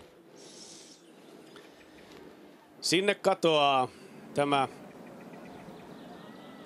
viime vuosina suomalaisen sprinttisuunnistuksen parhaista tuloksista vastannut mies, mutta on osoittanut tänään, että metsäsuunnistus on yhtä lailla hanskassa ja hallussa, kuten se on ollut Viktor Svenskillä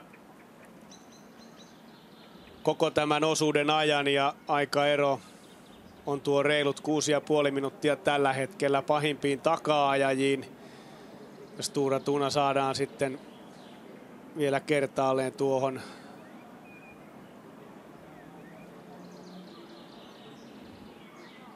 Muurain rastille myöskin.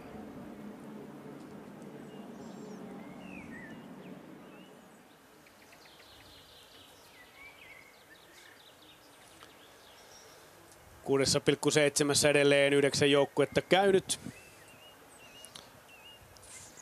Farum Tiisvilde ja MS Parma oli edellisessä väliaikarastissa ne seuraavat joukkueet Kalevan rastin jälkeen.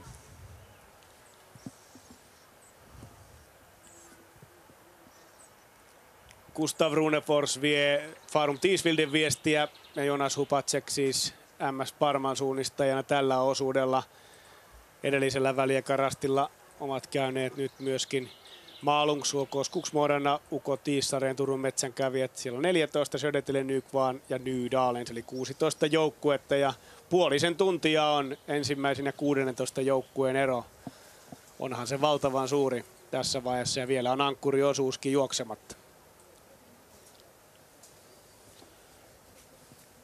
Sieltä tulee seuraava joukkue ja se on Farum Tiisvilde. Gustaf Runefors. Ero kärkeen 23-20. Minuuttia 9 sekuntia oli Hupacek jäljessä ja on pystynyt nyt lohkaisemaan kyllä reilusti. On enää 13 sekunnin päässä. Ja hyvä vauhti on nyt Jonas Hupacekilla tässä kohtaa osuutta.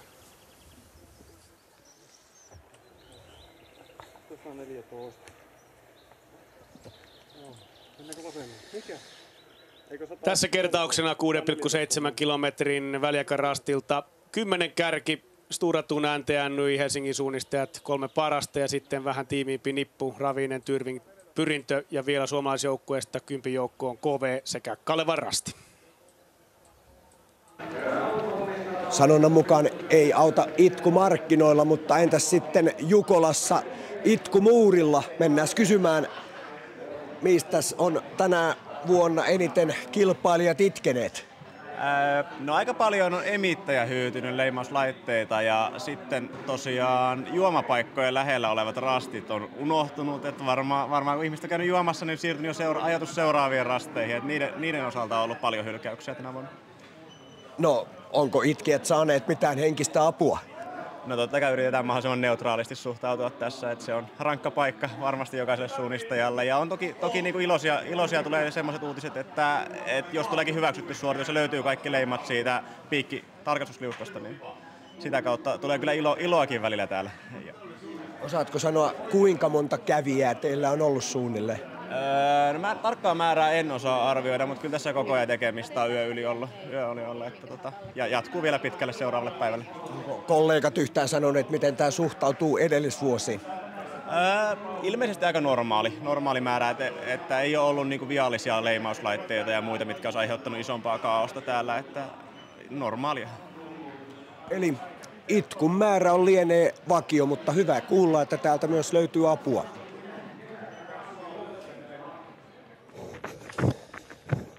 Suunnistajan surkei paikka siinä vaiheessa, kun maaliin tulessa ohjataan tuonne itkumuurille eli virheselvitykseen. Glagomur.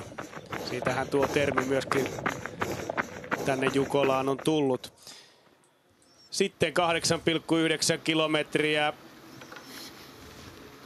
Ja Majarastihan tämä on tällä kohtaa. Stora Tuna käynyt NTNY 7.08 ja Helsingin suunnistajat 7.50. 42 sekuntia on nyt enää tuo ero. Vääjäämättömästi Tuomas Heikkilä lähestyy. Ja olisihan se makoisa tilanne, jos vaihtoon saapuisivat yhtä aikaa.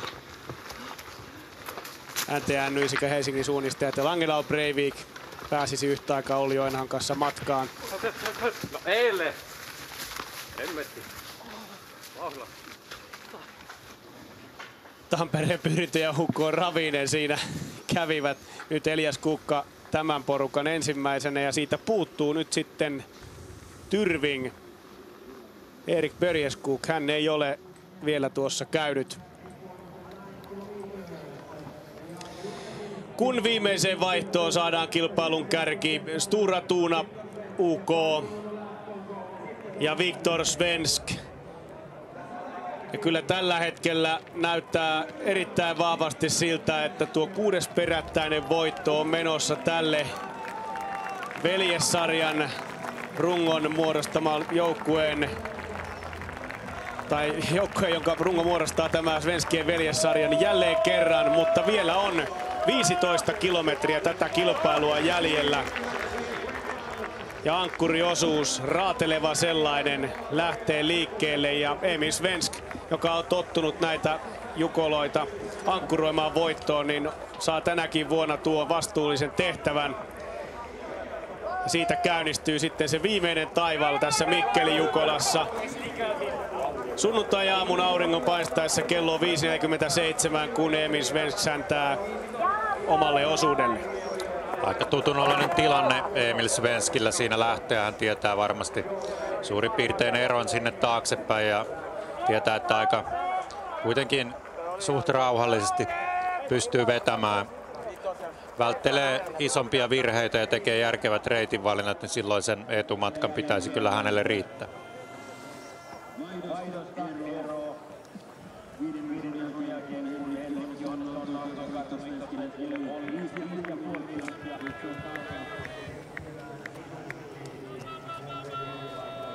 Se reilu 6-7 minuuttiahan tässä sitten menee. Tässä nähdään tuo ankkuriosuuden statistiikka. Saamme väliaikoja tiiviiseen tahtiin ja se on mukava, kun tässä vielä toivon mukaan suomalaisittain jännitys kohoaa tähän osuudelle. Kerätään noita väliaikapisteitä sitten sen mukaan, miten kilpailu etenee. Tässä ollaan 8,9 kilometrin kohdalla ja I.L. Tyrving siellä on nyt käynyt 11.47, eli näköyhteys on poikki edellä meneviin pyrintöön sekä Ravinenin ja Stura Tunaan haastatteluun seuraavaksi. Viktor Svensk, hur känns det nu? Ja, det var väldigt jobbigt. Jag har fått slita fysiskt idag, men jag har hållit upp det tekniskt och försökt att bara mata på hela tiden, ligga på så gott jag kunnat. Och det, ja, jag är nöjd med det. Sen har jag ingen aning om de har tagit in bakom och så, men nu har jag slagläge i alla fall.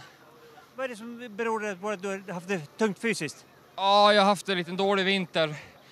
Först lite överträningssymptom i vinter. Alltså, sen kraschade jag på cykel under cykelpass i slutet på mars, kanske början på april där. Jag fick hjärnskakning och så jag har slitit ganska mycket. Men det var väl en 5 veckor utan träning där. Så att jag har väl slitit lite efter den hjärnskakningen. Är du återställd nu? Ja, men det tycker jag. Jag är tillbaka så och kan träna på som jag vill, men jag är inte i toppslag. Men det såg bra ut i skogen? Ja, jag hoppas det gick hyfsat fort i alla fall. Det gjorde det. Tack så du. Ja, tack.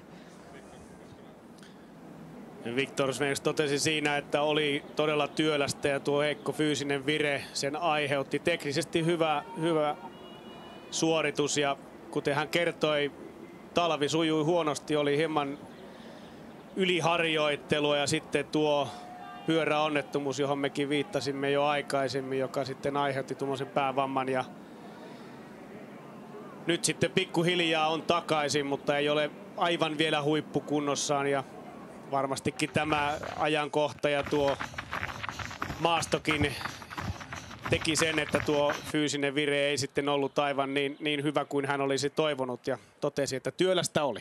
Tuossa kuvissa äsken nähtiin, Tuomas Heikkilä on saavuttanut NT-nuita selkeästi ja on nyt tässä tiellä sillä alustalla, mikä hänelle ehkä parhaiten suunnistuksessa sopii. Ja uskon, että pystyy kyllä tässä loppuradan vähän vauhdikkaammilla pätkillä vielä kuromaan sillä tapaa eroa kiinni, että Olli Ojanaho lähtee näkötuntumassa Erik Langedal Breivikkiin tonne maastoon ankkuriosuudelle. Puhutaan jostakin noin 20 sekunnin erosta NTNU ja Helsingin suunnistajien välillä tällä hetkellä. Ja tässä tuo tilanne tuolta tieltä ja siitä pitää vielä rasti 24 poimia ja sitten tuo lähestyminen rasti 25 taustalla. Tampereen pyrintö on nyt pystynyt karistamaan myöskin Ravinenin kannolta, joten pyrinnölläkin on nyt hyvä tilanne. Mutta heillä eroa on jonkun verran liikaa nyt kyllä tuonne eteenpäin, että Fabian Ebersol pääsisi tuohon samaan vauhtiin ja hänen pitäisi pystyä ajamaan maailmanluokan ankkurit ensin kiinni.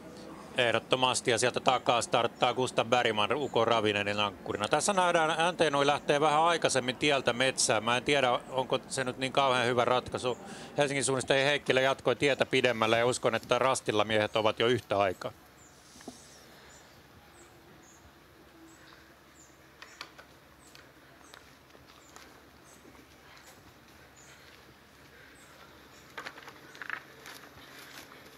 Years ago, last time I ran Nikola, I was having the second last leg and managed to forget my ship that we use for timekeeping in one of the stalls, and realized quite soon after I went out, but couldn't find it again, and I ended up running with the previous runner's time ship, and therefore managed to get us disqualified from the relay. So it's quite a sad memory, but that's probably what I remember best so far. So now it's my first time running Jukkola again since that time, so I'm looking forward to some revenge and to make a better memory.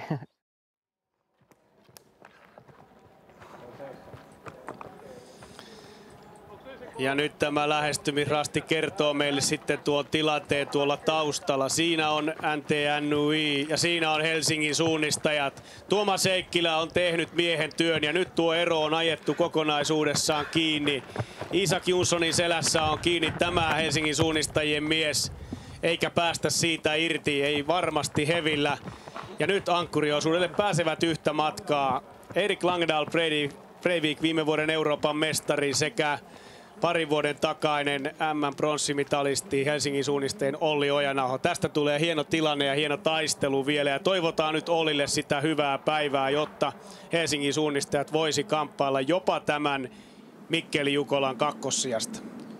Kyllä siinä tietysti kova pala on purtavaksi, Erik Langdal Breivik. Mutta uskon, että Olli on kyllä hyvällä motivaatiolla lähdössä sinne haastamaan. Ja siinä on 15 kilometriä aikaa tehdä ratkaisuja ja tässä Tuomas Heikkilä ohittaa NTNUin viestiviejä ja tulee toisena vaihto. Heikkilä näyttää kuka on päällikkö, kun laitetaan loppusuora auki ja ei siinä mahda mitään. Norjalaisjoukkueen viestiviejä Isak Jonsson ja osuusajoissa Tuomas Heikkilä on nopein. Lyö Viktor Svenskin 43 sekunnilla ja voittaa Isak Jonssonia tuon 2,5 minuuttia. Tämä oli tärkeä veto Helsingin suunnistajilta ja kyllä Heikkilä uhkuu edelleen sitä hyvää virettä. Ja voi varmasti olla tyytyväinen tämän päivän suoritukseensa. Nyt on Ollilla sellainen paikka, että tuosta on hyvä lähteä sitten haastamaan Langdal Breivikkiä. Loistava juoksu Tuomakselta, en huomannut hirveästi kyllä hänen suorituksessaan mitään moitittavaa ja reitinvalinnatkin näytti osuvan suurin piirtein kohdille, että HS on ollut nyt tässä pari osuutta hyvässä nousussa, siinä Arttu Syrjäläinen ja Matthew Perään näillä lyhyillä osuuksilla teki kyllä todella hyvää työtä ja Tuomas Heikkilä jatko siitä, mihin pojat jäi ja HS onkin nyt yhtäkkiä sitten kakkosena. Vielä kun tähän saisimme Tampereen pyrinnön hieman lähemmäksi, niin olisi ollut makoisa tilanne, mutta näin ei ole. Elias Kuukka tulee tuolla taustalla ja hänen viimeisin väliaikansa kertoo, että ero kärkeen on 11 minuuttia ja meillä haastattelu siellä valmiin. Tuomas Heikkilä, missä kohti sait Isak Jonssonin selän näkyviin? Se oli tuossa aika loppuvaiheessa, kun se alkoi ekan kerran vilkkuu siellä edessä. Sitten tuli jakso, että en hetkeen nähnyt sitä, mutta sitten tosiaan Nikolasteista sain taas näkyviin taas. Ja sain mettyä kiinni lopussa. Et onneksi sain, että nyt varmasti Olli oli tai helpompi lähteä tuossa Eirikin kanssa niin samaan aikaan vetää tuota ankkuriosuutta. Että siinä mielessä ihan hyvä tilanne varmasti. Siis edessä seisoo tyytyväinen mies. Syytä olisi ainakin. No joo, on kyllä ihan tyytyväinen. Ei se tuolla maastossa aina tuntunut siltä, että niin kuin vauhti olisi ollut hirveän kova, että nyt ihan positiivisesti yllättänyt kuitenkin, että katsoin tuossa, että olisiko se 7 minuuttia ollut se ero tuohon kärkeen, että ilmeisesti se vauhti olisi kuitenkin ihan ok ollut siellä metässä, vaikea aina. Ihan ok? Joo. Aina pitää jättää jotain parannettavaa. Hei, mahtavaa. Onnittelut hyvästä osuudesta. Jees, kiitos. Perusvaatimaton Tuomas Heikkilä, ihan ok. Ja ihan ok on kyllä Elias Kuukankin suoritus tänään. 11.03 on ero tuossa lähestymisrastilla ja kyllä Elias jaksoi vielä tuossa iskeä rytmiä ja tempoja. Tampereen pyrintö on hivuttautunut nyt 4. sijalle. 3,5 minuuttia reilut olisi tuo ero nyt sitten eteenpäin, mutta kyllä sillä Fabian Abersoldilla nyt vähän turhan kovia mediöitä on edessä, että yksin takaa ajettuna niin vaatii kyllä melkoista ihmettä. Mutta näin on Elias Kuukka jälleen takaisin pelissä, takaisin Jukolan viivalla. Mies on elänyt Punakoneen hengessä mukana, osallistunut siihen harjoitteluun ja yhteistoimintaan, vaikka ei ole pystynyt itse viivalle asettumaan. Ja nyt on jälleen takaisin ja iloista on nähdä se, että Elias on nousukunnossa. Ja siellä vielä luetaan tarkat mantrat läpi Fabian Abersoldilla. Kassakuitista vielä viimeiset lukemat talteen. Ebersold on ollut pyrinnön luottoankkurina tässä jo useamman suurviestin ja tottunut näitä viestejä viemään. Ei kaida kyllä kaksinkamppailuja ja omaa hyvän loppuveron, että katsotaan miten tässä tilanteet kehittyy. Siinä pikkusen takaa lähtee Ukon Ravinen, Gustav Bergman, joka on ehdottomasti etukäteen yksi tämän ankkuriosuuden kovimmista.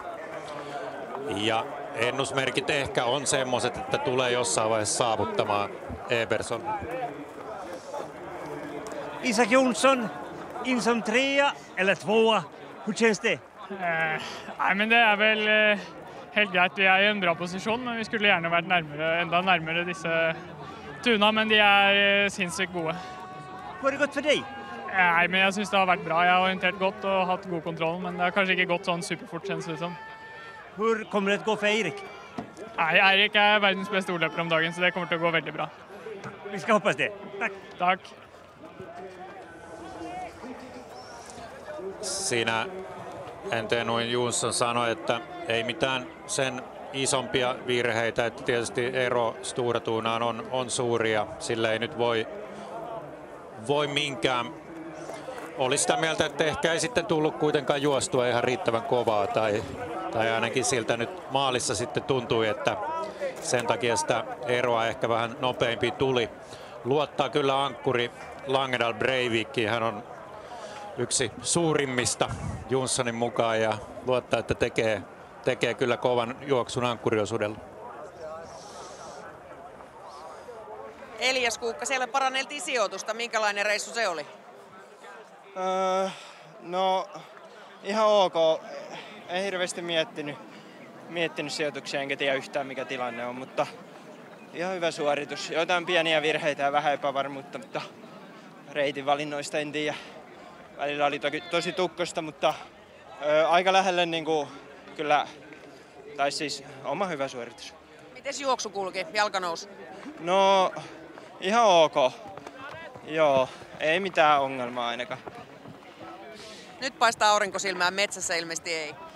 No kyllä se tossa kun mä nousin tohon ja no pakko sanoa, mulla on ollut aika vaikeet pari vuotta, mutta kun nousin tohon kalliolle ja ekat auringonsäteet tuli ja mietin, että mä oon Jukolassa, aurinko paistaa silmään, että ihan sama mikä tilanne millä osuudella, kuinka kovaa juoksen, mutta kaikki on aika hyvin. Ihanaa. Mene lepäämään. Joo. Se oli mukava kuulla. Ja nuo vaikeudet, jotka Elias Kuukalla on ollut, ovat koetelleet kyllä miestä, milloin on ollut akillesjännettä ja milloin muuta ongelmaa jalassa. Ja sitkeästi vain työtä tehden. Viron kisoissa hän 22 tuon pronssimitalin otti ja sen jälkeen ollut sitten todella hankalaa. Ja hän lähestulkoon kuntoutui kotikisojen arvoiseen vireeseen. Pystyi jo tuolla tahkon näyttökilpailussa haastamaan muita suomalaismiehiä pitkällä matkalla, mutta se ei aivan kuitenkaan sitten riittänyt. KV ja Lauri Sild on seuraavaksi sitten lähestymässä vaihtoa. Aikaero tulee olemaan 15 minuuttia. Ja kun katsotaan noita osuusaikoja, niin Tuomas Heikkilä todellakin nopein. Ja Elias Kuukka jäi hänelle 2,5 minuuttia, on tällä hetkellä 4. nopein näissä 6. osuuden osuusajoissa. Ja KV nyt 7. sijalla vaihtoon ja ankkuriosuuden lähtee sitten Daniel Vandas. Sitkeästi KV suorittaa hyvin. Siinä ei ihan uhkaa ja välittömästi takana ole ja edessäkin on aika pitkästi tyhjää. Lauri Sildin osuusaika 1.17.29 on kuitenkin se 5 minuuttia hitaampi kuin tässä vaiheessa osuuden nopeamman Tuomas Heikkilä.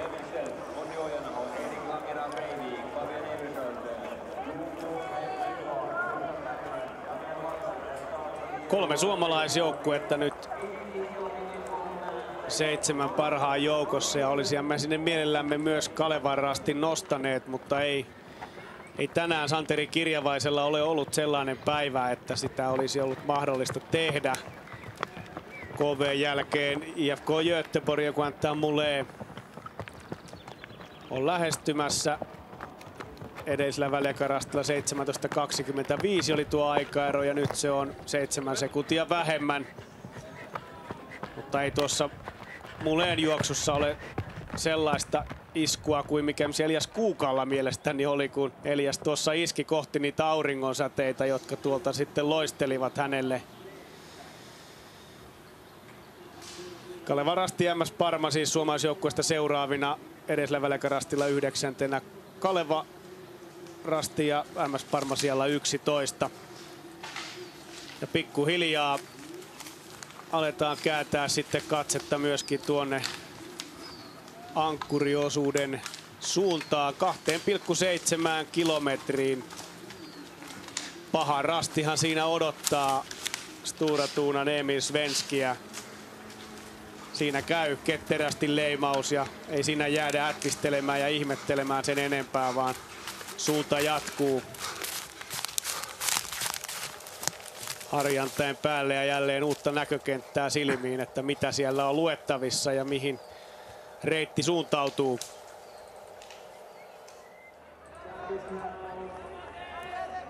Siinä IFK Göteborgin Quentin Moulin tulee vaihtoon ja osuusaika 1.16.22 on sekin kuitenkin melkein 4 minuuttia hitaampi kuin Tuomas Heikkilällä. Eli Heikkilällä on tänään kyllä ollut kova veto kovien miesten joukossa ja tässä Kasper Fosser odottaa karttaa Quentin Moulin. Kasper Fosser, joka jätti viime vuonna Jukolan viestin väliin, samoin kuin Simona Ebersold. He keskittyivät harjoitteluun kohti sprintti MM-kisoja.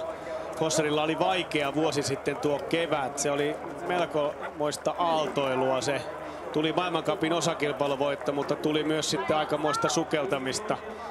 Eihän Edinburghin MM-kilpailut mitenkään huippuhyvin hänelle sitten lopulta sujuneet, jos ajatellaan henkilökohtaisessa mielessä. Mutta sitten kun koitti Unkarin maasto EM-kilpailut, niin tuttu Kasper oli jälleen takaisin. Kyllä siellä oli sitten taas ihan supervirre päällä. Ja otetaan tähän väliin sitten KV:n haastatteluja. Lauri Sild. Lauri Sild, pyysit, että älä kysy mitään vaikeita. Eikö ajatus juokse enää? Sen liian vaikea kysymys. Minkälainen reissu se oli? Raskas kyllä. Jotkut työt ovat helpompia kuin muut, mutta tänään ei ollut helppoa. Fyysisesti ei ole sanoja. Eikö sinut osattu varoittaa ennen kuin lähit? Mitä varoittaa? Varoittaa siitä, että rankka reissu tulossa. Kyllä mä tiesin, mutta siis niin verrattuna muihin kilpailuihin, mitä nyt on juossut siis tänään, eli ei ollut siis niin sama taso minulla omalla fyysisessä ainakin. Okei. Kiitos kuitenkin. Osuus lopussa. Tässä nähdään tämä Stora Tuunan alku ja nämä hajonnat osuudet 5, 6 ja 7 tässä alkumatkasta. Aika tiukat nuo ykköset heti tuossa vihreässä ja siinä muutamia virheitä on nähty, niin kuin esimerkiksi se Kaleva Rastin Santeri Kirjavaisen pummi tuohon C-rastille. Stora Tuuna tekee hyvää työtä tuolla kärjessä, Emil Svensk ei mitään ongelmia. Taustalla Antenu ja Helsingin suunnistajat käy eri hajonnoilla, mutta kuitenkin suurin piirtein samoja jälkiä ja ovat kontaktissa toisiinsa. Siinä Langendal Breivik vetää ja Ojanaho seurailee taustalla. Ja siellä heidän takanaan sitten vastaavasti Ebersold on aloittanut ihan mukiin menevästi. Poimii siitä omat rastinsa. Tyrving on sitten seuraavana ja Ravinainen Gustav Bergman. Ei nyt ainakaan merkittävästi ihan tässä heti alkumatkalla ole lähtenyt pyrintöä takaajamaan, mutta osuushan on pitkä. Ja nyt nähdään tuossa Helsingin suunnistajilla ja Antenuilla on eri hajonta. seuraavilla rasteilla kolmosen jälkeen. Antenui kävi jo poimimassa tuosta lyhyellä välillä oman F-hajontansa ja jatkaa tuonne pidemmällä välillä, kun sitten taas Olli Ojanaholla on tätä suota pitkin taivalta tuonne linjan lähellä sijaitsevalle D-rastille, kunnes heidän reittinsä sitten taas tuolla seuraavalla rastilla yhtyvät.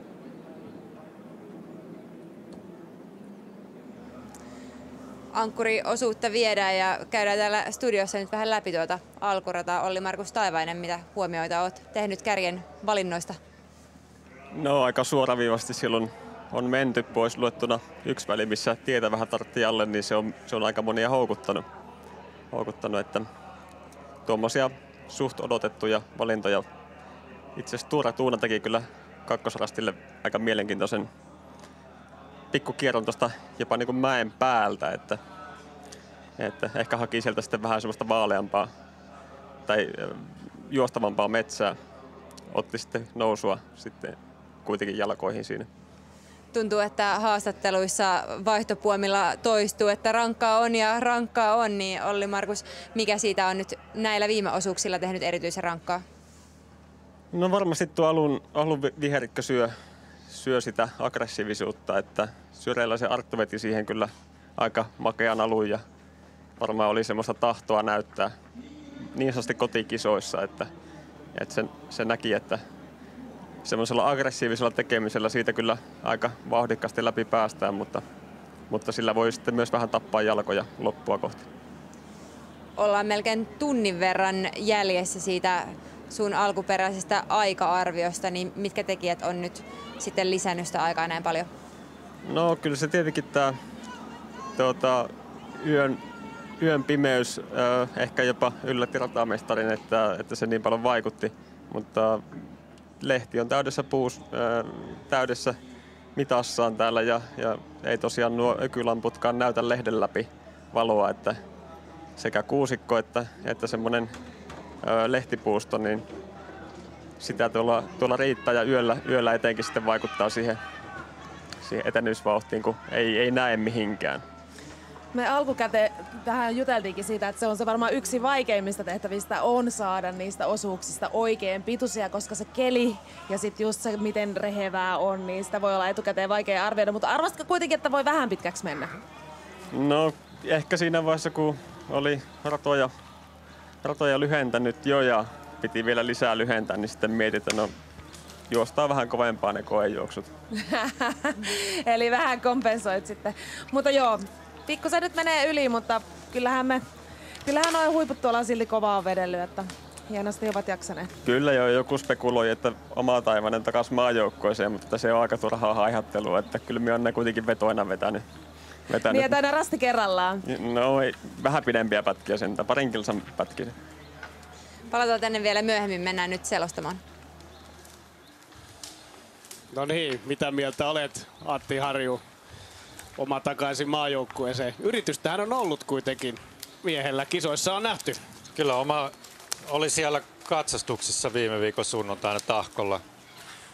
Ja ei tullut valituksi maajoukkueeseen sen kisan perusteella, mutta totta kai erittäin hyvällä tasolla kilpailee ja on varmasti ihan relevantti kaveri koejuoksemaan myös näitä omia ratojaan täällä ja näin, mutta onhan se totta, että yö oli hidas ja se varmasti osaltaan tietysti yllätti myös ratamestarin, niin kuin Olli-Markus tuossa totesikin, että nyt päivällä mennään kyllä ihan hyvää vauhtia täällä.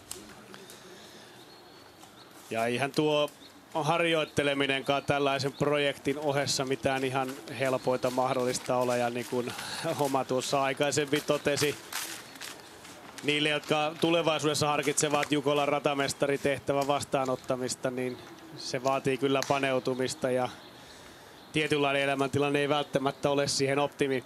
Toki pitää muistaa, että ratamestarityö ei ole yhden miehen tai yhden naisen hommia, vaan aina ryhmänähän se tehdään. Ja tätä kartta- ja ratavaliokuntaahan on johtanut Jouni Nykänen ja sitten nämä ratamestarit tässä alla, Topias Aholla sekä Olli-Markus Taivainen, ovat vastanneet näistä itse radoista sitten. NTNUI on käynyt tuossa 2,7 kilometrin kohdalla ja nyt saadaan Helsingin suunnistajat sinne 8.19. Eli aikaeroa on nyt kuitenkin sitten tullut tuollainen minuutti 26 sekuntia. Sitten on tuollainen pidempi väli 7-8 ja Antti, minkälaista vaihtoehtoa nyt tähän piirretään? Jälleen vähän eri kulmassa näiden järvien yli. Vähän samoja reittejä kuitenkin taas tulee eteen. Kyllä täälläkin on tarjolla tällä 7-8 rästin välillä tommonen aika mukava kierto vasemmalta tietä pitkin, kunhan sinne ensin päästään. Mutta tällä välillä mä jatkaisin jo vähän pidemmälle tuota tietä tonne vasemmalle ja tulisin täältä kautta sitten tonne rastille. Kyllä täällä oikean puolelta kiertäväkin reitti toki löytyy tällekin rastivälille, mutta en tiedä, onko se sitten kuitenkaan yhtä hyvä kuin tuo vasen tiekierto. Ei välttämättä. Mutta uskon, että tällä rastivälillä kyllä tullaan näkemään taas juoksijoilta runsaasti erilaisia variaatioita näihin päälinjoihin verrattuna. Mielenkiintoista on kuulla sitten joskus jälkikäteen, että onko joku mahdollisesti kuntojoukkueen jäsen uinut yli näistä lammista kapealta kohdilta. Sehän on suunnistuksen säännöissä aivan sallittua. Ja siinä on sellainen jyrkänne, että Fabian Abersoltkin sitä joutuu hieman tuossa katselemaan ja väistämään. Ja siinä sai hetken maistaa Lynxin mies tuota vauhtia.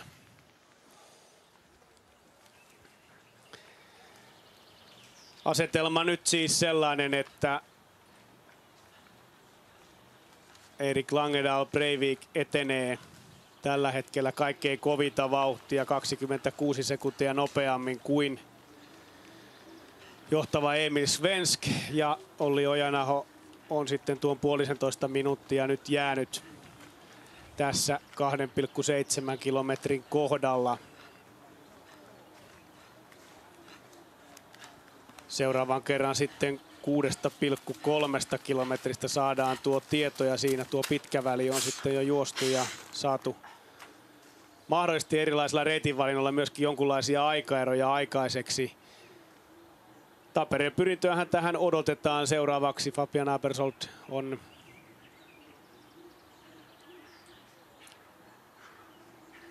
edessä välikopisteessä ollut tuon 11.09 ja sveitsiläissuunnistajan juoksutyyli, se on sellainen tunnistettava.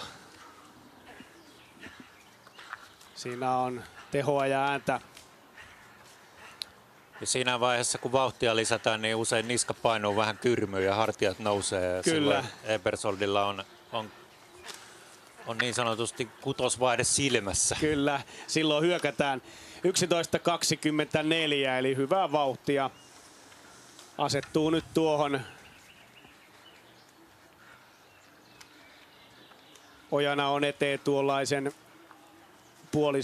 puolisen minuuttia näissä osuusajoissa tämän ensimmäisen 2,7 kilometrin osalta. Gustav Bergman ei itse asiassa ole tuohon ensimmäiseen väliaikaan avannut kovin kummoisesti. Jopa hitaammin kuin edessä kulkevat joukkueet. Kyllä, kaikista hitain kuin 7 siellä on käynyt KV viimeisimpänä. Eli Tyrvingin Forsett Ingard on nyt tällä hetkellä edellä 46 sekuntia. Ja Bergmanilta kyllä odotan tässä maastossa kovaa suoritusta. Hän on noussut jälleen tässä maastokilpailujen MM-vuonna hyvään vireeseen. Hänkin on kärsinyt monenlaisista haasteista kyllä. Ja jos tuo Abersoldin juoksu ei ole niin rennon näköistä, niin ei se kyllä Gustav Bergmanillakaan mitään silmiä hivelevää ole. Siinä nyt Ravinenin mies kuitenkin on parantanut osakkeitaan ja ohittanut Tyrvingin jälleen. Vähän päässyt parempaan vauhtiin siinä, ja Tyrvingin Forsett Ingard joutuu ehkä antautumaan jo tässä lähellä. Ingardhan on oikeastaan Tyrvingin joukkueesta näitä vanhemman sukupolven miehiä. Siellä oli muutamia nuoria kavereita ja Ingard on näitä vanhempia. En tiedä, onko edes Kiburtsin jälkeen joukkueen kakkosmies vai vai onko siellä ne kovat pyssyt jo käytetty sitten? Mutta nyt ollaan sillä osuudella, missä ne aikaerot ovat kaikkein suurimmat, ja vaikka siellä häviäisi kymmenkuntakin minuuttia nopeammin, niin välttämättä sijoituksessa ei putoa kuin 2-3 pykälää. Ei edes sitäkään tietyissä rakosissa, joten tämä on varmaan Tyrvingille ollut kyllä se hyvä taktiikka, ja osoittaahan tämä tämän hetken tilannekin. Kyllä, ja Kiipur silloin haastattelussa mainitsi, että jos 10 joukossa ollaan, niin se on heille hyvä. Ja kyllä se aika vahvasti siltä näyttää, että sinne ollaan matkalla. Tässä ollaan Antenon kyydissä. Heidi Langera Breivik vie viestiä tällä hetkellä Jukolan viesti 2.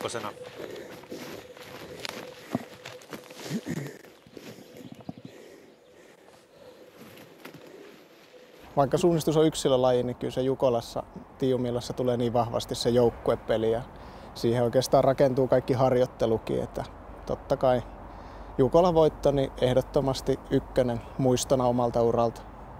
Alusta on jäänyt semmoinen olo, että oli tosi rauhallinen, että mä en tiennyt paljonko etumatkaa, että saattoi olla puoli minuuttia tai vähän enemmän, että todellisuudessa oli 1,5 ja jos olisin sen tiennyt, niin olisi vielä enemmän ollut rauhallinen. Että sitten pari virhettä ja rupesi olemaan vähän kiire, vähän rupesi väsyttää ja kuitenkin tuntui, että tämä nyt menee ihan hyvin ja oikeasti oli oikein hyvä etumatka ja lähestyttiin loppumäkeä, tiesin, että nyt tämä näyttää hyvältä ja tuli joku toimitsija taputtamaan polun varrella. Kysyin paljonko ero taakse. Joo, 3,5 minuuttia. Todellisuudessa oli vähän yli 2. Sittenhän tokavikalle niin ei ihan osunutkaan, että en ollut ollenkaan huomannut semmoista kielletyn alueen kulmaa, minkä kautta olisi voinut helposti hoitaa, vaan pikkusen liikaa semmoisella ennakko-oletuksella, että tosta vaan vanhoja uria. Ja en tiedä yhtään missä on. Kuulen kisakeskuksesta, kuuluttaja sanoo, että nyt on kyllä Föhr vähän liian alhaalla rinteessä. Ja toinen vastaa, että nyt ei kyllä sanota enää mitään. Minä kiitin metsässä ja säntäsin ylemmäksi ja sitten näin selostajat, tai siellä oli rastilla varoittajat, että alkoi suu käymään ja puhuvat siinä radioon, että täällä on lähellä ja vieläkään en tiedä missä on rasti ja rupeaa vaan naurattaa, että voiko tämän tähän vielä mokata koko homma, mutta kyllä se sieltä sitten löytyi. Sitten oli iso helpotuksen tunne, että pellolle vaan alas ja siellä kaverit odottamassa, niin se on kyllä, se oli tunteellinen hetki.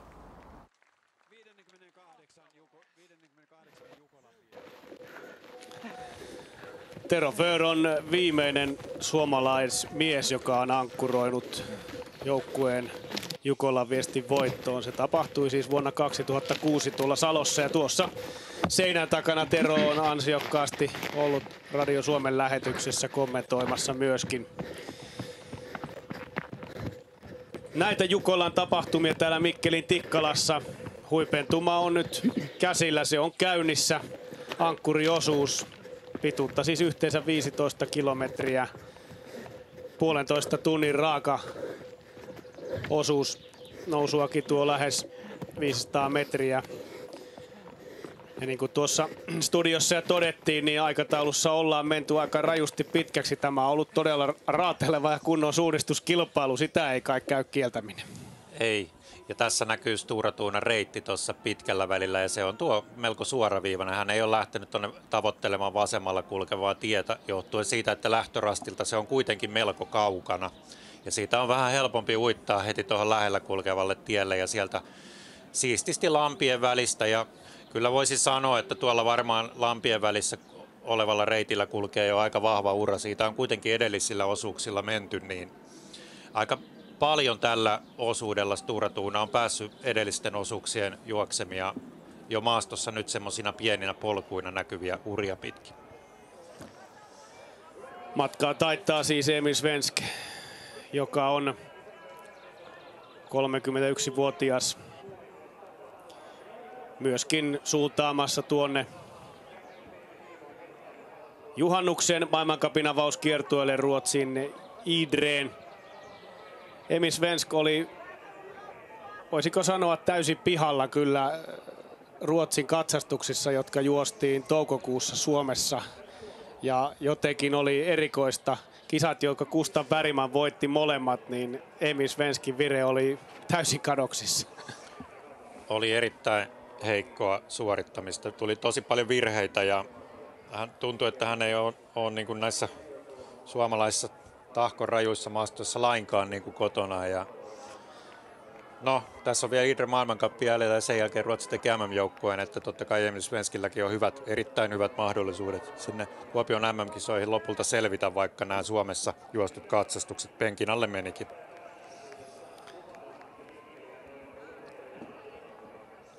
Suomen maajoukkuehan valittiin 2 näyttökilpailun perusteella, eli tuo SM-keskimatka Outokummussa toukokuun loppupuolella oli ensimmäinen ja nimenomaan keskimatkan näyttö, ja sitten viikko sitten tuo Tahkon virallinen MM-valintakilpailu, jossa oli mukana myöskin muista maista Kosoltin maajoukkueita, reilusti yli 200 osallistujaa Kuopiossa. Totta kai maajoukkueet leireilevät tyyppimaastoissa, hakevat niitä harjoituksia ahnaasti, jotta itse kilpailussa sitten heinäkuun puolivälissä maastotyyppi olisi hallussa.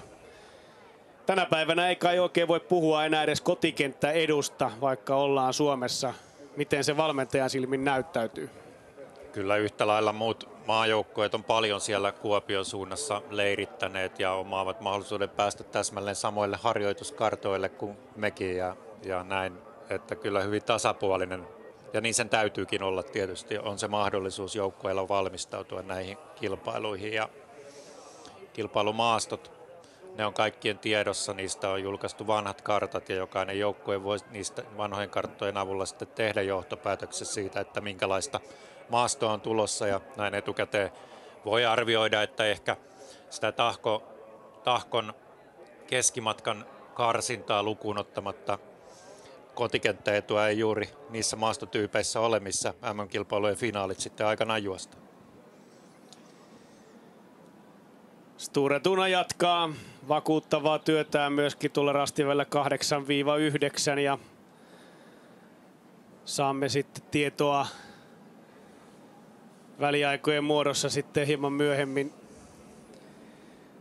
miten tuo tilanne taaksepäin kehittyy.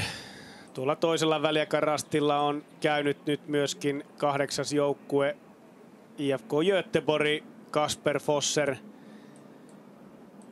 ajassa 17.02, eli ollut Emil Svenskiä 11 sekuntia hitaampi. Göteborgin ero kärkeen 17.30 ja Fosser tosiaan kertoi tuon muiston, joka kyllä moni muistaa tuolta Porvoo-Porgo-Jukolasta, kun hän todella tuon emittiinsä hukkasi tuonne vessaan ja tuli tuollainen paniikkitilanne ja sitten toimittiin vähän hölmöllä tavalla ja seurauksena oli hylkäys. Joo, siinä oli silloinkin edellisen osuuden viesti vielä kuudennella osuudella Quentin Mollin antoi vaihtopuomilla oman emittinsä Fosserille. Pojat ei ihan loppuun asti ollut ajatellut, että miten tämä ajanotto täällä Suomessa tai Jukolan viestissä toimii. Ja hylkäyshän siitä ainut mahdollinen lopputulema on silloin. Tämän kevään tiiumillassa Joshua Dudley oli sitten se surullisen hahmon ritari, joka tuolla pitkällä yön putkiosuudella TV-rastilla jätti leimaamatta. Oikaisi letkassa vähän parempaan paikkaan ja leima ei sitten rekisteröitynyt, vaikka käytössä oli tuo touch-free-systeemi, niin ei se tietysti monen metrin päähän yllä. Ja siinäkään ei sitten lopulta auttanut, ei selitykset eikä käsien levittelyt, vaan Göteborgin leikki päättyi siihen. Mitä muuten Timo sanot tässä, nähtiin tuo 8-9 väli, siinä olisi ollut taas sitä peltokiertoa tarjolla, että tuleeko mikään joukkue sen tässä ankkuriosuudella ottamaan? Vaikea sanoa, vieläkö on sellaisia kohtia, että siellä ei sitten uraa mene niin, että tuo kierto tulisi tehtäväksi.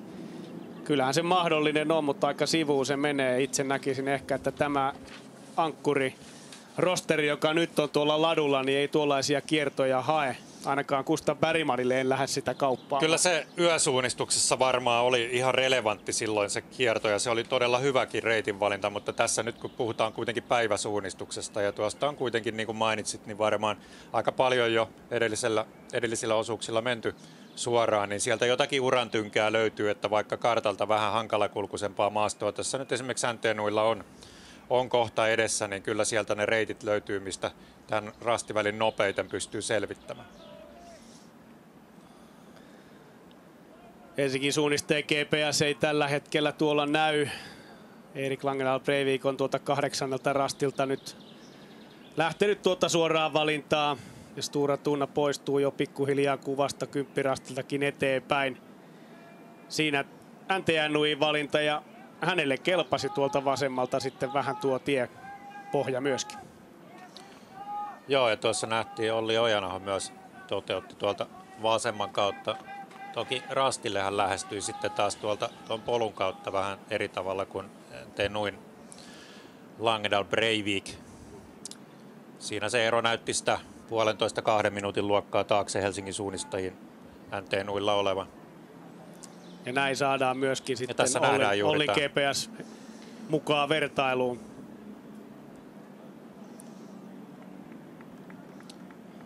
Vaikea sanoa, kumpi noista rastia lähestyvistä reiteistä sitten tuolta tieltä todellisuudessa on parempi, että aika samanarvoisilta ne kuitenkin lopulta vaikuttaa. Tuossa Helsingin suunnistajan reitillä todennäköisesti on vähän aikaisemman osuuden uraa tuossa alussa, mutta siitä pitää osata poiketa, kuten Olli Ojanaho on aivan oikea oppisi tuossa tehnyt. Ja poimii rasti tuo suo kautta. Ei tuottane minkäänlaisia ongelmia. Mutta kyllä tässä nyt alkaa nämä asetelmat olemaan aika selkeät kärkikolmikon osalta, että Breivik kulkee pikkusen kovempaa kuin Ojanaho, sai siinä jo eron aikaisessa vaiheessa ja tämä on kuitenkin yli 2 minuuttia, on melko turvallinen ero Helsingin suunnistajiin.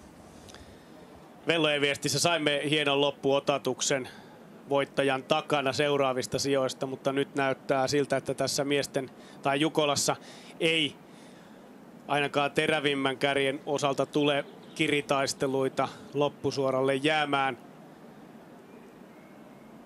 Aikaisemmilla väliaikarastilla tilanteet ovat muuttumattomia. Juuri nyt Farum Tiisvilden Jakub Steindal leimaa 10. Häntä ennen Laurinen on käynyt myöskin ja Kaleva Rasti 9. Kaleva Rasti ero kärkee 23 minuuttia 57 sekuntia ja 25,5 minuuttia on sitten Farum Tiisvilden ero. Steindal on aloittanut kyllä erittäin kovaa. No, tähän mennessä ankkureista heitä on 10 siellä käynyt väliajassa, hän on 3. nopein, vaan 18 sekuntia Erik Langendahl Breivikia hitaampi. Vertailun vuoksi viime vuonna maalissa 10. joukkue UK Ravinen hävisi Stura Tunalle 27,5 minuuttia, eli aika lailla samoissa luvuissa ollaan. Stura Tunan ero vuoden 2. UK Linnehen oli lähes 12 minuuttia, nyt ei aivan siinä luvussa olla, mutta näyttäisikö siltä, että sillä Stura Tunalla pikkuisen lähtee vielä kirjoittamaan tuolla rastilla 11. Hän menee tuota ympyröiden välistä, joten vähän joutuu hakemaan. Joo, kyllä tässä nyt virhe on käsillä, mutta tuskin se kovin suureksi pääsee. Paitsi, että nyt hänen pitäisi olla menossa tuonne J-hajonnalle. Jaa, ajattelin ennen kuin kirjain ilmestyi, että tuo kumpare olisi rastihan tässä ihan lähellä, mutta kyllähän tuo J-rasti on sitten tuolla paljon alempana rinteessä ja Stura Tuna on aivan liian ylhäällä tällä hetkellä. No niin, saadaanko tähän kuitenkin vielä jonkunlainen jännitysmomentti? Nyt Emil Svensk lukee itsensä kiinni. Onhan tuo aika selvä kohta tuo I-rastin kohde. Tuollainen kumpare rinteessä ja näyttäisi siltä, että se paikannus onnistuu tehokkaasti ja nyt oma 11. rasti sitten löytyy tuolta tiheiköstä. Pieni hermopummi kuitenkin. On tuossa kuitenkin niin turvallinen matka tuonne taakse, että ei tuo sinänsä muuta hirveästi asetelmia. Toki Emil Svensk ei välttämättä sitä ihan tarkalleen tiedä, että kuinka kaukana ne taka-ajat tulee ja miten se sitten vaikuttaa hänen suoritukseensa välittömästi tuon virheen jälkeen. Se jää nähtäväksi.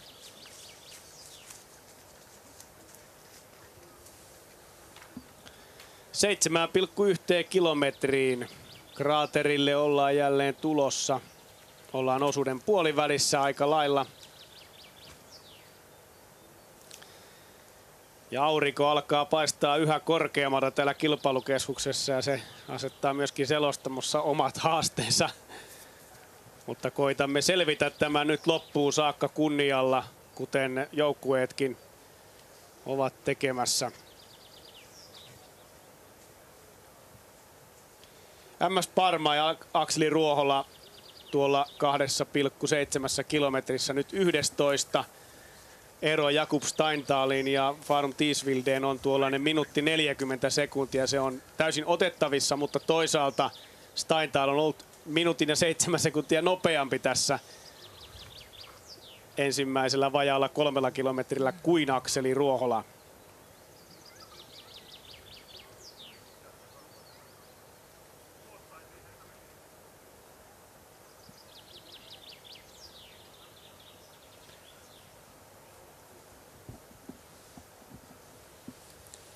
Ja sieltä nousee Emil Svensk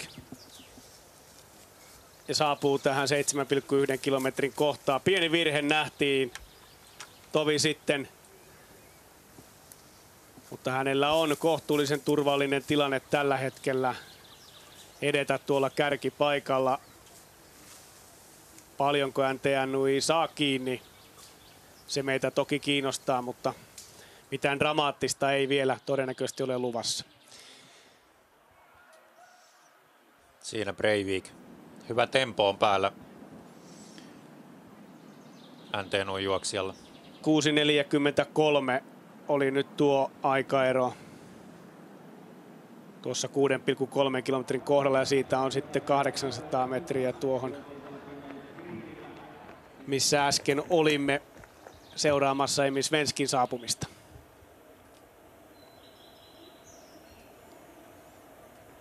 Sitten seuraavana odotellaan Helsingin suunnistajien Olli Ojanahoa. Se oli sen 1,5 minuuttia, mutta se oli 2,7 kilometrin kohdalla. Siitä on tultu sitten jo runsaasti eteenpäin tähän 6,3. Ja kiinnostaa kyllä erityisesti nähdä, että miten kehittyy tilanne tuolla taustalla, miten Tampereen Pyrintö, Ukko Ravinen, pystyvätkö he lähestymään mahdollisesti Helsingin suunnistajia, joka on sitten taas puolestaan jäänyt kuitenkin kärkeen taas tällä sektorilla jonkun verran. Tappiosekunnit kuitenkin jo juoksee edellisessä väliässä, ero oli 8.19 ja nyt se on sitä 9.19 luokkaa. Kyllä. 9.17 tarkalleen. 11.40. 11.24 oli tuo Fabian Eversoldin ero 2,7 ja sitten UK Ravinen oli tuon 1,5 minuuttia perässä yhdessä I.L. Tyrvingin kanssa tuossa kohdassa.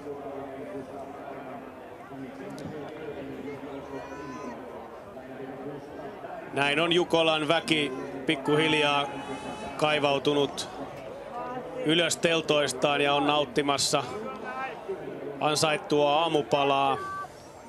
Täällähän ravintolapalvelut toimivat laajasti ja erilaisia esittely- ja myyntipisteitä on kuin festareilla ikään, kuten Ison kirkon liha haastattelussaan meille kertoi ja kuvaili hyvin tätä Jukolan tapahtumaa. Kun tuossa vierailtiin Itkumuurilla, niin kerrotaan vielä sen verran, että tämä Jukolahan rakentuu viikkojen ja viikkojen aikana valmiiksi. Ja tämä viimeinen viikko ennen tätä H-hetkeä on sitten se tiiviin jakso. Ja keskiviikkona suoritetaan aina tuo kenraaliharjoitus, jossa juostaan tuollainen mallikilpailu aivan samoilla toiminnoilla kuin sitten tämä itse Iso Jukola pyörii tai varsinainen kilpailutapahtuma. Ja kenraaliharjoituksessa osallistujat saavat myöskin erityistehtäviä, joilla testataan näitä mahdollisia vikatoimintoja, esimerkiksi ottamalla väärältä rastilta leima ja joutumalla tuonne Itkumuurille. Ja se on aina hyvä harjoitus myöskin toimitsijoille. Ja miksi se tehdään keskiviikkona, johtuu siitä, että sen jälkeen ehditään myöskin sitten vielä reagoimaan, jos jotain pitää korjata. Tällä tavoin toimii tämä maailman suurin viestisuunnistustapahtuma, johon ratamestarit tänä vuonna sijoittivat yhteensä 149 rastia ja karttoja painettiin 46 000 kappaletta. Se antaa hieman mittakaavaa myös tästä kokonaisuudesta. Kaiken kaikkiaan siis osallistujia ollut mukana 17 880 20 eri maasta. Eksoottisimmat vieraat Hongkongista, myöskin Japanista, naapurimaistamme Ruotsista ja Norjasta joukkueita oli siten, että ruotsalaisia joukkueita Jukolan Viestistä 62 ja norjalaisia 64. Latvia on hyvin aktiivinen maa, sieltä on 30 joukkuetta tänä vuonna Jukolan Viestissä ollut mukana. Ja nyt Tampereen Pyrintö on lähestymässä sieltä pikkuhiljaa tuota 10. rastia. Eli tuo kilpirasti, josta saamme väliajan, ja nyt Ravinenin GPS on hyytyneenä tuolla Se on ollut rinteessä. aika pitkään siellä jo, eli meillä ei ole minkäännäköistä käsitystä GPS-kuvien perusteella, että missä menee Ravinenin Gustav Bergman, mutta Tampereen Pyrinnön Ebersold menee tuossa. Kyllä, sen kuuli myöskin äänestä. 12 ja 22 on ero kärkeen.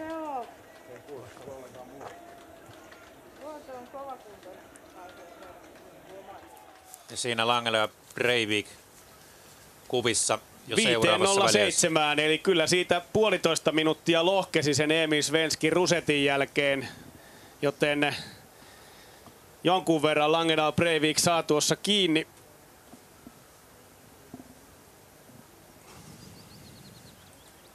Mutta ero kuitenkin melko turvallinen edelleen. Joo, ei tuossa vielä kannalta ei hätää tässä ole. nyt vielä tarvitse panikoida joukkuekavereiden screenia katsellessa. Ja sitten GB, Gustav Bergman.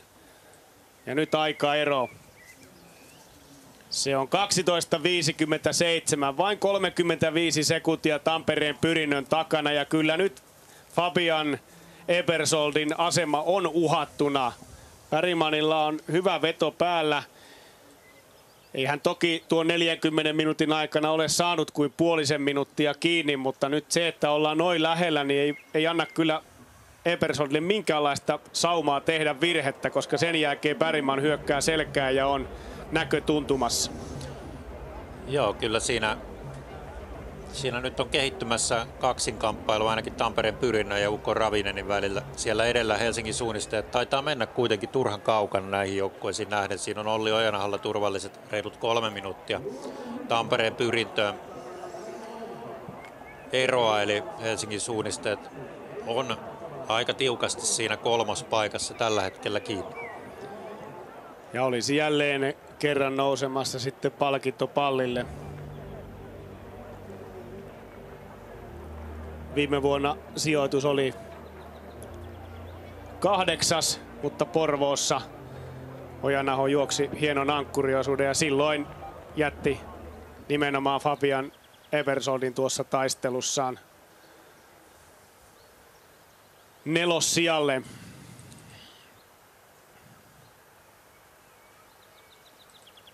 Oletettavasti pikkusen pitäisi olla kaventunut ero myös Olli Ojanahoon Sturatuunasta, koska Emil Svensksen virheen siinä kuvissa teki ja Breivik saavutti häntä kuitenkin sen 1,5 minuuttia.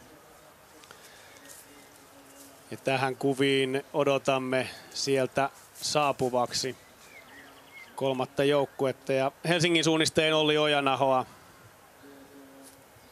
Ounasvaaran hiihtoseuran kasvatti. Ojanahon suunnistusperhe on tunnettu. Isä Mikko on paljon tehnyt valmennus- ja koulutusasioita ja myöskin suunnistuksen opettamisen osalta paljon hyviä ideoita ja näkemyksiä. Ja sieltä nuorempi Ojanaho eli Eeva-Liina on jo vuosia kiertänyt nuorten arvokisoja ja vielä sitten tänä vuonna mukana nuorten MM-kisoissa antoi hyvät näytöt kevään nuorten näyttökilpailuissa ja matkaa sitten muun maajoukkueen kanssa tuonne Italiaan. Sieltä tulee Kesä-heinäkuun vaihteessa ja sieltä tulee isoveli Olli. 3,5 minuuttia on kuitenkin NTNY:ihin tuo ero. 8.39 ja se oli tuossa edessä pisteessä 9.17. Ei ole ihan niin paljon pystynyt lohkaisemaan tuosta etumatkasta, mitä Breivik siinä edellä.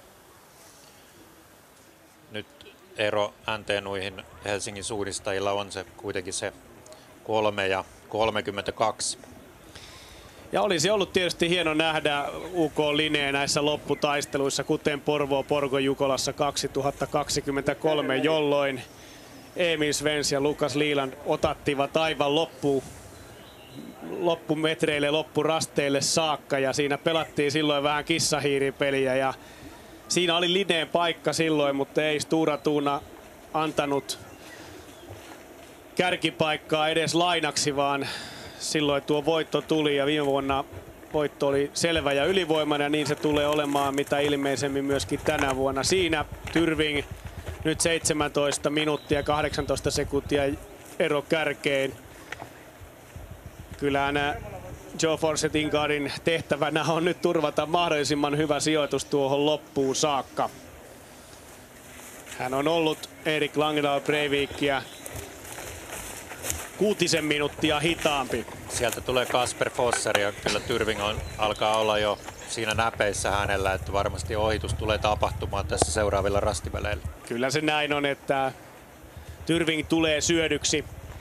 Ja sitten jos katsotaan tuonne taaemmas, niin KV Daniel Vandas.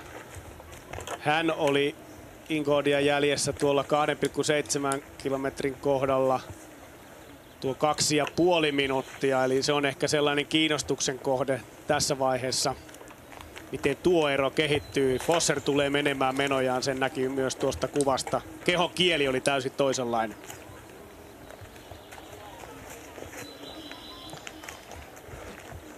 Kuudessa 6,3 siis 7 joukkuetta nyt käynyt, ja aikaero 17.43 johtavaan Stura Tunaan.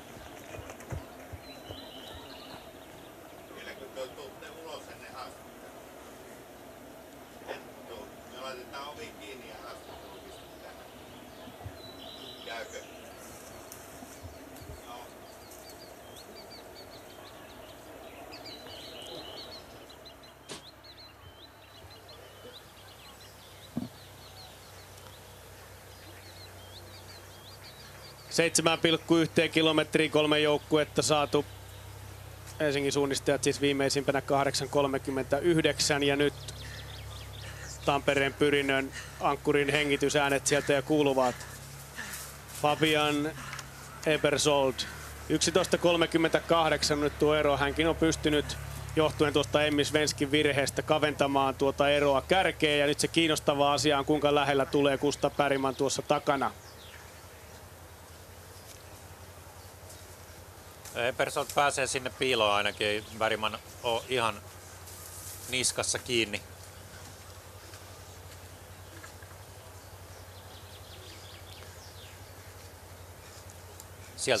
Sieltä nousee. Ei ole pystynyt tavoittamaan käytännössä nyt yhtään tuon edellisen pisteen jälkeen. 12.15 on ero. Se oli 35 sekuntia tuossa 6,3 kilometrin kohdalla. Ja nyt se on 37 sekuntia. Ja lähetys siirtyy kello 7 sitten tuonne Yle Areenan puolelle. Aikataulu on venynyt niin paljon, että annamme tilaa lastenohjelmille, jotka tuolloin käynnistyvät. Ja tuo loppuosa sitten tästä Jukolan viestistä maaliintuloineen nähdään tuolla Areenan puolella. Eli kello 7 sitten siirrymme sinne. Ankkurisuus etenee nyt 9,1 kilometrin kohtaan, ja Stura Tunaa sinne odotellaan.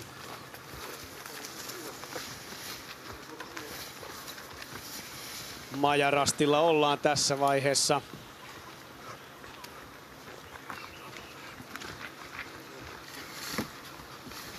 Ja Emil Svensk saapuu rastille ja leimaa 7 tuntia 46 minuuttia. 5 sekuntia on kulunut lähtöhetkestä, ja tosiaan tuo alkuperäinen aika-arviohan oli, että maalissa olisi oltu ajassa 7 tuntia 28 minuuttia, mutta kyllä tuo hidas ja raskas yö tänään sen teki, niin kuin on todettu moneen kertaan, että tuo aikataulusuunnitelma ei sitten pitänyt.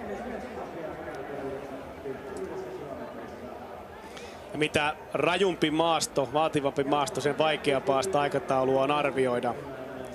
Ensi vuonna, Pippo, kilpaillaan sitten sinulle tutussa maastotyypissä, kun on vuorossa Kotkan Jukola. järjestäjinä, siis Kymin suunnista, että Vehkalahden Veikot. Siellä taitavat korkeuserot olla vähän eri luokkaa.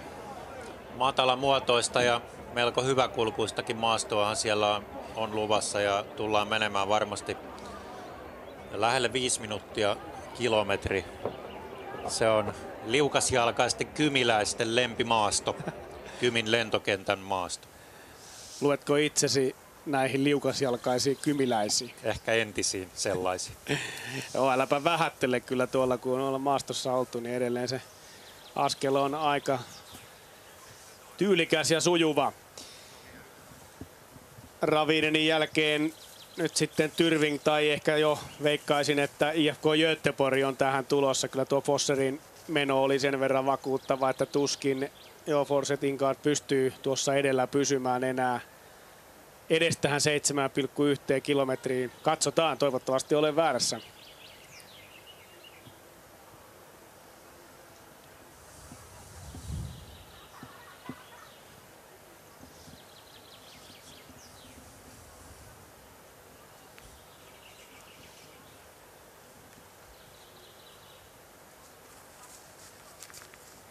Edellisen osuuden kilpailijoita siinä käy myöskin leimaamassa. 6. osuudelta on vaihtanut 47 joukkuetta, viimeisimpänä Snetring Esko tunnin ja 1 minuutin kärjen takana. Katsotaanpa sieltä vähän suomalaisjoukkueita nyt. Kaleva Rasti 2, siellä 21, MS Parman 2, siellä 23. Nämä käyvät edelleen hyvää kilpailua keskenään. Paimion Rasti siellä 32, Valkeusken Haka nyt siellä 33. Tampereen Pyrinnön 2 siinä perässä 34.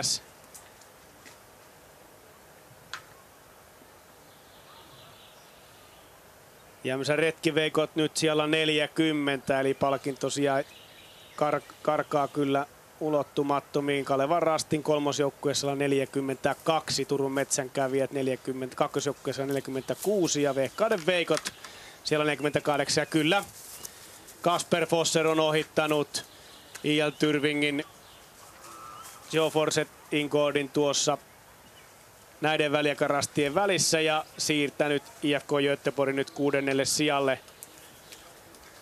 Se ei kyllä ole sitä, mitä Göteborgin miehet lähtivät hakemaan. Kyllä se voitto varmasti siellä mielessä vähän kiilui ennen kaikkea epäonnistuneen Tiiumilan jälkeen. Ehdottomasti varmaan Kasper Fosserkin mielellään ottaisi mittaa noista kärjessä kulkevista joukkueista, mutta IFK Göteborgilla oli jo yöllä vaikeuksia, niin kuin myös Tiiumilassa, ja tästä syystä nyt sitten se vartti liikaa on tullut eroa kärkeen, että ei siinä yksistään auta, jos siellä on yksi Kasper Fosser ankkurina. Se vaatii kuitenkin tasasta suorittamista niiltä 6 edellisen osuuden juoksijalta. Tässä edelleen Tyrving kyllä täytyy sanoa, että tekee hatunnostoarvoista suoritusta ja erot sinne taakse on kuitenkin sellaiset, että jos Forset Ingard jollakin tapaa tästä nyt suht hyvissä voimissa pystyy suorittamaan loppurataa, niin kyllä Tyrving tänään hyvälle sijalle tulee juoksemaan. 6,3 Daniel Vandas kulkee aikalla samaa vauhtia kuin Forset Ingard ja on kärjen takana nyt 20 minuuttia 9 sekuntia, joten toistaiseksi vielä Tyrvingin asetelma KV:hen nähden on aivan hyvä. Kalevan Rasti siellä 9, Lauri Nenonen 25-30 kärjen takana. Nenonen kulkee oikeastaan Olli Ojanahon kanssa suunnilleen samaa vauhtia. Ojanahan on noin puolisen minuuttia nopeampi. Ihan hyvin on Lauri Nenonen tätä alkumatkaa vetänyt. Parisen minuuttia hitaammin kuin nopeimmat ja se on aivan hyvin. Se on.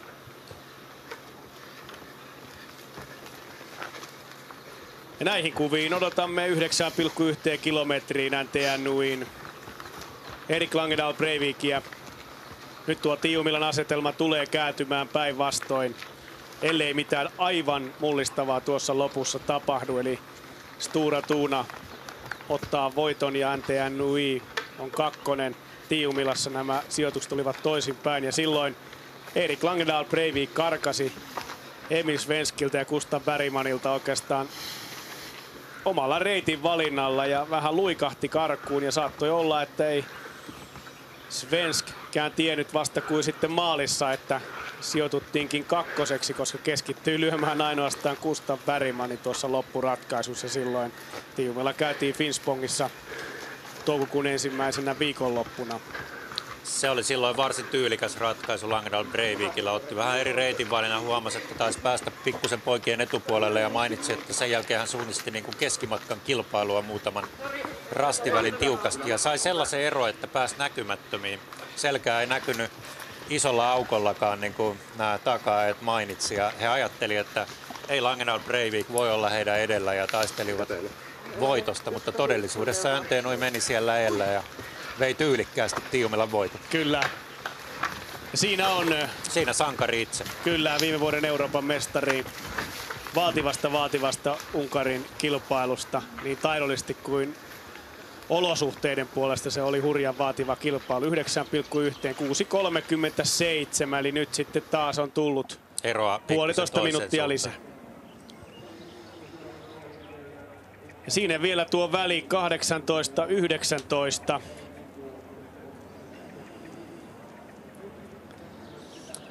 Tässä on muutamia reitinvalintoja. Mun mielestä Sture Thuna ei ihan sitä parasta ole kyllä nyt tekemässä, että on lipsahtanut vähän tonne turhan paljon vasemmalle. Toki on turvallinen johtoasema ja menee varmasti nyt tuossa linjan tuntumassa kohti tietä ja sieltä sitten vasemman kautta rastille. Tässä, jos olisi tiukka, tiivis kilpailutilanne, niin tämä Svenskin reitinvalinta ei olisi välttämättä ihan se kaikkein nopein kuitenkaan. Oma silmä on pikkusen liian kaukana tuolla vasemmalla, että tuosta olisi voinut vähän oikaista.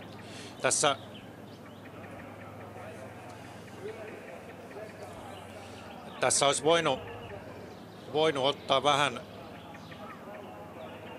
Tässä olisi voinut ottaa vähän tuolta oikastenkin ja olisi päässyt vähän nopeammin tuonne linjalle ja tielle sitten, tai sitten täältä jotakin näitä oikealta meneviä reittejä Järvenpäästä ja täältä sitten tämmöisiä pikkupolkuja pitkin. Ehkä tuo oikeanpuolinen valinta, mutta en mä ihan noin kauas olisi lähtenyt tuonne vasemmalle niin kuin Svensk tällä rastivälillä teki. Ehkä hän ajatteli, että tuolla sähkölinjalla menee jo niin monien tekemä uraa, että se keppikään siellä ei enää häiritse ja se on varma valinta. Joo, ei tuossa nyt eksymisen vaaraa ainakaan ole hänellä, että ei siinä mitään.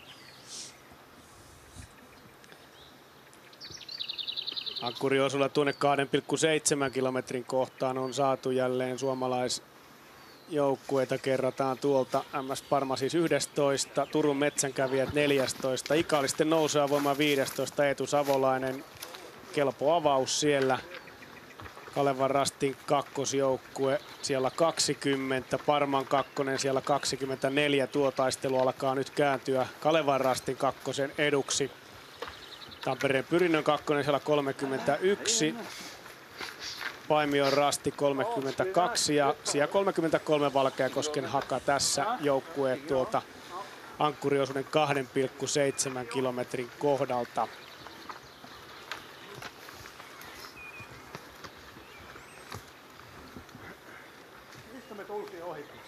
Odotellaan tässä Helsingin suunnistajien Olli Ojanahoa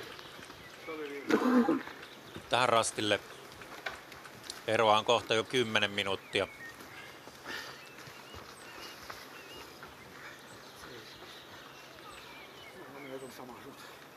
Joten ei ole nyt Ollilla mikään huippuvire tänäänkään, tai se, että hän ei ehkä tiedä ihan tarkkaan sitä, mikä tilanne on. Ei ole nähnyt tietenkään Erik Langedal Breivikia. Lähetys siirtyy siis Yle Areenan puolelle kello 7.00 ja siellä seuraamme loppuun tämän Mikkeli Jukolan ankkuriosuuden tapahtumat ja kärjen maaliin tulot kello 7 sitten.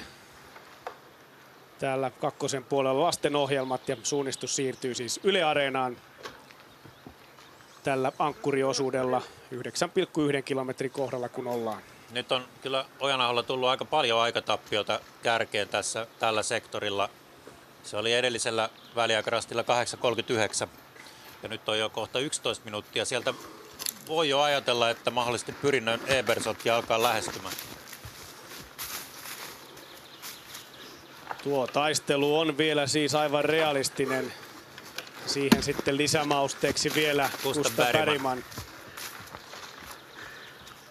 Sen jälkeen meillä onkin tulossa sitten tappelu tuosta kolmossijasta. Tietysti viestin kehityksen kannalta sehän on varsin suotavaa, että tässä saataisiin vielä jonkunnäköinen huipennus vaikkapa suomalaisseurojen kesken siitä, että kuka on paras suomalaisjoukkue tämän vuoden Jukolan viestissä. Ja tähän asti Helsingin suunnistajat on nyt viime ajan pitänyt kyllä tiukasti sitä hallussaan, mutta mitä pidemmälle tässä kestää, että Olli Ojanahon rastille tulee, niin sitä jännittävämmäksi se menee. Ja sieltä Ojanaho nyt saapuu, mutta tosiaan 11.38 on nyt aikaero. Se on täsmälleen se ero, mikä Fabian Ebersoldilla oli edellisellä väliaikarastilla kärkeen. Kyllä. Ja onhan tässä hieman nyt sellaista joutokäyntiä, kun erät ovat olleet tällaisia tilanteet muuttumattomia. Eli tavallaan toivoisimme jotain pientä säväystä ja kyllä tuo taistelu siihen säväyksen toisi.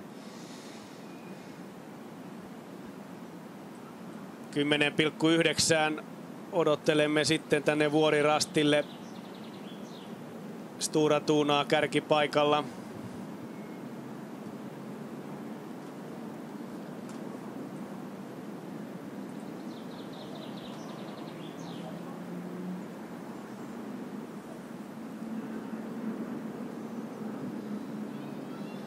Tiheässä kuusikossa ollaan, kovin kauas tuosta ei näy.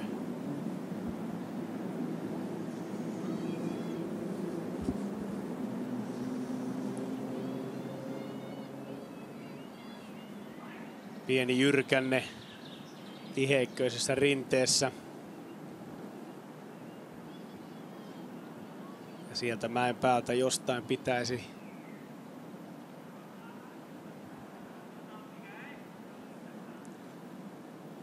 Sieltä pudottelee Stora Tuna.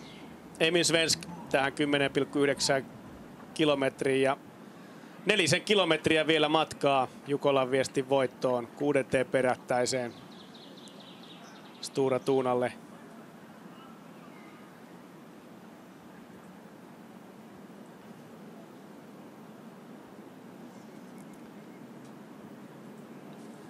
Ja nyt kiinnostaa sitten tuo tilanne tuolla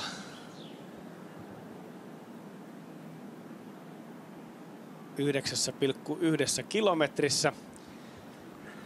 Ja sieltä tulee Fabian Ebersold. 13 on ero kärkeen ja samalla sitten lähetys siirtyy tuonne Yle Areenan puolelle. Kiitämme TV2 katsojia tässä vaiheessa. Ebersold on nyt sen 1,5 minuuttia Olli Ojanaho takana ja kyllä uskon, että Gustav Bergman myös siinä ihan Ebersoldin tuntumassa edelleen, että kyllä tässä nyt ei se Ojanahon asema mikään älyttömän turvallinen ole, että siinä on enää 1,5 minuuttia ja kuitenkin matkaa on vielä ihan reippaasti jäljellä. Kyllä matkaa ja suunnistettavaa riittää tällä 15 kilometrin ankkuriosuudella. –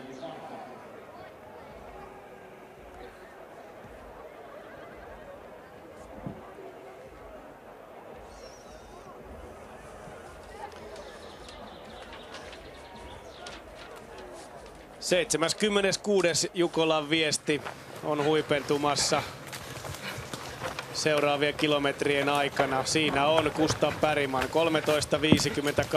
ero kärkeen, 45 sekuntia. Kyllä koko ajan Ebersold siellä kulkee riittävän kaukana, ettei Ravinen niin Gustav Bergman pääse aivan iskuetäisyydelle. Jos mietitään vähän tuota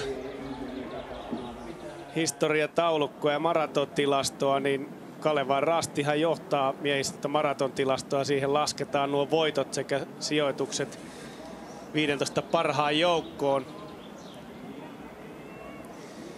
Alden SK toisena, Helsingin Suunnisti 3. ja Tampereen Pyrintö 4. ja sellainen perinteikäs seura kuin Asikkalan Raikas on edelleen tässä kaikkien aikojen historiataulukossa 5. 4 voitollaan.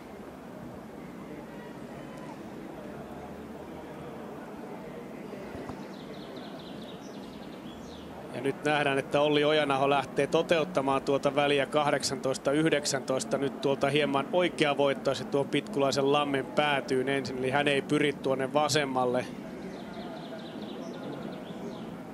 Jota reittiä taas tuuratuna Emil Svensk käytti omalla valinnallaan.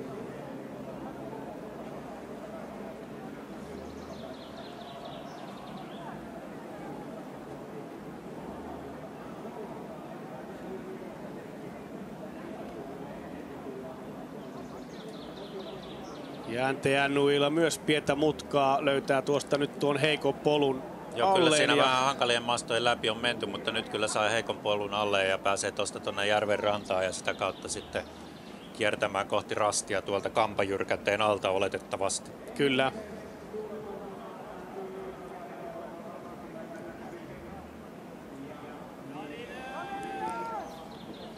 Tällä hetkellä taustalla nuo GPS-signaalit ovat sen verran heikkoja, että nyt ei saada tuota tilannetta kauheasti etenemään. 5 joukkuetta on käynyt ja IFK Göteborg on nyt se seuraava 6.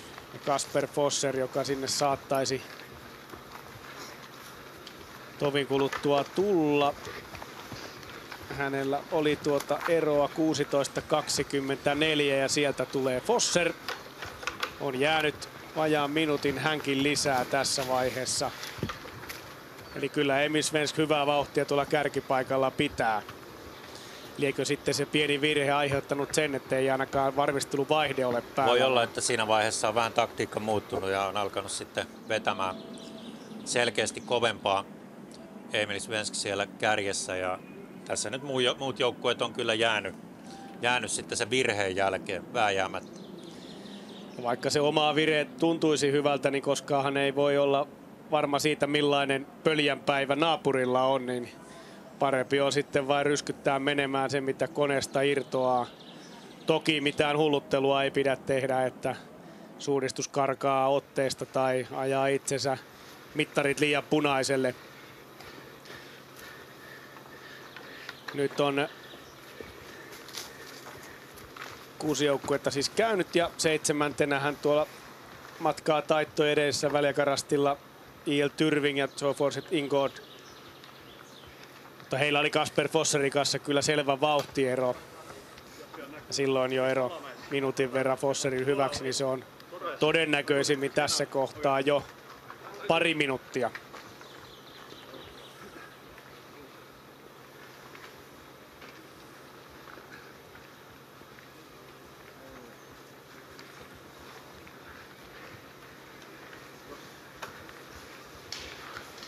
Tyrvingin valkoinen paita ja numeroliivi on meillä hakusessa.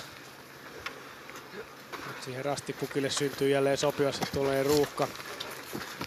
Muutamakin mies onnistuu saamaan ruuhkan aikaiseksi, kun jää vähän pidemmäksi toviksi miettimään tuota leimausta ja sen jälkeistä lähtösuuntaa. Kyllä hänen leimasimetkin alkaa jäämään peittoon silloin, jos se kokoontuminen tapahtuu välittömästi sen oman leimauksen jälkeen. Ja nyt on 2 minuuttia jo Forset Ingod jäänyt Kasper Fosserille.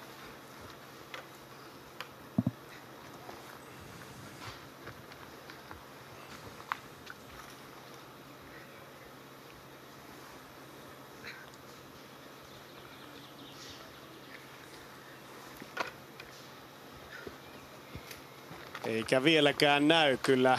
Nyt on tällä sektorilla tullut kyllä eroa aika paljonkin. Heikko jakso tässä kohtaa tähän 9,1. 2 kilometrin matka.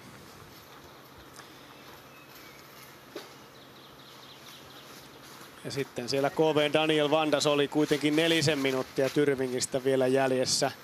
Hänen eronsa 21,5 minuuttia. Vandas oli ollut tuohon 7 kilometriin Svenskiin nähden 6,5 minuuttia hitaampi, joten tasaisen vauhdin taulukolla hänellekin sitä eroa pitäisi kyllä tulla. Ja nyt saapuu numero 17, Jill Tyrving. Ja alkaako siinä vähän Forset Ingoodilla jo tossu painaa?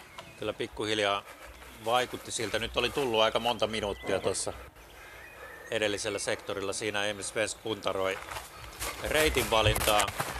Tässä on tulossa vähän pidempi väli, niin kuin kuvassa näkyy, ja siinä on muutamia eri vaihtoehtoja. Sama kaava tässä suurin piirtein toistuu kuin yöllä aiemminkin, eli yritetään etsiä mahdollisimman juostavia reittejä. Jos täältä oikealta katsotaan, mikä voisi olla hyvä, niin ehkä tämän tyyppinen, että haetaan tuolta ihan reilusti tietä alle ja mennään aika pitkälle ihan loppuun asti ja sitten kaaretaan täältä risteyksestä vasta tonne ja juostaan vähän niin kuin vastapalloon toi 24-25 väli. Toi 24 rastihan on taas tässä yleisön lähellä kilpailukeskuksen vieressä. Sitten kyllä täältä löytyy näitä vasenvoittoisiakin reittejä ja siinäkin tukeudutaan tuttuun tapaan taas alueen tiestöön ja tästä kyllä pääsee varmaan aika hyvin edellisten osuuksien uria tonne 24, että tässä varmaan nämä päävalinnat tälle rastivälille, että ne on mun mielestä molemmat melko juostavia. Ja kohta me sitten nähdään, että minkä valinnan kärjessä menevä Stora Tuunan Emil Svensk tälle välille ottaa. Kyllä itse tässä kohtaa, kun miettii tuota, että ollaan viimeisellä osuudella ja kaikkia osuuksia rastivälejä on jo ja notkoja juostu, niin todennäköisesti tuo suorempi reitti vähän vasenvoittoisesti sisältää jo uraa näissä notkoissa.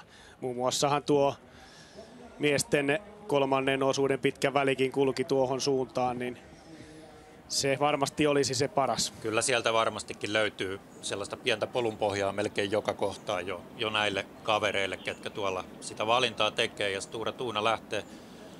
Se on täysin toki mahdollista, että lähtee vielä suoraviivaisemmin, mitä tuossa tuli piirrettyä. Riippuen vähän siitä, että minkälaiseksi tuntee oman fyysisen vireensä tänään.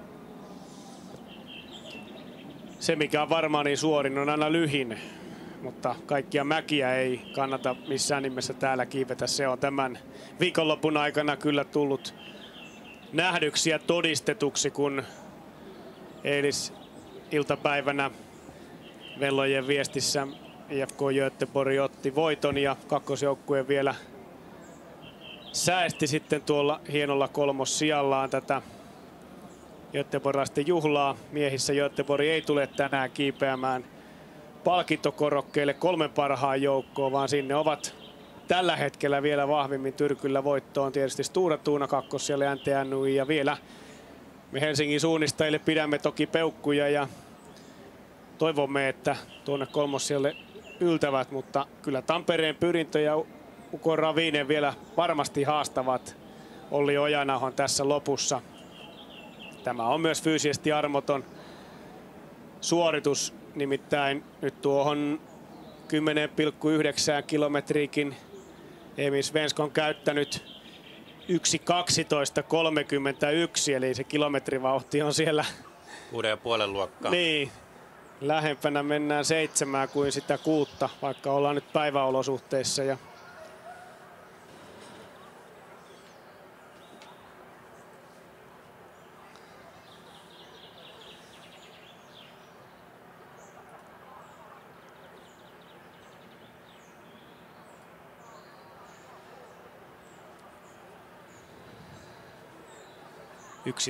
puoli minuuttia täyttyy tähän 10,9 siitä, kun Stora Tuuna ja Emil Svensk tässä vieraili.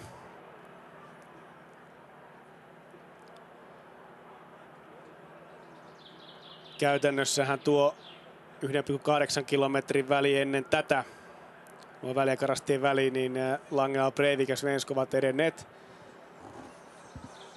ihan samaa vauhtia, 3 sekuntia Langenal Breivik on saanut kiinni.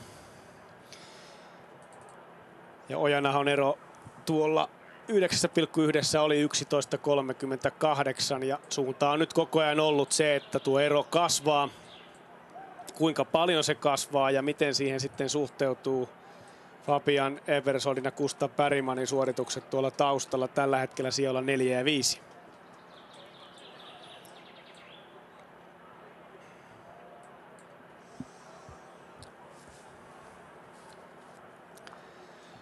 Samalla kun odottelemme Ollia, niin mietitäänpä muutamalla sanalla tulevaisuutta. Antti Harju. Ruotsin Tiiumilla viestissä tehtiin viime vuonna tuo uudistus, jossa naisille lisättiin osuus ja 2 naisten osuuksista juostaan yöllä. Ja nuo viestit sekä miesten että naisten osalta katkaistaan 2 tai 3 osuuden jälkeen ja sitten miehet jatkavat yöllä taka-ajon merkeissä tuon päivän tulosten perusteella aamuun saakka ja sitten naiset jatkavat taas aamulla miesten jälkeen tuon yön tulosten perusteella. Näetkö sinä, että tämä formaatti, jota me nyt Jukolassa seuraamme, on se kuitenkin se ainoa oikea tapa toteuttaa Jukolan viestiä? No siinä mielessä tietysti täytyy olla avoimin mielin, että kaikkihan on aina varmasti mahdollista ja en epäile yhtään, etteikö näitä asioita olisi pohdittu jo järjestävien tai Jukolaa hallinnoivien tahojen toimesta, mutta kyllä varmastikin naisilla toiveita olisi, että sinne kesäyöhön pääsisivät hekin juoksemaan. Tämä osallistujamäärä tietysti Jukolan viikonlopussa on hurja. Ja se verrattuna tuohon Tiiumillaan se on selvästi isompi ja ehkä asettaa myöskin omat reunaehtonsa. Helsingin suunnistajat nyt 3. 14 minuuttia kärjen takana ja nyt kun kamera kääntyy jo sinne ja saadaanko tästä vielä taistelu? Gustav Bergman. Hän on ohittanut nyt Fabian Ebersoldin ja jahtaa Olli Ojanaho ja nythän surkein tilanne tässä on se, että jos Ravinen vielä nousee tuosta 3. ja pudottaa suomalaiset siellä 4 ja 5, niin se on nyt sitten kyllä sellainen päätös, mitä me emme missään nimessä toivoisi tälle viikonlopulle. Siinä Ravinen on ikään kuin vaivihkaa hiipinyt sieltä taustalta ja edelleenkään se Gussen meno ei kyllä näyttänyt mitenkään väkivahvalta, päinvastoin aika kulmikkaalta niin kuin väkivaltaiselta yleensä. Ehkä enemmänkin. Joo, mutta nyt Ebersold on jäänyt tässä vähän huonoa asemaan tänne taustalle. Ei näe edellä meneviä, ei tiedä eroa sinne eikä tiedä varsinkaan sitä, että Gustav Bergman hänet tässä edellisellä rastivälillä ohitti. Kyllä. Tämä jännite vielä rakentuu tähän loppuun ja kyllähän me tietysti jotain pientä värinää haluamme tähän kilpailuun. Nyt olemme 12,1 kilometrin kohdalla, jossa Stora Tuuna on siis käynyt jo 7,5 minuuttia sitten ja nyt sinne rymistelee NTNY:in Erik Langendahl Breivik. Ero 7.34. Nyt on tullut minuutti sitten eroa lisää tällä sektorilla 1,2 kilometrin matkalla. Se on varsin paljon. Siinä Breivik aika rauhassa katseli tuota tulevaa reitinvalintaa, mikä on tietysti syytä tehdäkin. Eihän hän tiedä, mikä on tilanne esimerkiksi taaksepäin, kuinka lähellä siellä yhtä aikaa osuudelle startannut Olli Ojanaho on. Ja tässä täytyy nyt tehdä fiksu valinta. Kuten Stora Tuuna on tehnyt, lähti tuosta Ahvenlammen vasenta laitaa ja haki polun alle ja nyt pääsee kyllä päästelemään tuolla tiellä aika kova.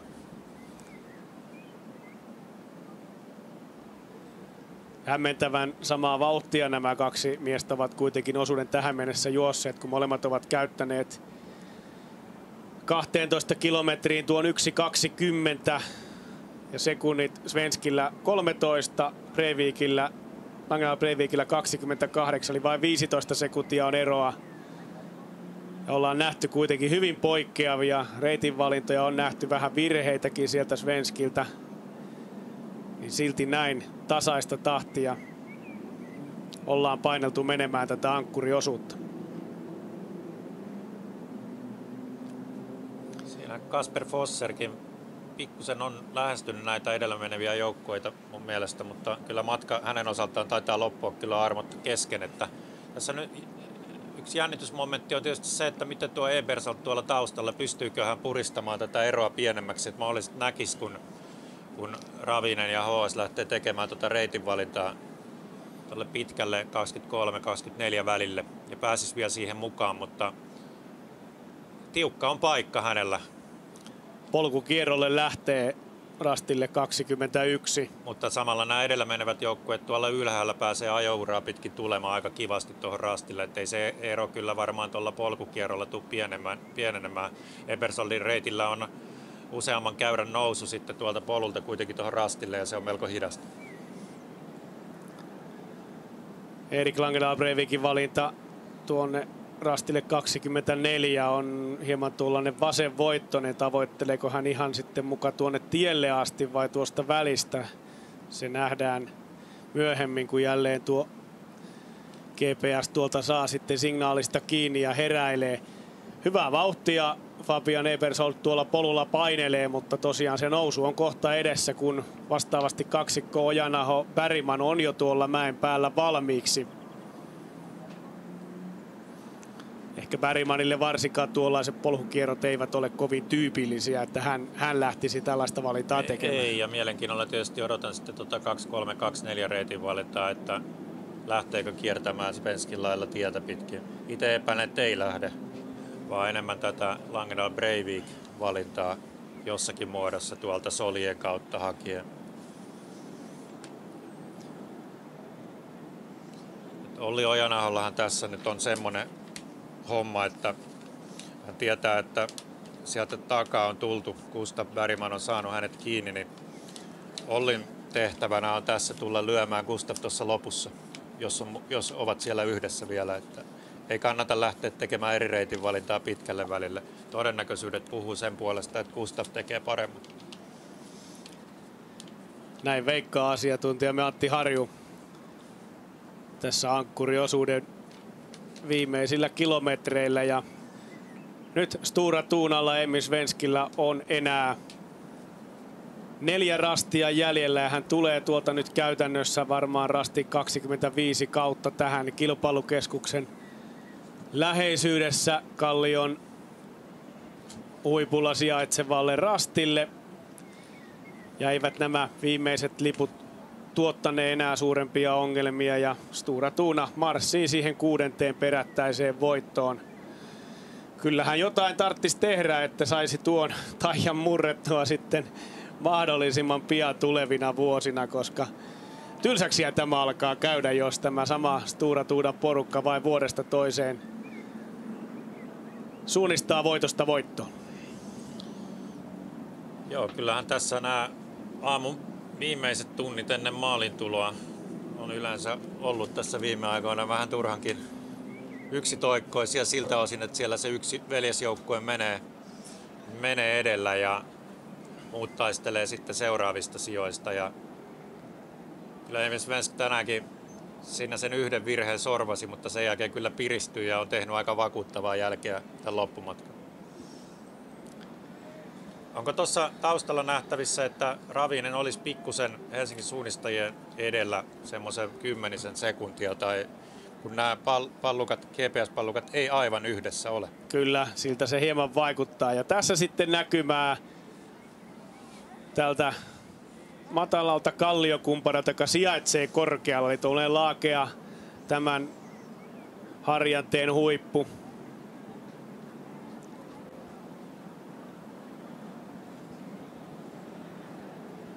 Ja siellä heiluttelee Emil Svensk tyytyväisen näköisenä, tietää tilanteen ja on varma siitä, että nyt tässä ei enää ole muuta vaaraa kuin se, että jotain aivan mystistä tapahtui siellä viimeisillä rastivälillä ja sitähän me emme kukaan tässä tilanteessa toivo. Kilpailu on ratkennut tänään suunnistamalla. Raju Tikkalan maasto, ennen kaikkea sen pimeä yö. Hurjat nousut, tiheikköiset rinteet ja notkot, ne imivät vauhdin miehistä näillä ensimmäisillä osuuksilla. Sitten kun päästiin tänne päivännäölle, niin on saatu paremmin juonesta kiinni ja vauhti on ollut sitten lähempänä sitä, mitä ratamestari arvioi. Emil Svenskillä on vielä tuo loppulenkki jäljellä.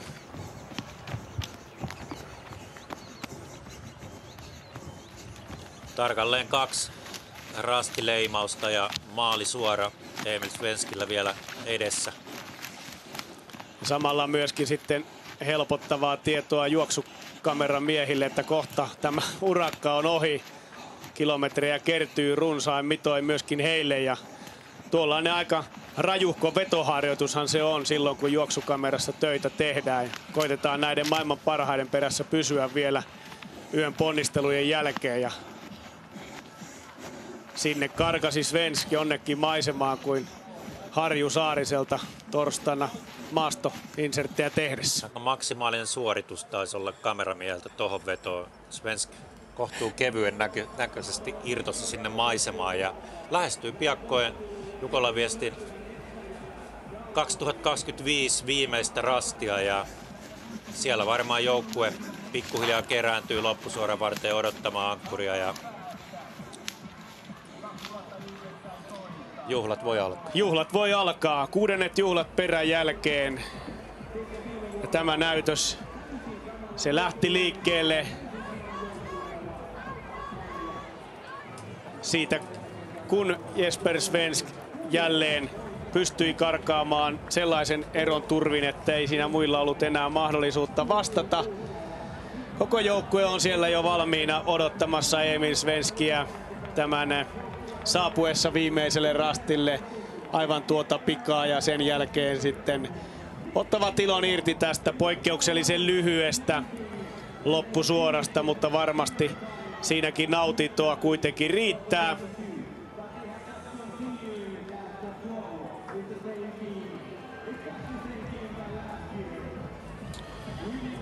Tuo voittosuora, se käynnistyi siis Kangasalta 2019 ja siitä eteenpäin sitten ollaan menty näiden herrojen tahdissa.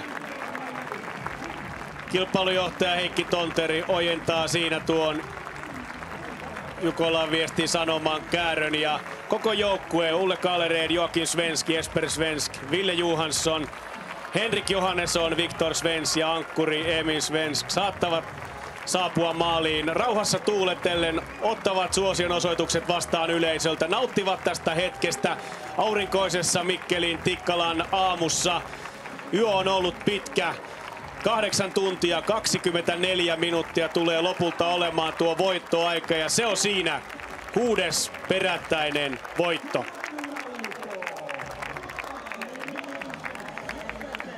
Huikea joukkuesuoritus Stora Tuunalta. Ei nähty juurikaan mitään veret seisauttavia virheitä, pieniä koukkuja, mitkä kuuluu tietysti tämmöiseen 7-osuuksiseen pitkään viestiin, että niitä väkisinkin siellä tulee jossain kohtaa, mutta hyvin tämmöisiä rauhallisia vetoja ja tasainen hyvä joukkuesuoritus ja aivan ylivoimainen voitto jälleen kerran heille. Ja kyllä viestisuunnistuskulttuurin valtikka, se pysyy tukevasti tuolla Borlängessä Ruotsissa.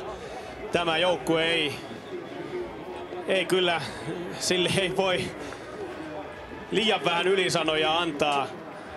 Ja edelleen pitää muistaa myöskin se, että tämä ei ole sellainen muukalaislegiona niin kuin moni seura on tällä hetkellä, vaan se koostuu ruotsalaisista suunnistajista tästä veljessarjasta ja heidän ympärillään sitten tämä muu tiimi täydentää. Ja osa heistä on niin sanotusti tavallisia kansallisen tason suunnistajia, toki viestimiehinä aivan raudan lujia, mutta se riittää viemään tämän maailman suurimman viestisuunnistustapahtuman voiton nyt vuodesta toiseen. Ja hetken kuluttua siellä varmasti ollaan sitten myöskin valmiita lueskelemaan tuota Jukolan Viestin Sanomaa tälle vuodelle.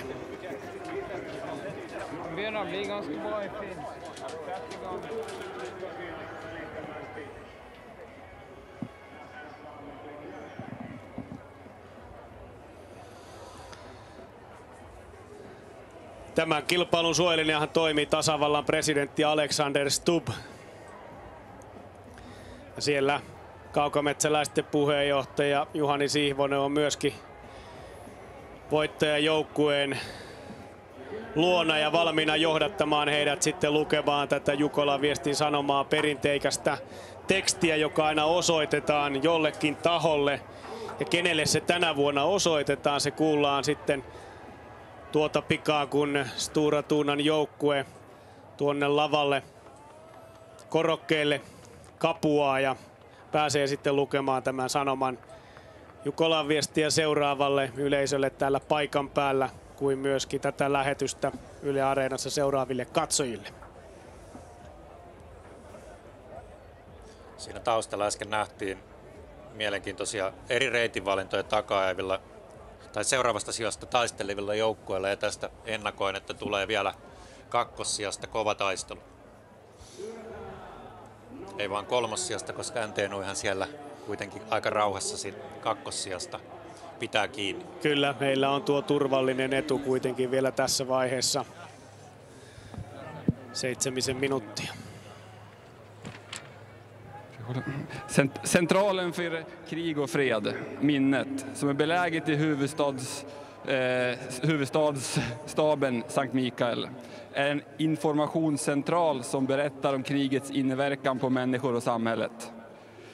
Minnet berättar om kriget för befrämja freden. Minnet har sammanställts för dem som är intresserade av krigets historia, och speciellt för dem som inte är intresserade av detta. Alexei Kivis berättelse om de 7 Jukkola-bröderna är en skildring av mänsklig utveckling. Jukkola Simonen, den mellersta i brödraskaran, noterar: visst har vi retat upp himmel och jord. Fördärvet är på väg till oss. Bröder, och något lyckas stjärna lyser inte för oss förrän det blir bättre ställt mellan oss människor. Freden börjar utifrån oss människor, alla och envar. Därför fortsätter Simonen: varför skulle vi inte gå och be om förlåtelse och lova att leva annorlunda härdanefter? I skenet av sommarnatten har olägliga berg, kärr, täta skogsdungar som omger Kimpili bjudit på vägval där vi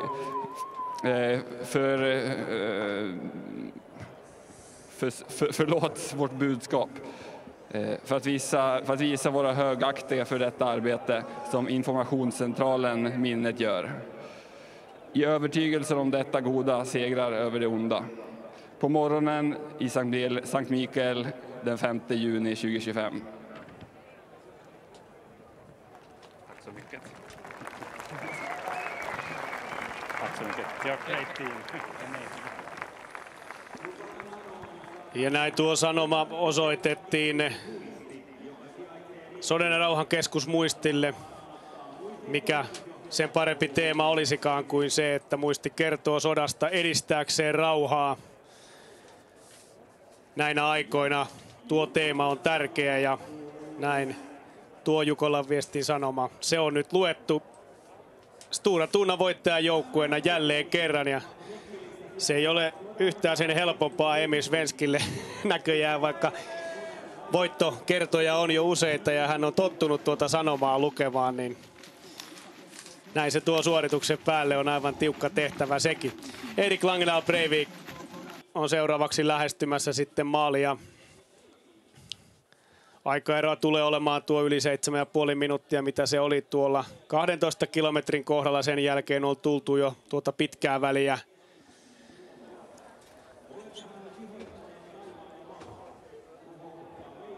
Näimme, että Svensk toteutti hyvin myöskin aivan loppuun saakka tämän radan 15 kilometrin ankkuriosuuden.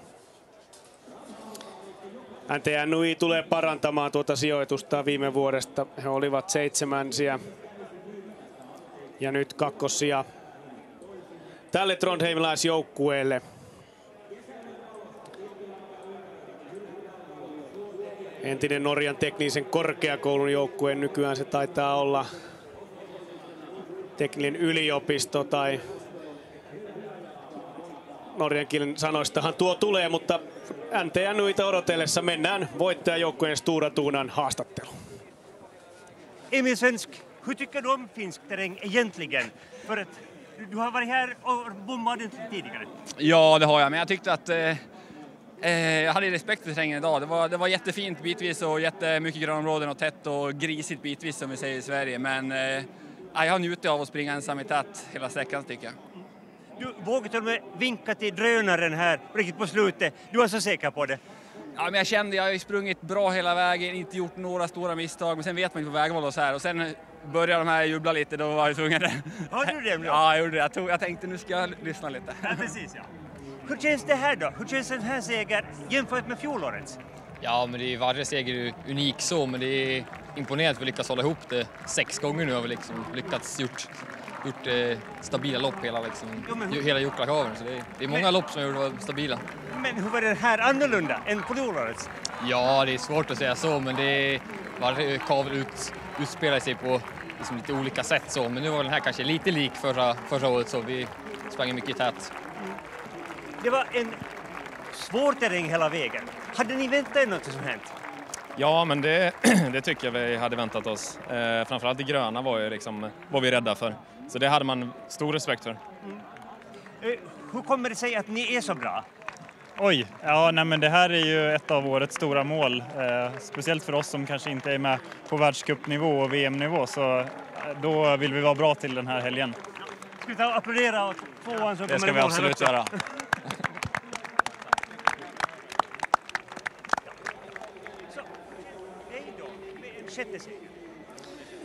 Näin siinä onnellinen voittajajoukkue ja kyllä Emil Svenskin tuolle maastolle antoi tunnustusta ja kunnioitusta ja uskalsi vilkuttaa tuolla yleisörastilla, kun näki, että joukkuekaverit siellä jo riemuitsivat hänet nähdessään kalliolla. Suoritus sujui kuitenkin hyvin, ei mitään isoja virheitä ja siinä mielessä oli luottavainen olo. Jokainen voitto on omalla tavallaan uniikki ja tässä oli ehkä hieman samanlaisuutta viime vuoteen verrattuna, kun jo varhaisessa vaiheessa sitten juoksivat yksin kärjessä. Ja tietysti kovan tason suunnistajia, se on se avain ja tae tähän menestykseen. Ja kyllähän tässä kun on Ruotsin arvokisajoukkueissa olleita ja sinne pyrkiviä kovan tason suunnistajia, niin sille se pohja rakentuu. Ja tämä on heille se yksi kesän kovimmista tavoitteista, pääkilpailuista ja tänään jälleen voittoon 6. kerran peräkkäin.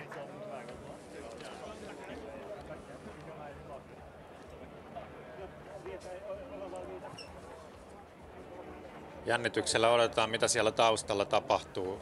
Niin kuin totesin, niin näytti siltä, että siinä vähän eri reitinvalintoja tehtiin pitkälle välille ja oikeastaan sekä Gustav Bergmanilla että Olli Ojanaholla oli kyllä siinä kolmossia näpeissään niin sanotusti.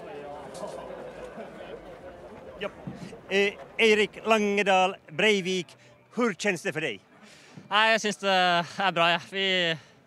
Jag tror vi löper mot det vi är gode for och vi är närmast det allra bästa laget. Vi är lite lättare för att ta det för att kämpa för seieren, men jag syns vi levererar jättebra och jag prövade på sista etappen att gå hårt och tror det är mycket bättre att jaga än att tänka på att de blir jaget, så egentlig fornøyd med det, men jeg fikk det sinnssykt på siste 20 at jeg måtte bare ride inn på en fin måte, så men jeg tror det var verdt det. Jeg tror det var en fin taktikk, så veldig godt fornøyd. Det är bra. Grattis! Jo, tusen takk. Siinä Langedal Breivik mainitsi, että ollaan tyytyväisiä tietysti joukkuesuoritukseen ja hopea ei ole häpeä, kärki meni siellä aika kaukana. Oli tyytyväinen myös tähän omaan ankkuriosuuteensa, että ei mitään mainittavaa virhettä ja aika pitkältihän se tuli yksin vedettyä, kun Olli Ojanahon sai jäämään heti melko siinä alkumatkasta. Mutta nyt aletaan pikkuhiljaa jännittämään tätä kamppailua kolmossijasta.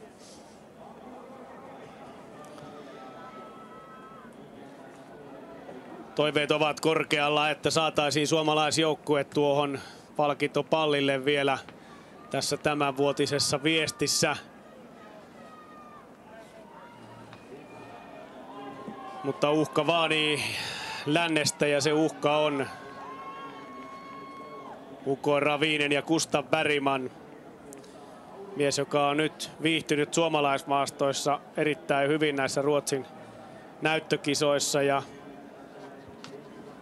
on MM-kisan vuonna löytämässä jälleen hyvän vireen. Mies, jonka meno ei ole kaunista, mutta se on tehokasta.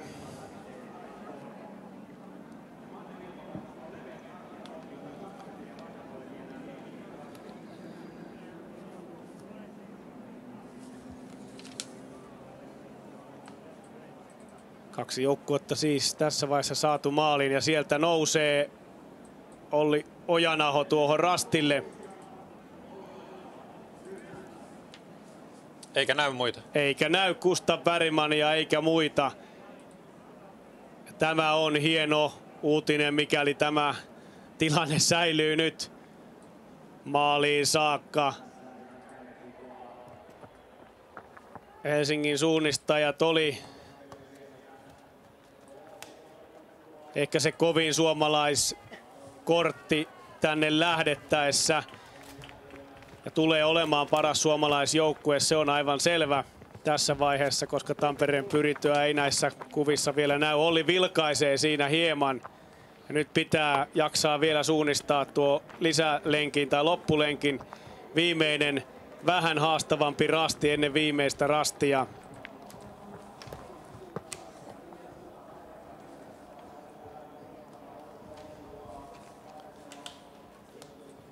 Eli siellä taustalla on siis, Antti, jotain tapahtunut, koska tämä tilanne on nyt muuttunut siitä, mitä se oli ennen kuin Stora Tuna saatiin maaliin.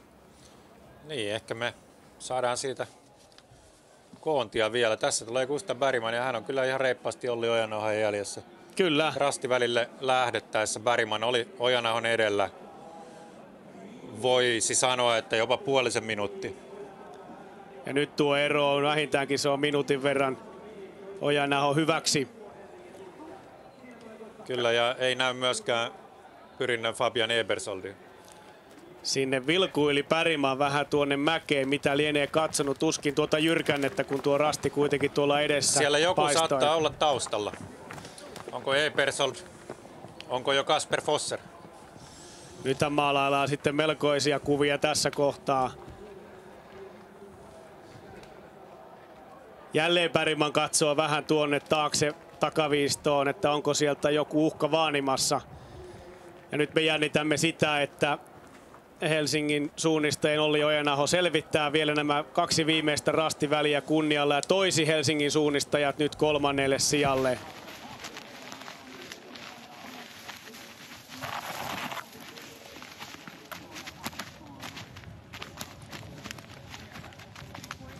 Ja nyt ollaan lähestymässä jo kilpailukeskusalueen reunamia. Siellä taustalla kajastaa jo tuo betonitehtaan rakennus. Ja tästä ei ole sitten enää kuin se 100-200 metriä ja hän on tällä viimeisellä rastilla. Ja Helsingin suunnistajat tulee ja ottaa kuin ottaakin tuo 3. sijan, vaikka se näytti jossain vaiheessa jo uhatulta, kun Gustav Bergman ajoi Olli Ojanahon kiinni ja siirtyi jopa edelle, mutta tämä Ounasvaaran hiihtoseurassa suunnistusoppinsa saanut jo pidemmän aikaa Helsingin suunnistajia edustanut Olli Ojanaho pystyy kääntämään tilanteen vielä edukseen ja Helsingin suunnistajat nousee 3. korkeimmalle korokkeelle ja joukkue on siellä vastassa. Matias Peter, Jussi Raasakka, Topi Syrjäläinen, Matthew Perrin, Arttu Syrjäläinen, Tuomas Heikkilä ja Olli Ojanaho. Joukkue ottaa tämän vuoden Jukolassa 3. sijan. Helsingin suunnistajien joukkuesuoritus ei ollut ihan niin tasainen kuin mitä tuolla Stora Tunalla esimerkiksi Senteenuilla. Että siellä yöllä tuli virheitä ja heti alussa vähän niin kuin jäätiin junasta. Ja sitten nämä väliosuudet 4, 5, 6, ne meni kyllä ihan loistavasti sitten ihan kärjen tahtiin tai jopa kovempaa. Ja Olli joutui sitten jonkun verrankin antautumaan tässä ankkuriosuudella, mutta tämä pronssin kirkastaa se, että hänellä oli tosi hyvä reitti tuohon viimeiselle pitkälle välille ja pystyi kukistamaan siinä Gustav Bergmanin, joka tässä tuo Ravinen 4. maaliin. Eikä vieläkään Ravinen nyt pääse tuonne palkintopallisijoituksille. Numero 10 kirkastuu 4. joukkueella Axel Granqvist, Quentin Raturier, Erik Herne, Edvin Forsberg, Emil Granqvist, Hannes Mugensen ja Gustav Bergman. Ja Gusse ottaa siinä ja näin. Ero on vielä joukkueesta ja on pettynyt mies. On todella pettynyt mies. Siellä lensi kartta ja nyt kerätään vähän aikaa höyryjä kattilassa. Siitä kuitenkin reilu taputus Olli Ojanaholle tästä kaksitaistelusta. Parempi voitti ja Bergman sortui nyt johonkin virheeseen, huonoon valintaan. On vihainen itselleen. Ja hän oli vihainen itselleen myös Tiumilan jälkeen. Siinä tulee Fosser, on ohittanut Ebersoldin tässä ihan loppumatkasta. IFK Göteborg nousee nyt 5. sijalle, parantaa viime vuodesta 1 pykälän. Ja Fosserilta hyvä ankkuriosuus. Katsotaan kohta sitten vielä nuo ankkuriosuuden nopeimmat miehet. Joukkue tänään Linus Agervik, Kristiansson, Filip Ossiansson, Vegard Gittisen, Ludvig Ek, Håvard Sandstad Eismo, Quentin Mulle ja Kasper Fosser. Eroa voittajaan lopulta 18 minuuttia 10 sekuntia. Ja ankkuriosuuden nopein mies tästä kärkiviisikosta on Emil Svensk ajalla 1.37.23.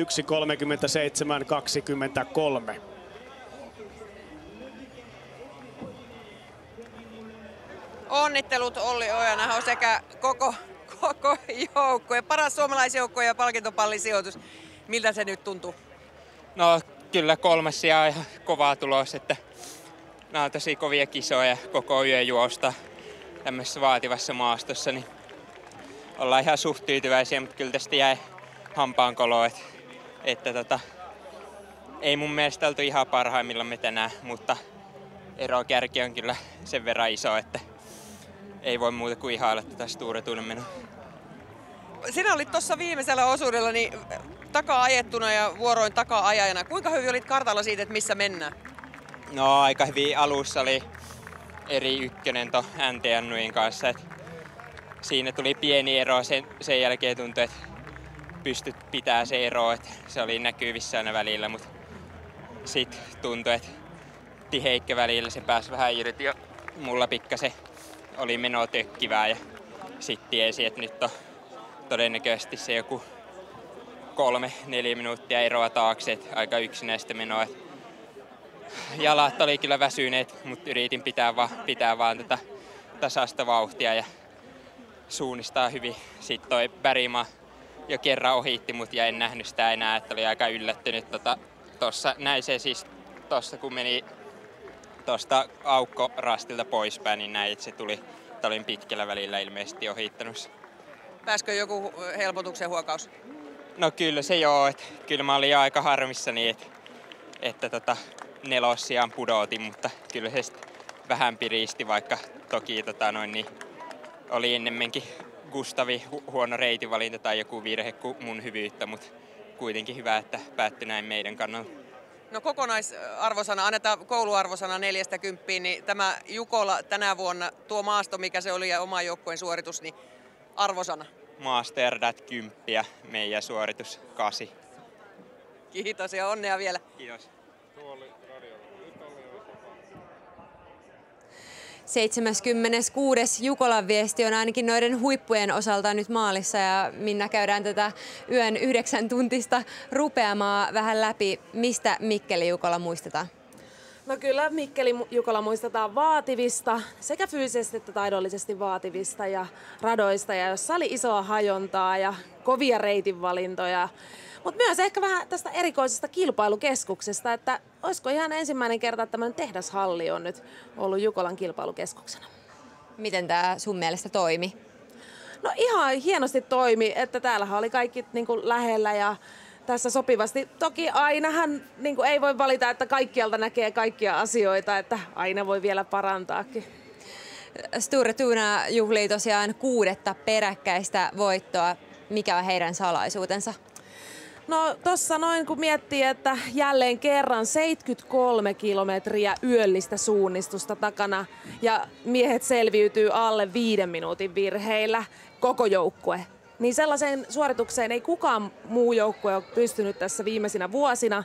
Ja nyt olisi jotain oppia tuolta Svenskin veljeksiltä ja muilta Sture Tunan jätkiltä olisi kyllä nyt otettava, koska olisi se kiva jossain kohtaa katkaista tämä putki. Antti Harjuki on sieltä rientänyt studioon, niin tuu vaan tänne istumaan, niin sä voit osallistua myöskin tähän keskusteluun. Mutta tosiaan Helsingin suunnistajat, Minna, puhutaan vielä sun kanssa, niin oli paras suomalaisjoukkue tällä kertaa 3. Minkälainen suoritus se oli heiltä? No mun mielestä jäi vähän kudit piippuun. Niin kuin Olli sanoi, niin ei niin kuin tullut ihan sellaisia maksimaalisia suorituksia. Verrattuna nyt vaikka Stora Tynään, niin siellä ei tullut semmoisia täydellisiä onnistumisia. Ja ehkä fyysistäkin virettä olisi kaivannut vähän parempaa osalle porukasta. Että vielä jää seuraaviin vuosiin nyt ladattavaa, että se ihan voitto sieltä tulisi. Antti, tervetuloa sullekin tänne tuolta selostamosta. Mitä sulla jäi nyt päällimmäisenä mieleen näistä loppuratkaisuista? No se varmaan Minnakin totesi, että Stora Tunan ylivoima oli tänään hyvin vaikuttava, että ei se heidän voittonsa ollut enää pitkään aikaa uhattuna tässä viestiaikana. Ja yhtä lailla tietysti Anteen Nui myös juoksi aika hienosti siinä kakkossijalla, mutta ei tullut suomalaisvoittoa. Sitä me niin kovasti toivottiin.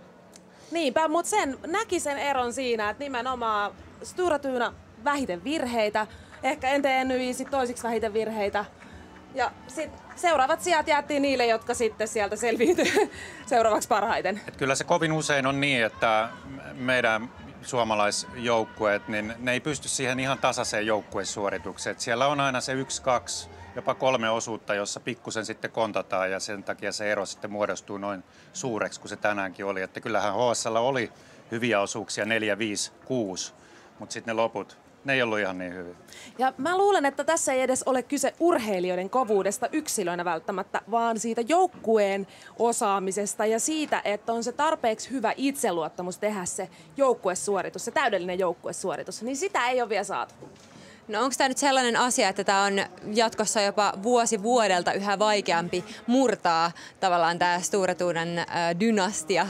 Kyllä heillä ainakin aika vahva voittamisen resepti on ja ei ne nyt iällä vielä taida olla pilattuja Svenskin veljekset. Et niin kauan kuin he muodostaa tuon joukkueen rungon, niin mä uskon, että Stora Tuna on edelleen hyvin vaikea muiden voittaa. Ja siellä on hyvä harjoittelukulttuuri heillä ja kohtuullisen leveä taso seurassa, niin kyllä tässä muut joutuu ihan tosissaan töitä tekemään ja ehkä jopa keksimään sen jonkunlaisen viisasten kiven, millä ne Stora Tuna jossain vaiheessa nujerretaan.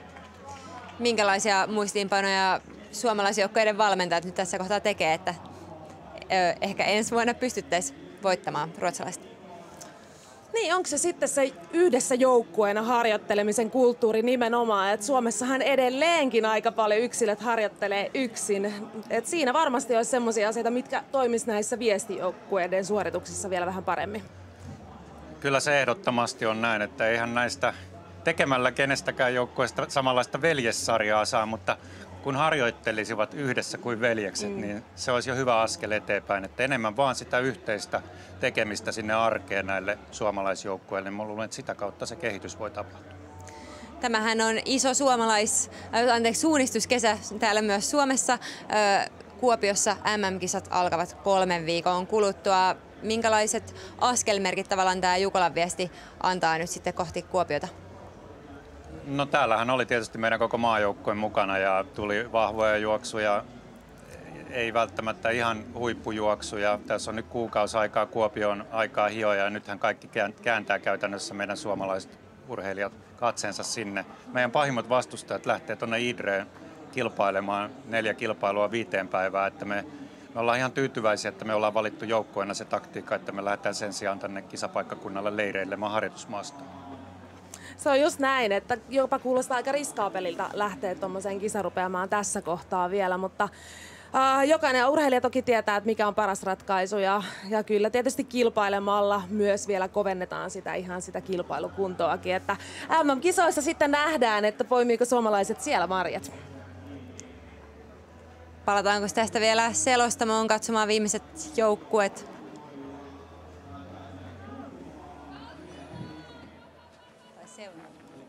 Ja näin nähdään sitten tämän ankkuriosuuden kootia vielä.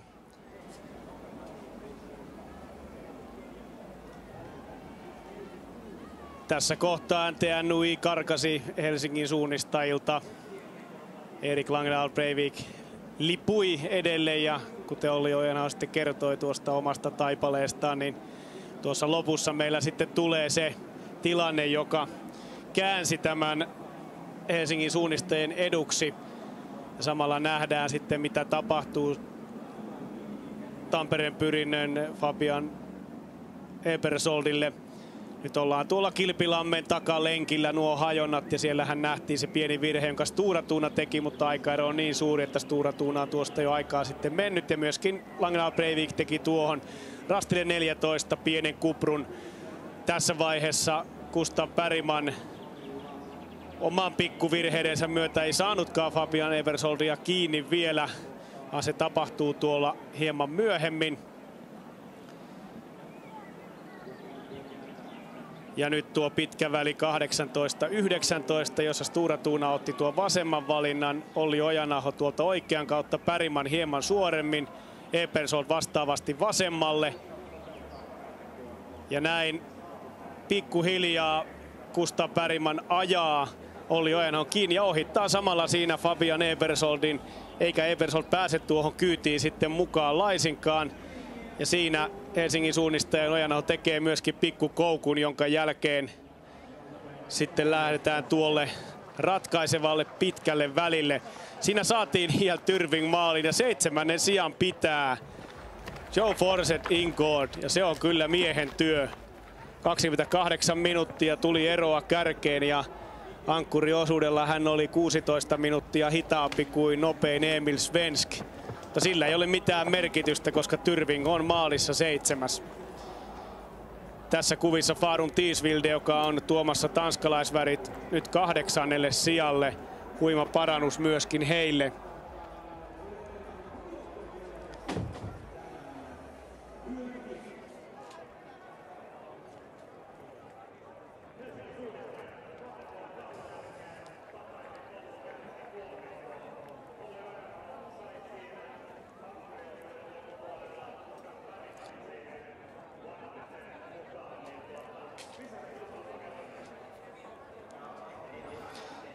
Katsotaan, saadaanko sitten vielä tuo aivan loppuosa tuosta GPS-seurannasta samalla, kun siinä Tyrvingin mies keräilee itse. Ja nyt alkaa tuo viimeinen ratkaiseva pitkä väli. Olli Ojanaho lähtee vasemmalle. Gustav Bergman tuosta suoraan. Ebersold hakeutuu oikealle ja näin Ravinen jää jumiin tuonne huonompaan maaston osaan ja Ebersold tuolta oikealta hitaammin ja Fosserkin kuittaa. Ja näin Olli Ojanaho erinomaisella reitin valinnalla ratkaisi tämän pelin Helsingin suunnistajille. Näin upea lopputulos, joka sinetöityi tällä reitin valinnalla. Ja Gustav Bergmanin huono toteutus tuolla suoremmalla valinnalla. Se oli se syy, miksi kartat lensivät maalissa ja sappi kiehui. MS Parma on tulossa kisassa tänään 9. 3. parhaana suomalaisjoukkueena.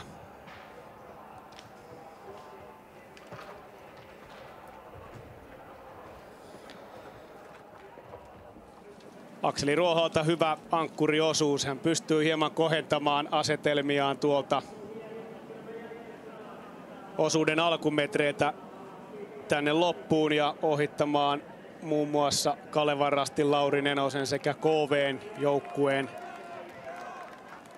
Seuraava maaliintulija on sitten 8. sijoittuva Farum Tiisvilde, tanskalaisjoukkue, joka onnistui kyllä loistavasti tänään näissä vaativissa maastoissa, jotka eivät todellakaan ole käyrästöltään ja kallioltaan tanskalaistyyppistä, mutta kuten on todettu, niin kasvillisuushan täällä saattoi olla tutumpaa myöskin tanskalaissuunnistajille. Siinä ankkuri Jakub Steinthal leimaa viimeisellä rastilla ja kiihdyttää maalia. Huima parannus. Viime vuonna 35. ja nyt 8.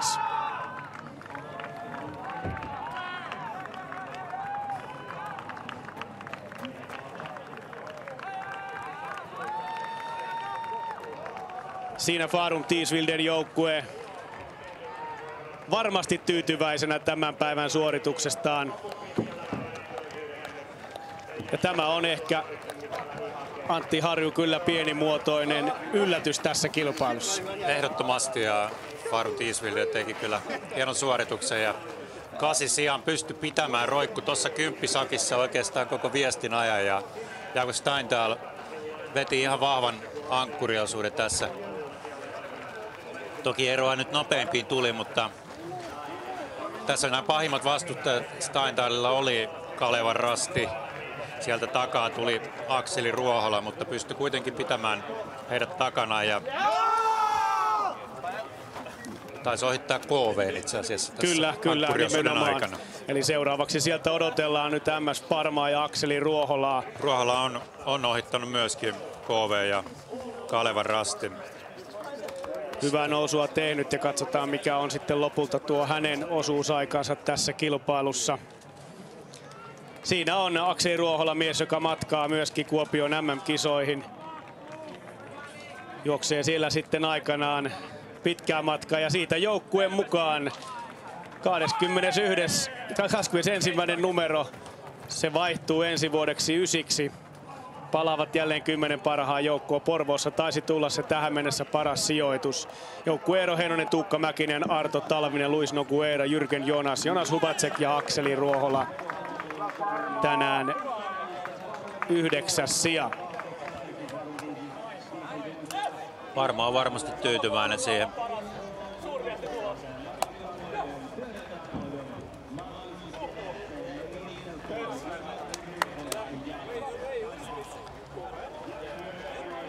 Kymmenennen joukkueen odottelemme vielä tässä maaliin ja sen jälkeen tämä Mikkeli Jukola 2025 alkaa olla päätöksessään. Suomalaismenestys. Se oli tänään Helsingin suunnistajien varassa, mutta tuo hieno kolmossija kuitenkin, se lämmittää varmasti mieltä. Etelä-Savon maastot osoittivat jälleen kieroutensa. Aikaisemmin on kilpailtu 2003 Sulkavalla, 74 Puumalassa ja tosiaan kuten mainittu jo aiemmin tuolla yöllä vuonna 90 oli Juvalla. Jukolan viesti, eli kyllä tämä alue on perinteinen Jukolan viestin järjestämispaikka. Järjestelystä vastasi siis suunnistusseura Mikkelistä eli Navi. Ja talkoolaisia on tarvittu 100 määrin tähän ponnistukseen. Ja näin viimeinen paikka tässä 10 parhaan joukossa, se menee KV:lle. Viime vuoden 9. sija heikkenee 1 pykälän, mutta jos Farum Tiisvilden suoritusta voidaan pitää kovana yllätyksenä, niin kyllä minä edelleen totean, että kyllä KVkin suoritti odotettua paremmin tuolla miehistöllä. Siinä paikka 10 parhaan joukossa jälleen kerran KV:lle. Tasasta suorittamista läpi yön. Timo Sildin pitkän yön juoksu ehkä joukkueen valopilkkuna, mutta sen jälkeenkin juoksijat toisensa jälkeen pysty pitämään kuitenkin joukkueen tuolla 10 parhaan joukossa ja on se KV:ltä jälleen kerran hieno suoritus. Joukkueessa Daniel Pompura, Alexander Kratov, Timo Sild, Kenny Kivikas, Tim Robertson, Lauri Sild ja Daniel Vandas ankkurina. Näin on 10 parasta joukkuetta maalissa ja meidän on aika selostamosta kiittää teitä tästä Jukolan viestin viikonlopusta. Aurinko on paistanut koko tämän viikonlopun ajan. Upea kesäinen yö toimi näyttämönä tälle vaativalle kilpailulle ja nyt me suuntaamme siis katseet kohti Kuopiota ja MM-kisoja. Selostamon puolesta oikein mukavaa kesän jatkoa kaikille. Kiitos.